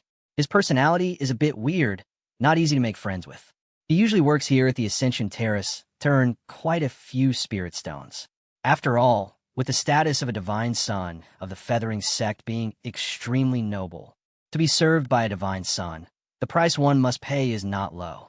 The price is indeed not low. Using the identity of a divine son to exchange for cultivation resources, the sixth divine son is making quite a profit.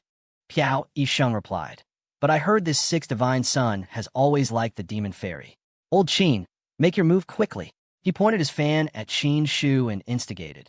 Once you make a move, others basically won't have the qualifications to compete with you.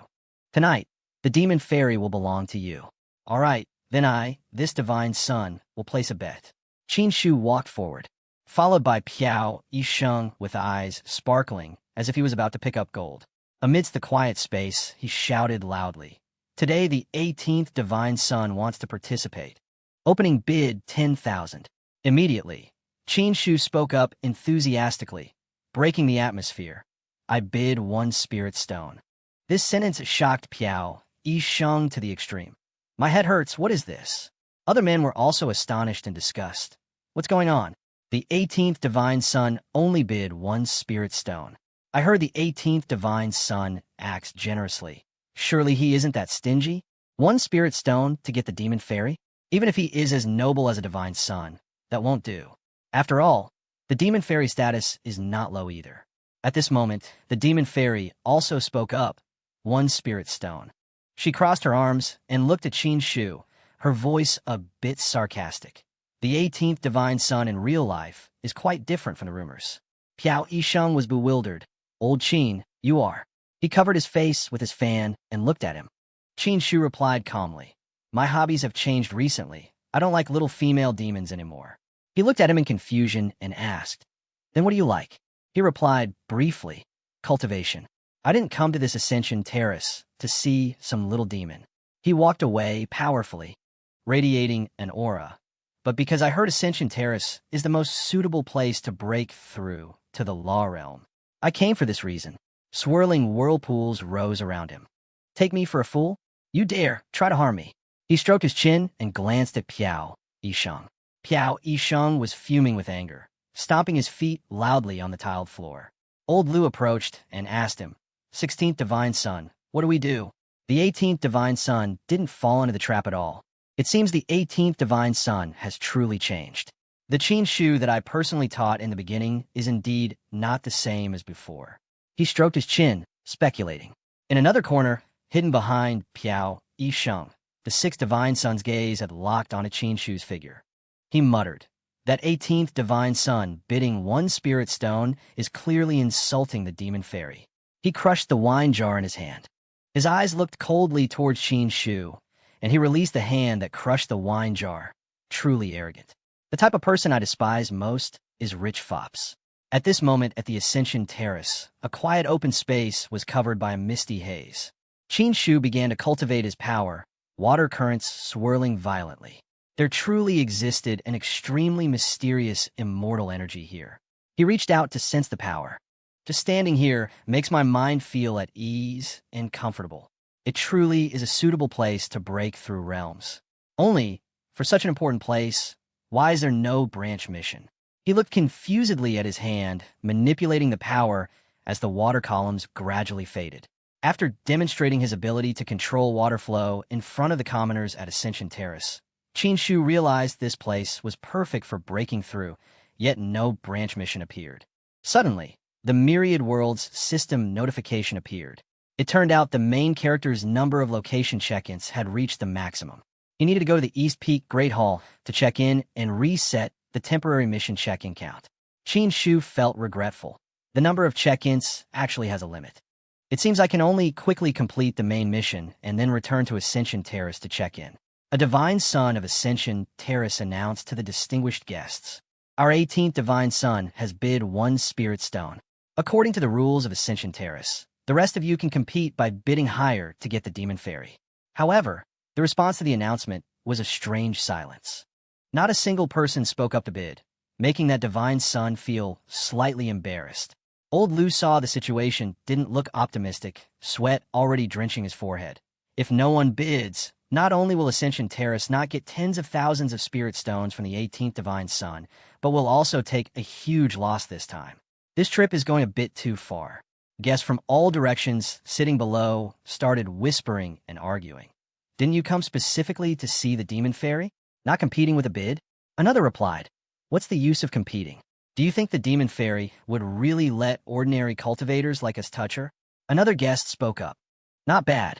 The 18th Divine Sun just arrived directly riding a beast from the sky, and that beast was the 12th Divine Sun. Anyone daring to bid differently is no different from seeking death. After a while of commotion and gossip, the Divine Sun of Ascension Terrace from earlier had to announce, if no one bids, then the person the demon fairy accompanies today is our 18th Divine Sun. Wait, before he could finish, the 6th Divine Sun interrupted. I bid 100. No, 1,000 spirit stones. His face clearly showed anger and competitiveness. The whole crowd went into an uproar. The 6th Divine Sun actually bid?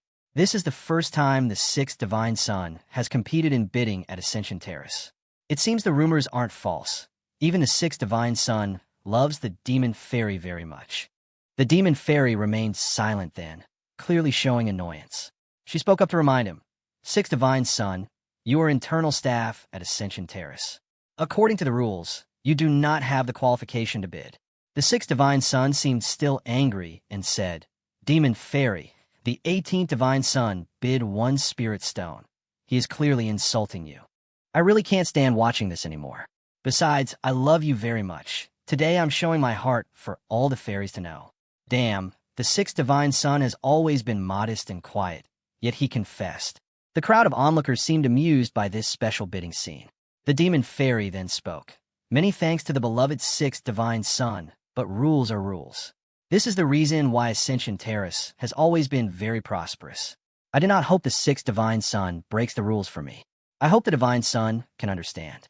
Today, I am willing to discard my rights to maintain and protect the rules of Ascension Terrace and go with the 18th Divine Sun. This scene was truly too embarrassing. Unexpectedly, the 6th Divine Sun was rejected so bluntly. He had to reply, the fairy understands propriety and righteousness. Everything will be as the fairy wishes. If the 18th Divine Sun dares to treat the fairy disrespectfully, please tell me. I will stand up for the fairy.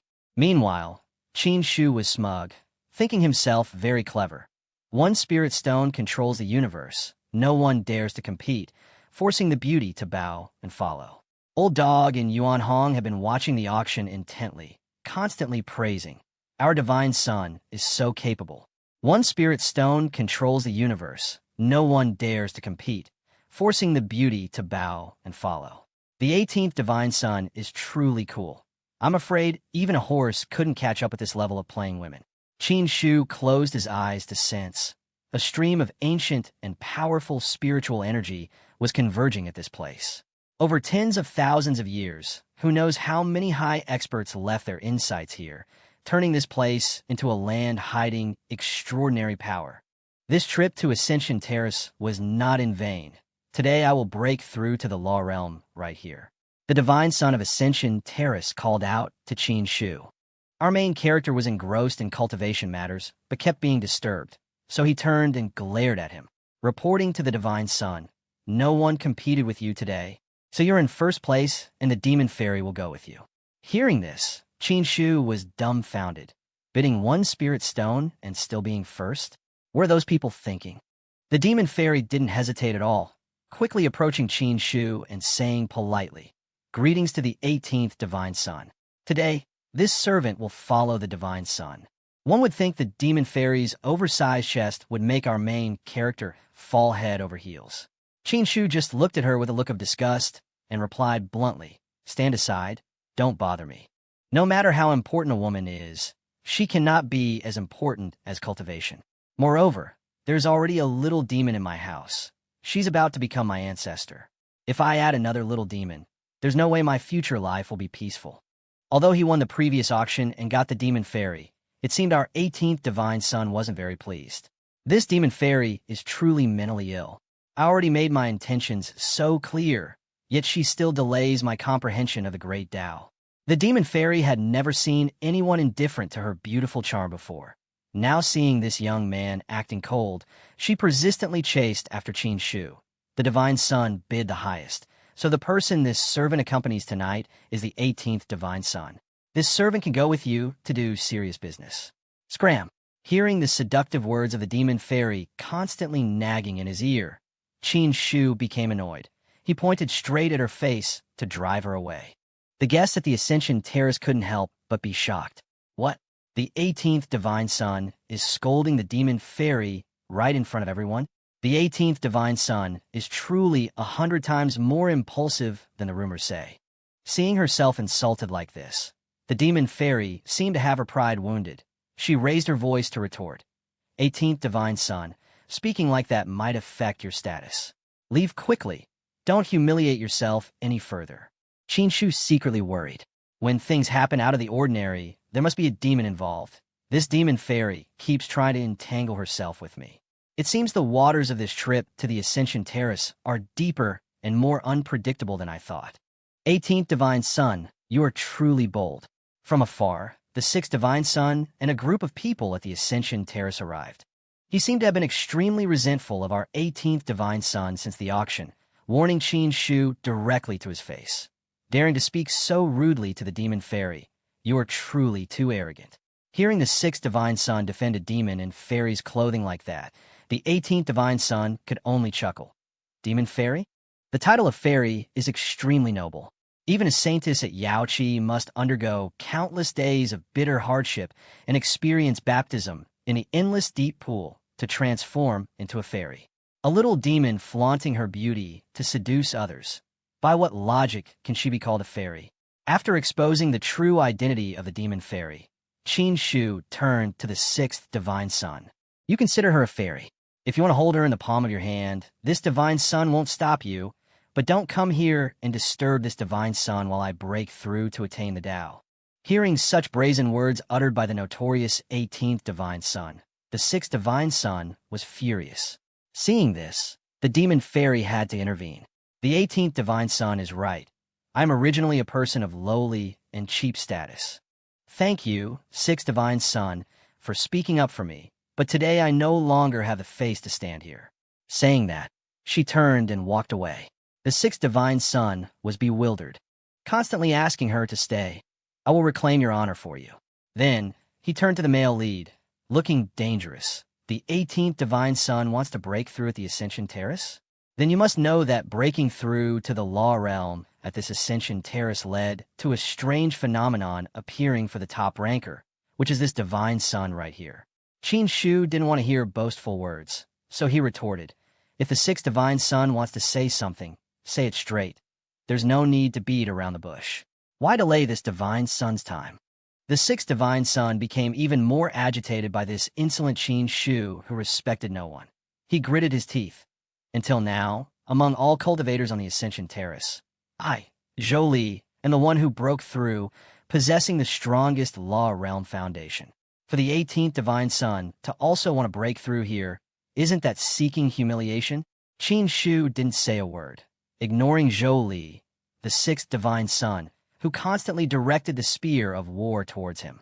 You dogs from noble families with money and power think you are high and mighty, insulting others at will. Apart from a slightly wealthy background, you have nothing else. I despise people like you the most. Relying on family background to become a divine son, piling up cultivation base, what kind of ability is that? The quality of the law realm cannot be faked. The 6th divine son moved closer to Qin Shu, plotting to strike at our male lead's pride to compete. 18th divine son, if you have the ability, then surpass me when you break through. Otherwise, take back all your arrogant words toward the demon fairy today. Qin Shu smirked. He saw right through the 6th divine son's provocation, but his purpose here today was originally to break through, not to compete with him. Saying that, the 18th divine son brushed his sleeves and turned away. Watch closely. He approached the nearby river, casting a spell to control the flow of the water. To the astonishment of the guests at the Ascension Terrace, since coming to this world, from knowing nothing about the heaven and earth here, until now, he could truly sense a bit of the mysterious power contained within the heaven and earth of this world. Qin Shu channeled his qi, and a dazzling stream of supreme Dantian energy appeared. It seems I've grown to like this feeling of cultivation. At the Ascension Terrace, beams of blazing aura suddenly appeared. That was because our 18th divine son was preparing to break through to the law realm. Laws of heaven and earth. The 18th divine son comprehended them so quickly. Truly impressive. The guests marveled at the power of Qin Shu's Dantian. A veteran divine son spoke up. What makes people shocked is that other cultivators comprehend the laws of heaven and earth slowly, one by one. Yet the 18th divine son comprehended 9 in a single minute. Initially, the 6th divine son only comprehended 6. From afar, murmurs of admiration for the 18th divine son's talent arose. This crowd of guests was terribly fickle. Just a moment ago, they were leaning towards the 6th divine son to protect the demon fairy, but now, witnessing Qin Shu's intellect, they had switched sides. Indeed, the rumors are false. The 18th divine son is still a peerless genius. His recent performance is too outstanding, far different from the rumors out there. However, the Ascension Terrace has the great Tao condensed there, making it easy to comprehend the laws of heaven and earth. Only a true, unique prodigy, 1 in 10,000, can evoke a response from the immortality medicine. A glowing pill appeared in front of Qin Shu, although he had gained much comprehension and insight at this Ascension Terrace. This pill was where his true power was hidden. Let's begin. Qin Shu released the miraculous energy mass from the pill. The river surged as if controlled by an invisible hand. Heaven and earth turned upside down, a scene that opened everyone's eyes. Just the initial step of breaking through has shaken the terrace. Perhaps this time we will truly have our horizons broadened. The 16th divine son stood watching from afar, himself surprised by Qin Shu's superior ability, far different from before. Breaking through to the law realm? I thought old Qin was just joking, but is he really breaking through? I know very well how useless old Qin was before, yet how much time has passed. His cultivation has increased so quickly. Old Lu added, recently, the 18th divine son has surprised others too much. The battle at the arena also left people endlessly amazed. At this rate, I'm afraid no one can compete with him. Hearing that, the 16th divine son smirked. No one can compete with him? Old Lu, that statement of yours is a bit of an exaggeration. Since he was also a divine son, he knew well that among the divine sons, there were still super strong existences who always acted casual and unrestrained. Qin Shu was still not on their level when standing before them. Breakthrough. A loud shout came from Qin Shu. On this side, our 18th divine son proceeded to break through, causing heaven and earth to turn upside down once again. Dark clouds surged from nowhere, covering the sky that was blue just a moment ago. Usually, breaking through at the Ascension Terrace involves dazzling light and 10,000 rays of sun. The scene of dark clouds covering the sky for the 18th divine son appeared for the first time. Rumble. Suddenly, a hole of light appeared from above, and a giant, strange entity emerged from it. The 6th divine son and the crowd of guests witnessed this chaotic scene and were stunned. What is this? Could it be the underworld from the legends? The underworld is one of the 3 lands in this world with strange, bizarre, and inexplicable cunning. After cultivators die, their souls without consciousness are all imprisoned by the underworld. But like the great emperors of ancient times, the underworld has long ceased to exist in this world, remaining only in legends. According to records from ancient books, the time since the underworld last appeared is even longer than that of the ancient great emperors. There's another saying that the underworld completely vanished from this world hundreds of thousands of years ago. Damn it, what on earth is wrong with old Qin? Has he become some kind of monster? The 16th divine son looked horrified, unable to believe what was happening before his eyes. To think he could even draw out the underworld. At this rate, draining resources from old Qin won't be such an easy task anymore. Qin Shu stood face to face with the underworld amidst the inverted heaven and earth. He thought to himself, breaking through from martial realm to law realm requires condensing divine consciousness. But at Yaoqi, I not only condensed my divine consciousness long ago, but even the divine soul that just appeared in the spirit realm has also been condensed. In this world, there are 3 lands of creation that are both magical and bizarre. The underworld is one of them. Is it because I condensed my divine soul while suddenly breaking through to the law realm that I triggered the underworld aura to appear? How will our Qin Shu face the underworld? Rumble, rumble, rumble. From the crimson sky, the gate leading to the underworld opened. Qin Shu only wanted to break through to the Law Realm, unexpectedly summoning the underworld, one of the three ancient lands thought to no longer exist. Why is it you? Why is it you? He heard someone calling him in a gloomy voice. Qin Shu looked up towards the underworld. It's talking to me, and it seems only I can hear this voice. Heaven plays tricks on people. Creation is unusual. Suddenly, a dazzling beam of red light shot out from the mouth of the underworld gatekeeper creature, striking down at the location of the 18th divine sun beneath the Ascension Terrace. Strangely, the beam of light was quickly absorbed by the 18th divine sun's body, and a surging power glowed around him. The one I waited for was not you, but I didn't expect it to be you. The monster guarding the underworld gate above continued to howl with eerie sounds. Divine soul, 9 transformations. 1 transformation, 1 layer of heaven. Since I have waited for you, the gates of the underworld will open for you once. Qin Shu felt confused. What did this sentence mean? It was as if the entire underworld had a life of its own. The layer of light that just entered his body was a mark indicating the location of the underworld. If so, he now knew one of the 3 greatest lands of creation in this world. The 18th divine sun looked so cool right now. He had become the one chosen by the underworld, emitting a brilliant aura around him. Those auras shot back towards the monster in the sky, enveloping it and then vanishing, leaving behind a clear blue sky as if nothing had ever happened. Heaven and earth returned to peace, sunlight peeking through, yet the guests at the Ascension Terrace were still reeling from the strange disappearance of the underworld. No one knew what opportunity the 18th divine sun had received to summon and subdue the underworld in the blink of an eye. Someone quickly assessed, stimulating the underworld to reappear. Doesn't that show that the 18th divine sun has surpassed the 6th divine sun? Hearing someone dare to criticize him, the 6th divine sun merely sneered, then made a sound of disdain towards Qin Shu. Truly laughable. So what if the underworld reappears? The immortality medicine is even stronger than a great emperor. If you can't make the immortality medicine appear, then in the end, the 18th divine sun is still a notch below me. A loud explosion drew the attention of the crowd around the 6th divine sun. That was just the appetizer, Qin Shu retorted aloud. Watch closely, 6th divine sun. Now is the moment this divine sun truly breaks through. I even possess a divine soul now. I am also very curious to see how much my strength will increase with this breakthrough. Wrapping around the 18th divine sun's body was a source of burning power. He unleashed it as beams of crimson light, piercing the sky. Holy shit, 10,000 laws upon the body, 9 pillars of light shooting straight into the sky. Is this breaking through the Law Realm? If one didn't know better, they'd think some old ancestor was breaking through. Yao Yu, this is truly terrifying. The guests at the Ascension Terrace were panicked by the trembling earth and sky caused by the 18th divine sun. Deep within his Dantian, Qin Shu felt a strand of divine consciousness rising.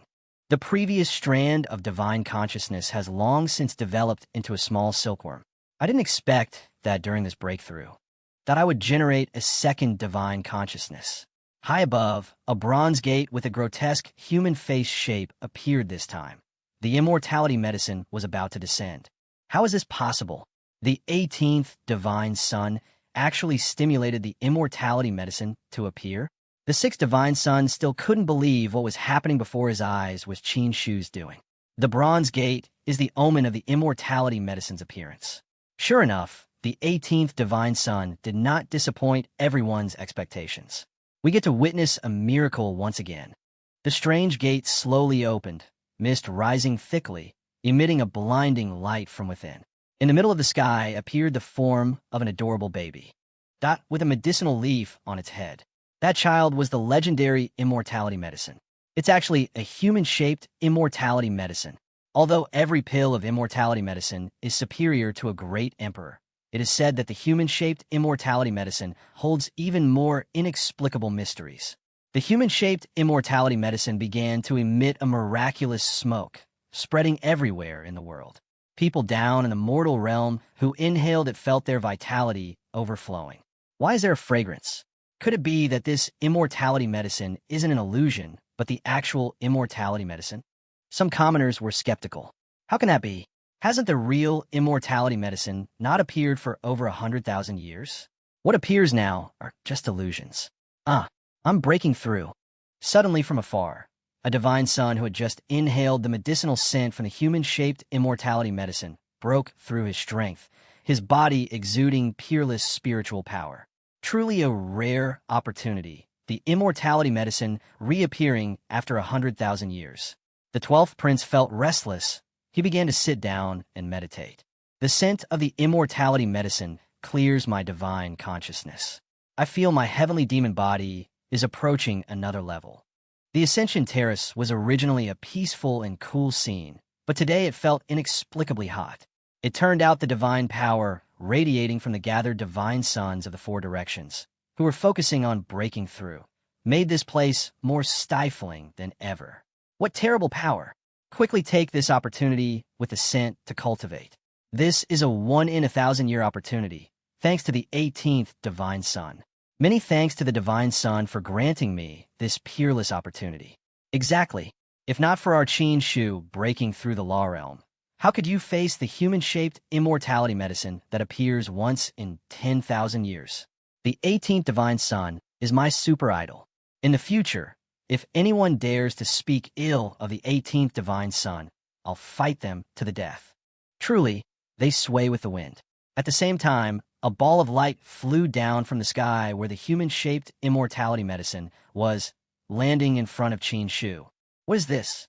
The hazy orb slowly transformed into a glowing mini divine sun.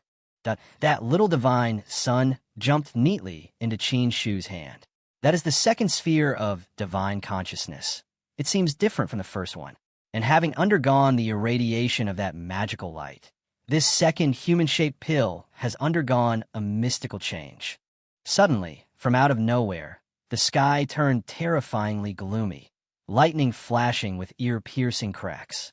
The thunder roared as if someone were speaking. The immortality medicine has actually appeared in the world. Earth-shattering. Anyone who dares to stop me shall die. Space suddenly shook violently. Two giant, demonic hands tore through the clouds and descended, bearing unusually sharp claws. Get lost! The scream echoed like rolling thunder, shaking the surrounding space. The demonic hands exerted all their strength to snatch the human-shaped immortality medicine. Yet, the human-shaped immortality medicine was incredibly agile. It twisted its body to dodge the fatal grab. And quick as lightning, slipped through the bronze gate, which then slammed shut, cutting off all hope. Forget it. It was because we were too greedy. How could the immortality medicine be easily obtained? The true form of the immortality medicine has appeared again. A great era is about to descend. Having spoken, the demonic hands dissolved into the void. That terrifying scene caused the divine sons below the Ascension Terrace to discuss excitedly. Too horrible. Those hands belonged to none other than an old ancestor from the past. The human-shaped immortality medicine actually stimulated a top-tier old ancestor character to take action. But in the end, he still couldn't touch it. At the same time, Qin Shu had just completed his breakthrough. He praised himself in his heart. The Ascension Terrace lives up to its name as an excellent land, most suitable for breaking through the law realm. The harvest from this breakthrough is immense. Looking at the tiny divine sun in his palm, which was the second strand of divine consciousness just condensed, he couldn't help but ponder. Not only has my cultivation strength increased, but most importantly, the second strand of divine consciousness and the human-shaped immortality medicine seem to have a very faint connection. Suddenly, the human-shaped strand of consciousness merged into Qin Shu's body. He immediately felt a wave of scorching energy spreading throughout his body, like a fiercely burning fire, a source of terrifying power that was hard to control. Qin Shu could sense that this second strand of divine consciousness was extremely mysterious. Compared to the first strand, it was very different. He was looking forward to seeing what kind of light this second strand of divine consciousness would create. No sooner thought than done. He decided to test it immediately while it was hot. Sixth Divine Son. Suddenly, Qin Shu turned towards the sixth Divine Son, who must have been scared witless by now. You have always challenged this Divine Son. Are you convinced now? Truly the archetypal motif of being reincarnated as the male lead. The sixth divine son was a bit wary but still retorted boldly. 18th divine son. Today, the many phenomena during your breakthrough truly shocked this divine son. I admit I am zero point 0.1 notch below you. But I, Jolie, rose up from the sect gates. Along the way, I encountered so many challenges and obstacles. I have never bowed my head to anyone, nor have I ever admired anyone. He declared loudly, even though his face was pale. Just you wait. It's not yet known who is stronger. In the future, I will absolutely trample you under my feet. Saying that, he turned to the demon fairy. Demon fairy, let's go. She continued to pour sweet words into the sixth divine son's ears. The sixth divine son is truly outstanding. I am certain that in the future, the divine son can surpass the 18th divine son. Stop! Qin Shu shouted, his eyes sharp and cold. Trying to slip away? You're barely done and already trying to sneak off. Did I say you could leave? Qin Shu smirked. The sixth divine son tried to keep his voice calm. What do you want? It seemed the 18th divine son had chosen the sixth divine son as a target dummy to test the power of the second divine consciousness. After causing trouble for others, you want to leave? It's not that easy. Qin Shu summoned a giant hand of fire, emitting fierce divine power. If you're not convinced, this divine son will use one hand to suppress you for you to see. The sixth divine son was surprised by the vicious attack, but agilely flew aside. You dare? 18th divine son. Even if you broke through the law realm, so what? Your divine consciousness has only just condensed and gathered. In terms of cultivation, you are still not my opponent. Saying that, he quickly released the power of his divine consciousness. It was the wood essence divine consciousness. Let me make you feel the damage from this divine son's divine consciousness. Divine consciousness, small sword. The sixth divine son summoned a giant short sword made of divine consciousness, stabbing straight up into the air towards the 18th divine son's fire hand. Just an ant. Qin Shu spoke, then summoned a mysterious chain from the center of the giant palm, that winding around to encircle the sixth divine son's sword. Swish, swish. In an instant, the divine consciousness small sword was neutralized, not shattering into pieces, because that chain was the first strand of divine consciousness, which had turned into a young silkworm, easily defeating the sixth divine son's wood element power. The sixth divine son coughed up blood due to severe damage to his divine consciousness. How is this possible? You only just condensed your divine consciousness. How can it be so strong? The 18th divine son placed his hand on the ground and stomped hard. Suppress. Instantly, the fire hand crashed down towards the sixth divine son, creating a terrifying earthquake. The sixth divine son looked like he would have a hard time surviving this. Dust and smoke rose thickly. A giant fire hand descended, shaking the very ground. The 18th divine son showing off like this would surely cost the Ascension terrace money for repairs. The crowd of divine sons milling around couldn't help but be bewildered. Was the sixth divine son simply suppressed barehanded by the 18th divine son like that? Truly too terrifying. Seeing Qin Shu's formidable power, the 16th divine son couldn't help but wonder. It was as if he were a different person. This is definitely not the Qin Shu I knew. Why has this guy become so formidable now? Old Lu beside him seemed to see that his master's intentions didn't look promising. The 18th divine son now. Can we still drain resources from him? The 16th divine son replied, no matter how much the 18th divine son changes, don't forget that mountains and rivers are easy to change, but nature is hard to alter. Just wait and see. Give me some time, and old Qin will return to being the old Qin of the past. Wow, this guy talks big, playing the villain, yet speaking so loudly. Qin Shu smirked. He hadn't even finished testing the power of the second divine consciousness yet. 16th divine son. Qin Shu shouted loudly, making the 16th divine son turn pale with fear. This time, it's our handsome red-haired brother's turn on the chopping block. Old Qin, if there's something, just say it. About today's matter, why did you tell me to come to the Ascension Terrace? This divine son has known it all clearly for a long time. Dark clouds rolled in from nowhere, smoke and mist swirling into a massive tornado, and amidst the vortex, a giant, flaming hand appeared. Old Qin, you've misunderstood. The 16th divine son tried to use his glib, boneless tongue to persuade Qin Shu to spare him. Misunderstood my ass, do you think I'm stupid?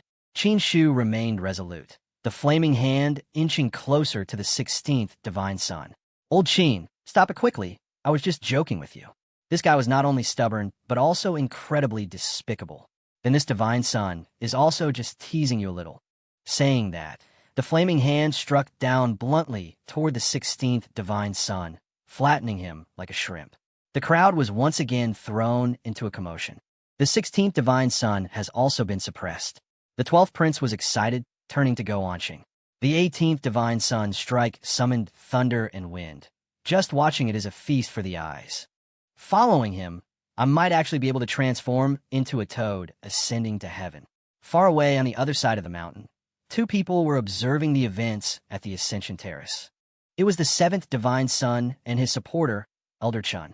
Suppressing 3 divine sons in a single day, I'm afraid the 18th divine son wants to make a name for himself across the entire eastern wasteland, the old man reminded his master. 7th divine son. If we truly cannot deal with this Qin Shu, he might become a formidable rival for you in the future. The 7th divine son smiled viciously. The more he reveals his talent now, suppressing everyone so brilliantly, the more brilliant the divine son assembly in a few days will be. The scene shifted to the Ascension Terrace.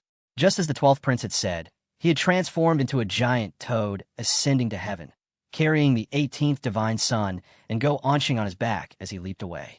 The 6th divine son, his body battered and bruised, was furious but helpless. He slammed his hand on the ground in self-reproach. Damn it, Qin Shu. Today is the greatest humiliation this divine son has had to endure since birth. Why are you so strong? This feeling of powerlessness.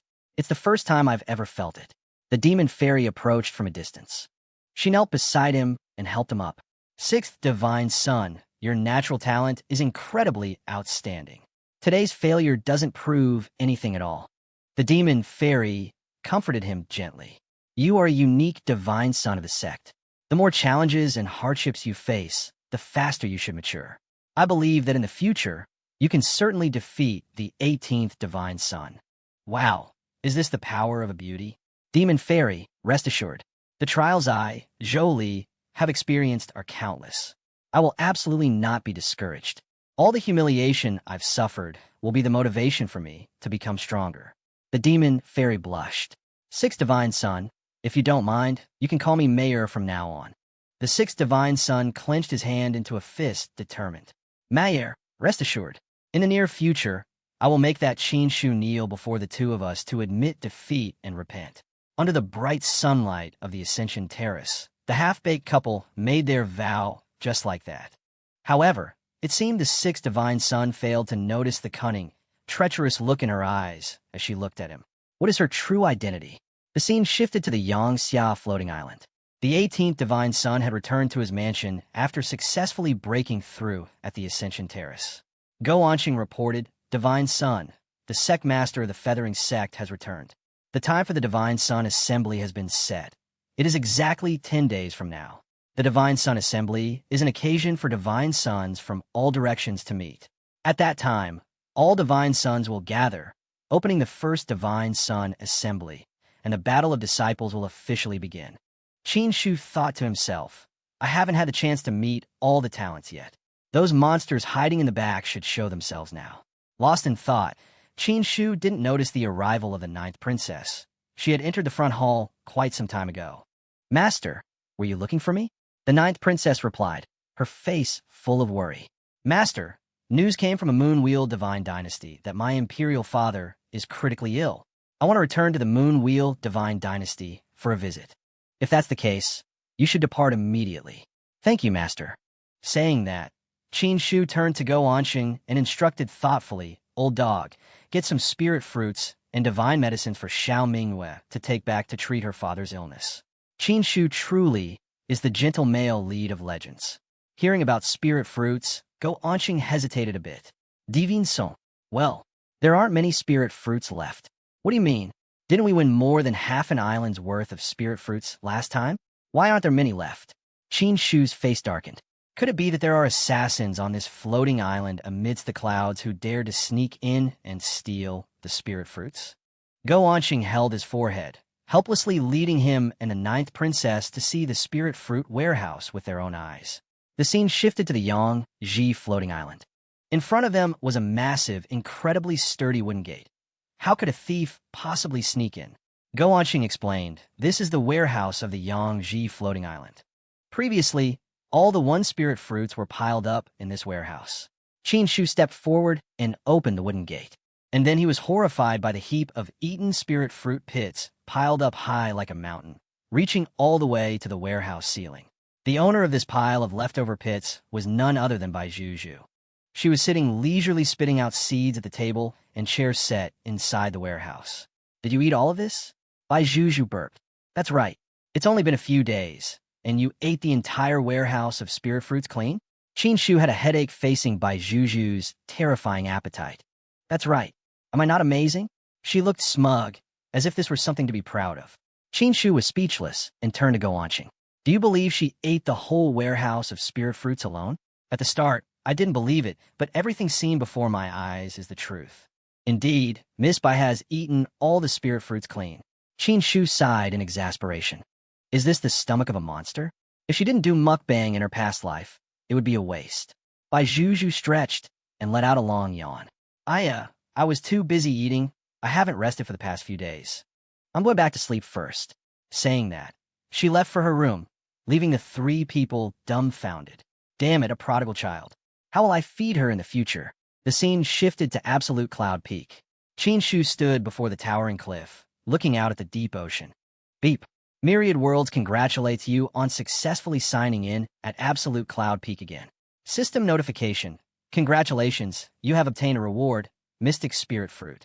Qin Shu took the item and sighed.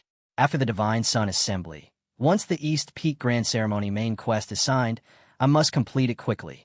Otherwise, if I temporarily sign in a few times, I won't be able to level up. I have no choice but to sign in again at this fixed location, Absolute Cloud Peak, but the more fixed the time, the smaller the rewards become. He bit into a piece of the Mystic Spirit Fruit. Now it was just an ordinary spirit fruit. This kind of spirit fruit used to be able to eat a whole mountain. Beep. Myriad Worlds system reminder. Absolute Cloud Peak signed in for 100 days. Congratulations, you have won a special reward, Suppression Character Talisman. When an opponent is defeated by you, deploying the Suppression Character Talisman can suppress the enemy. Additionally, the Suppression Character Talisman will definitely cause an intimidation effect on objects.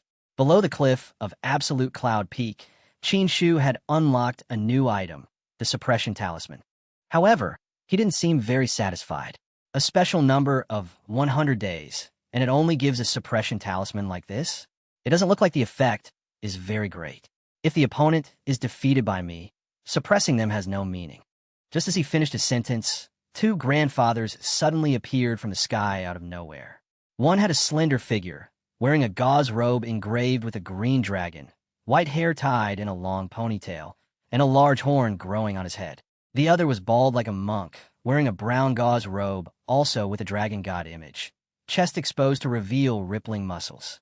He wore a necklace of skulls that looked incredibly ferocious, except his eyebrows were drawn a bit too thick. Who are you two? Qin Shu was bewildered, not understanding where these intruders on his floating island came from. The two stated their names in turn.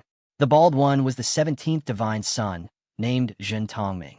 The one with the horn was the 15th Divine Son, named Yi Huan. What do you want with me? Qin Shu cautiously observed the aura of these two. They exuded a ferocious and cunning air. Zhen Tongming replied with the voice of an arrogant man. This Divine Son and the 15th Divine Son have formed an alliance with the 3rd Divine Son. The 3rd Divine Son respects that you hold a floating island, so he won't haggle and orders you to join. Ridiculous. Qin Shu smirked. Orders me to join? Are you two trying to make this Divine Son laugh? He asked back. Tell me why we must form an alliance. After all, there's only one disciple. What is the point of everyone forming an alliance? Naive. Yi Huan, the 15th Divine Son, didn't hesitate to curse straight at Qin Shu's face as he explained. The Divine Son Assembly will be held in a few days. Does the 18th Divine Son really think the Divine Son Assembly is for everyone to happily sit down and discuss things? To tell you the truth, every Divine Son Assembly involves bloodshed and slaughter.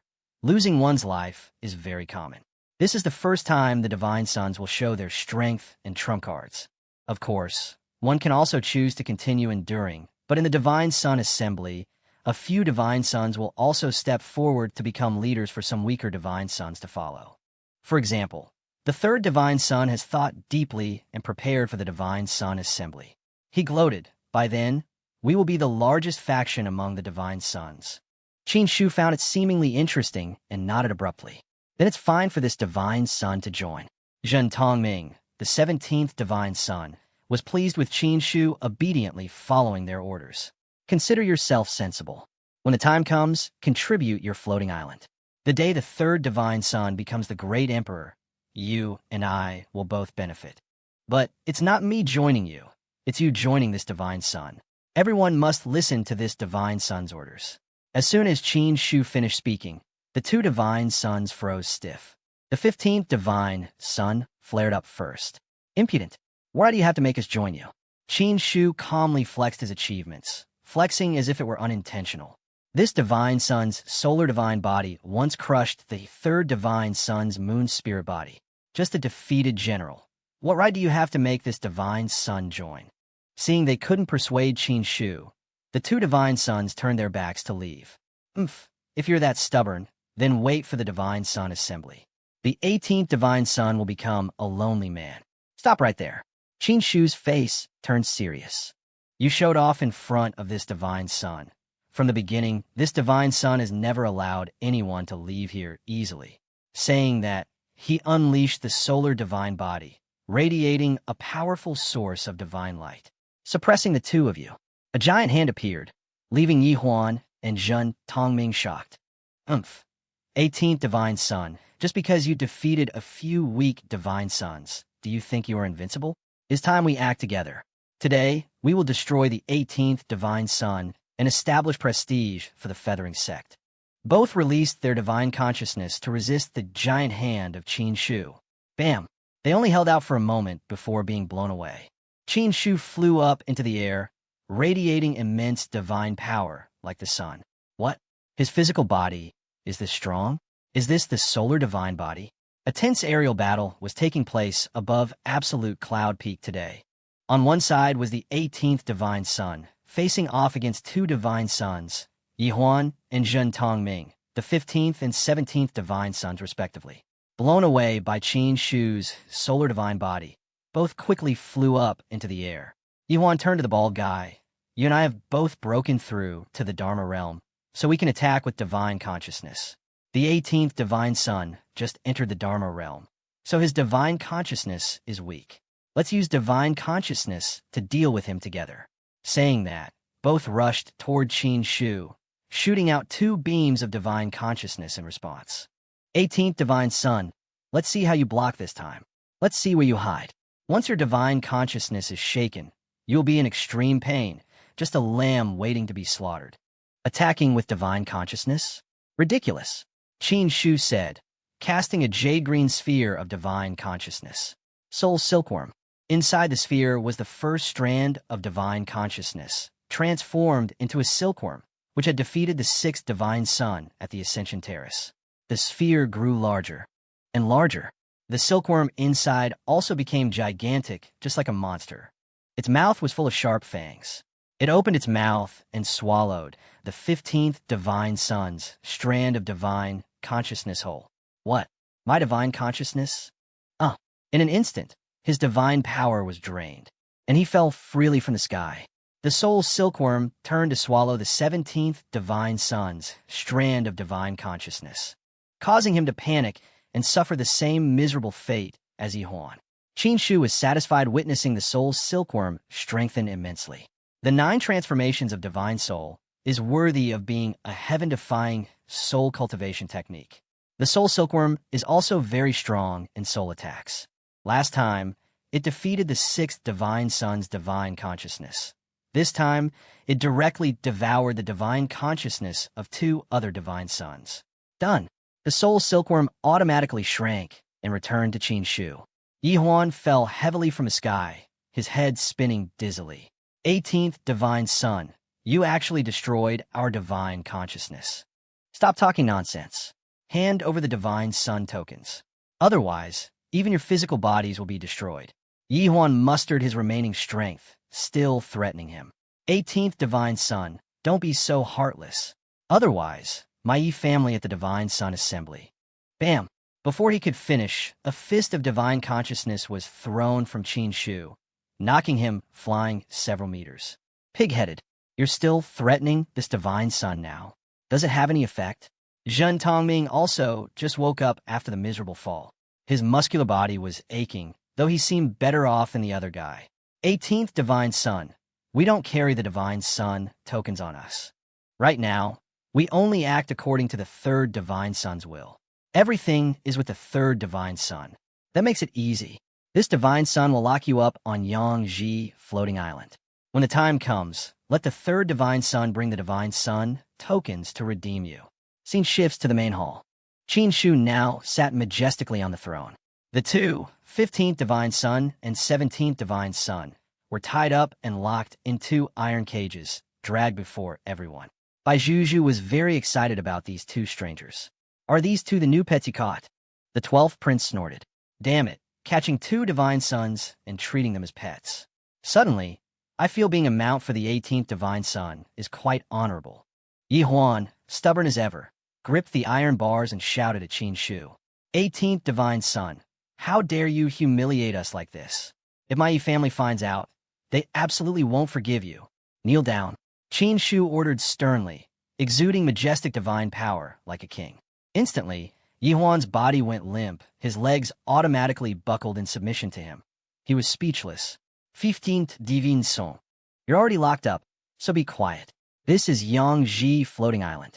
Everything is under this Divine Sun's control. Making you kneel is just a thought away for this Divine Sun. Then, Qin Shu turned to the other prisoner. Learn from the 17th Divine Sun. His attitude is very good. What is the 17th Divine Sun's name? The guy replied boldly. This Divine Sun acts openly. I don't change my name or surname. My name is Zhen Tongming. Name like a CNT. Qin Shu sneered. I'll ask you one question. Besides the two of you, are there any other Divine Suns following the third Divine Sun's faction? He answered quickly. There's also the 13th Divine Sun. Not bad. This Divine Sun likes talking to smart people. Saying that, Qin Shu stepped down from the throne and headed to the gate. Old dog Anxing asked, where's the Divine Sun going? Qin Shu replied concisely, to catch the 13th Divine Sun. Isn't the third Divine Sun building a faction? This Divine Sun will make him a lonely man. At the 7th Divine Sun's manor, there was a Divine Sun with a handsome appearance, looking just like a learned scholar, yet very young. He was the 13th Divine Sun, the one the 18th Divine Sun wanted to visit and beat up. He was talking to Elder Chun in the courtyard. The 7th Divine Sun is in seclusion. Please return, 13th Divine Sun. Being refused, the 13th Divine Sun acted arrogant. The third Divine Sun inviting the 7th Divine Sun to join is giving the 7th Divine Sun a chance. If the 7th Divine Sun doesn't grasp it, I hope he won't regret it later. The 13th Divine Sun was about to leave when suddenly, Qin Shu appeared in front of him, smiling slyly. 18th Divine Sun, what are you doing here? Qin Shu said bluntly, to take you back. Hearing his arrogance, the 13th Divine Sun's voice turned sharp. Take me back. Wow, looking closely, this 13th Divine Sun was also a pretty boy. Which green onion are you? What ability do you have to capture this Divine Sun? Qin Shu just chuckled. He had single-handedly tied up those two incompetent lackeys. Why would he fear a scholar like the 13th Divine Sun? I'll give you a chance. Tie yourself up, or come back with me. It might save you some pain. The 13th Divine Sun gritted his teeth. Where do you get that logic? Saying that, he cast a giant hand falling from the sky, just like the 18th Divine Sun's move. Suppress you. Qin Shu wasn't surprised by the ambush. He raised his hand and chanted Origin Absorbing Pearl. A beam of energy shot straight up, piercing through the 13th Divine Sun's giant hand. Boom! Instantly, one of the 13th Divine Sun's arms was severely injured, blood gushing out. He wiped the wound with his hand and retorted, 18th Divine Sun, if you have ability, don't rely on the Origin Absorbing Pearl. Qin Shu had now cast another hand. I will fulfill your wish. Suppress. In an instant, the 13th Divine Sun was grabbed by the hand, squeezing his body tightly. Qin Shu controlled the hand to lift him into the air. Strangely, the 13th Divine Sun didn't panic. He just smirked viciously. Ha ha ha. 18th Divine Son, do you think capturing me means you win? You are too naive. This Divine Son let you catch me on purpose. Netherworld Fire. Saying that, the 13th Divine Son summoned a black fire burning fiercely. He glared at Shu. This Divine Son possesses the ancient Netherworld body. The Netherworld Fire of the Netherworld body can burn all things. The black fire wound its way toward Shu's arm, looking extremely dangerous. This finger of yours will be burned to ash by the Netherworld Fire. Shu was momentarily worried. This fire was indeed very strange. Possessing the Solar Divine body, he could still feel a bit of heat. But this Netherworld Fire is directly burning my Supreme Taboo Skin. The Supreme Taboo Skin feels no pain at all. Suffer. The 13th Divine Son screamed. Shu realized that this fire might be life-threatening to others, but it did nothing to him. He clenched his fist. You're a bit noisy. Instantly, the giant hand tightened, dissipating the Netherworld Fire. The 13th Divine Son coughed up blood. Why are you fine? Impossible. Netherworld Fire can burn all things. Why can't it burn your hand? Trash. You talk too much. Saying that, Shu suppressed him. The hand slammed him straight onto the stone courtyard floor. Thus, the 13th Divine Son was officially subdued by Shu. He dragged him away as he had said. On this side, witnessing the swift battle between two Divine Sons, Elder Chun evaluated, defeating the 13th Divine Son as easily as eating and drinking. The 18th Divine Son's strength has increased very quickly. From inside the manor, the gate opened slightly. The 7th Divine Son stepped out, majestic with his bright red hair. Even Netherworld Fire couldn't hurt him. I wanted to keep the 18th Divine Son around to be a nuisance. It seems I really can't keep him anymore. Saying that, the 7th Divine Son turned back inside, concluding, the Divine Son assembly will be the day of his death. At the Feathering Sect, the 3rd Divine Son sat impatiently waiting for the other Divine Sons to gather intelligence for the upcoming Divine Son assembly. Still no news of the 3 Divine Sons? Reporting to the Divine Son, the 3 Divine Sons haven't returned yet. Little did they know that the 3 weakest ones had already been suppressed and subdued by our 18th Divine Son. The 3rd Divine Son ordered, go check what's going on. This is a special period. Don't let any accidents happen. The subordinate bowed. Divine Son, rest assured, you broke through to the spiritual realm first, and you have the support of 3 Divine Sons. Right now, you are the biggest faction among the Divine Sons of the Feathering Sect. Which Divine Son would dare not to listen? The 3rd Divine Son flared his nostrils upon hearing the subordinate's praise. That makes sense. This Divine Son will wait for them to bring back good news of capturing other submitting Divine Sons. 18th Divine Son Shu. Wait until you submit to this Divine Son. This Divine Son will humiliate you to take revenge for the past. Suddenly, a messenger rushed into the front hall. Bad news, Divine Son. Something happened. The other subordinate scolded, rushing him like this. Where are your manners? If there's an issue, speak slowly. The 3rd Divine Son's strength is unparalleled now. What big problem could there be? The messenger's face was pale, gasping as he reported. 13th Divine Son, 15th Divine Son, 17th Divine Son. All 3 Divine Sons have been captured. The 3rd Divine Son was furious, standing up abruptly and shouting. What? Who did it? Reporting to Divine Son, it was the 18th Divine Son. The 3rd Divine Son couldn't help but be confused. What happened? Didn't the 15th Divine Son go to persuade the 18th Divine Son to join? Why was he captured? Moreover, what does this have to do with the 13th Divine Son? Why was he captured too? Never before had the Feathering Sect been in such an uproar. The messenger explained. The 18th Divine Son is extremely domineering. The 2 Divine Sons couldn't persuade him, so the 18th Divine Son directly took action and arrested them. Moreover, after capturing 2 Divine Sons, the 18th Divine Son seemed quite happy and went on to capture the 13th Divine Son as well, saying it was to make the Divine Son a loner. The 3rd Divine Son was purple with rage. This Shu was blocking his path once again. He glared. Where did such logic come from? The messenger Divine Son explained further. The 18th Divine Son also said that if the Divine Son wants to get the 3 Divine Sons back, he must use the Divine Son tokens to ransom them. The close subordinate Divine Son scoffed. The 18th Divine Son has gall as big as the sky. Divine Son, you absolutely cannot tolerate this. Go destroy the 18th Divine Son. The third Divine Son composed himself and thought it through thoroughly. No, I cannot fall for his trap. The 18th Divine Son definitely did this on purpose to get this Divine Son to go to Yangji Floating Island for revenge. Floating islands all have restrictions, especially Yangji Floating Island. Ancestor Mao Yang was extremely powerful, so the restrictions on the island are very strong. The 18th Divine Son controls the floating island. It is his home turf. He can freely mobilize the island's restrictions to deal with me. On his territory, even if I am stronger than him, I cannot defeat him. Divine Son, what should we do now? The 3 captured Divine Sons cannot be left unrescued.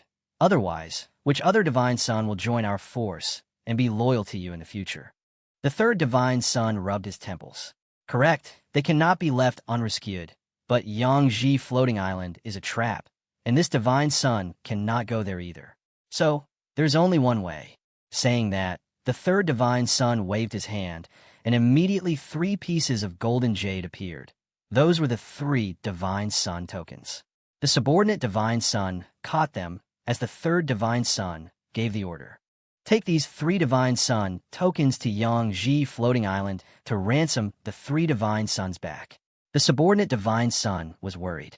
Divine Son, can the Divine Son tokens be given away so easily? This is the symbol of a Divine Son, the token for the disciple competition. The third Divine Son just smiled faintly. To accomplish great things, one does not mind small sacrifices. This Divine Son must let other Divine Sons see how I treat my own people. Moreover, the Divine Son Grand Gathering is about to begin. This Divine Son needs those 3 Divine Sons to return. By then, at the Divine Son Grand Gathering, this Divine Son can control the situation and snatch the Divine Son tokens back. The subordinate obeyed implicitly. Divine Son is wise, possessing the demeanor of a leader, prioritizing the greater good. It compels admiration. Subordinate will dispatch someone to Yangji Floating Island to ransom them. At Yangji Floating Island, the Immortal Hall now had a new iron cage, welcoming the 13th Divine Son to join the fun with the 15th and 17th. Qin Shu had captured all 3 of the 3rd Divine Son's allies. This trip would surely make him miserable.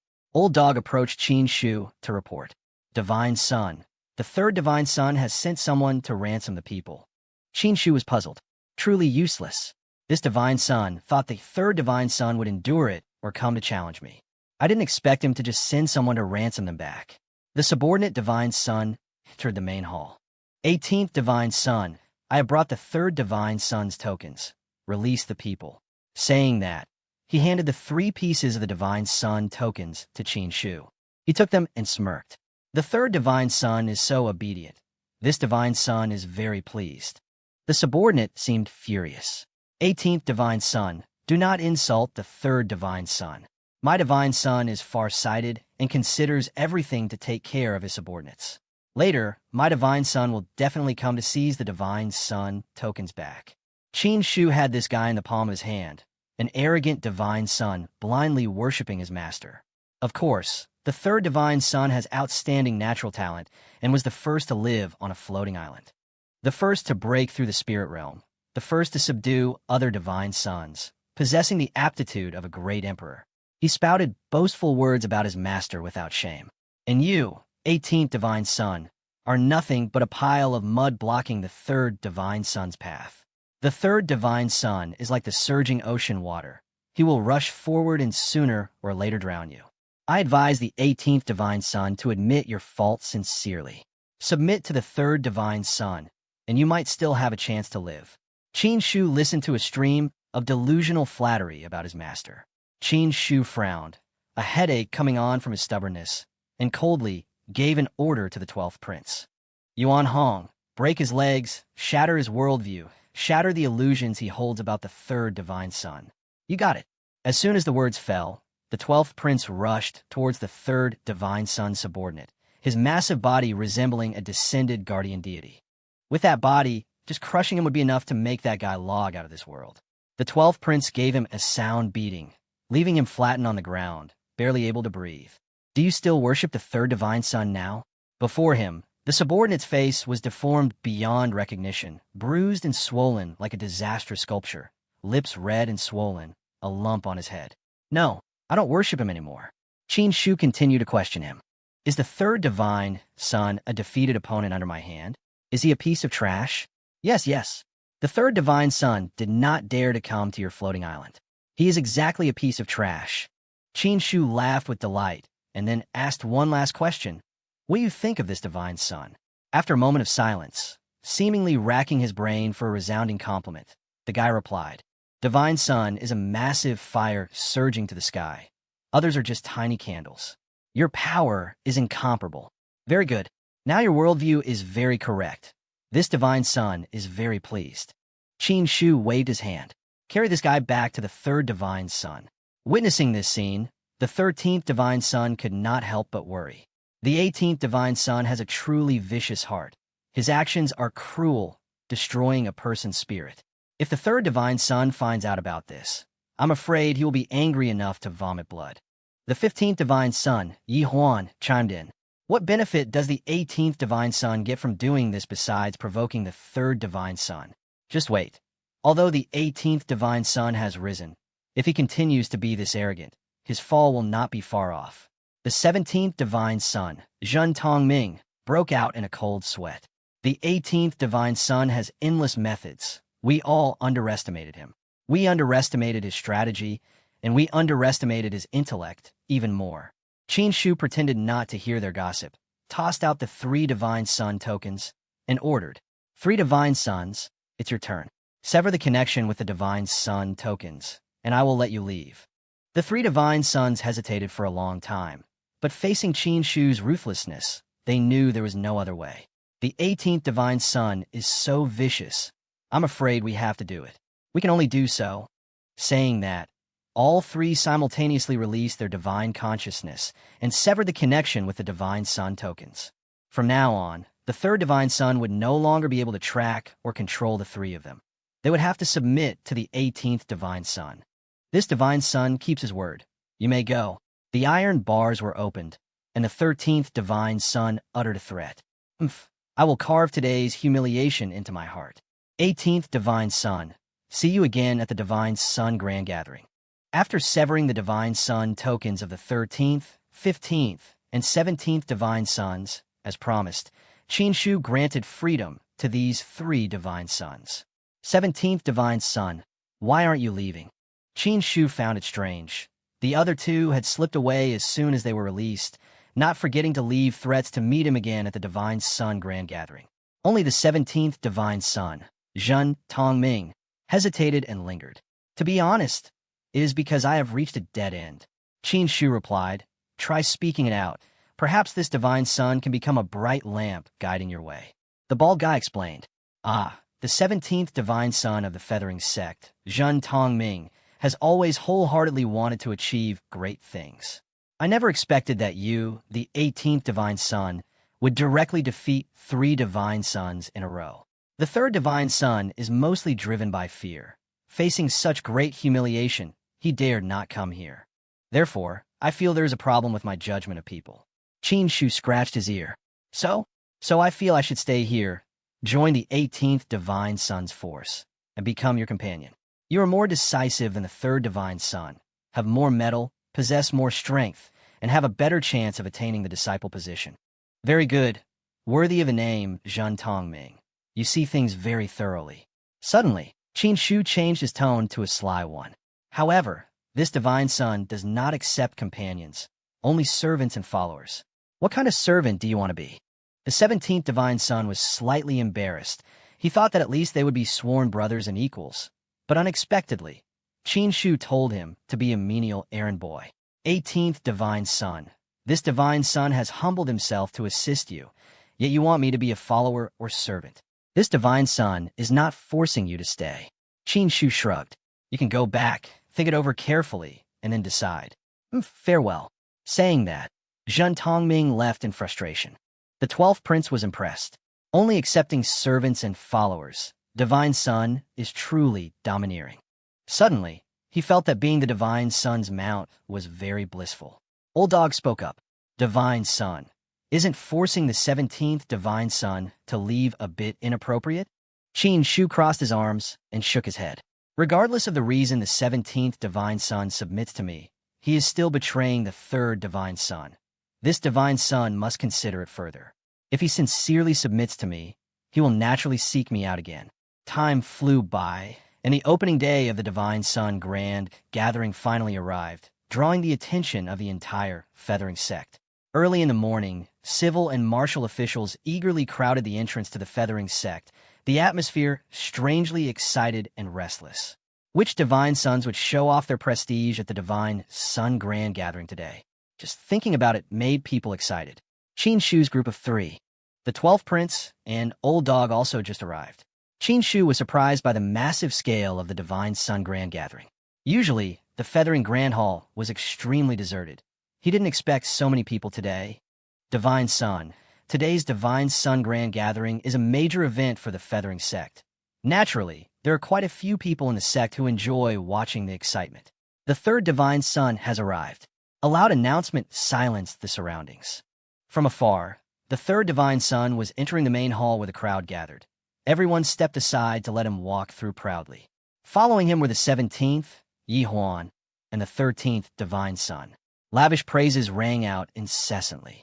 The third divine sun is an extremely outstanding divine sun. Look, he has 2 divine suns following behind him.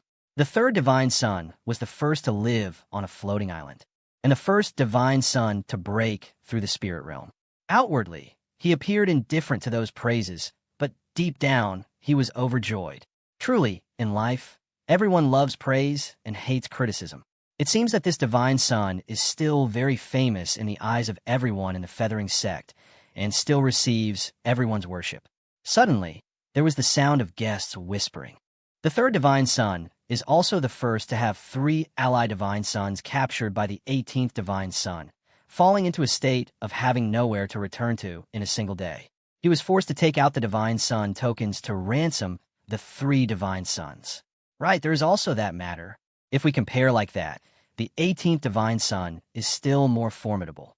Hearing that, he was furious to the point of madness, but had to keep walking. The 18th divine sun has arrived.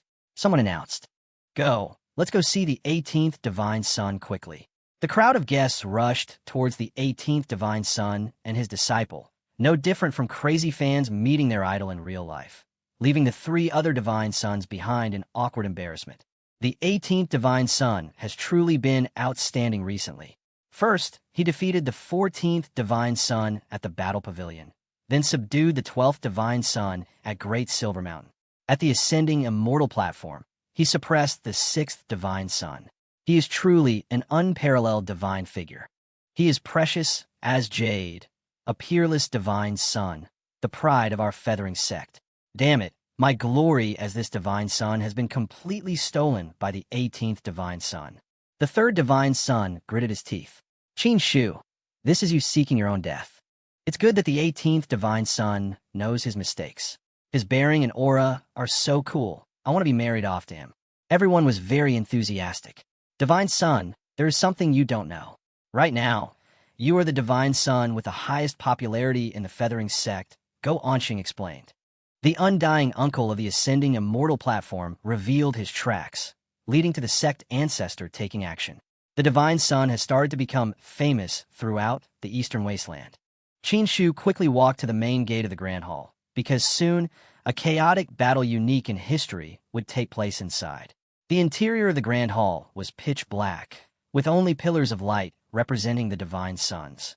I didn't expect that even now, there are still divine suns who dare not reveal their true faces.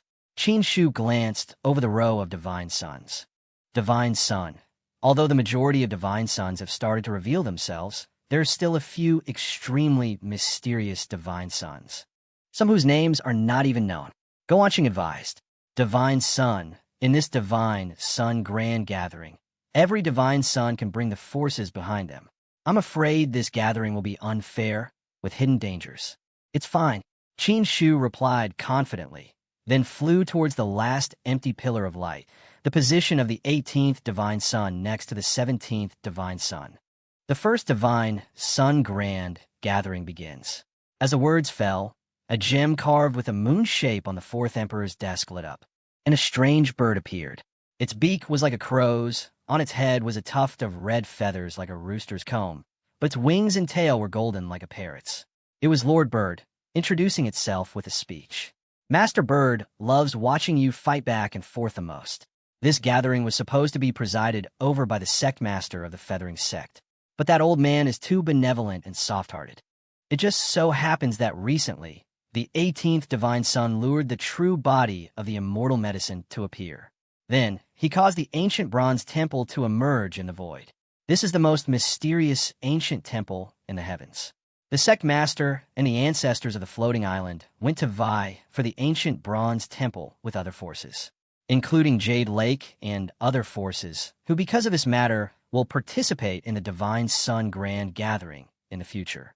Therefore, Master Bird has come here. This yellow parrot really talked a lot. The 18 Divine Sons must have a headache listening to it for so long. Qin Shu pondered. Yang Ming, old ancestor, and the other floating island ancestors, and even the sect master, are all not at the feathering sect? Moreover, the root cause is also me making the immortal medicine appear. Whether this news is good or bad, today will definitely cause a huge storm. Lord Bird spoke up. No more superfluous words. The first Divine Sun Grand Gathering will have two purposes. First, of the 18 Divine Sons in the Feathering Grand Hall today, or 17, since the 11th Divine Sun is already dead. In the end, only half of the Divine Sons will walk out of the Feathering Grand Hall. The remaining half will completely lose their Divine Sun qualification. What? The remaining half will lose their Divine Sun qualification? A strange-faced Divine Sun, with eyes white and cloudy as if blind, spoke up. Lord Bird, the previous Divine Sun Grand Gatherings basically didn't have such a requirement. Isn't this a bit inappropriate? The parrot replied, there is nothing inappropriate. If this gathering were presided over by the sect master, he certainly wouldn't do this. But Master Bird already said, I just like watching you fight back and forth. Since it is presided over by Master Bird, everyone must listen to my words. The second purpose is that the Eastern Peak Grand Ceremony is about to be held. At that time, the geniuses of the Eastern Wasteland will gather. Naturally, the Divine Sons of our Feathering Sect must also display their divine might. The most outstanding Divine Son of this Divine Sun Grand Gathering will represent us in the Eastern Peak Grand Ceremony. Begin. Master Bird will only observe today, not take action.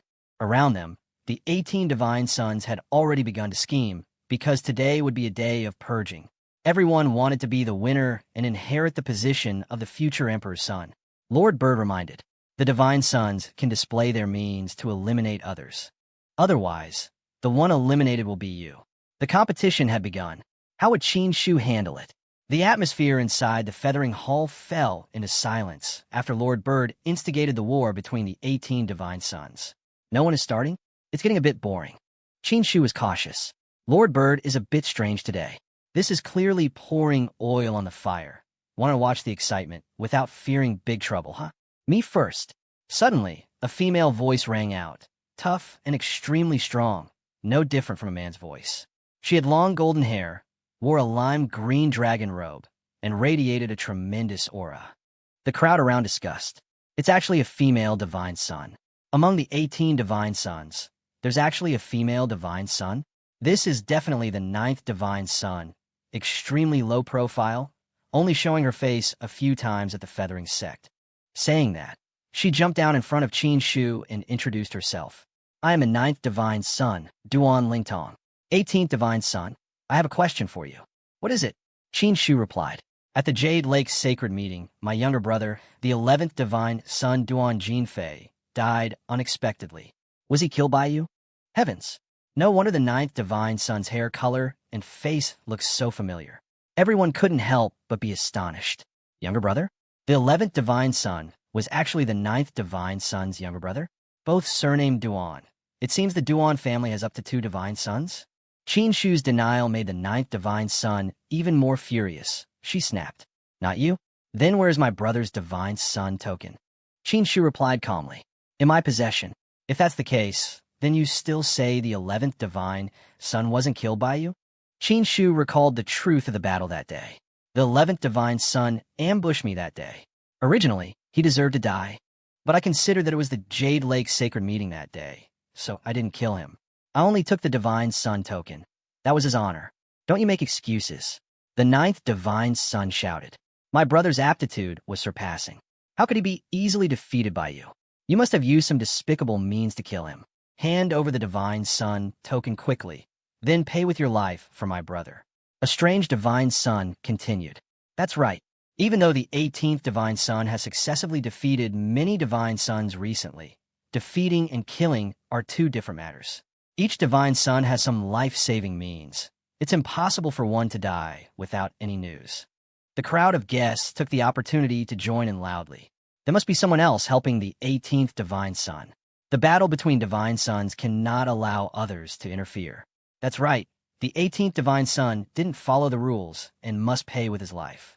The third Divine Sun took the opportunity of everyone opposing Qin Shu to speak up and add fuel to the fire. I support the ninth Divine Sun. The 18th Divine Sun is basically a despicable junior. He definitely used some shady method. The 7th Divine Sun, on the other hand, slowly offered his opinion, though he was no less schematic. That day, I went to Jade Lake with the 11th Divine Sun. As far as I know, both the 18th Divine Sun and the 11th Divine Sun went to Boundless Lake. I can testify to this matter. The 9th Divine Sun was extremely resentful. She cleared her throat. Since the 7th Divine Sun is testifying, then there is solid evidence.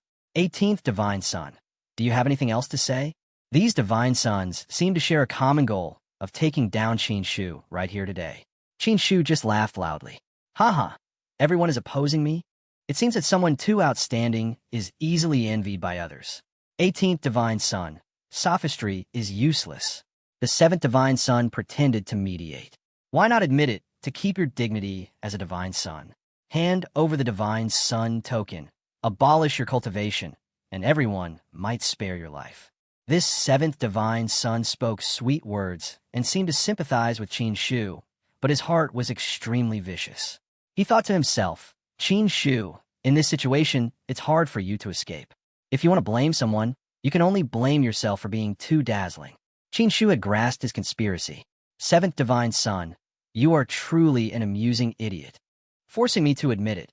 Isn't everything manipulated and controlled by you? The 7th Divine Sun's face darkened. His black heart had been seen through. 18th Divine Sun, I don't understand what you mean. What do I mean? Qin Shu asked, his eyes seeming to see through all the schemes behind the 7th Divine Sun's gentle exterior. I know a lot of things, all of which are tricks you play behind the scenes. It's just that I haven't exposed you yet. You? The 7th Divine Sun seemed flustered. Why do I have a bad premonition? But in this situation, everyone hopes the 18th Divine Sun dies. Qin Shu cannot possibly turn the tables. Thinking yourself smart. Then look at what this is. Saying that, Qin Shu activated his divine sense, creating a blinding light. That light was like a film reel, reenacting the scene of the 7th Divine Sun eliminating the 11th Divine Sun. What? The 7th Divine Sun was stunned. The evidence was as clear as the full moon at night. There was nothing left to deny. The people around were buzzing. What happened? Turns out the 11th Divine Sun was killed by the 7th Divine Sun. The 7th Divine Sun actually framed him while crying thief. Haha, excellent, wonderful. This turnaround is something even I didn't expect. Lord Bird was excited. Looks like blood is about to spill. You guys continue. The 9th Divine Sun, who just a moment ago thought the 7th Divine Sun was a witness helping her, now knowing the truth, turned furiously towards him. Qin Shu continued. 7th Divine Sun, the tricks and schemes you pulled. Did you really think I didn't know? You despicable villain. The 7th Divine Sun remained extremely calm in the face of countless attacks. He replied slowly, I have always overestimated the 18th Divine Sun's popularity among the Divine Suns, but I didn't expect that I still underestimated the 18th Divine Sun in the end. 18th Divine Sun, you are currently the greatest threat among the Divine Suns. Qin Shu sneered. Even now, you still want to use a strategy of alienation to confuse people? Saying that, he activated his solar divine sense. Watch me suppress you. On this side, the 9th Divine Sun also activated her divine sense, about to attack the 7th Divine Sun. The 7th Divine Sun's life is mine. Foolish woman, do not block my path. Get lost. Having said that, Qin Shu launched a palm strike toward the ninth divine sun, sending her flying into the distance, coughing up blood. How can you be this strong? The ninth divine sun was dazed and unable to stand. Qin Shu turned to the seventh divine sun. What a chaotic situation. Everyone clashing with each other. Now it is your turn. A massive hand of divine sense descended upon him. This pressure, how can his power be so immense? The seventh divine sun defended with all his might, breaking into a sweat as he turned to seek aid from the ninth divine sun. Ninth divine sun. I will explain the matter regarding the 11th divine sun to you later. But today, please join me in dealing with the 18th divine sun. Qin Shu's giant hand continued to press down relentlessly, the immense divine power causing the arena floor beneath the 7th divine sun to crack. The 9th divine sun was conflicted. You felt it just now as well. The 18th divine sun is far too powerful. The 7th divine sun was forced to kneel on one knee, maintaining a desperate defensive stance. In just a few dozen days, he has suppressed countless divine suns, rising up to overshadow everyone. The 18th divine sun is too brilliant. If we do not deal with him now, we truly won't be able to contain him. Kneel down, Qin Shu commanded, continuing to suppress the 7th divine sun, bringing him to the verge of being crushed flat. The 7th divine sun coughed up blood but still attempted to sway the 9th divine sun with beguiling words. 9th divine sun, act quickly. Even if only to reclaim your younger brother's divine sun token. You must act. Otherwise, we truly will not be able to suppress the 18th divine sun. 18th divine sun, stop at once. The 7th divine sun's life belongs to me. The 9th divine sun shouted, obediently hand over my brother's divine sun token. For me to call you stupid was already giving you too much credit. Qin Shu roared.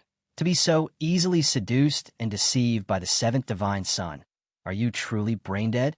The divine sun grand gathering had officially fired its opening shot. The divine suns had begun to clash. You dare insult me? The 9th divine sun, the only female among the 18 divine suns, was furious at being belittled by Qin Shu. Her younger brother was killed by the 7th divine sun. Yet a woman's heart is soft. She was easily manipulated by him, turning the spearhead of war toward Qin Shu. Today, I absolutely must defeat you. She pushed off, soaring into the air, despite having just taken a hit from Qin Shu. Supreme Spirit Eyes. The 9th divine sun spread her arms to unleash her divine sense. Her eyes emitted an eerie blue light. Go to hell. 2 beams of divine sense light, like lasers, shot from her eyes, rushing toward Qin Shu. The Supreme Spirit Eyes. This is the innate divine ability the 9th divine sun has possessed since birth. It is said that these divine eyes of hers have been cultivated to a level where they can pierce through the sun and moon and oppose yin and yang. Qin Shu leaped aside to dodge the massive beam. Powerful magic. He narrowly escaped death. The beam struck the floor of the feathering grand hall, creating 2 massive gaping holes. The Supreme Spirit Eyes are indeed extraordinary. The feathering grand hall, which never collapses, was actually punctured with 2 large holes. If the 18th divine sun were hit, he would likely be dead or critically injured. 18th divine sun, do you think you can escape? On the other side, the 7th divine sun had been freed. 9th divine sun, I am coming to assist you. Saying that, he also unleashed his divine sense, spatial body binding. Instantly, an invisible barrier surrounded Qin Shu on all sides, confining him. I feel as if my body has fallen into a quagmire. It is so difficult to move. 9th divine sun, I have restrained the 18th divine sun. Shoot him dead. Is this spatial magic? This is the first time I have encountered it. Let's see where you can run this time. The 9th divine sun spoke and fired 2 more beams of divine sense toward Qin Shu. It seemed he would not survive this. He's hit. The divine sense beams struck Qin Shu directly, leaving the onlookers in shock. Qin Shu broke into a sweat, yet he did not budge, nor did he sustain a single wound. Although the Supreme Skin helped me block the attack of the Supreme Spirit Eyes, the shock to my internal organs was not insignificant. At the very least, compared to the misty flames of the 13th divine sun, this caused me greater damage. What? You're actually unharmed? The 9th divine sun stared wide-eyed, unable to believe that her strongest technique, capable of destroying heaven and earth and piercing the sun and moon, had been absorbed by the 18th divine sun without effect. The surrounding divine suns were shaken by Qin Shu's bizarre durability. Logically speaking, even if the 18th divine sun possesses the sun divine body, he should have sustained heavy injuries, right? Yet he is completely fine. Just what kind of monster is the 18th divine sun? It is my turn to strike. Qin Shu crouched, channeling his battle divine sense outward. His fists were imbued with divine power. He stomped his foot, launching himself toward the 9th divine sun in retaliation. Not good. The 9th divine sun quickly assumed a defensive stance, narrowly neutralizing Qin Shu's perilous punch. Suppression Character Talisman. Qin Shu spoke, releasing the Suppression Character Talisman, an item he received upon unlocking an achievement at the Yangxia floating island. Instantly, a gigantic ancient character appeared, descending upon the 9th divine sun. What is this? The suppression force is too strong. I'm finished. Her limbs went weak, and she knelt in submission to Qin Shu. Despite the coordinated attack by the 7th and 9th divine suns, Qin Shu managed to turn the tables thanks to the Suppression Character Talisman. After suppressing the 9th divine sun, Qin Shu turned to confront the 7th divine sun. Even if you manage to brainwash this brain-dead woman, she cannot save you. Dragon Elephant Prison Suppressing Scripture. Saying this, Qin Shu summoned a solar manifestation in the form of a majestic, gigantic elephant. This divine sun will send you to the afterlife. The 7th divine sun was terrified. He struggled to erect a defensive barrier. Spatial God Binding. Shatter. Qin Shu stomped on the barrier with an incredibly powerful kick, and the barrier instantly shattered into 100 pieces. How is this possible? The 7th divine sun was panic-stricken. His barrier was supposed to be impenetrable from both the inside and outside, yet Qin Shu shattered it with a mere kick. Qin Shu rushed toward the 7th divine sun with breakneck speed. Could this be an emperor-level technique? To be able to directly shatter my spatial God Binding. Aya! Goal! A penalty kick has been scored for Team Qin Shu. The kick landed squarely on the 7th divine sun's chest, causing him to stagger and collapse. Such a powerful technique. After breaking through to the Dharma realm, the power of the Dragon Elephant Prison Suppressing Scripture has increased significantly. This technique is miraculous. It seems its power increases along with the elevation of one's realm. The surrounding divine suns marveled. Is there really no one who can stop him? Qin Shu asked, 7th divine sun, how do you wish to die? Fellow divine suns, save me. After I die, it will be your turn next. The 7th divine sun implored the remaining divine suns. The 18th divine sun has risen, and no one can stop him. The only strategy now is to surround and kill him together. Only then will you divine suns have a path to survival. Qin Shu was amused. This guy sure is guts. Very good. Even now you don't forget to brainwash others?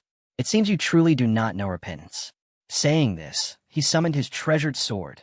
The game ends here. Everyone, listen to me. We must kill the 18th divine sun first. The 7th divine sun screamed. Otherwise, every single one of you will become a soul beneath the 18th divine sun's feet. Attack. If you don't kill him now, when will you wait for? The treasured sword plunged straight into the center of the 7th divine sun's chest, silencing him forever. The 15th divine sun, who had once faced and been miserably defeated by Qin Shu, was terrified. What? The 18th divine sun actually stabbed the 7th divine sun to death? No, look at the 7th divine sun's body.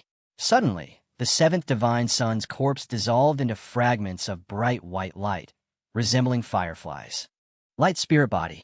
The 7th divine sun actually has the light spirit body? This type of physique allows one to nurture a substitute body in a secret location to be reborn once more. Very good. Qin Shu was quite surprised. It seems the 7th divine sun isn't that easily defeated.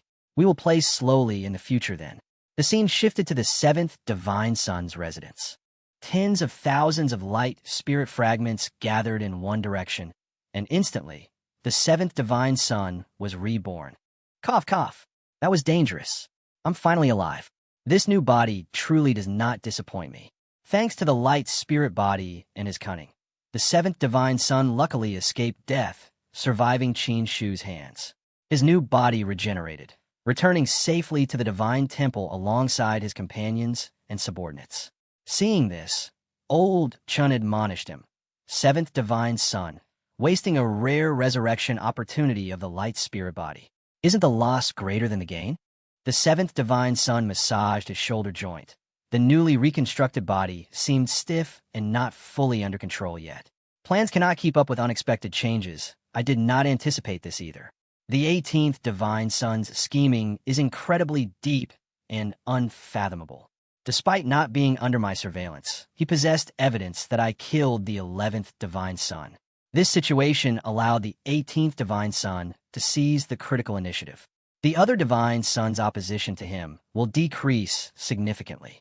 His disciples remained silent, listening to his rambling. I had no other choice but to use my death to show the other divine sons the extreme danger posed by the 18th divine son. From there, they will unite to oppose the 18th divine son and continue to join forces to eliminate him. We truly cannot allow the 18th divine son to become any stronger.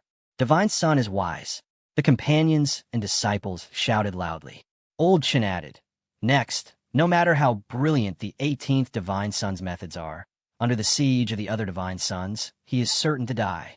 "Are you sure about that, old man?" The scene shifted back to the Feathering Grand Hall. After the 7th divine son escaped, Qin Shu turned to suppress the 9th divine son, Duan Lingtong, who was flattened under the suppression character talisman. "Hand over the divine son token, and I will spare your life," Qin Shu said. "Dream on." The 9th princess replied unyieldingly, "Do you truly think this divine son dares not kill you? Impudent." A man's voice roared with immense authority, silencing the surroundings. "Stop at once." A tall, burly old man with golden hair, just like the 9th divine son, wearing a fiery red fur robe, appeared, followed by 2 incredibly majestic guards. That was the patriarch of the Duan clan, the father of Duan Lingtong and Duan Jinfei, who were the 9th and 11th divine sons respectively. Qin Shu replied, "Patriarch of the Duan clan, the battle of the divine sons does not allow outsiders to intervene. Does the Duan clan wish to interfere directly?" He remained firm. "The son of the 11th divine son has already been killed. Now you want the life of the 9th divine son too. My Duan family absolutely cannot stand by and watch." 18th divine son, aren't you being too arrogant? Do you really think divine sons are like chickens and dogs that you can kill at will? From behind, Qin Shu heard the provocative voice of the 3rd divine son. On this side, his 2 cohorts, the 13th and 15th divine sons, also stepped down from their divine son podiums. 18th divine son, hand over the divine son tokens to us quickly. Today, the divine sons are gathered in full force. We won't let you do whatever you want. Qin Shu sneered. "Ha, is it you pieces of trash forming a group again? Just relying on you guys, and you want to surround and attack me?" Over there, the old geezer also spoke up. "Wei Ba, what are you still standing there for? If you don't fight now, when will you wait for?" Wei Ba heard his father's urging, but since he had suffered a miserable defeat at Qin Shu's hands last time, he hesitated a bit. He mumbled, "18th divine son, I only want my divine son token. Otherwise, don't blame your Uncle Wei Ba and the other divine sons for dealing with you together." The melee between the divine sons seemed to have reached an interesting point. "Anything else?" Qin Shu turned towards the 6th divine son. "6th divine son, Zhou Li, that day I suppressed you. Did you make a move?" 16th divine son, Fa Yishan, what about you? The 6th divine son said generously, "I, Zhou Li, will not group up with anyone." The 16th divine son just gave a benevolent smile. "Old Qin, you misunderstand me more and more. We have a friendship of drinking flower wine and raising little demonesses together." He spoke slowly. "We are brothers. You're overthinking it. How can I make a move against you?" Good grief, this narcissist really has a glib tongue. The 3rd divine son spoke up. "Don't delay any longer. While the 18th divine son's spiritual power hasn't recovered yet, let's attack together." Saying that, the 4 divine sons joined forces, unifying their divine power under the command of the 3rd divine son. "I have entered the spirit realm, and my divine soul has begun to form. I will use my divine soul to suppress the 18th divine son. You 3 attack. We must take down the 18th divine son in one blow. The Feathering Grand Hall today will surely see bloodshed." Just as planned, the third divine sun successfully rallied the divine suns. Taking advantage of the 18th divine sun, just suppressing the 9th divine sun, and exhausting his spiritual power, they joined forces to fight, hoping to kill him right here today. Charged together, the third divine sun shouted. The remaining 3 divine suns, the 13th, 14th, and 15th, formed a triangular formation, blocking 3 directions around Qin Shu. 18th divine sun, you have repeatedly humiliated and insulted this divine sun. Don't think that this divine sun can't do anything to you. Qin Shu still spoke clearly. Sorry, I actually think you can't do anything to me. Embarrassing, embarrassing, we are so embarrassing. The third divine sun was furious, surrounded and about to die. Yet this Qin Shu dared to look down on him, boasting without shame. Divine soul attack. Saying that, the third divine sun unleashed his divine power, summoning a gigantic greatsword to take Qin Shu's life. Let's make our move too. Don't let him dodge the third divine sun's attack. In unison, the remaining 3 divine suns unleashed their divine sense simultaneously, aiming straight at him. Oh no, perhaps only with Luffy's rubber body bending would there be a chance to dodge and survive this. Qin Shu decided to take it head-on. Facing a technique he had never seen before, Qin Shu decided not to defend, but to risk it all. Then let this divine sun experience what a divine soul attack is really like.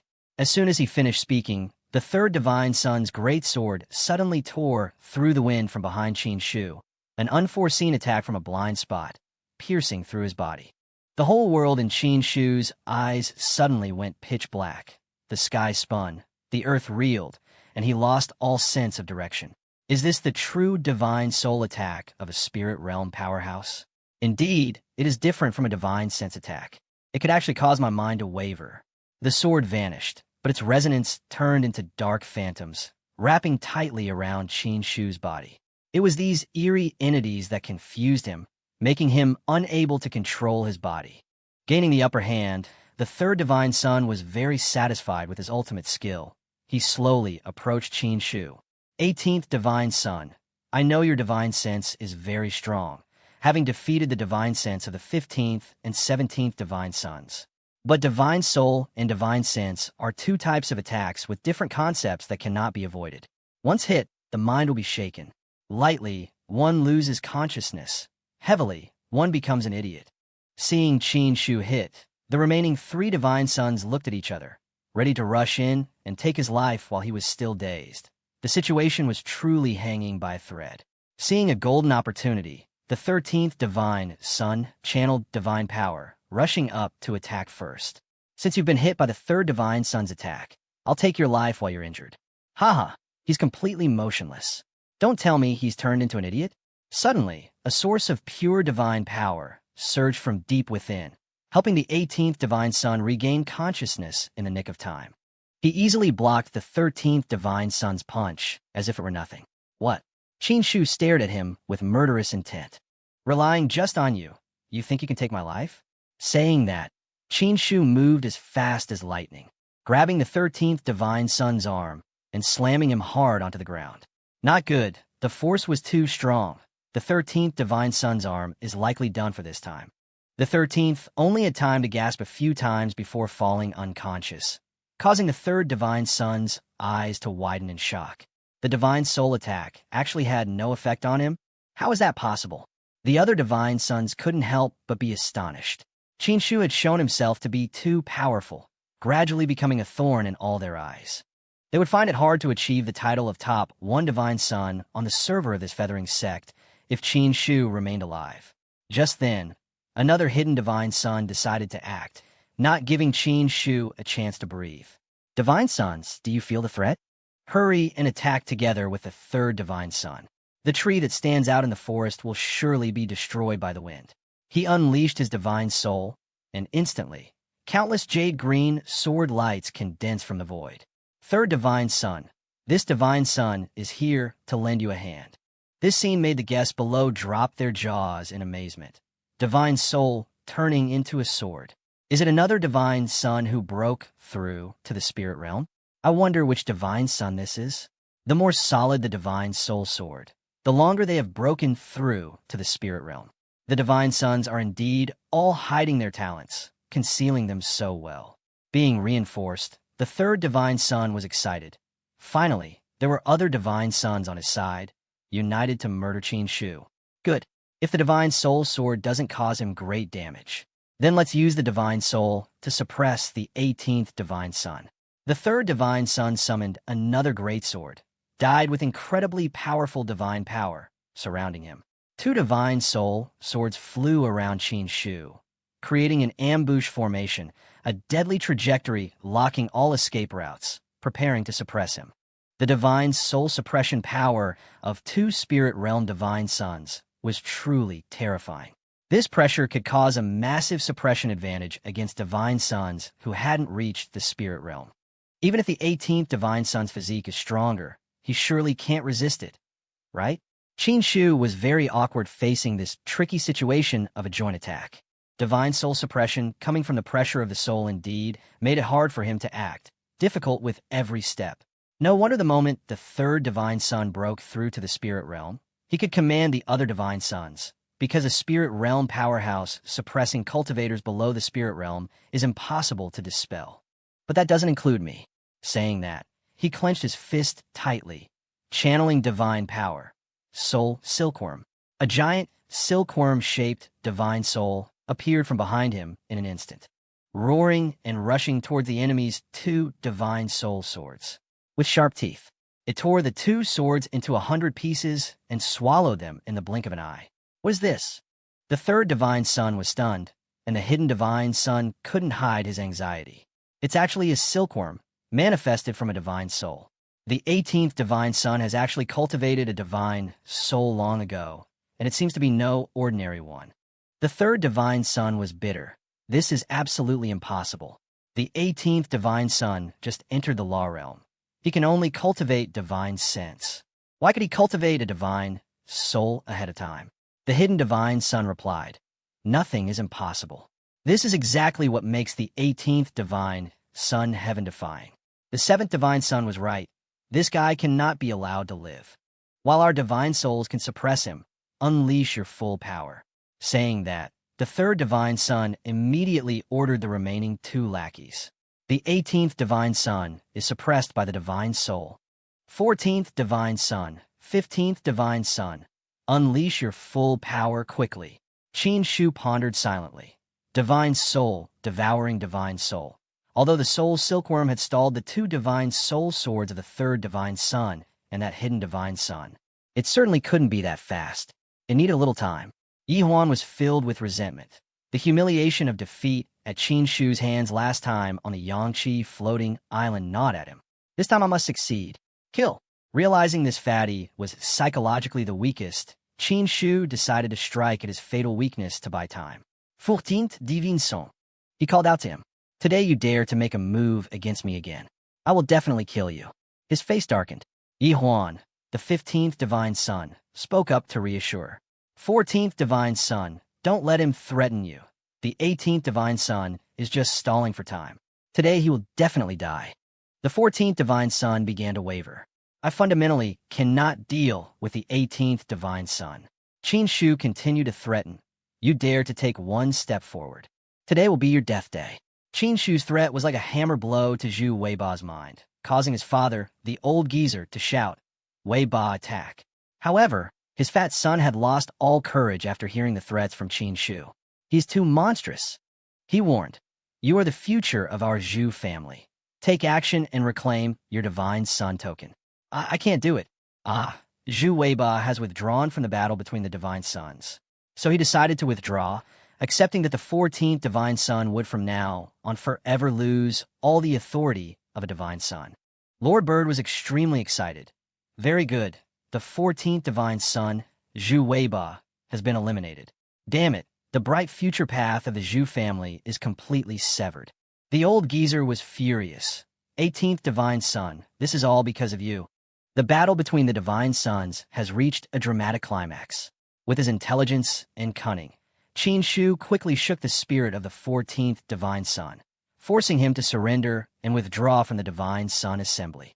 He managed to delay just enough precious time for his soul silkworm to devour the two divine soul swords of the third divine son and the hidden divine son. The surrounding spectators watching the battle could not stop admiring Qin Shu's talent and intellect. Without wasting any energy, the 18th Divine Sun used a single sentence to make the 14th Divine Sun tremble and surrender. This is truly an incredibly astonishing matter. Just one sentence terrified a Divine Sun to this extent. Truly, the 18th Divine Sun's divine might is like a hand covering the sky. One person among the spectators spoke up to comment. If the 18th Divine Sun continued to act humbly, the final battle for the Emperor's Son title might not easily fall into his hands. But now he has clearly revealed his talent, standing out far above the crowd, treating the other Divine Sons like air. The other Divine Sons are not lamps running out of oil. Naturally, they will not stand by and watch. On the other side, the third Divine Sun furiously made his move, ordering the 15th Divine Sun, Yi Huan, to charge together again. Continue the attack. The third Divine Sun and his accomplice unleashed their divine sense, frantically aiming straight at Qin Shu. Sun Divine Body. Qin Shu waved his hand, summoning a dazzling sun that radiated light, dissolving the two beams of divine sense rushing toward him. Damn it, he blocked it. Let me. The third Divine Sun on the other side of the arena was no weakling either. Moon Spirit Divine Body. He gathered his power for a moment and summoned a moon form, completely opposite to the 18th Divine Sun. You think you can block this move? The moon emitted an eerie, deadly light, completely different from Qin Shu's warm solar rays. The third Divine Sun fired a beam of moonlight toward the 18th Divine Sun. Instantly, Qin Shu quickly responded with a beam of sunlight. The two divine bodies collided and exploded into pieces together. Whispers and discussions erupted again from the spectators. The third Divine Sun actually used the Moon Spirit Divine Body to clash with the Sun Divine Body. Two different divine bodies collided and shattered together. It seems the third Divine Sun is truly angry and determined to kill the 18th Divine Sun at all costs. From behind, the 15th Divine Sun, Yi Huan, quickly rushed up to counterattack. Your divine body is broken. Let's see what moves you have left.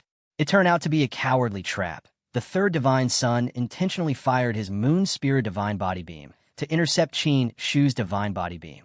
Then, after the Divine Body was lost, he let his subordinate move in to destroy him. I still have a trump card. Qin Shu spoke calmly and pointed his finger at the sky, summoning a massive solar vortex. Not good. It's the essence-absorbing orb. Arg. The 17th Divine Sun was hit by a massive beam of light from the essence-absorbing orb and was heavily injured. No, he collapsed onto the floor, unconscious, while the Soul Silkworm had eaten almost all of the Divine Soul Sword. The mysterious Divine Sun hurriedly urged the third Divine Sun. Hurry up! The Divine Soul, transformed into a sword, cannot suppress him for too long. It's about to fail. At that moment, another Divine Sun among the 18, with long hair and a rather romantic look, suddenly joined the battle from out of nowhere. Third Divine Sun, I will bind the essence-absorbing orb. Unleash your ultimate move. Saying this, he summoned a giant hand with sharp, incredibly dark claws. The hand reached out to Qin Shu's essence-absorbing orb and grasped it tightly. Another mysterious Divine Sun has taken action. The essence-absorbing orb has lost connection. What kind of technique is this? Qin Shu thought to himself, are they determined to kill me right here today? These Divine Suns are indeed not completely useless. They have quite a few tricks. Originally, I wanted to save this technique for the final moment of the Emperor's Sun battle. The third Divine Sun spoke, then channeled his divine power to its peak, summoning a giant divine spear inlaid with jade and gold, incredibly exquisite. Heavy weaponry, folks. The third Divine Sun is really bringing out the heavy weaponry for a fight to the death. 18th Divine Sun, I never thought I would use this god-slaying spear on you, because I always felt you were not worthy of it. Miley family has kept this god-slaying spear for 100 years. If this spear strikes, whether god or ghost, they will die. A terrifying source of divine power radiated from him. Kill. The third Divine Sun struck, and instantly the god-slaying spear erupted in flames that scorched the sky, rushing toward the 18th Divine Sun at breakneck speed. The father of the third Divine Sun felt very satisfied seeing this. My son is truly extraordinary, the old man assessed. The god-slaying spear is a treasure of my Leaf family. It can only be used once every 100 years. accumulating 100 years of power to deal a fatal blow. The 18th divine son can be considered to die a worthy death. Qin Shu remained calm in the face of the potential danger rushing toward him. He raised his hand to deploy a protective shield. The god-slaying spear collided with the shield, stopped in midair.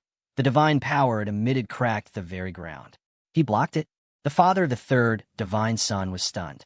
The 18th divine son's sun-divine body was already broken.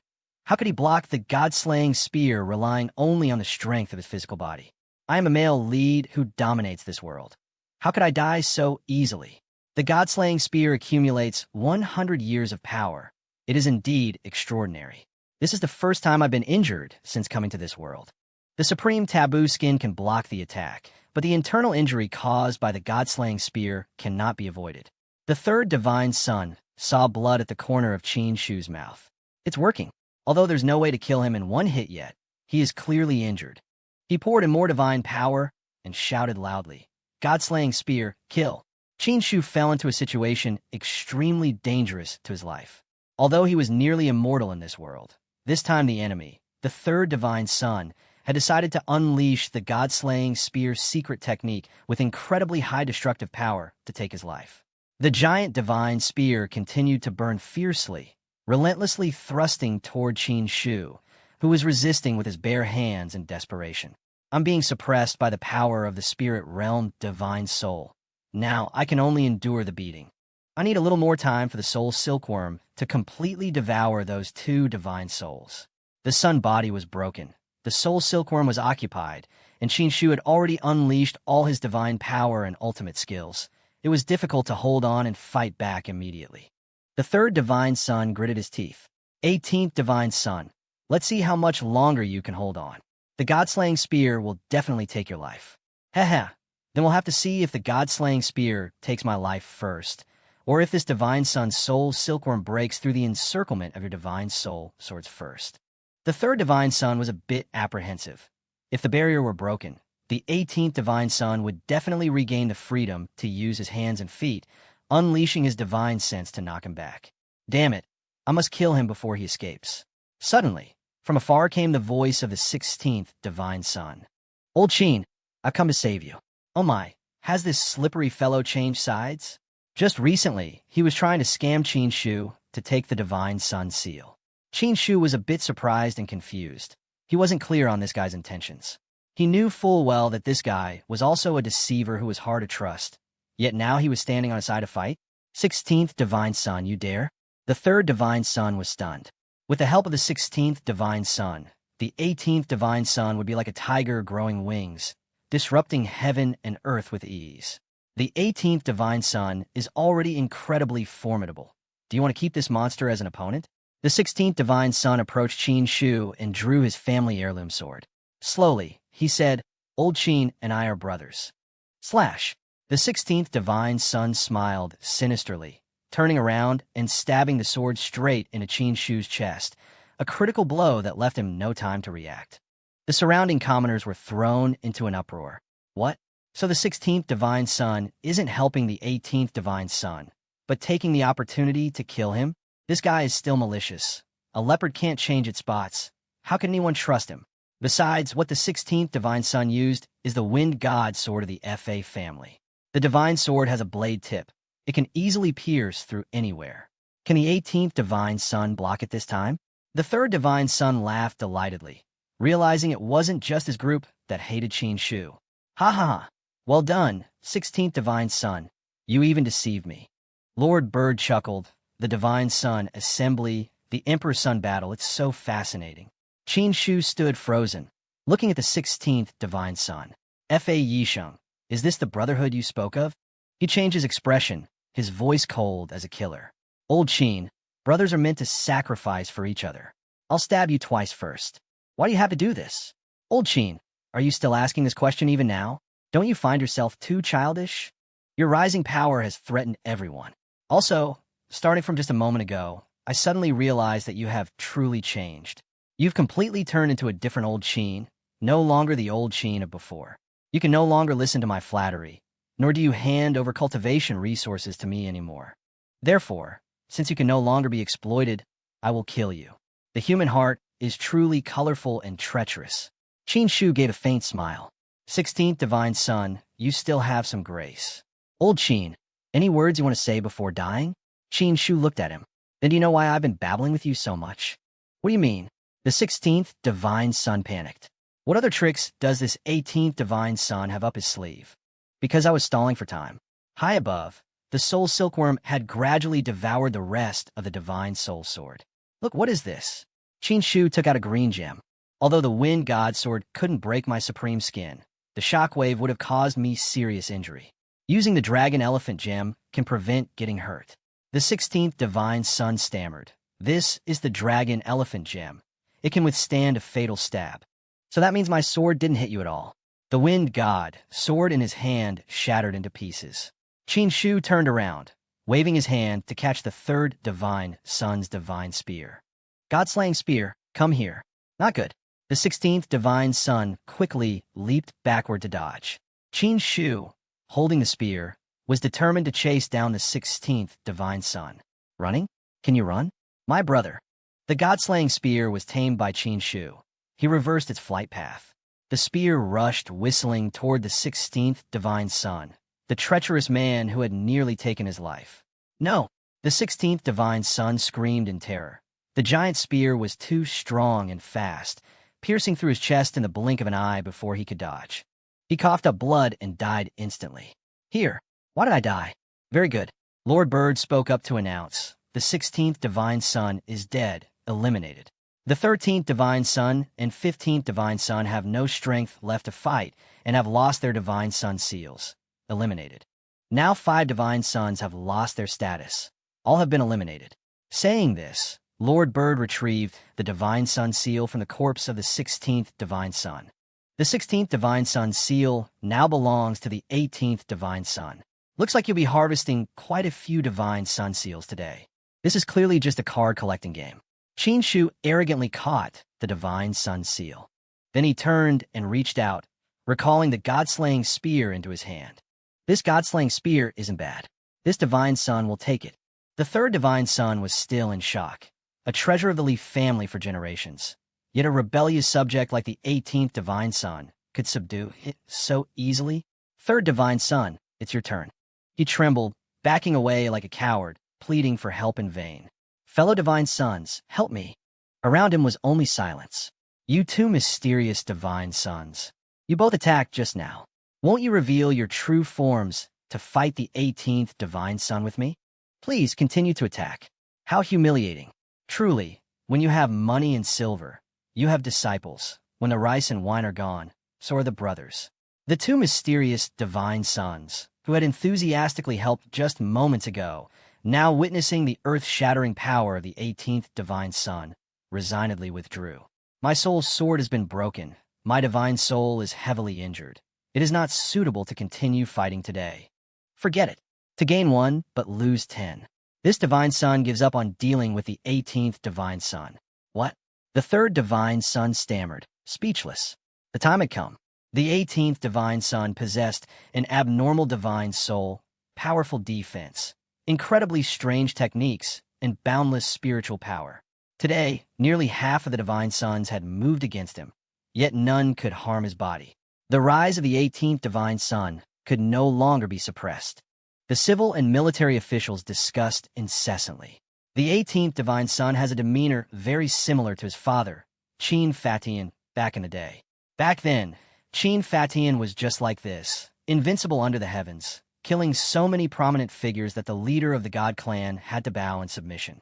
I seem to see the shadow of Qin Fatian in the 18th Divine Son.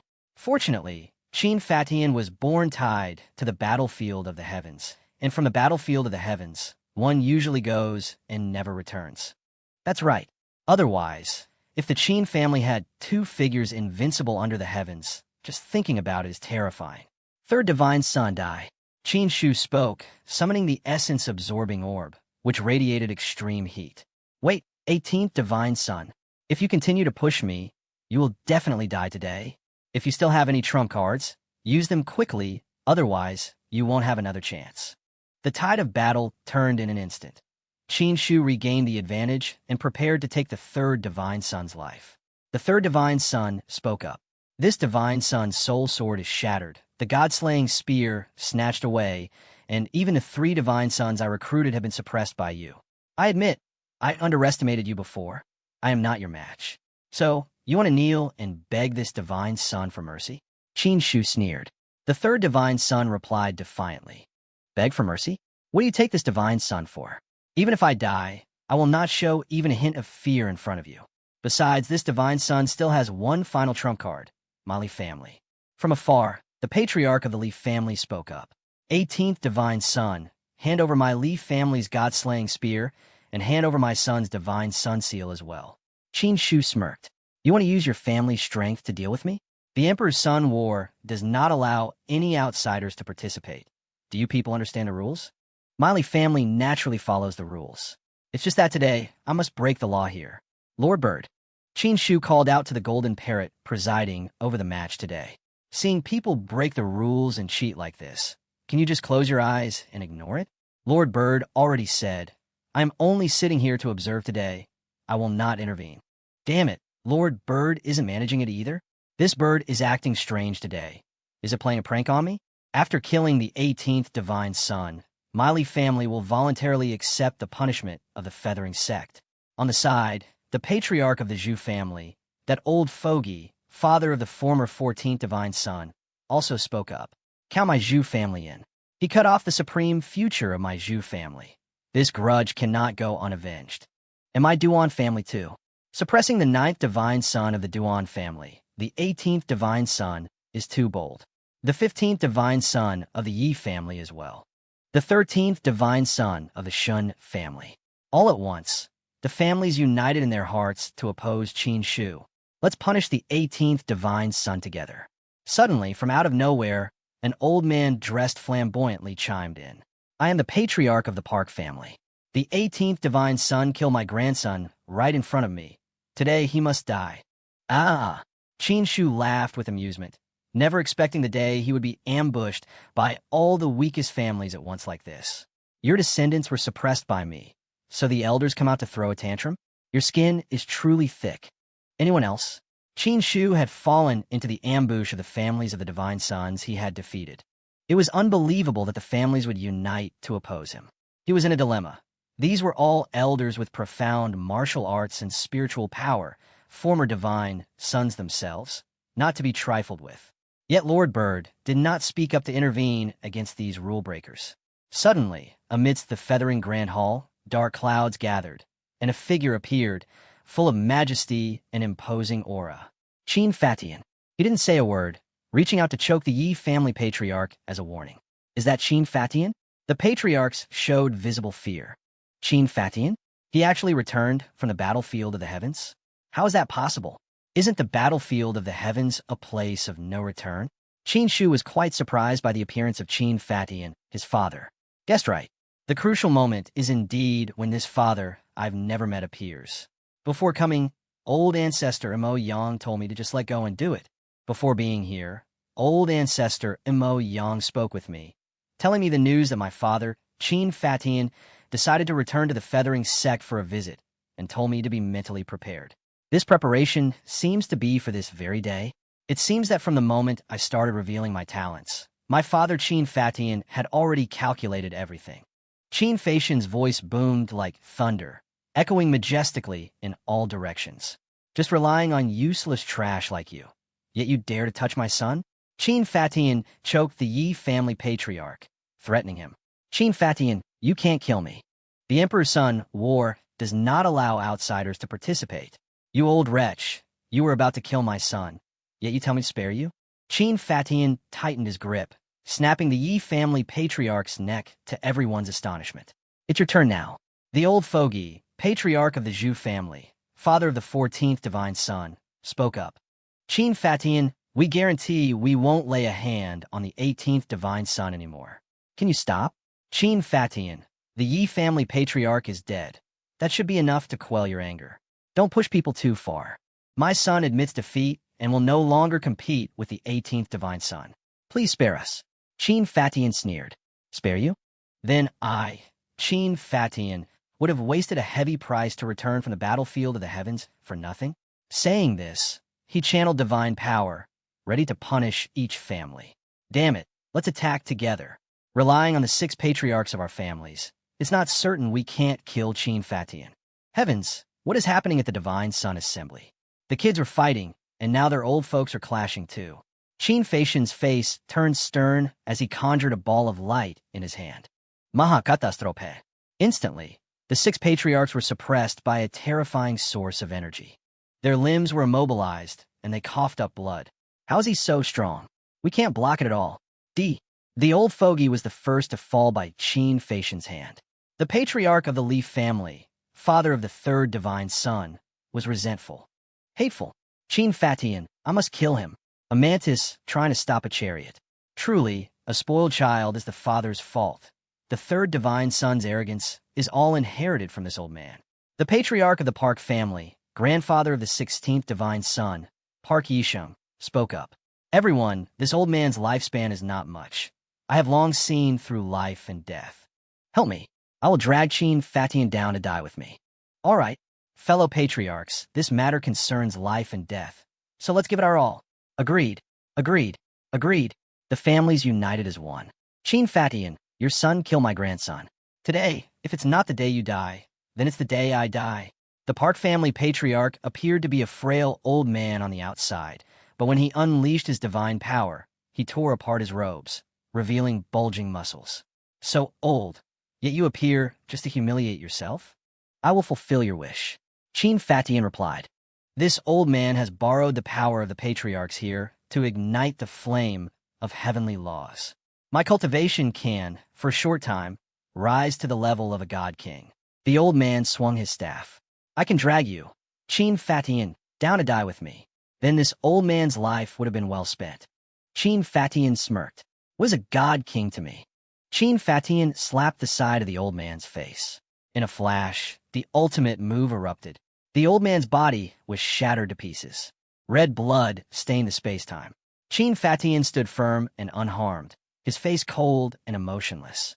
The 3 elders all dropped their jaws in astonishment, speaking in unison. What? What? Those witnessing the reaction were even more stunned. Why is he so terrifying?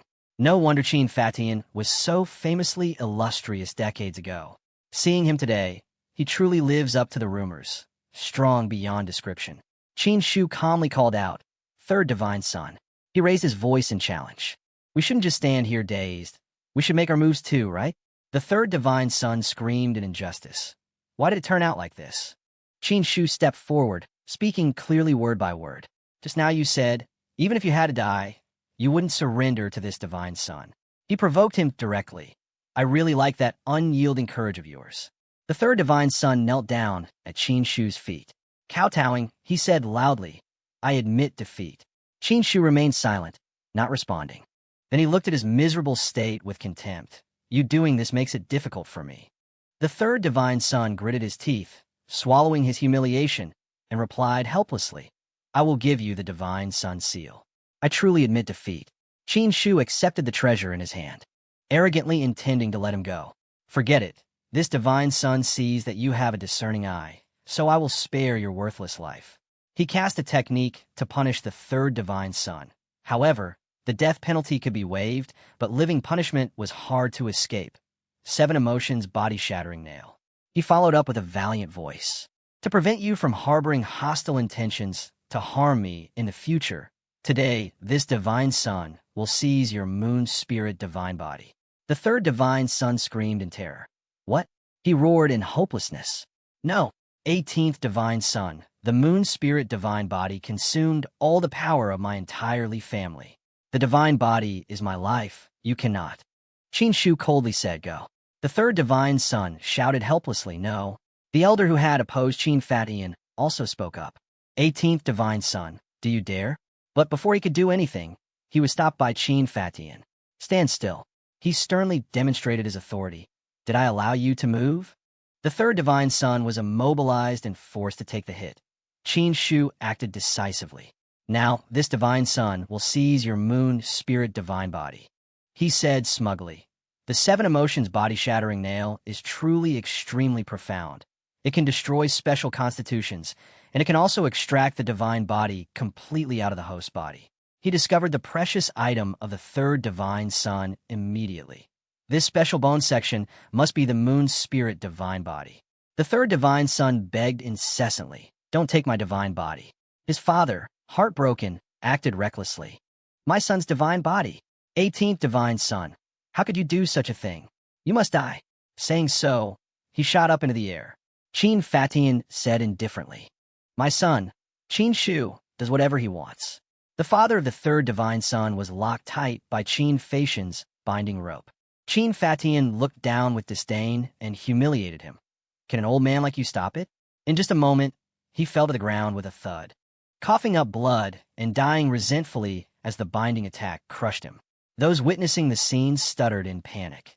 The Li family patriarch is also dead. He turned to look again. "Lord Bird, save our lives." Lord Bird turned a blind eye and scolded bluntly, "Save my ass. Lord Bird is only responsible for watching the drama. Furthermore, it was you people who broke the rules first. You brought this upon yourselves." Qin Shu thought to himself, "I think I've figured it out. Lord Bird came today, intentionally wanting to use the excuse of watching drama to blow things out of proportion. Don't tell me Lord Bird is coordinating with my father to wipe out this group of people? If that's the case, he really is a crafty old man."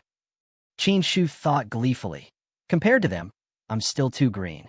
Qin Fatian glanced at the ninth divine son with killing intent and said briefly, "Kill." She panicked and shouted, "Don't." But nothing could stop the death brought down by Qin Fatian. "Ninth divine son, now it is your turn." Duan Lingtong scolded angrily. "18th divine son, if you have the skill, then kill me." But the Duan family patriarch spoke up to beg.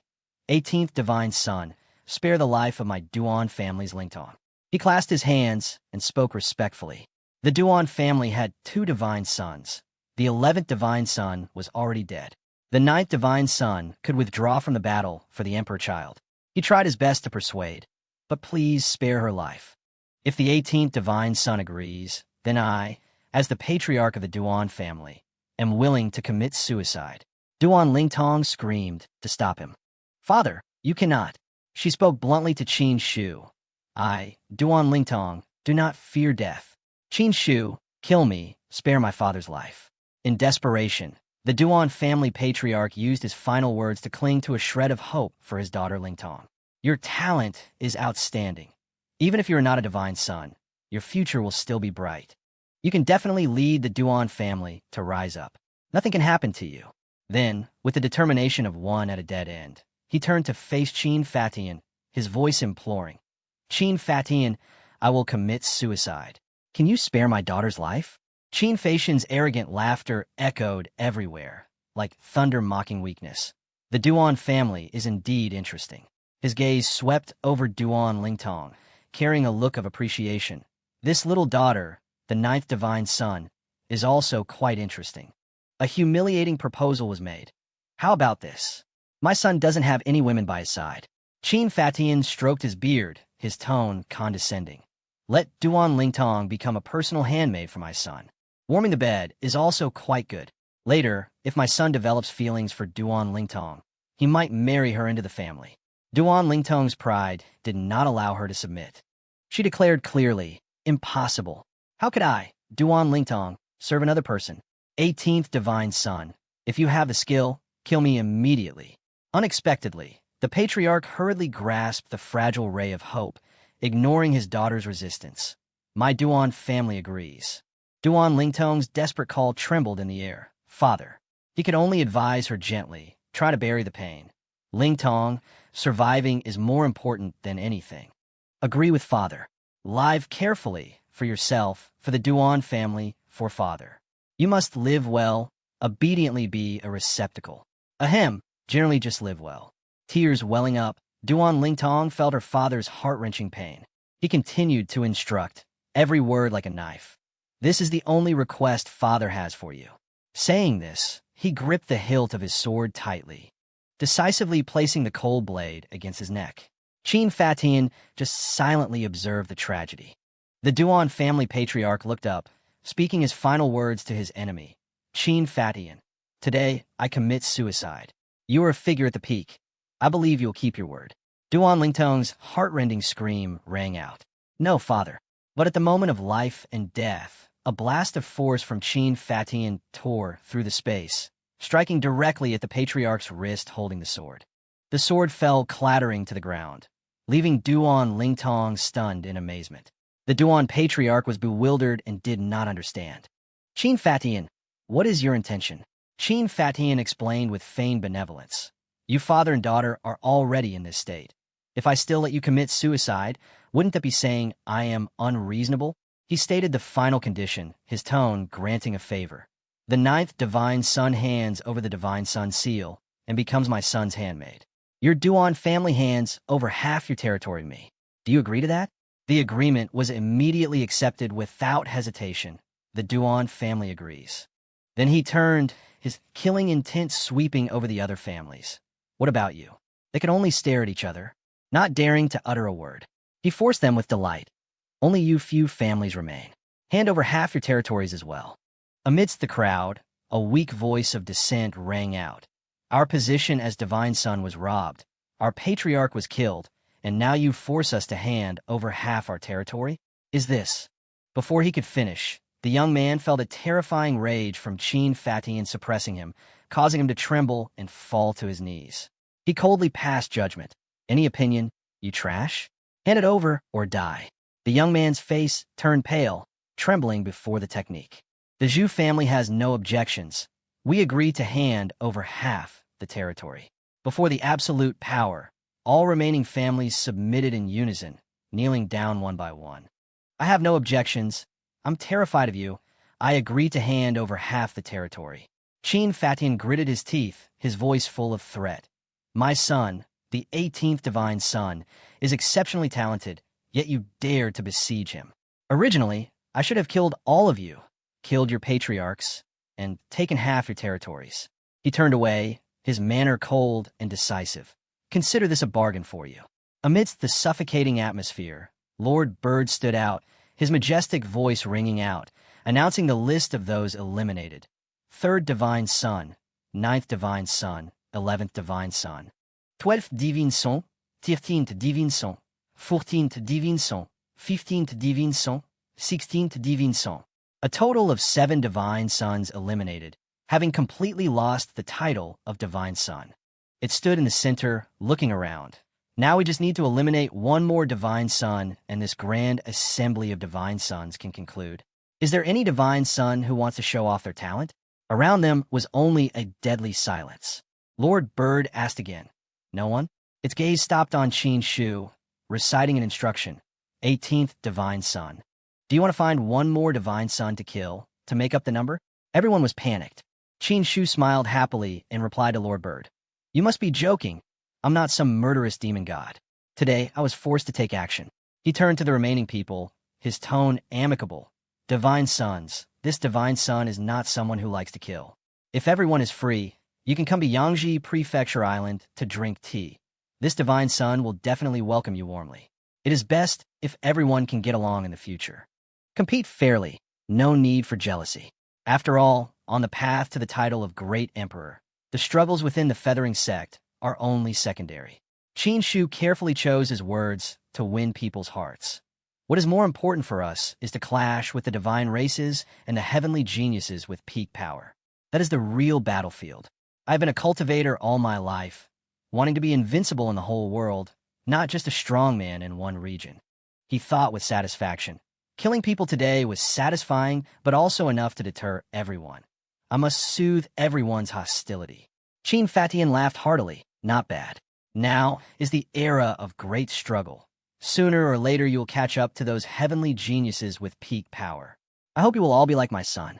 Your vision must look a bit further. This is the demeanor a great emperor needs.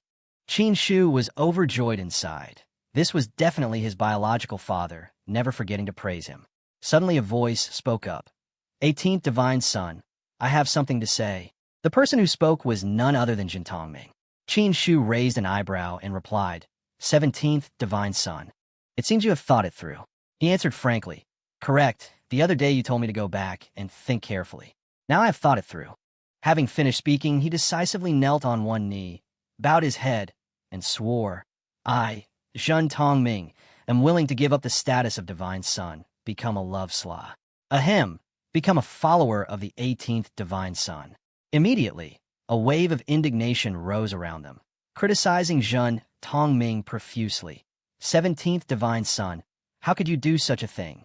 Although the 18th divine son's performance today is unmatched, for you, a noble divine son, to actively become a follower, isn't this a bit too much? Zhen Tongming retorted loudly. What do you people understand? He declared decisively. Would I, Zhen Tongming, do something stupid? Then he eloquently presented his ideal. I, Zhen Tongming, am a person who wants to achieve great things.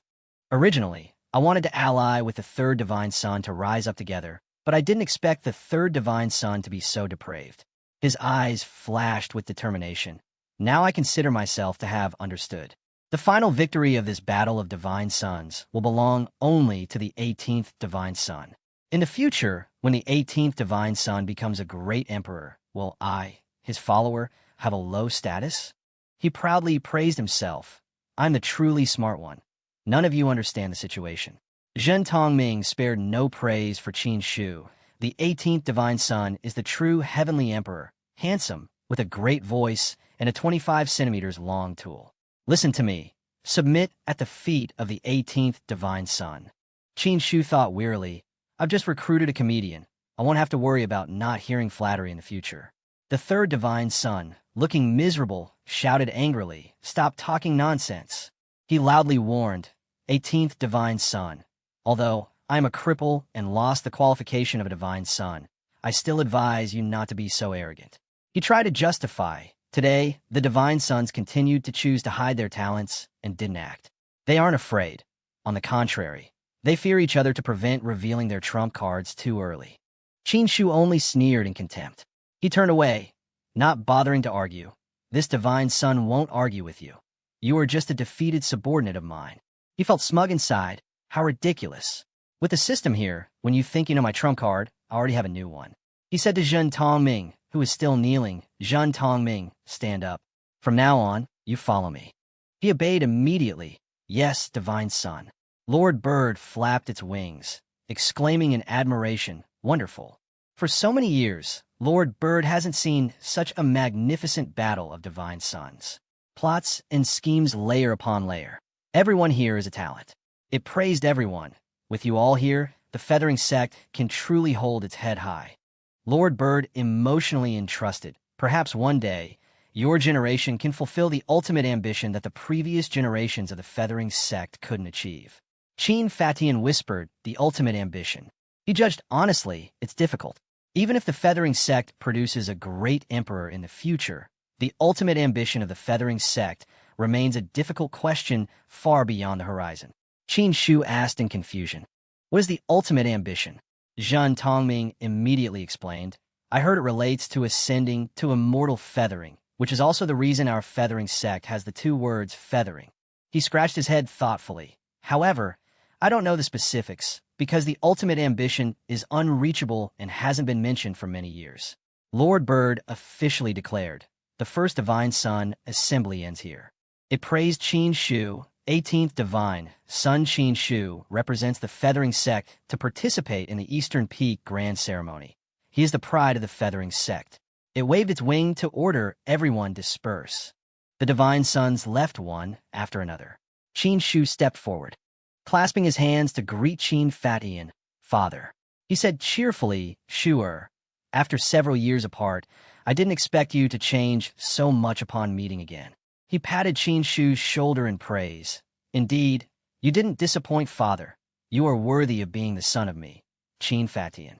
He sorrowfully mentioned his fiancée. If your mother could see you now, she would be very pleased. Qin Shu asked heartbrokenly, Father, what exactly happened back then? Who harmed me, to the point that mother died to save me?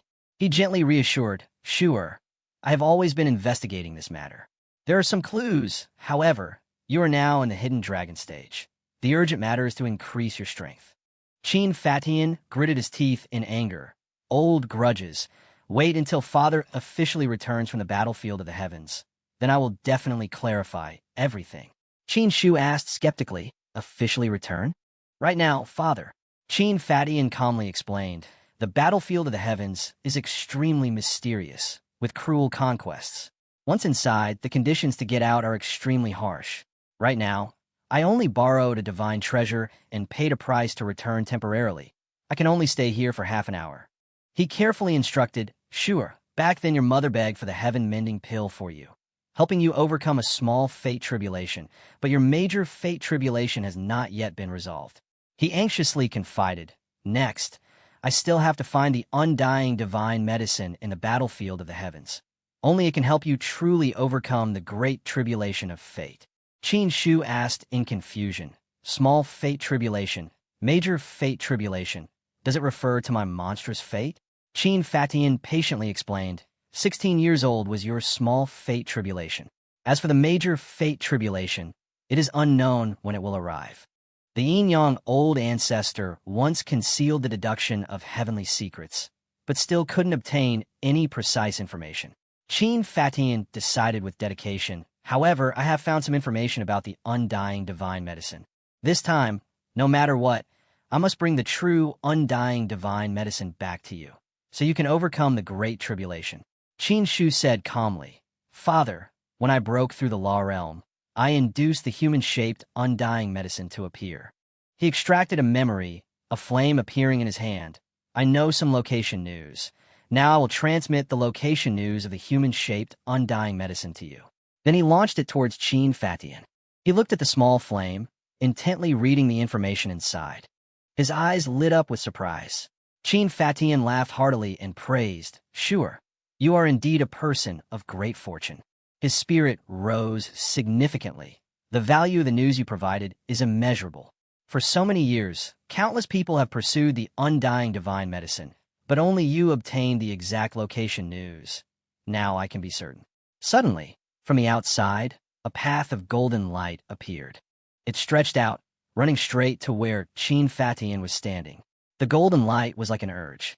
He turned around, his eyes filled with advice for his son, who just shrugged, sure, the time has come. It is time for me to return to the battlefield of the heavens.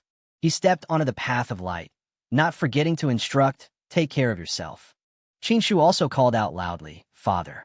He said worriedly, you also take care and be careful of everything.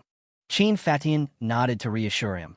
Then his body glided on the path of light, waving goodbye. Don't worry. Father disappeared. Qin Shu thought decisively in his heart, great fate tribulation, whatever this thing is. No matter what the future fate holds, since I have come to this world, I won't be easily disposed of like that. In a vast forest, a moose was strolling leisurely. Suddenly, a loud noise shook the sky, startling it. The sound echoed throughout the forest. An elder said seriously, there's movement. He's out. The Kirin Saint's son was also present there. The elder of the Kirin clan continued, today, the Kirin nest opens. My Kirin god clan has another genius emerging. The elder shouted with determination, sweep across the 8 desolations. The god clan rises greatly. From the cave, a figure majestically broke through the entrance and rushed out. Everyone exclaimed in admiration, it's the Kirin young master. I didn't expect that the one coming out of the Kirin nest this time would be a young master. This young master has been in seclusion for decades. I remember him. When he was young, he was an invincible existence among his peers. This time he will definitely demonstrate boundless prestige. That person descended domineeringly, with a majestic demeanor that made onlookers instinctively feel a sense of submission. Everyone immediately clasped their hands to bow. The elder said respectfully, I pay respects to the Kirin young master. The Kirin young master spoke coldly. Kirin Sanson. He questioned bluntly. I heard you were defeated by the 18th divine son of the feathering sect at the Yaoqi grand meeting and failed to get the qualification to bathe with the saintess. Is this true? The Kirin saint's son replied, without hesitation. That was just an unexpected accident. The 18th divine son got lucky. Unexpectedly, he was scolded directly by the Kirin young master. Trash, making the Kirin saint's son's blood boil. He retorted loudly, do you dare to talk to me like that? Even if you were the young master, the son of the Kirin godlord. He demonstrated his power aggressively, but I am the saint's son. My status is not weaker than yours. The Kirin saint's son said bitterly, if you don't give me an explanation, I definitely won't let you off. The Kirin young master sneered in contempt. Explanation? The Kirin young master criticized harshly. Currently, it is the great trend of our god clan's rise. A dignified saint son of the god clan was defeated by a human divine son. He crossed his arms, saying to the Kirin saint son, "This is losing the prestige of our god clan, the humiliation of the Kirin god clan. Is this explanation satisfactory to you?" The Kirin saint's son retorted strongly, "Humph. Speaking of true strength, the 18th divine son is just trash in front of this saint." The Kirin young master announced loudly. This young master came out of seclusion, this time to participate in the Eastern Peak Grand Ceremony. Everyone stirred in discussion. The Eastern Peak Grand Ceremony worships the immortal king. It is a major event in the Eastern Wasteland. At that time, many ancient kingdoms, divine dynasties, sacred sects, and other major forces will be present. The Kirin young master affirmed bluntly. The purpose of this young master's exit this time is to revive the power of the god clan. He looked at the Kirin saint son, opening his mouth. "Saint son, if you are willing to sincerely serve this young master." He sharply hit the mark.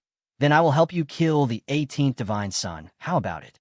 The saint's son gritted his teeth in annoyance, turning back to refuse firmly. "Ridiculous. No need for the young master to act. I will behead the 18th divine son myself." The Kirin young master said calmly, "According to the information I have, the 18th divine son is the son of Qin Fatian. Qin Fatian was on par with me back then, once killing so terrifyingly that the leader of a god clan had to bow and admit defeat." The Kirin young master, filled with hatred, decided to avenge. This is the humiliation of the god clan. The son must pay the father's debt. This time, the 18th divine son Qin Shu must be killed by our god clan. The Kirin saint's son clenched his fists, challenging boldly. "Since the young master looks down on this saint's son so much, let's compete." He challenged fervently. "Let's see who can kill the 18th divine son first." The Kirin young master accepted immediately. "Fine, let's compete." The two powerfully channeled their energy. The Kirin young master said thoughtfully, "At the Qilong ancient nest and the divine phoenix ancient nest, there must be movement on their sides too. At another place, an explosion dug up layers of soil and rock." A male voice cheered joyfully. "This crown prince is finally out. I can play freely now." The elders respectfully bowed. "Welcome, Dragon Crown Prince, out of seclusion." Meanwhile, at the divine phoenix ancient nest, a bolt of lightning struck straight down. Everyone gathering there said, excitedly, "He has arrived." An explosion bombarded the earth and sky. A pair of fiery red wings spread wide. Feathers fluttered, making everyone stare in shock. "She has really come." A girl with a slender figure but intense aura, with brilliant fire phoenix wings on her back, descended to the mortal world. The elders clasped their hands and spoke in unison. "We welcome the divine phoenix, heavenly daughter, emerging from the ancient divine phoenix nest." The divine phoenix, heavenly daughter, raised her voice and asked, "Does the Eastern Wasteland still have any heavenly prodigies?"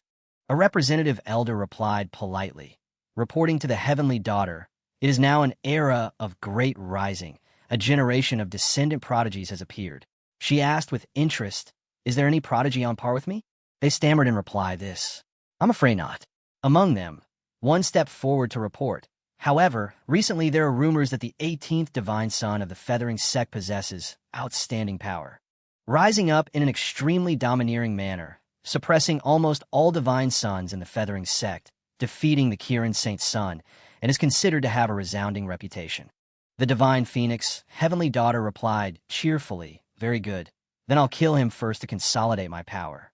As soon as she finished speaking, the divine phoenix, heavenly daughter, spread her wings and flew away. Everyone watched, clasped their hands and bowed. "Farewell, divine phoenix, heavenly daughter." Qin Shu's group was gathering fully in the main hall. He asked, "Duan Lingtong, are you used to living on the Yangji Manor floating island?" She shouted irritably, "If you were a servant for someone else, would you be used to it?" The 12th prince answered honestly for her, "Used to it."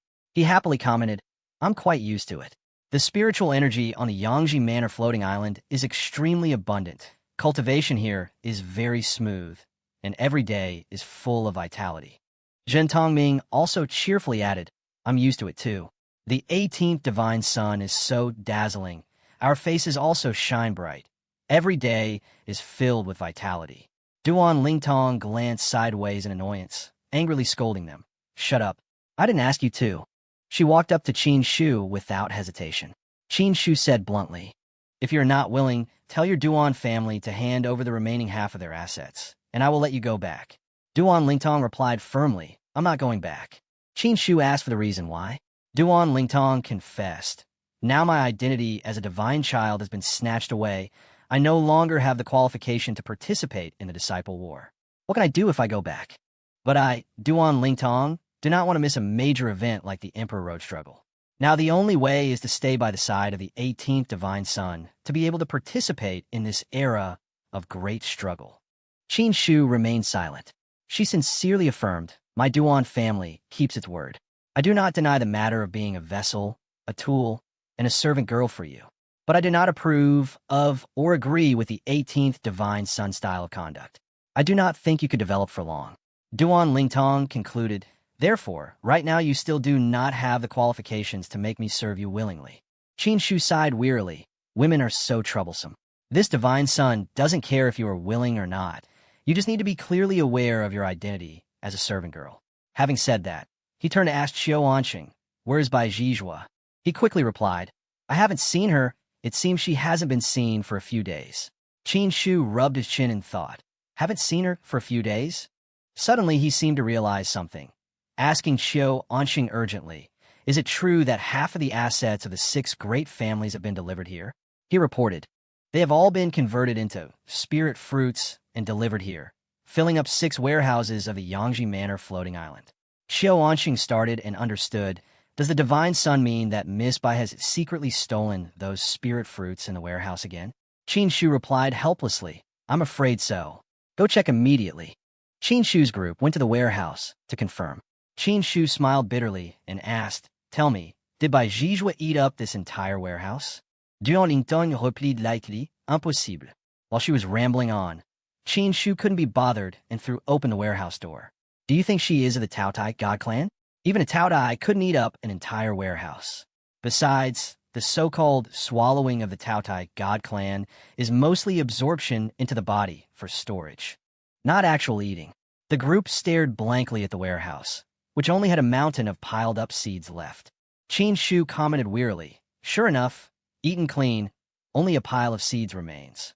Duan Lingtong was so surprised she stuttered in disbelief. How is that possible? Qin Shu turned around and ordered, go, follow to the next warehouse, quickly. The 5 of them gathered in front of the warehouse door again.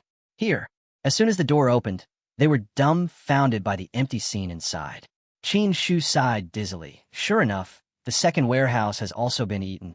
Duan Lingtong said in shock, how is that possible? How can someone eat so many spirit fruits in such a short time?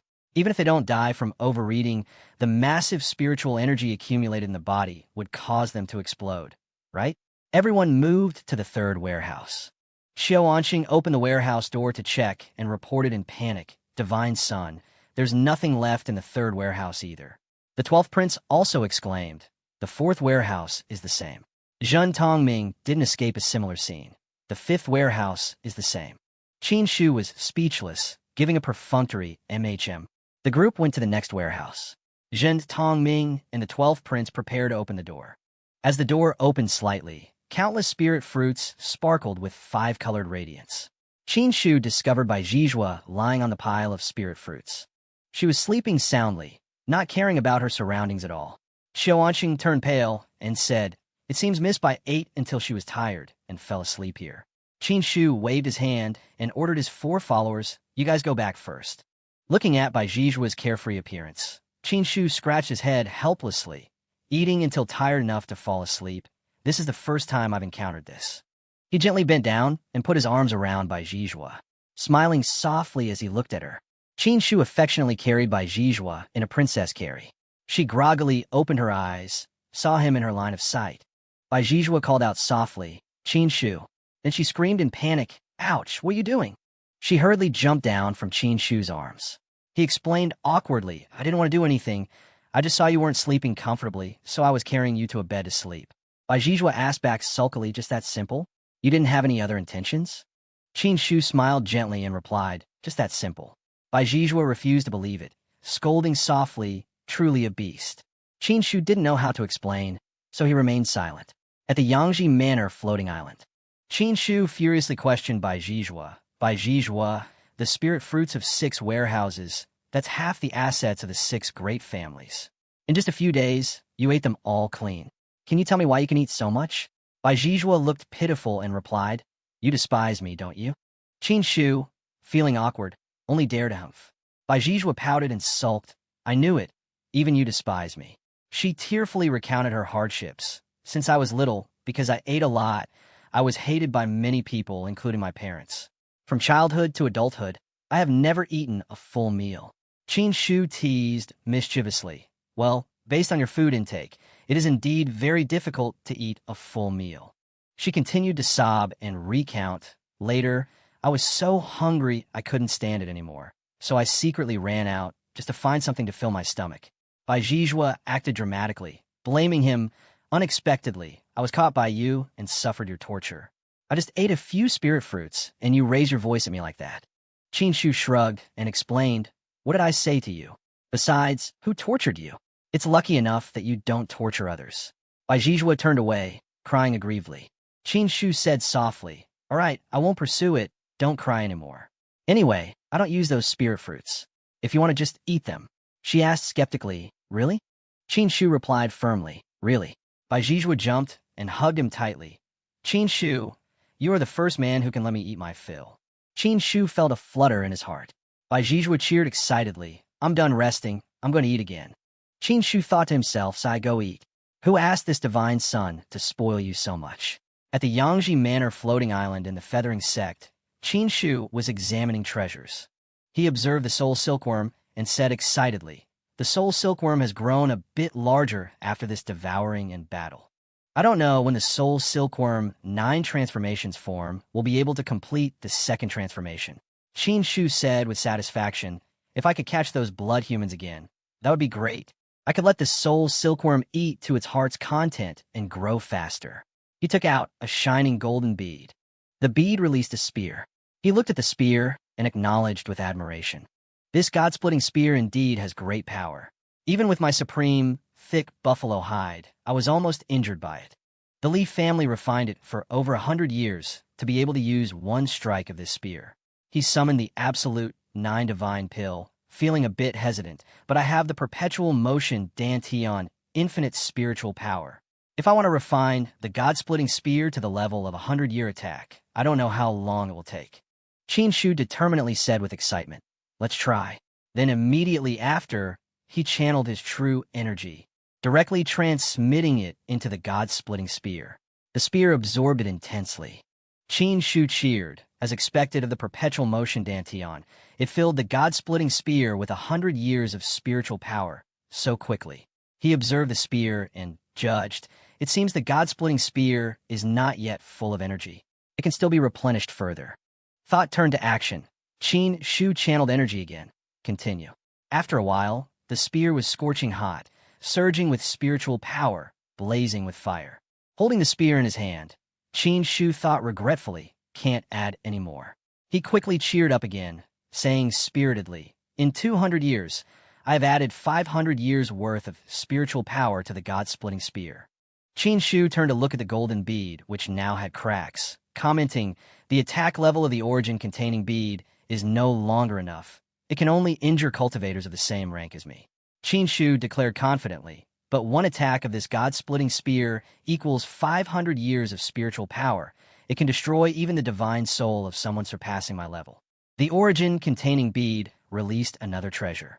Holding it in his hand, Qin Shu thought happily, The moon's spirit divine body of the 3rd divine son was extracted by me.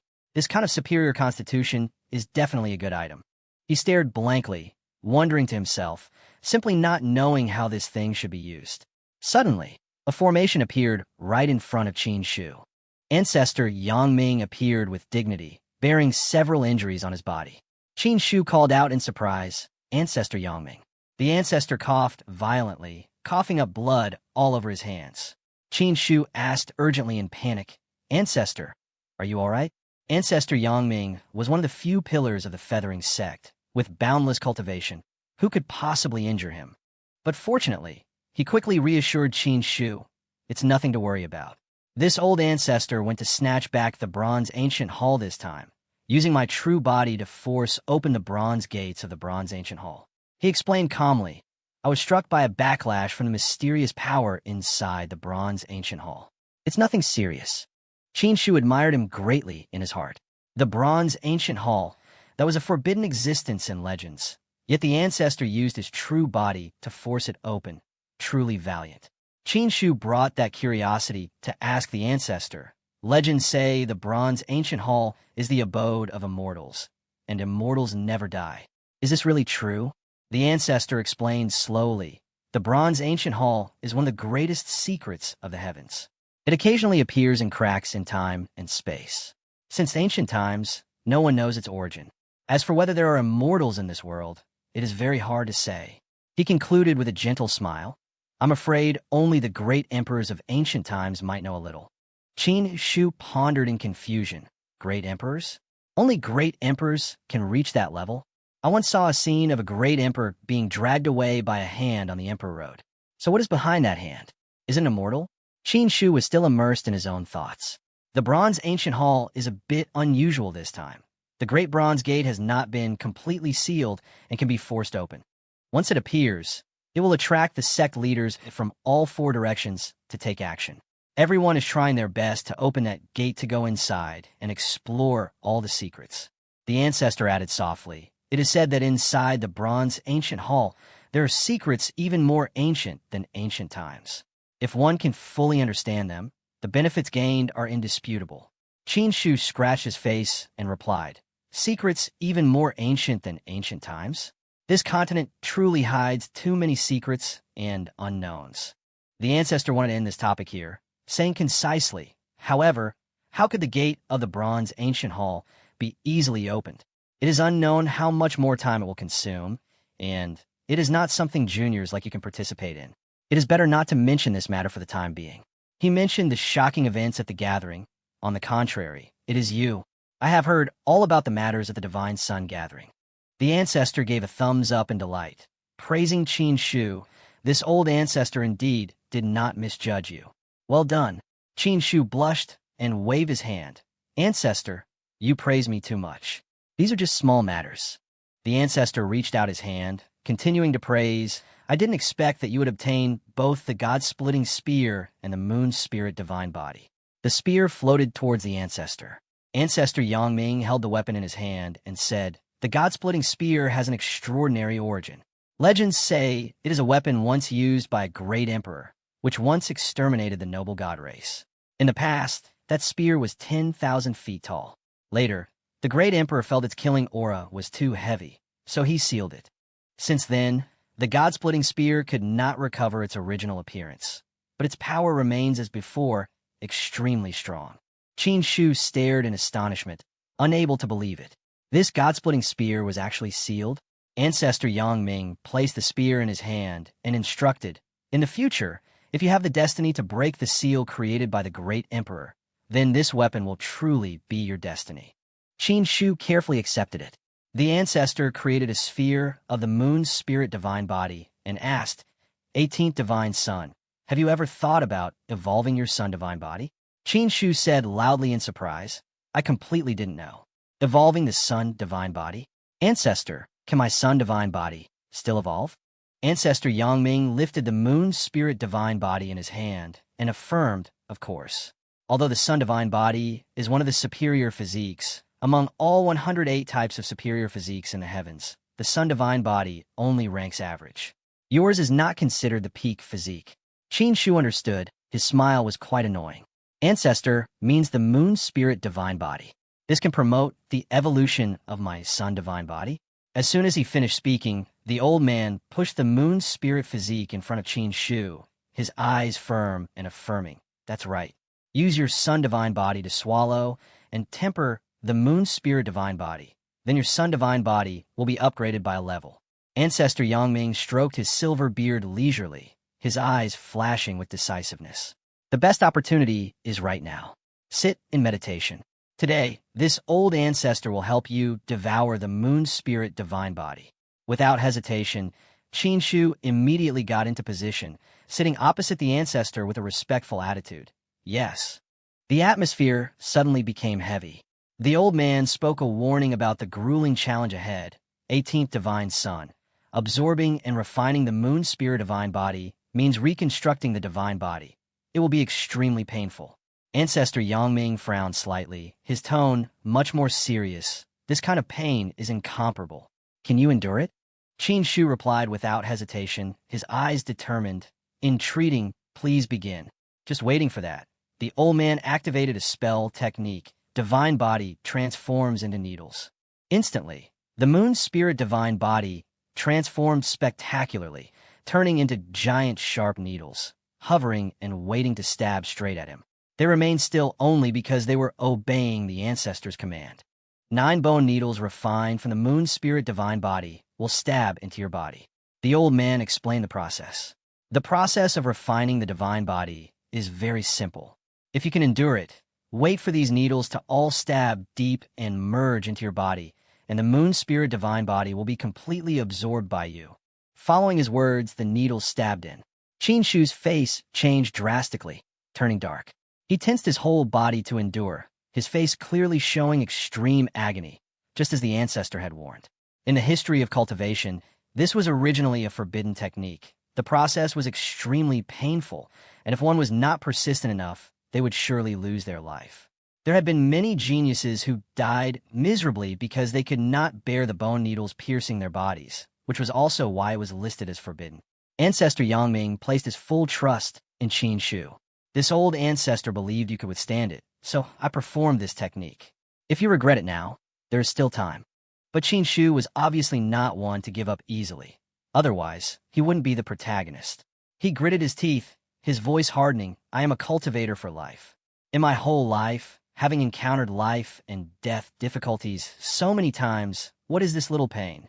Ancestor, just continue. I'm not the fragile type. Ancestor Yangming showed satisfaction on his face, sparing no praise, and conveniently increased the speed of tempering. Very good. This old ancestor just loves this character of yours. The old man clenched his fist, and the 9 bone needles stabbed even deeper. Qin Shu groaned in pain. Fa. It was indeed very painful, but he remained stubborn. However, this little pain, for me, counts as nothing. It can't even affect my state of mind. The remaining needles were still hovering around.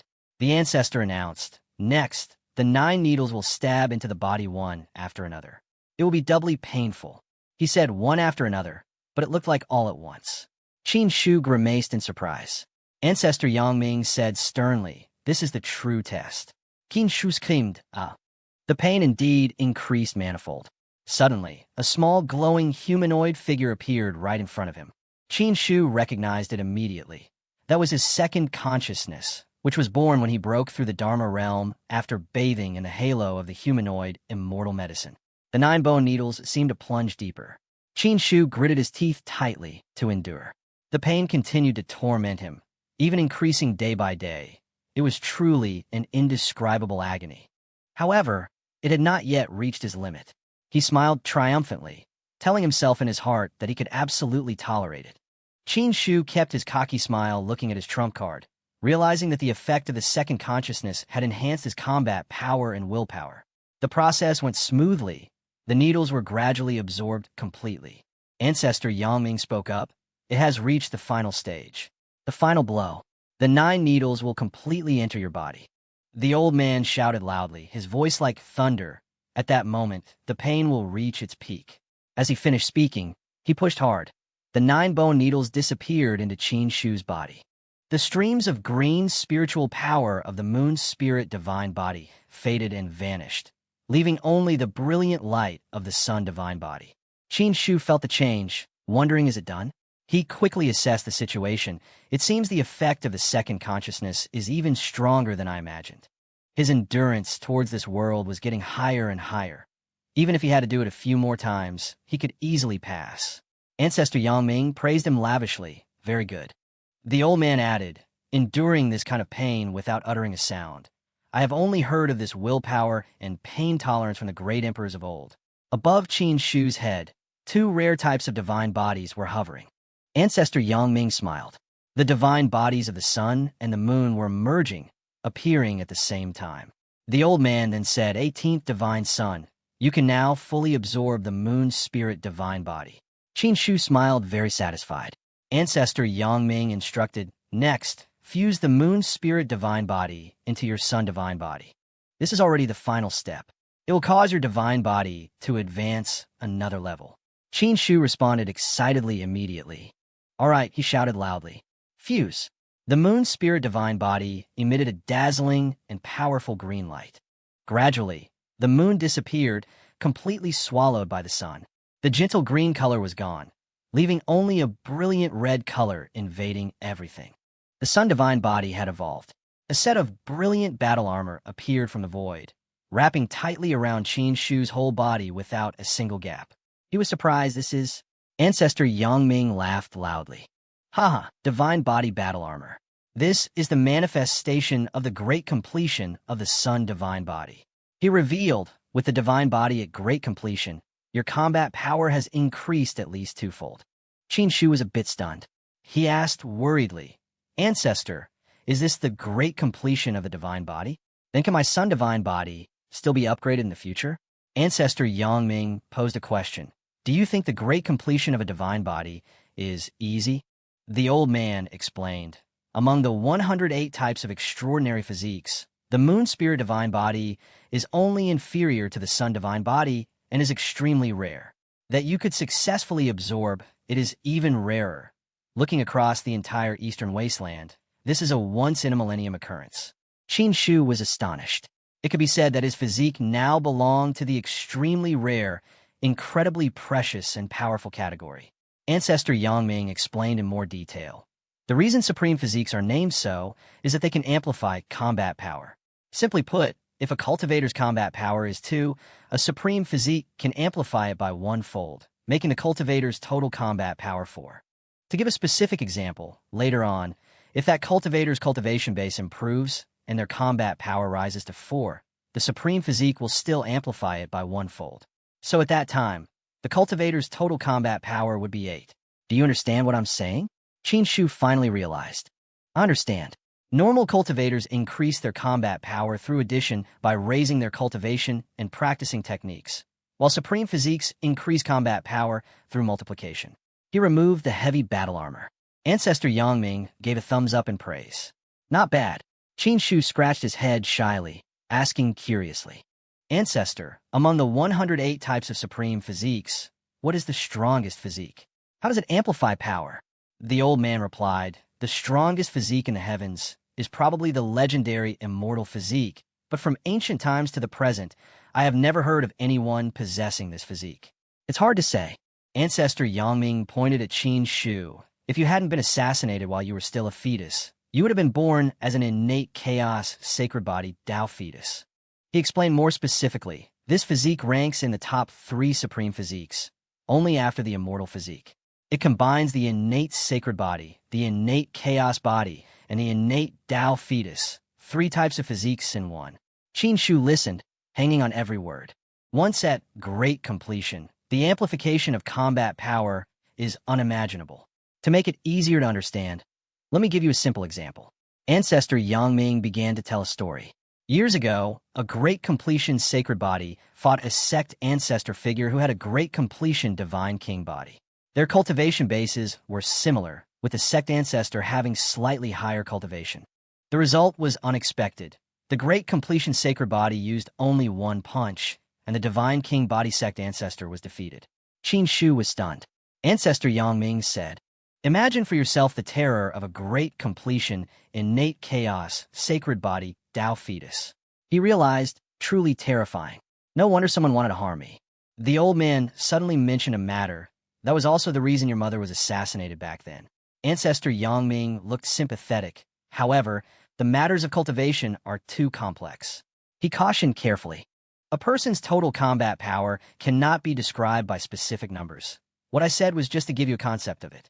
Absolutely do not calculate an enemy's combat power this way, or you will die a miserable death.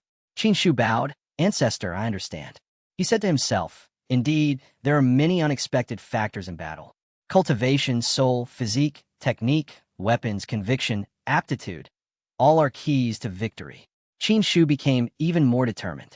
He determined what he needed to do, And if he wanted to win 100 battles out of 100, he had to be fully equipped and have no weaknesses. Truly a perfectionist. Ancestor Yang Ming said, "That's it for today. I, the ancestor, need to hurry back to the Bronze Ancient Hall." He revealed, "I came back this time to prepare some spiritual fruits to replenish spiritual power, so I have them ready when needed." Hearing this, Qin Shu felt guilty. He quickly found an excuse to slip away. Of the 36 stratagems, fleeing is the best. "Ancestor, you go ahead with your work. I have something to do, so I'll take my leave."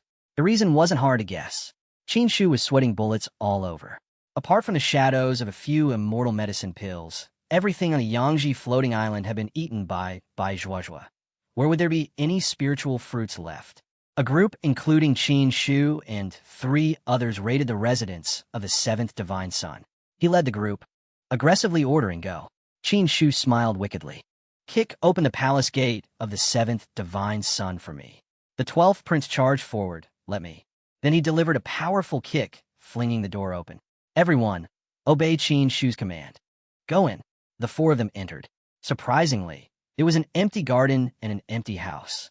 The 17th Divine Son said, "Divine Son, there's no one here. The 7th Divine Son has fled." Qin Shu smiled as if he had everything in the palm of his hand. "I knew it. How could this guy wait for me to come to his door?" He immediately issued another order. "Burn this place down for me." "As you command." Fire began to blaze violently. From the floating island, one could see how large the fire was. It was truly hot. The 7th Divine Son and his close attendants stood on an island watching the flames engulf his entire residence. It looked terrifying. Xie Jingtian exclaimed, "Truly a bastard. Couldn't find me, so he burned my residence." The 18th Divine Son's temperament is truly getting worse.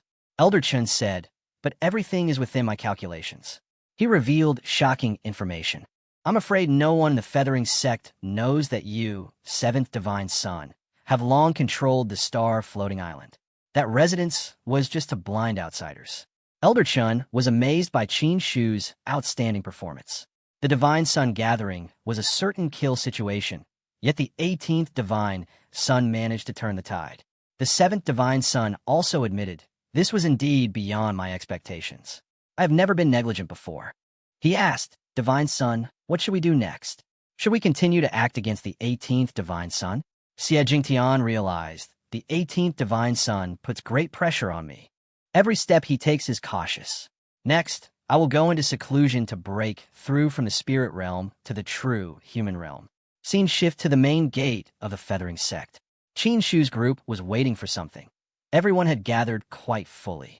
The 17th Divine Son was excited. For this Dongyue grand ceremony, the 18th Divine Son is leading, commanding 2 other Divine Sons to participate together. He rubbed his bald head. "On the contrary, I am quite curious. I wonder who the 2 Divine Sons will be." Qin Shu looked over at his butterfly fairy. She was leisurely chewing on spiritual medicine. He asked, "Did Ancestor Moron do anything to you?" Bai Zhuozhuo replied while chewing, "What could that old man do to me?" Qin Shu said wearily, "It's fine that you ate my spiritual fruits." He remembered the empty boxes in the warehouse that someone had devoured clean, eating all the spiritual fruits stored on the Yangji floating island. Qin Shu couldn't believe it. "Ancestor Moron didn't scold you at all?" Bai Zhuozhuo, being gluttonous, had to take another bite before opening her mouth to reply. "No." She rubbed her chin in thought. "That old man just looked at me once, and then left." He also said. Qin Shu asked, "Said what?" Bai Zhuozhuo recounted. "He told me to eat freely. Even if I ate the sprouts of the immortal medicine, it would be fine. The reason is, consider it the betrothal gift that the 18th Divine Son prepared for me in advance." Qin Shu's jaw dropped, his mouth about to fall off his face. He breathed out a dumbfounded word, "Huh?" Bai Zhuozhuo giggled and praised, "This old man is actually not bad." She declared aggressively, "Wait until the sprouts of the immortal medicine grow up, then I will eat them." His face turned pale, pointing out an extremely urgent issue. "Bai Zhuozhuo, the immortal medicine is not the main point." Qin Shu shouted loudly. "The main point is the betrothal gift. Do you know what a betrothal gift is?" It seemed everyone had a serious misunderstanding. The butterfly fairy looked blank with a huge question mark. Bai Zhuozhuo, not unexpectedly, replied, "I don't know." Qin Shu held his face in misery. This situation was hopeless. Even if he jumped into the Yellow River, no one would believe his innocence. But if he took this butterfly fairy as a wife, His life as a man could forget about having 3 wives and 4 concubines. She was so fierce. In general, she didn't care about betrothal gifts or whatever. She only needed to know one thing. Eat first, talk later. Qin Shu was speechless. 2 bright streaks of spiritual power approached, calling out loudly, "Extinct divine son." Immediately, 2 people landed in front of Qin Shu's group. One greeted, "We have arrived." He smiled, smirked, teasing. "Sixth divine son, I didn't expect that you would follow me to participate in the Danhua grand ceremony." He huffed in annoyance. The 6th divine son demanded impatiently, 18th divine son, don't talk so much. Let's set off."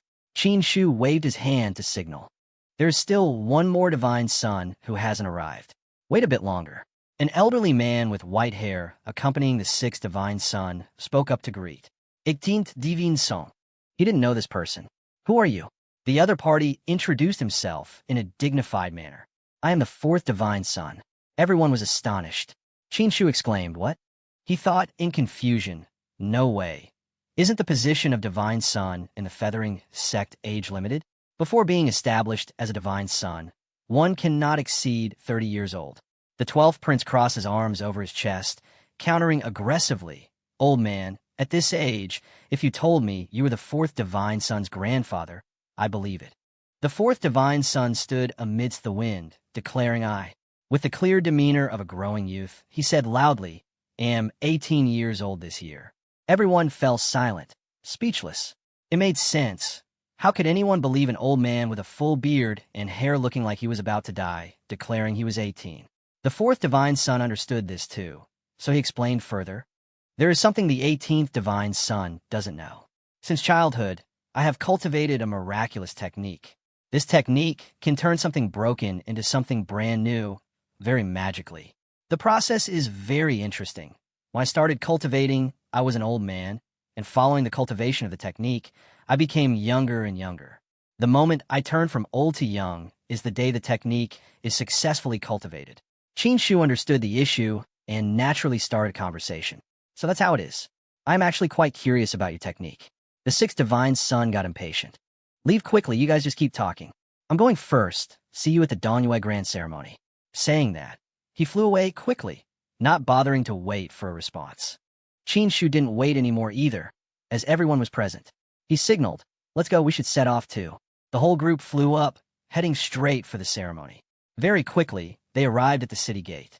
Xiao Anxing said, "Divine son, this is Dragon Elephant City of the Dragon Elephant Ancient Kingdom." He introduced. The Danhua Grand Ceremony is located right on the Immortal King Mountain within Dragon Elephant City. Xiao Anxing suggested, "We can temporarily stay in Dragon Elephant City, then wait until the day the Danhua Grand Ceremony takes place to go to Immortal King Mountain." Qin Shu turned to ask the opinion of his companion. "4th divine son, what do you think?" He replied, "On this trip, the 18th divine son is the leader. You decide, 18th divine son." As he wished, Qin Shu led the group in. "Go, let's enter the city." Inside the city, it was bustling with people coming and going. He said, "Arriving at the Dragon Elephant Ancient Kingdom, I actually recall a matter." Qin Shu recounted the old story. "Previously, I obtained a Dragon Elephant gem from Crown Prince Lin of the Dragon Elephant Ancient Kingdom. At a critical moment, it can block a fatal attack. This gem played a huge role in the Divine Sun gathering. With a clear purpose, he asked, I heard that the Dragon Elephant gem is a specialty of the Dragon Elephant Ancient Kingdom. What can be bought?" Xiao got excited and smiled wryly. "Divine Sun, the Dragon Elephant gem, only the Dragon Elephant Ancient Kingdom has the real thing. But such a precious treasure. Even the Ancient Kingdom doesn't have many. How could it be easily bought? Only the Ancient Kingdom's imperial family and important descendants possess them." Xiao rubbed his head, thinking, Crown Prince Lin likely gave it to someone last time, thinking the Divine Sun would surely die. "So that's it." Qin Shu smiled sarcastically. "So that's how it is. Then this time, this Divine Sun must thank Crown Prince Lin carefully." The scene shifts to the palace of the Dragon Elephant Ancient Kingdom. A servant rushes in. He kneels to report to Lin Yu, who is floating with divine power since he can no longer stand on his legs. "Crown Prince, according to intelligence, the 18th Divine Son of the Feathering Sect has arrived in Dragon Elephant City." Crown Prince Lin is pleased, laughing madly. "Very good." He pulls out a large green bottle, holding it. Lin Yu's expression is like a demon fresh from hell. Every word is filled with hatred. Qin Shu cut off my 2 legs and took away the person I love most. At this Danhua grand ceremony, I will make him pay the full price, never to return. Saying this, he opens the bottle stopper and suspicious black gas escapes. Strange creatures grow large after being released, looking extremely horrifying. The servant who brought the news is targeted by them. Very quickly, the red things rush to attack. The person's life force and soul are immediately drained, instantly turning from a living person to one who no longer breathes. Lin Yu laughs cunningly like a madman, praising, "The thing Senior Prison King gave me is indeed powerful." Crown Prince Lin shouts an order. "Go, follow the aura, go find the 18th Divine Sun." Those streams of gas immediately obey, leaving the palace to find the person, looking terrifying. In Dragon Elephant City of the Dragon Elephant Ancient Kingdom, many people are gathered in a square, surrounded by massive architectural structures. Qin Shu's group also stands nearby, looking toward the grand, luxurious building. Xiao Anqing introduces, "Divine Sun. This place is called the Immortal King Pavilion." Qin Shu stares until his eyes are dazzled, mouth agape in admiration. The old man continues, "Legend has it that an immortal once stayed here. It is the wealthiest and most luxurious pavilion in Dragon Elephant City, perfectly suitable for the Divine Sun to stay in." Qin Shu mutters, "Immortal King Mountain, Immortal King Pavilion." He asks, "The Danhua Grand Ceremony also worships the Immortal King. Do you guys think an immortal actually came here?" The other 3 think in confusion. They are all silent, not knowing how to answer. Only Xiao Anqing has information. He speaks up, "I'm afraid it's just a false rumor. Whether true or false doesn't affect anything anymore, but worshipping the Immortal King is now the most classic major activity in this eastern wasteland. That is also why the Fengshan Grand Ceremony was renamed the Danhua Grand Ceremony. I heard it's because that Immortal King's title is Danhua True Immortal." Sounds like a fairy tale, the 4th Divine Sun says. Worshipping the Immortal King at Immortal King Mountain has been happening for a very long time. He explains, "It is said that Immortal King Mountain was originally formed by a part of that Immortal King's body. 9 colored lights often dance on the mountain. A mountain both high and sharp created by a body part. That being can hardly be considered human, truly overwhelming. Those bands of light bring some interesting rumors. If that light luckily enters a body, it can immediately cause that person's cultivation to level up rapidly. In the past, quite a few people received this miracle." Qin Shu marvels, "So magical?" Bai Zhuozhua stands leisurely beside him, chewing and swallowing, behaving naturally. Qin Shu smiles cunningly, thinking to himself, "Worthy of the place the system designated to go. Indeed, very worth visiting." The 4th Divine Sun continues, "Not only that, after the Danhua Grand Ceremony, the Dragon Elephant Ancient Kingdom will open the 18 levels of hell on Immortal King Mountain. A deep, dark cave with pitch-black swirls full of human bones around it. This place is definitely not simple. The Heaven's Prides participating in the ceremony can all enter the 18 levels of hell to explore dangerous challenges." The 4th Divine Sun clenches his fist excitedly, "And receive the inheritance and destiny of the Immortal King. Difficult challenges will come with significant rewards." The 12th Prince is puzzled. If it's called Immortal King Mountain, why is there a hell? Xiao Anqing explains, "That is because legend says a part of the Immortal King's body was left here precisely to suppress demons from hell. For the Immortal King to work so hard to seal the demons, the place harboring them must not be simple. However, the hell inside Immortal King Mountain changes complexly." Xiao Anqing warns, "Even God King level figures find it very difficult to probe the situation inside clearly." Qin Shu mutters, 18 levels of hell. He says, if this Divine Sun remembers correctly, back at the Yaoqi Saint Assembly, an image of a luxurious, mysterious stage appears in Qin Shu's mind. He remembers a decrepit old man, a retainer Elder Huang beside Crown Prince Lin. That old man had cultivated a demonic technique specifically for absorbing human spiritual power right inside those 18 levels of hell. Qin Shu frowns, grimacing. Looks like this isn't a good place. Xiao Anqing speaks earnestly, "Divine Sun, the 18 levels of hell have abnormal, evil energy. For some reason, Citizens of the Dragon Elephant Ancient Kingdom mine inside every year. If 10 people go in, it's considered lucky if one comes out alive. According to Qiu Anxing, the Dragon Elephant Gem that the Divine Sun wanted before appears in the 18 levels of hell. What the Divine Sun wants is extremely hard to get. However, the Dragon Elephant Gem is a treasure that is hard to obtain even a piece of in 100 years. Qin Shu asks, Old Qiu, previously Crown Prince Lin used your family to threaten you. Are your family members still here now? He replies, still here. Incidentally, I asked for Qin Shu's permission to leave. I was intending to tell the Divine Sun. I want to go visit them for a bit. He immediately agrees, go quickly. If there's any trouble, tell me. Qin Shu puts his hand on Qiu Anxing's shoulder, instructing earnestly, remember well, you are not alone. You have this Divine Sun backing you. He is moved to tears, bowing respectfully, many thanks, Divine Sun. Qin Shu's group is standing in front of a certain room in Dragon Elephant City of the Dragon Elephant Ancient Kingdom. Qiu Anxing stands with his back to the group, waving his hand. Seeing this, he speaks up, let's go inside. Stepping into that room, the first thing that strikes the eyes is a magnificent and grand space. There is melodious music and a fragrant scent spreading throughout the vast, massive room. The young men already present all have looks of appreciation for the music and infatuation with the player on their faces. It turns out the music is coming from the center of the room, where a beautiful young woman is concentrating on playing. The young woman has a graceful figure. Although her face is seen only through a veil, one can still imagine the beauty and charm behind that mask. Qin Shu's group also steps into the room at this moment. After entering, they all walk close to the young woman and then stop. The 12th prince speaks up, Divine Sun, I didn't expect Fairy You from the Pill Immortal platform to be here too. The 6th Divine Sun, standing next to him, looks at the young woman with infatuated eyes. When the group arrives, the young woman called Fairy You stops her playing. Someone immediately asks, Fairy You, why did you stop playing? She says nothing, only glancing at the group. One of the young men listening to her play holds a teacup and says, continue playing, I was listening very intently.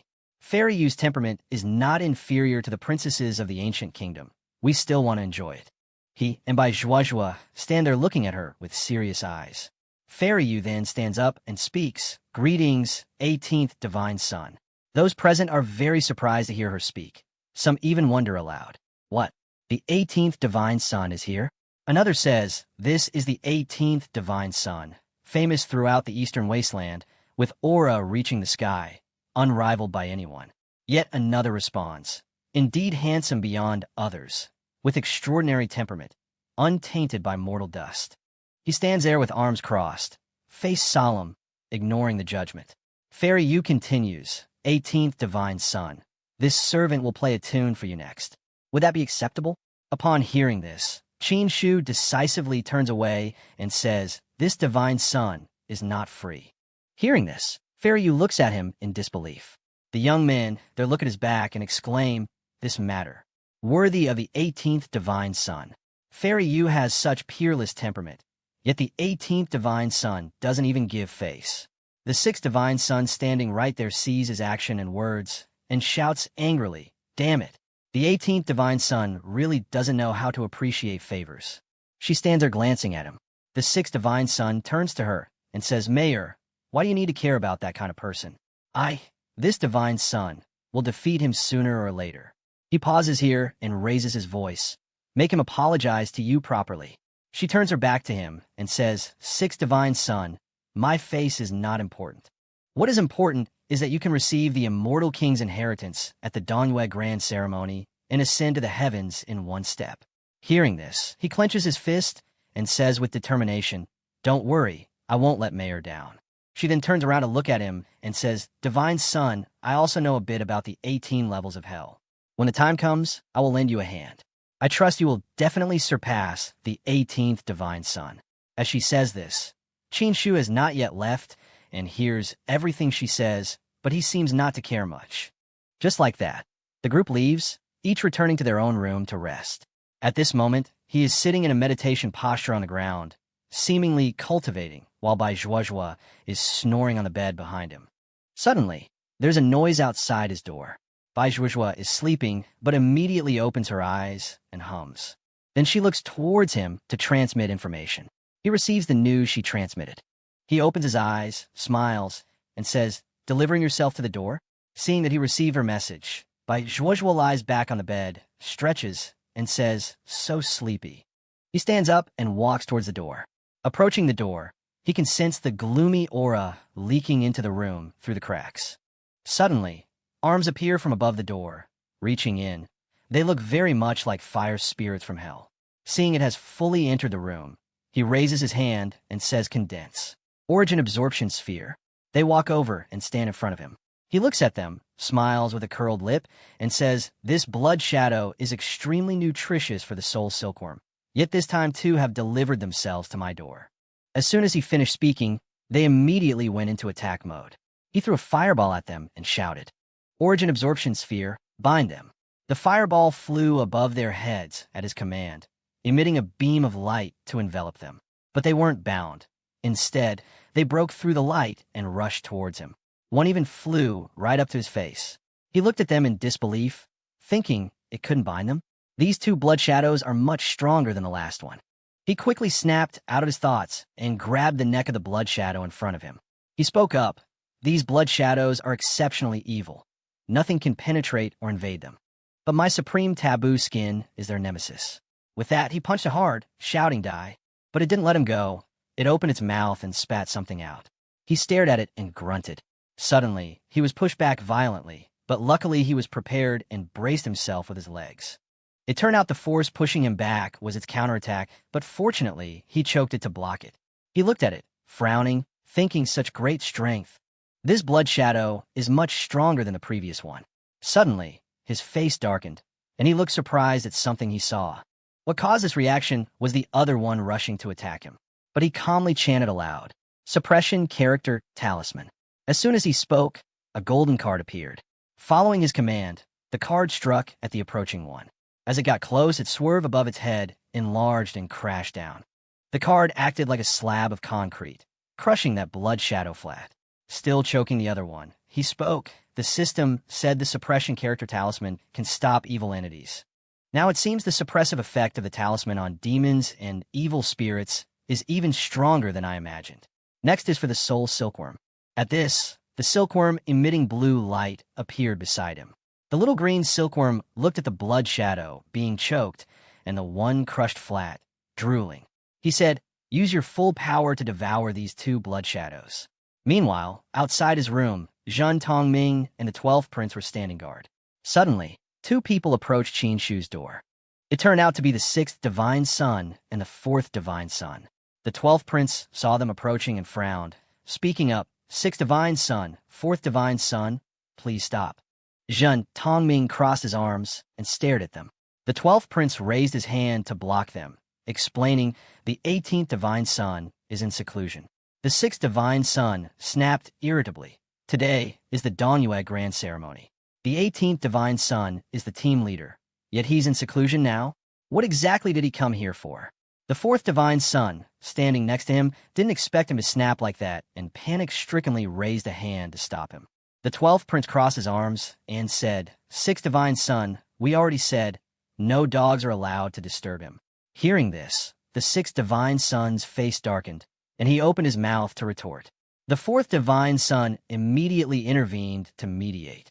"6th divine son, if the 18th divine son is in seclusion cultivating, why don't we go to the Danhua grand ceremony first?" He didn't say anything but frowned, staring at the door. Then he turned and walked away, saying, "Humph, I'll remember this." The 4th divine son cheerfully waved at the 12th prince. Scene changed to a mortal king mountain, Danhua grand ceremony. It seems the ceremony is about to begin. Everyone has started gathering. Standing high above is the king of the dragon elephant ancient kingdom. Beside him seems to be Linyu. The king stood there, staring intently ahead. The gatekeeper suddenly announced, shouting loudly, "The Void Sword Master has arrived." Solemn shouts rang out one after another in the air. The 7th prince of the Moonwheel dynasty has arrived. The sect master of Qinyan Mountain has arrived. The king of the Crocodile Bull ancient kingdom. The sect master of the Divine Flames sect has arrived. A strong wind blew, accompanied by many people jumping down from above. They landed lightly and faced the center of the arena, speaking in unison. "Greetings, King." He happily clasped his hands and smiled, saying, "Welcome, everyone, to the ceremony." Looking down from above, they had taken their positions, looking very majestic. Just then, another announcement interrupted. "Feathering Sect, 6th Divine Son, 4th Divine Son have arrived." The two appeared simultaneously with the announcement, standing in their designated spots. The king asked them with a serious expression, "Two Divine Sons. May I ask why the 18th Divine Son has not arrived?" The 4th Divine Son replied cheerfully, "King Lin, the 18th Divine Son is still in seclusion and cannot come for the time being." Hearing these words, Lin Yu, standing nearby, just let out a scornful sneer. Seclusion? How ridiculous! A sinister smile played on his lips as he thought, "I'm afraid that 18th Divine Son, even if not killed by the two blood shadows, is heavily injured and unable to recover, to the point he can't attend such a grand ceremony." Lin Yu's eyes suddenly became sharp, roaring in his heart. "Just you wait, 18th Divine Son. This crown prince will absolutely not let you leave here alive." Meanwhile, the ceremony overseer raised his voice again. "Qilin, young master, Qilin Saint's son have arrived." After the announcement, two figures wearing feathered cloaks landed. A young man with a hair bun, standing outside, couldn't help but comment, "The Qilin Saint's son has extraordinary status. I didn't expect the god race to send a young master this time. This is a divine master." On the high platform, two green-haired people from the Qilin god race stood there, their imposing manner not inferior at all. One of them spoke arrogantly, "Where is the 18th Divine Son of the Feathering Sect?" Suddenly, a woman spread her wings from the opposite side and replied, "The 18th Divine Son is mine." The figure of the divine phoenix goddess landed on the ground, radiating a majestic red aura. Seeing this, the king's face became serious. "Are you the divine phoenix goddess?" She darkened her face, ignoring him completely. "Not bad.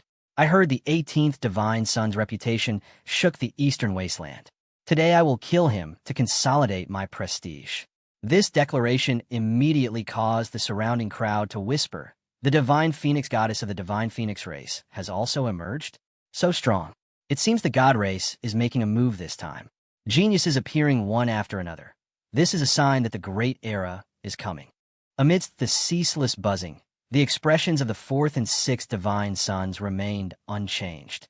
However, a thought rose in their minds. The geniuses of the god race are all targeting the 18th Divine Son. Do you think the 18th Divine Son knew about this, so he deliberately avoided coming? The eyes of the Qilin young master and the divine phoenix goddess both revealed sharpness, staring intently at each other. Seeing the tension, the king lowered his voice. "Qilin young master, divine phoenix goddess." He explained seriously, "The 18th Divine Son is still in seclusion and hasn't arrived." She calmly replied, "Hasn't arrived? Then didn't I come for nothing?" The Qilin young master also laughed it off. "It seems the rumors are true. What's shaking the eastern wasteland? It's all boasting." Then, with a smug look, he continued to utter insults, choosing to go into seclusion on the day of the Dongyue Grand Ceremony. Truly a shrinking turtle. The divine son of the Feathering Sect does not live up to his name. He really disappoints this young master. Chuli could no longer endure it. He stepped out and spoke up, "Qilin young master, the 18th Divine Son choosing seclusion is his personal behavior." He continued angrily, "Please don't generalize and include us. Do not lower the reputation of the Feathering Sect's Divine Sons." The Qilin young master turned around in surprise, his eyes scrutinizing. "Who are you again?" Chu Li, with a gloomy face, answered briefly, "Sixth Divine Son of the Feathering Sect." The young master continued to ask in a doubtful tone, "Sixth Divine Son?" Then he suddenly smirked sinisterly, "Also good." Suddenly, the aura on the Qilin young master exploded. He roared, "If the 18th Divine Son doesn't come, this Divine Son will use you as an appetizer to consolidate the prestige of my god race." Chu Li's face became extremely serious. Before he could act, a red light suddenly flashed across his face. The divine phoenix goddess rushed towards the sixth divine son, shouting, "Let me."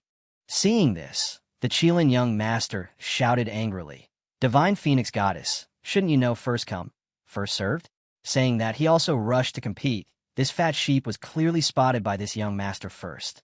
The divine phoenix goddess wasn't backing down either, replying angrily, "I don't care. I can't have come here for nothing today." Both figures soared into the air simultaneously, flying straight towards Chu Li. The Qilin young master shouted, "Then let's rely on our skills to see who gets this fat sheep first." Chu Li was boiling with rage, gathering energy and growling in his heart. "Damn it, comparing me to a fat sheep? How can this be?" Seeing this, the fourth divine son's face also became serious. He quickly gathered enough energy and spoke up to support. "Sixth divine son, I'll help you." The Qilin young master, with white eyes and a gloomy smoke trail, rushed towards the fourth divine son. He shouted, "Come at me. Let me see if you're worthy of this young master," making a move. The young man looked at him, frowned, and shouted sternly, "Fourth divine son of the feathering sect." The Qilin young master rushed over, raising his foot high to stomp forward, shouting loudly, "Fourth divine son? You are qualified to be trampled under this young master's feet." The other person opened his eyes wide in surprise. The fourth divine son was knocked to the ground by the immense power of the Qilin young master. The strong impact caused dust to spread everywhere. Chu Li was a bit panicked. Suddenly, a voice rang out beside him. "It's your turn." He frowned and glanced over. Before he could react, he was kicked far away by the power of the divine phoenix goddess. People witnessing the scene began to panic and discuss. The first-generation geniuses of the god race are stronger. The two divine sons of the feathering sect are completely at a disadvantage. The Qilin young master and the divine phoenix goddess flew up to stand next to each other. He spoke with disdain. "Are these the divine sons of the feathering sect?" Then he smiled smugly and continued to mock. "It seems I overestimated you, trash."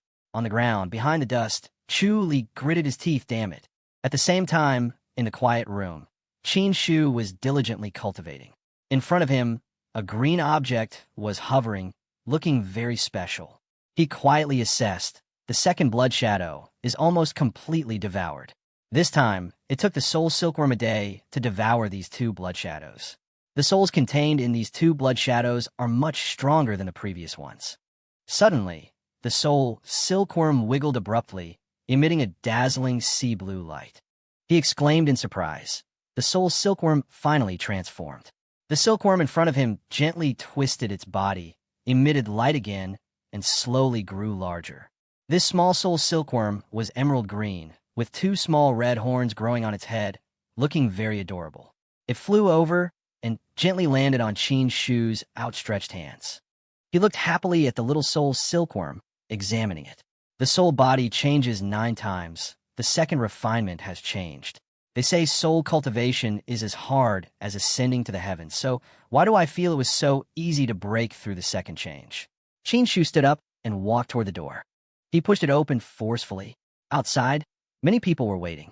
Yuan Hong saw him and spoke. "Divine Son, you finally came out. If it were any longer, the Dongwei Grand Ceremony might have ended." Qin Shu smiled brightly and replied, "Let's go." He took the lead, and the others followed behind. Qin Shu thought to himself, "I can't miss the Dongwei Grand Ceremony. I still have a mission to complete."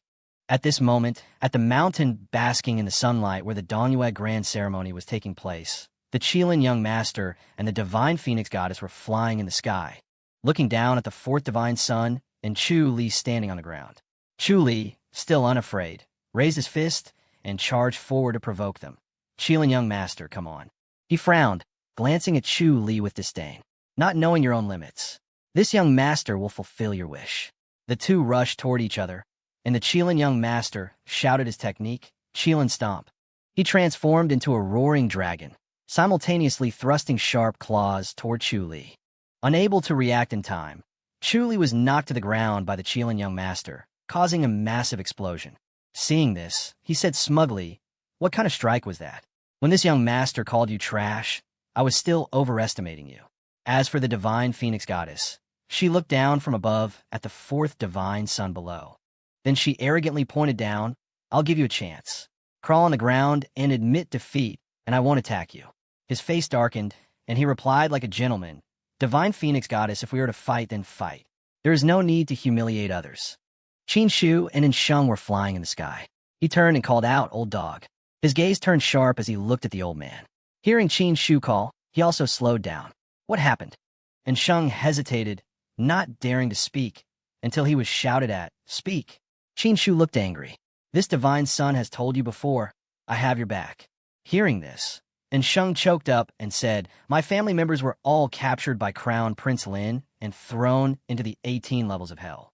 His eyes filled with sadness as he continued, "I don't know if they are alive or dead now." And Sheng's eyes became panicked. Qin Shu turned to Sheng and asked again, "Crown Prince Lin?" His face gradually turned angry but determined. "Don't worry, this divine son will remember this grudge." The image of Crown Prince Lin and the two blood shadows appeared in Qin Shu's mind. If these two blood shadows are as I predicted, they are definitely related to Crown Prince Lin. At Immortal King Mountain, at the Dongyue Grand Ceremony, the divine phoenix goddess and the fourth divine son were still confronting each other. She uttered, "Fight then fight." He got into a ready stance with a calm expression. The divine phoenix goddess rushed toward the fourth divine son with a burst of great power, wondering, "How many of my moves can you block?" She narrowed her eyes, seemingly displeased that he could block her move. The divine phoenix goddess charged with a stronger technique and shouted, "Get down." The immense power caused the fourth divine son to fall heavily from the sky.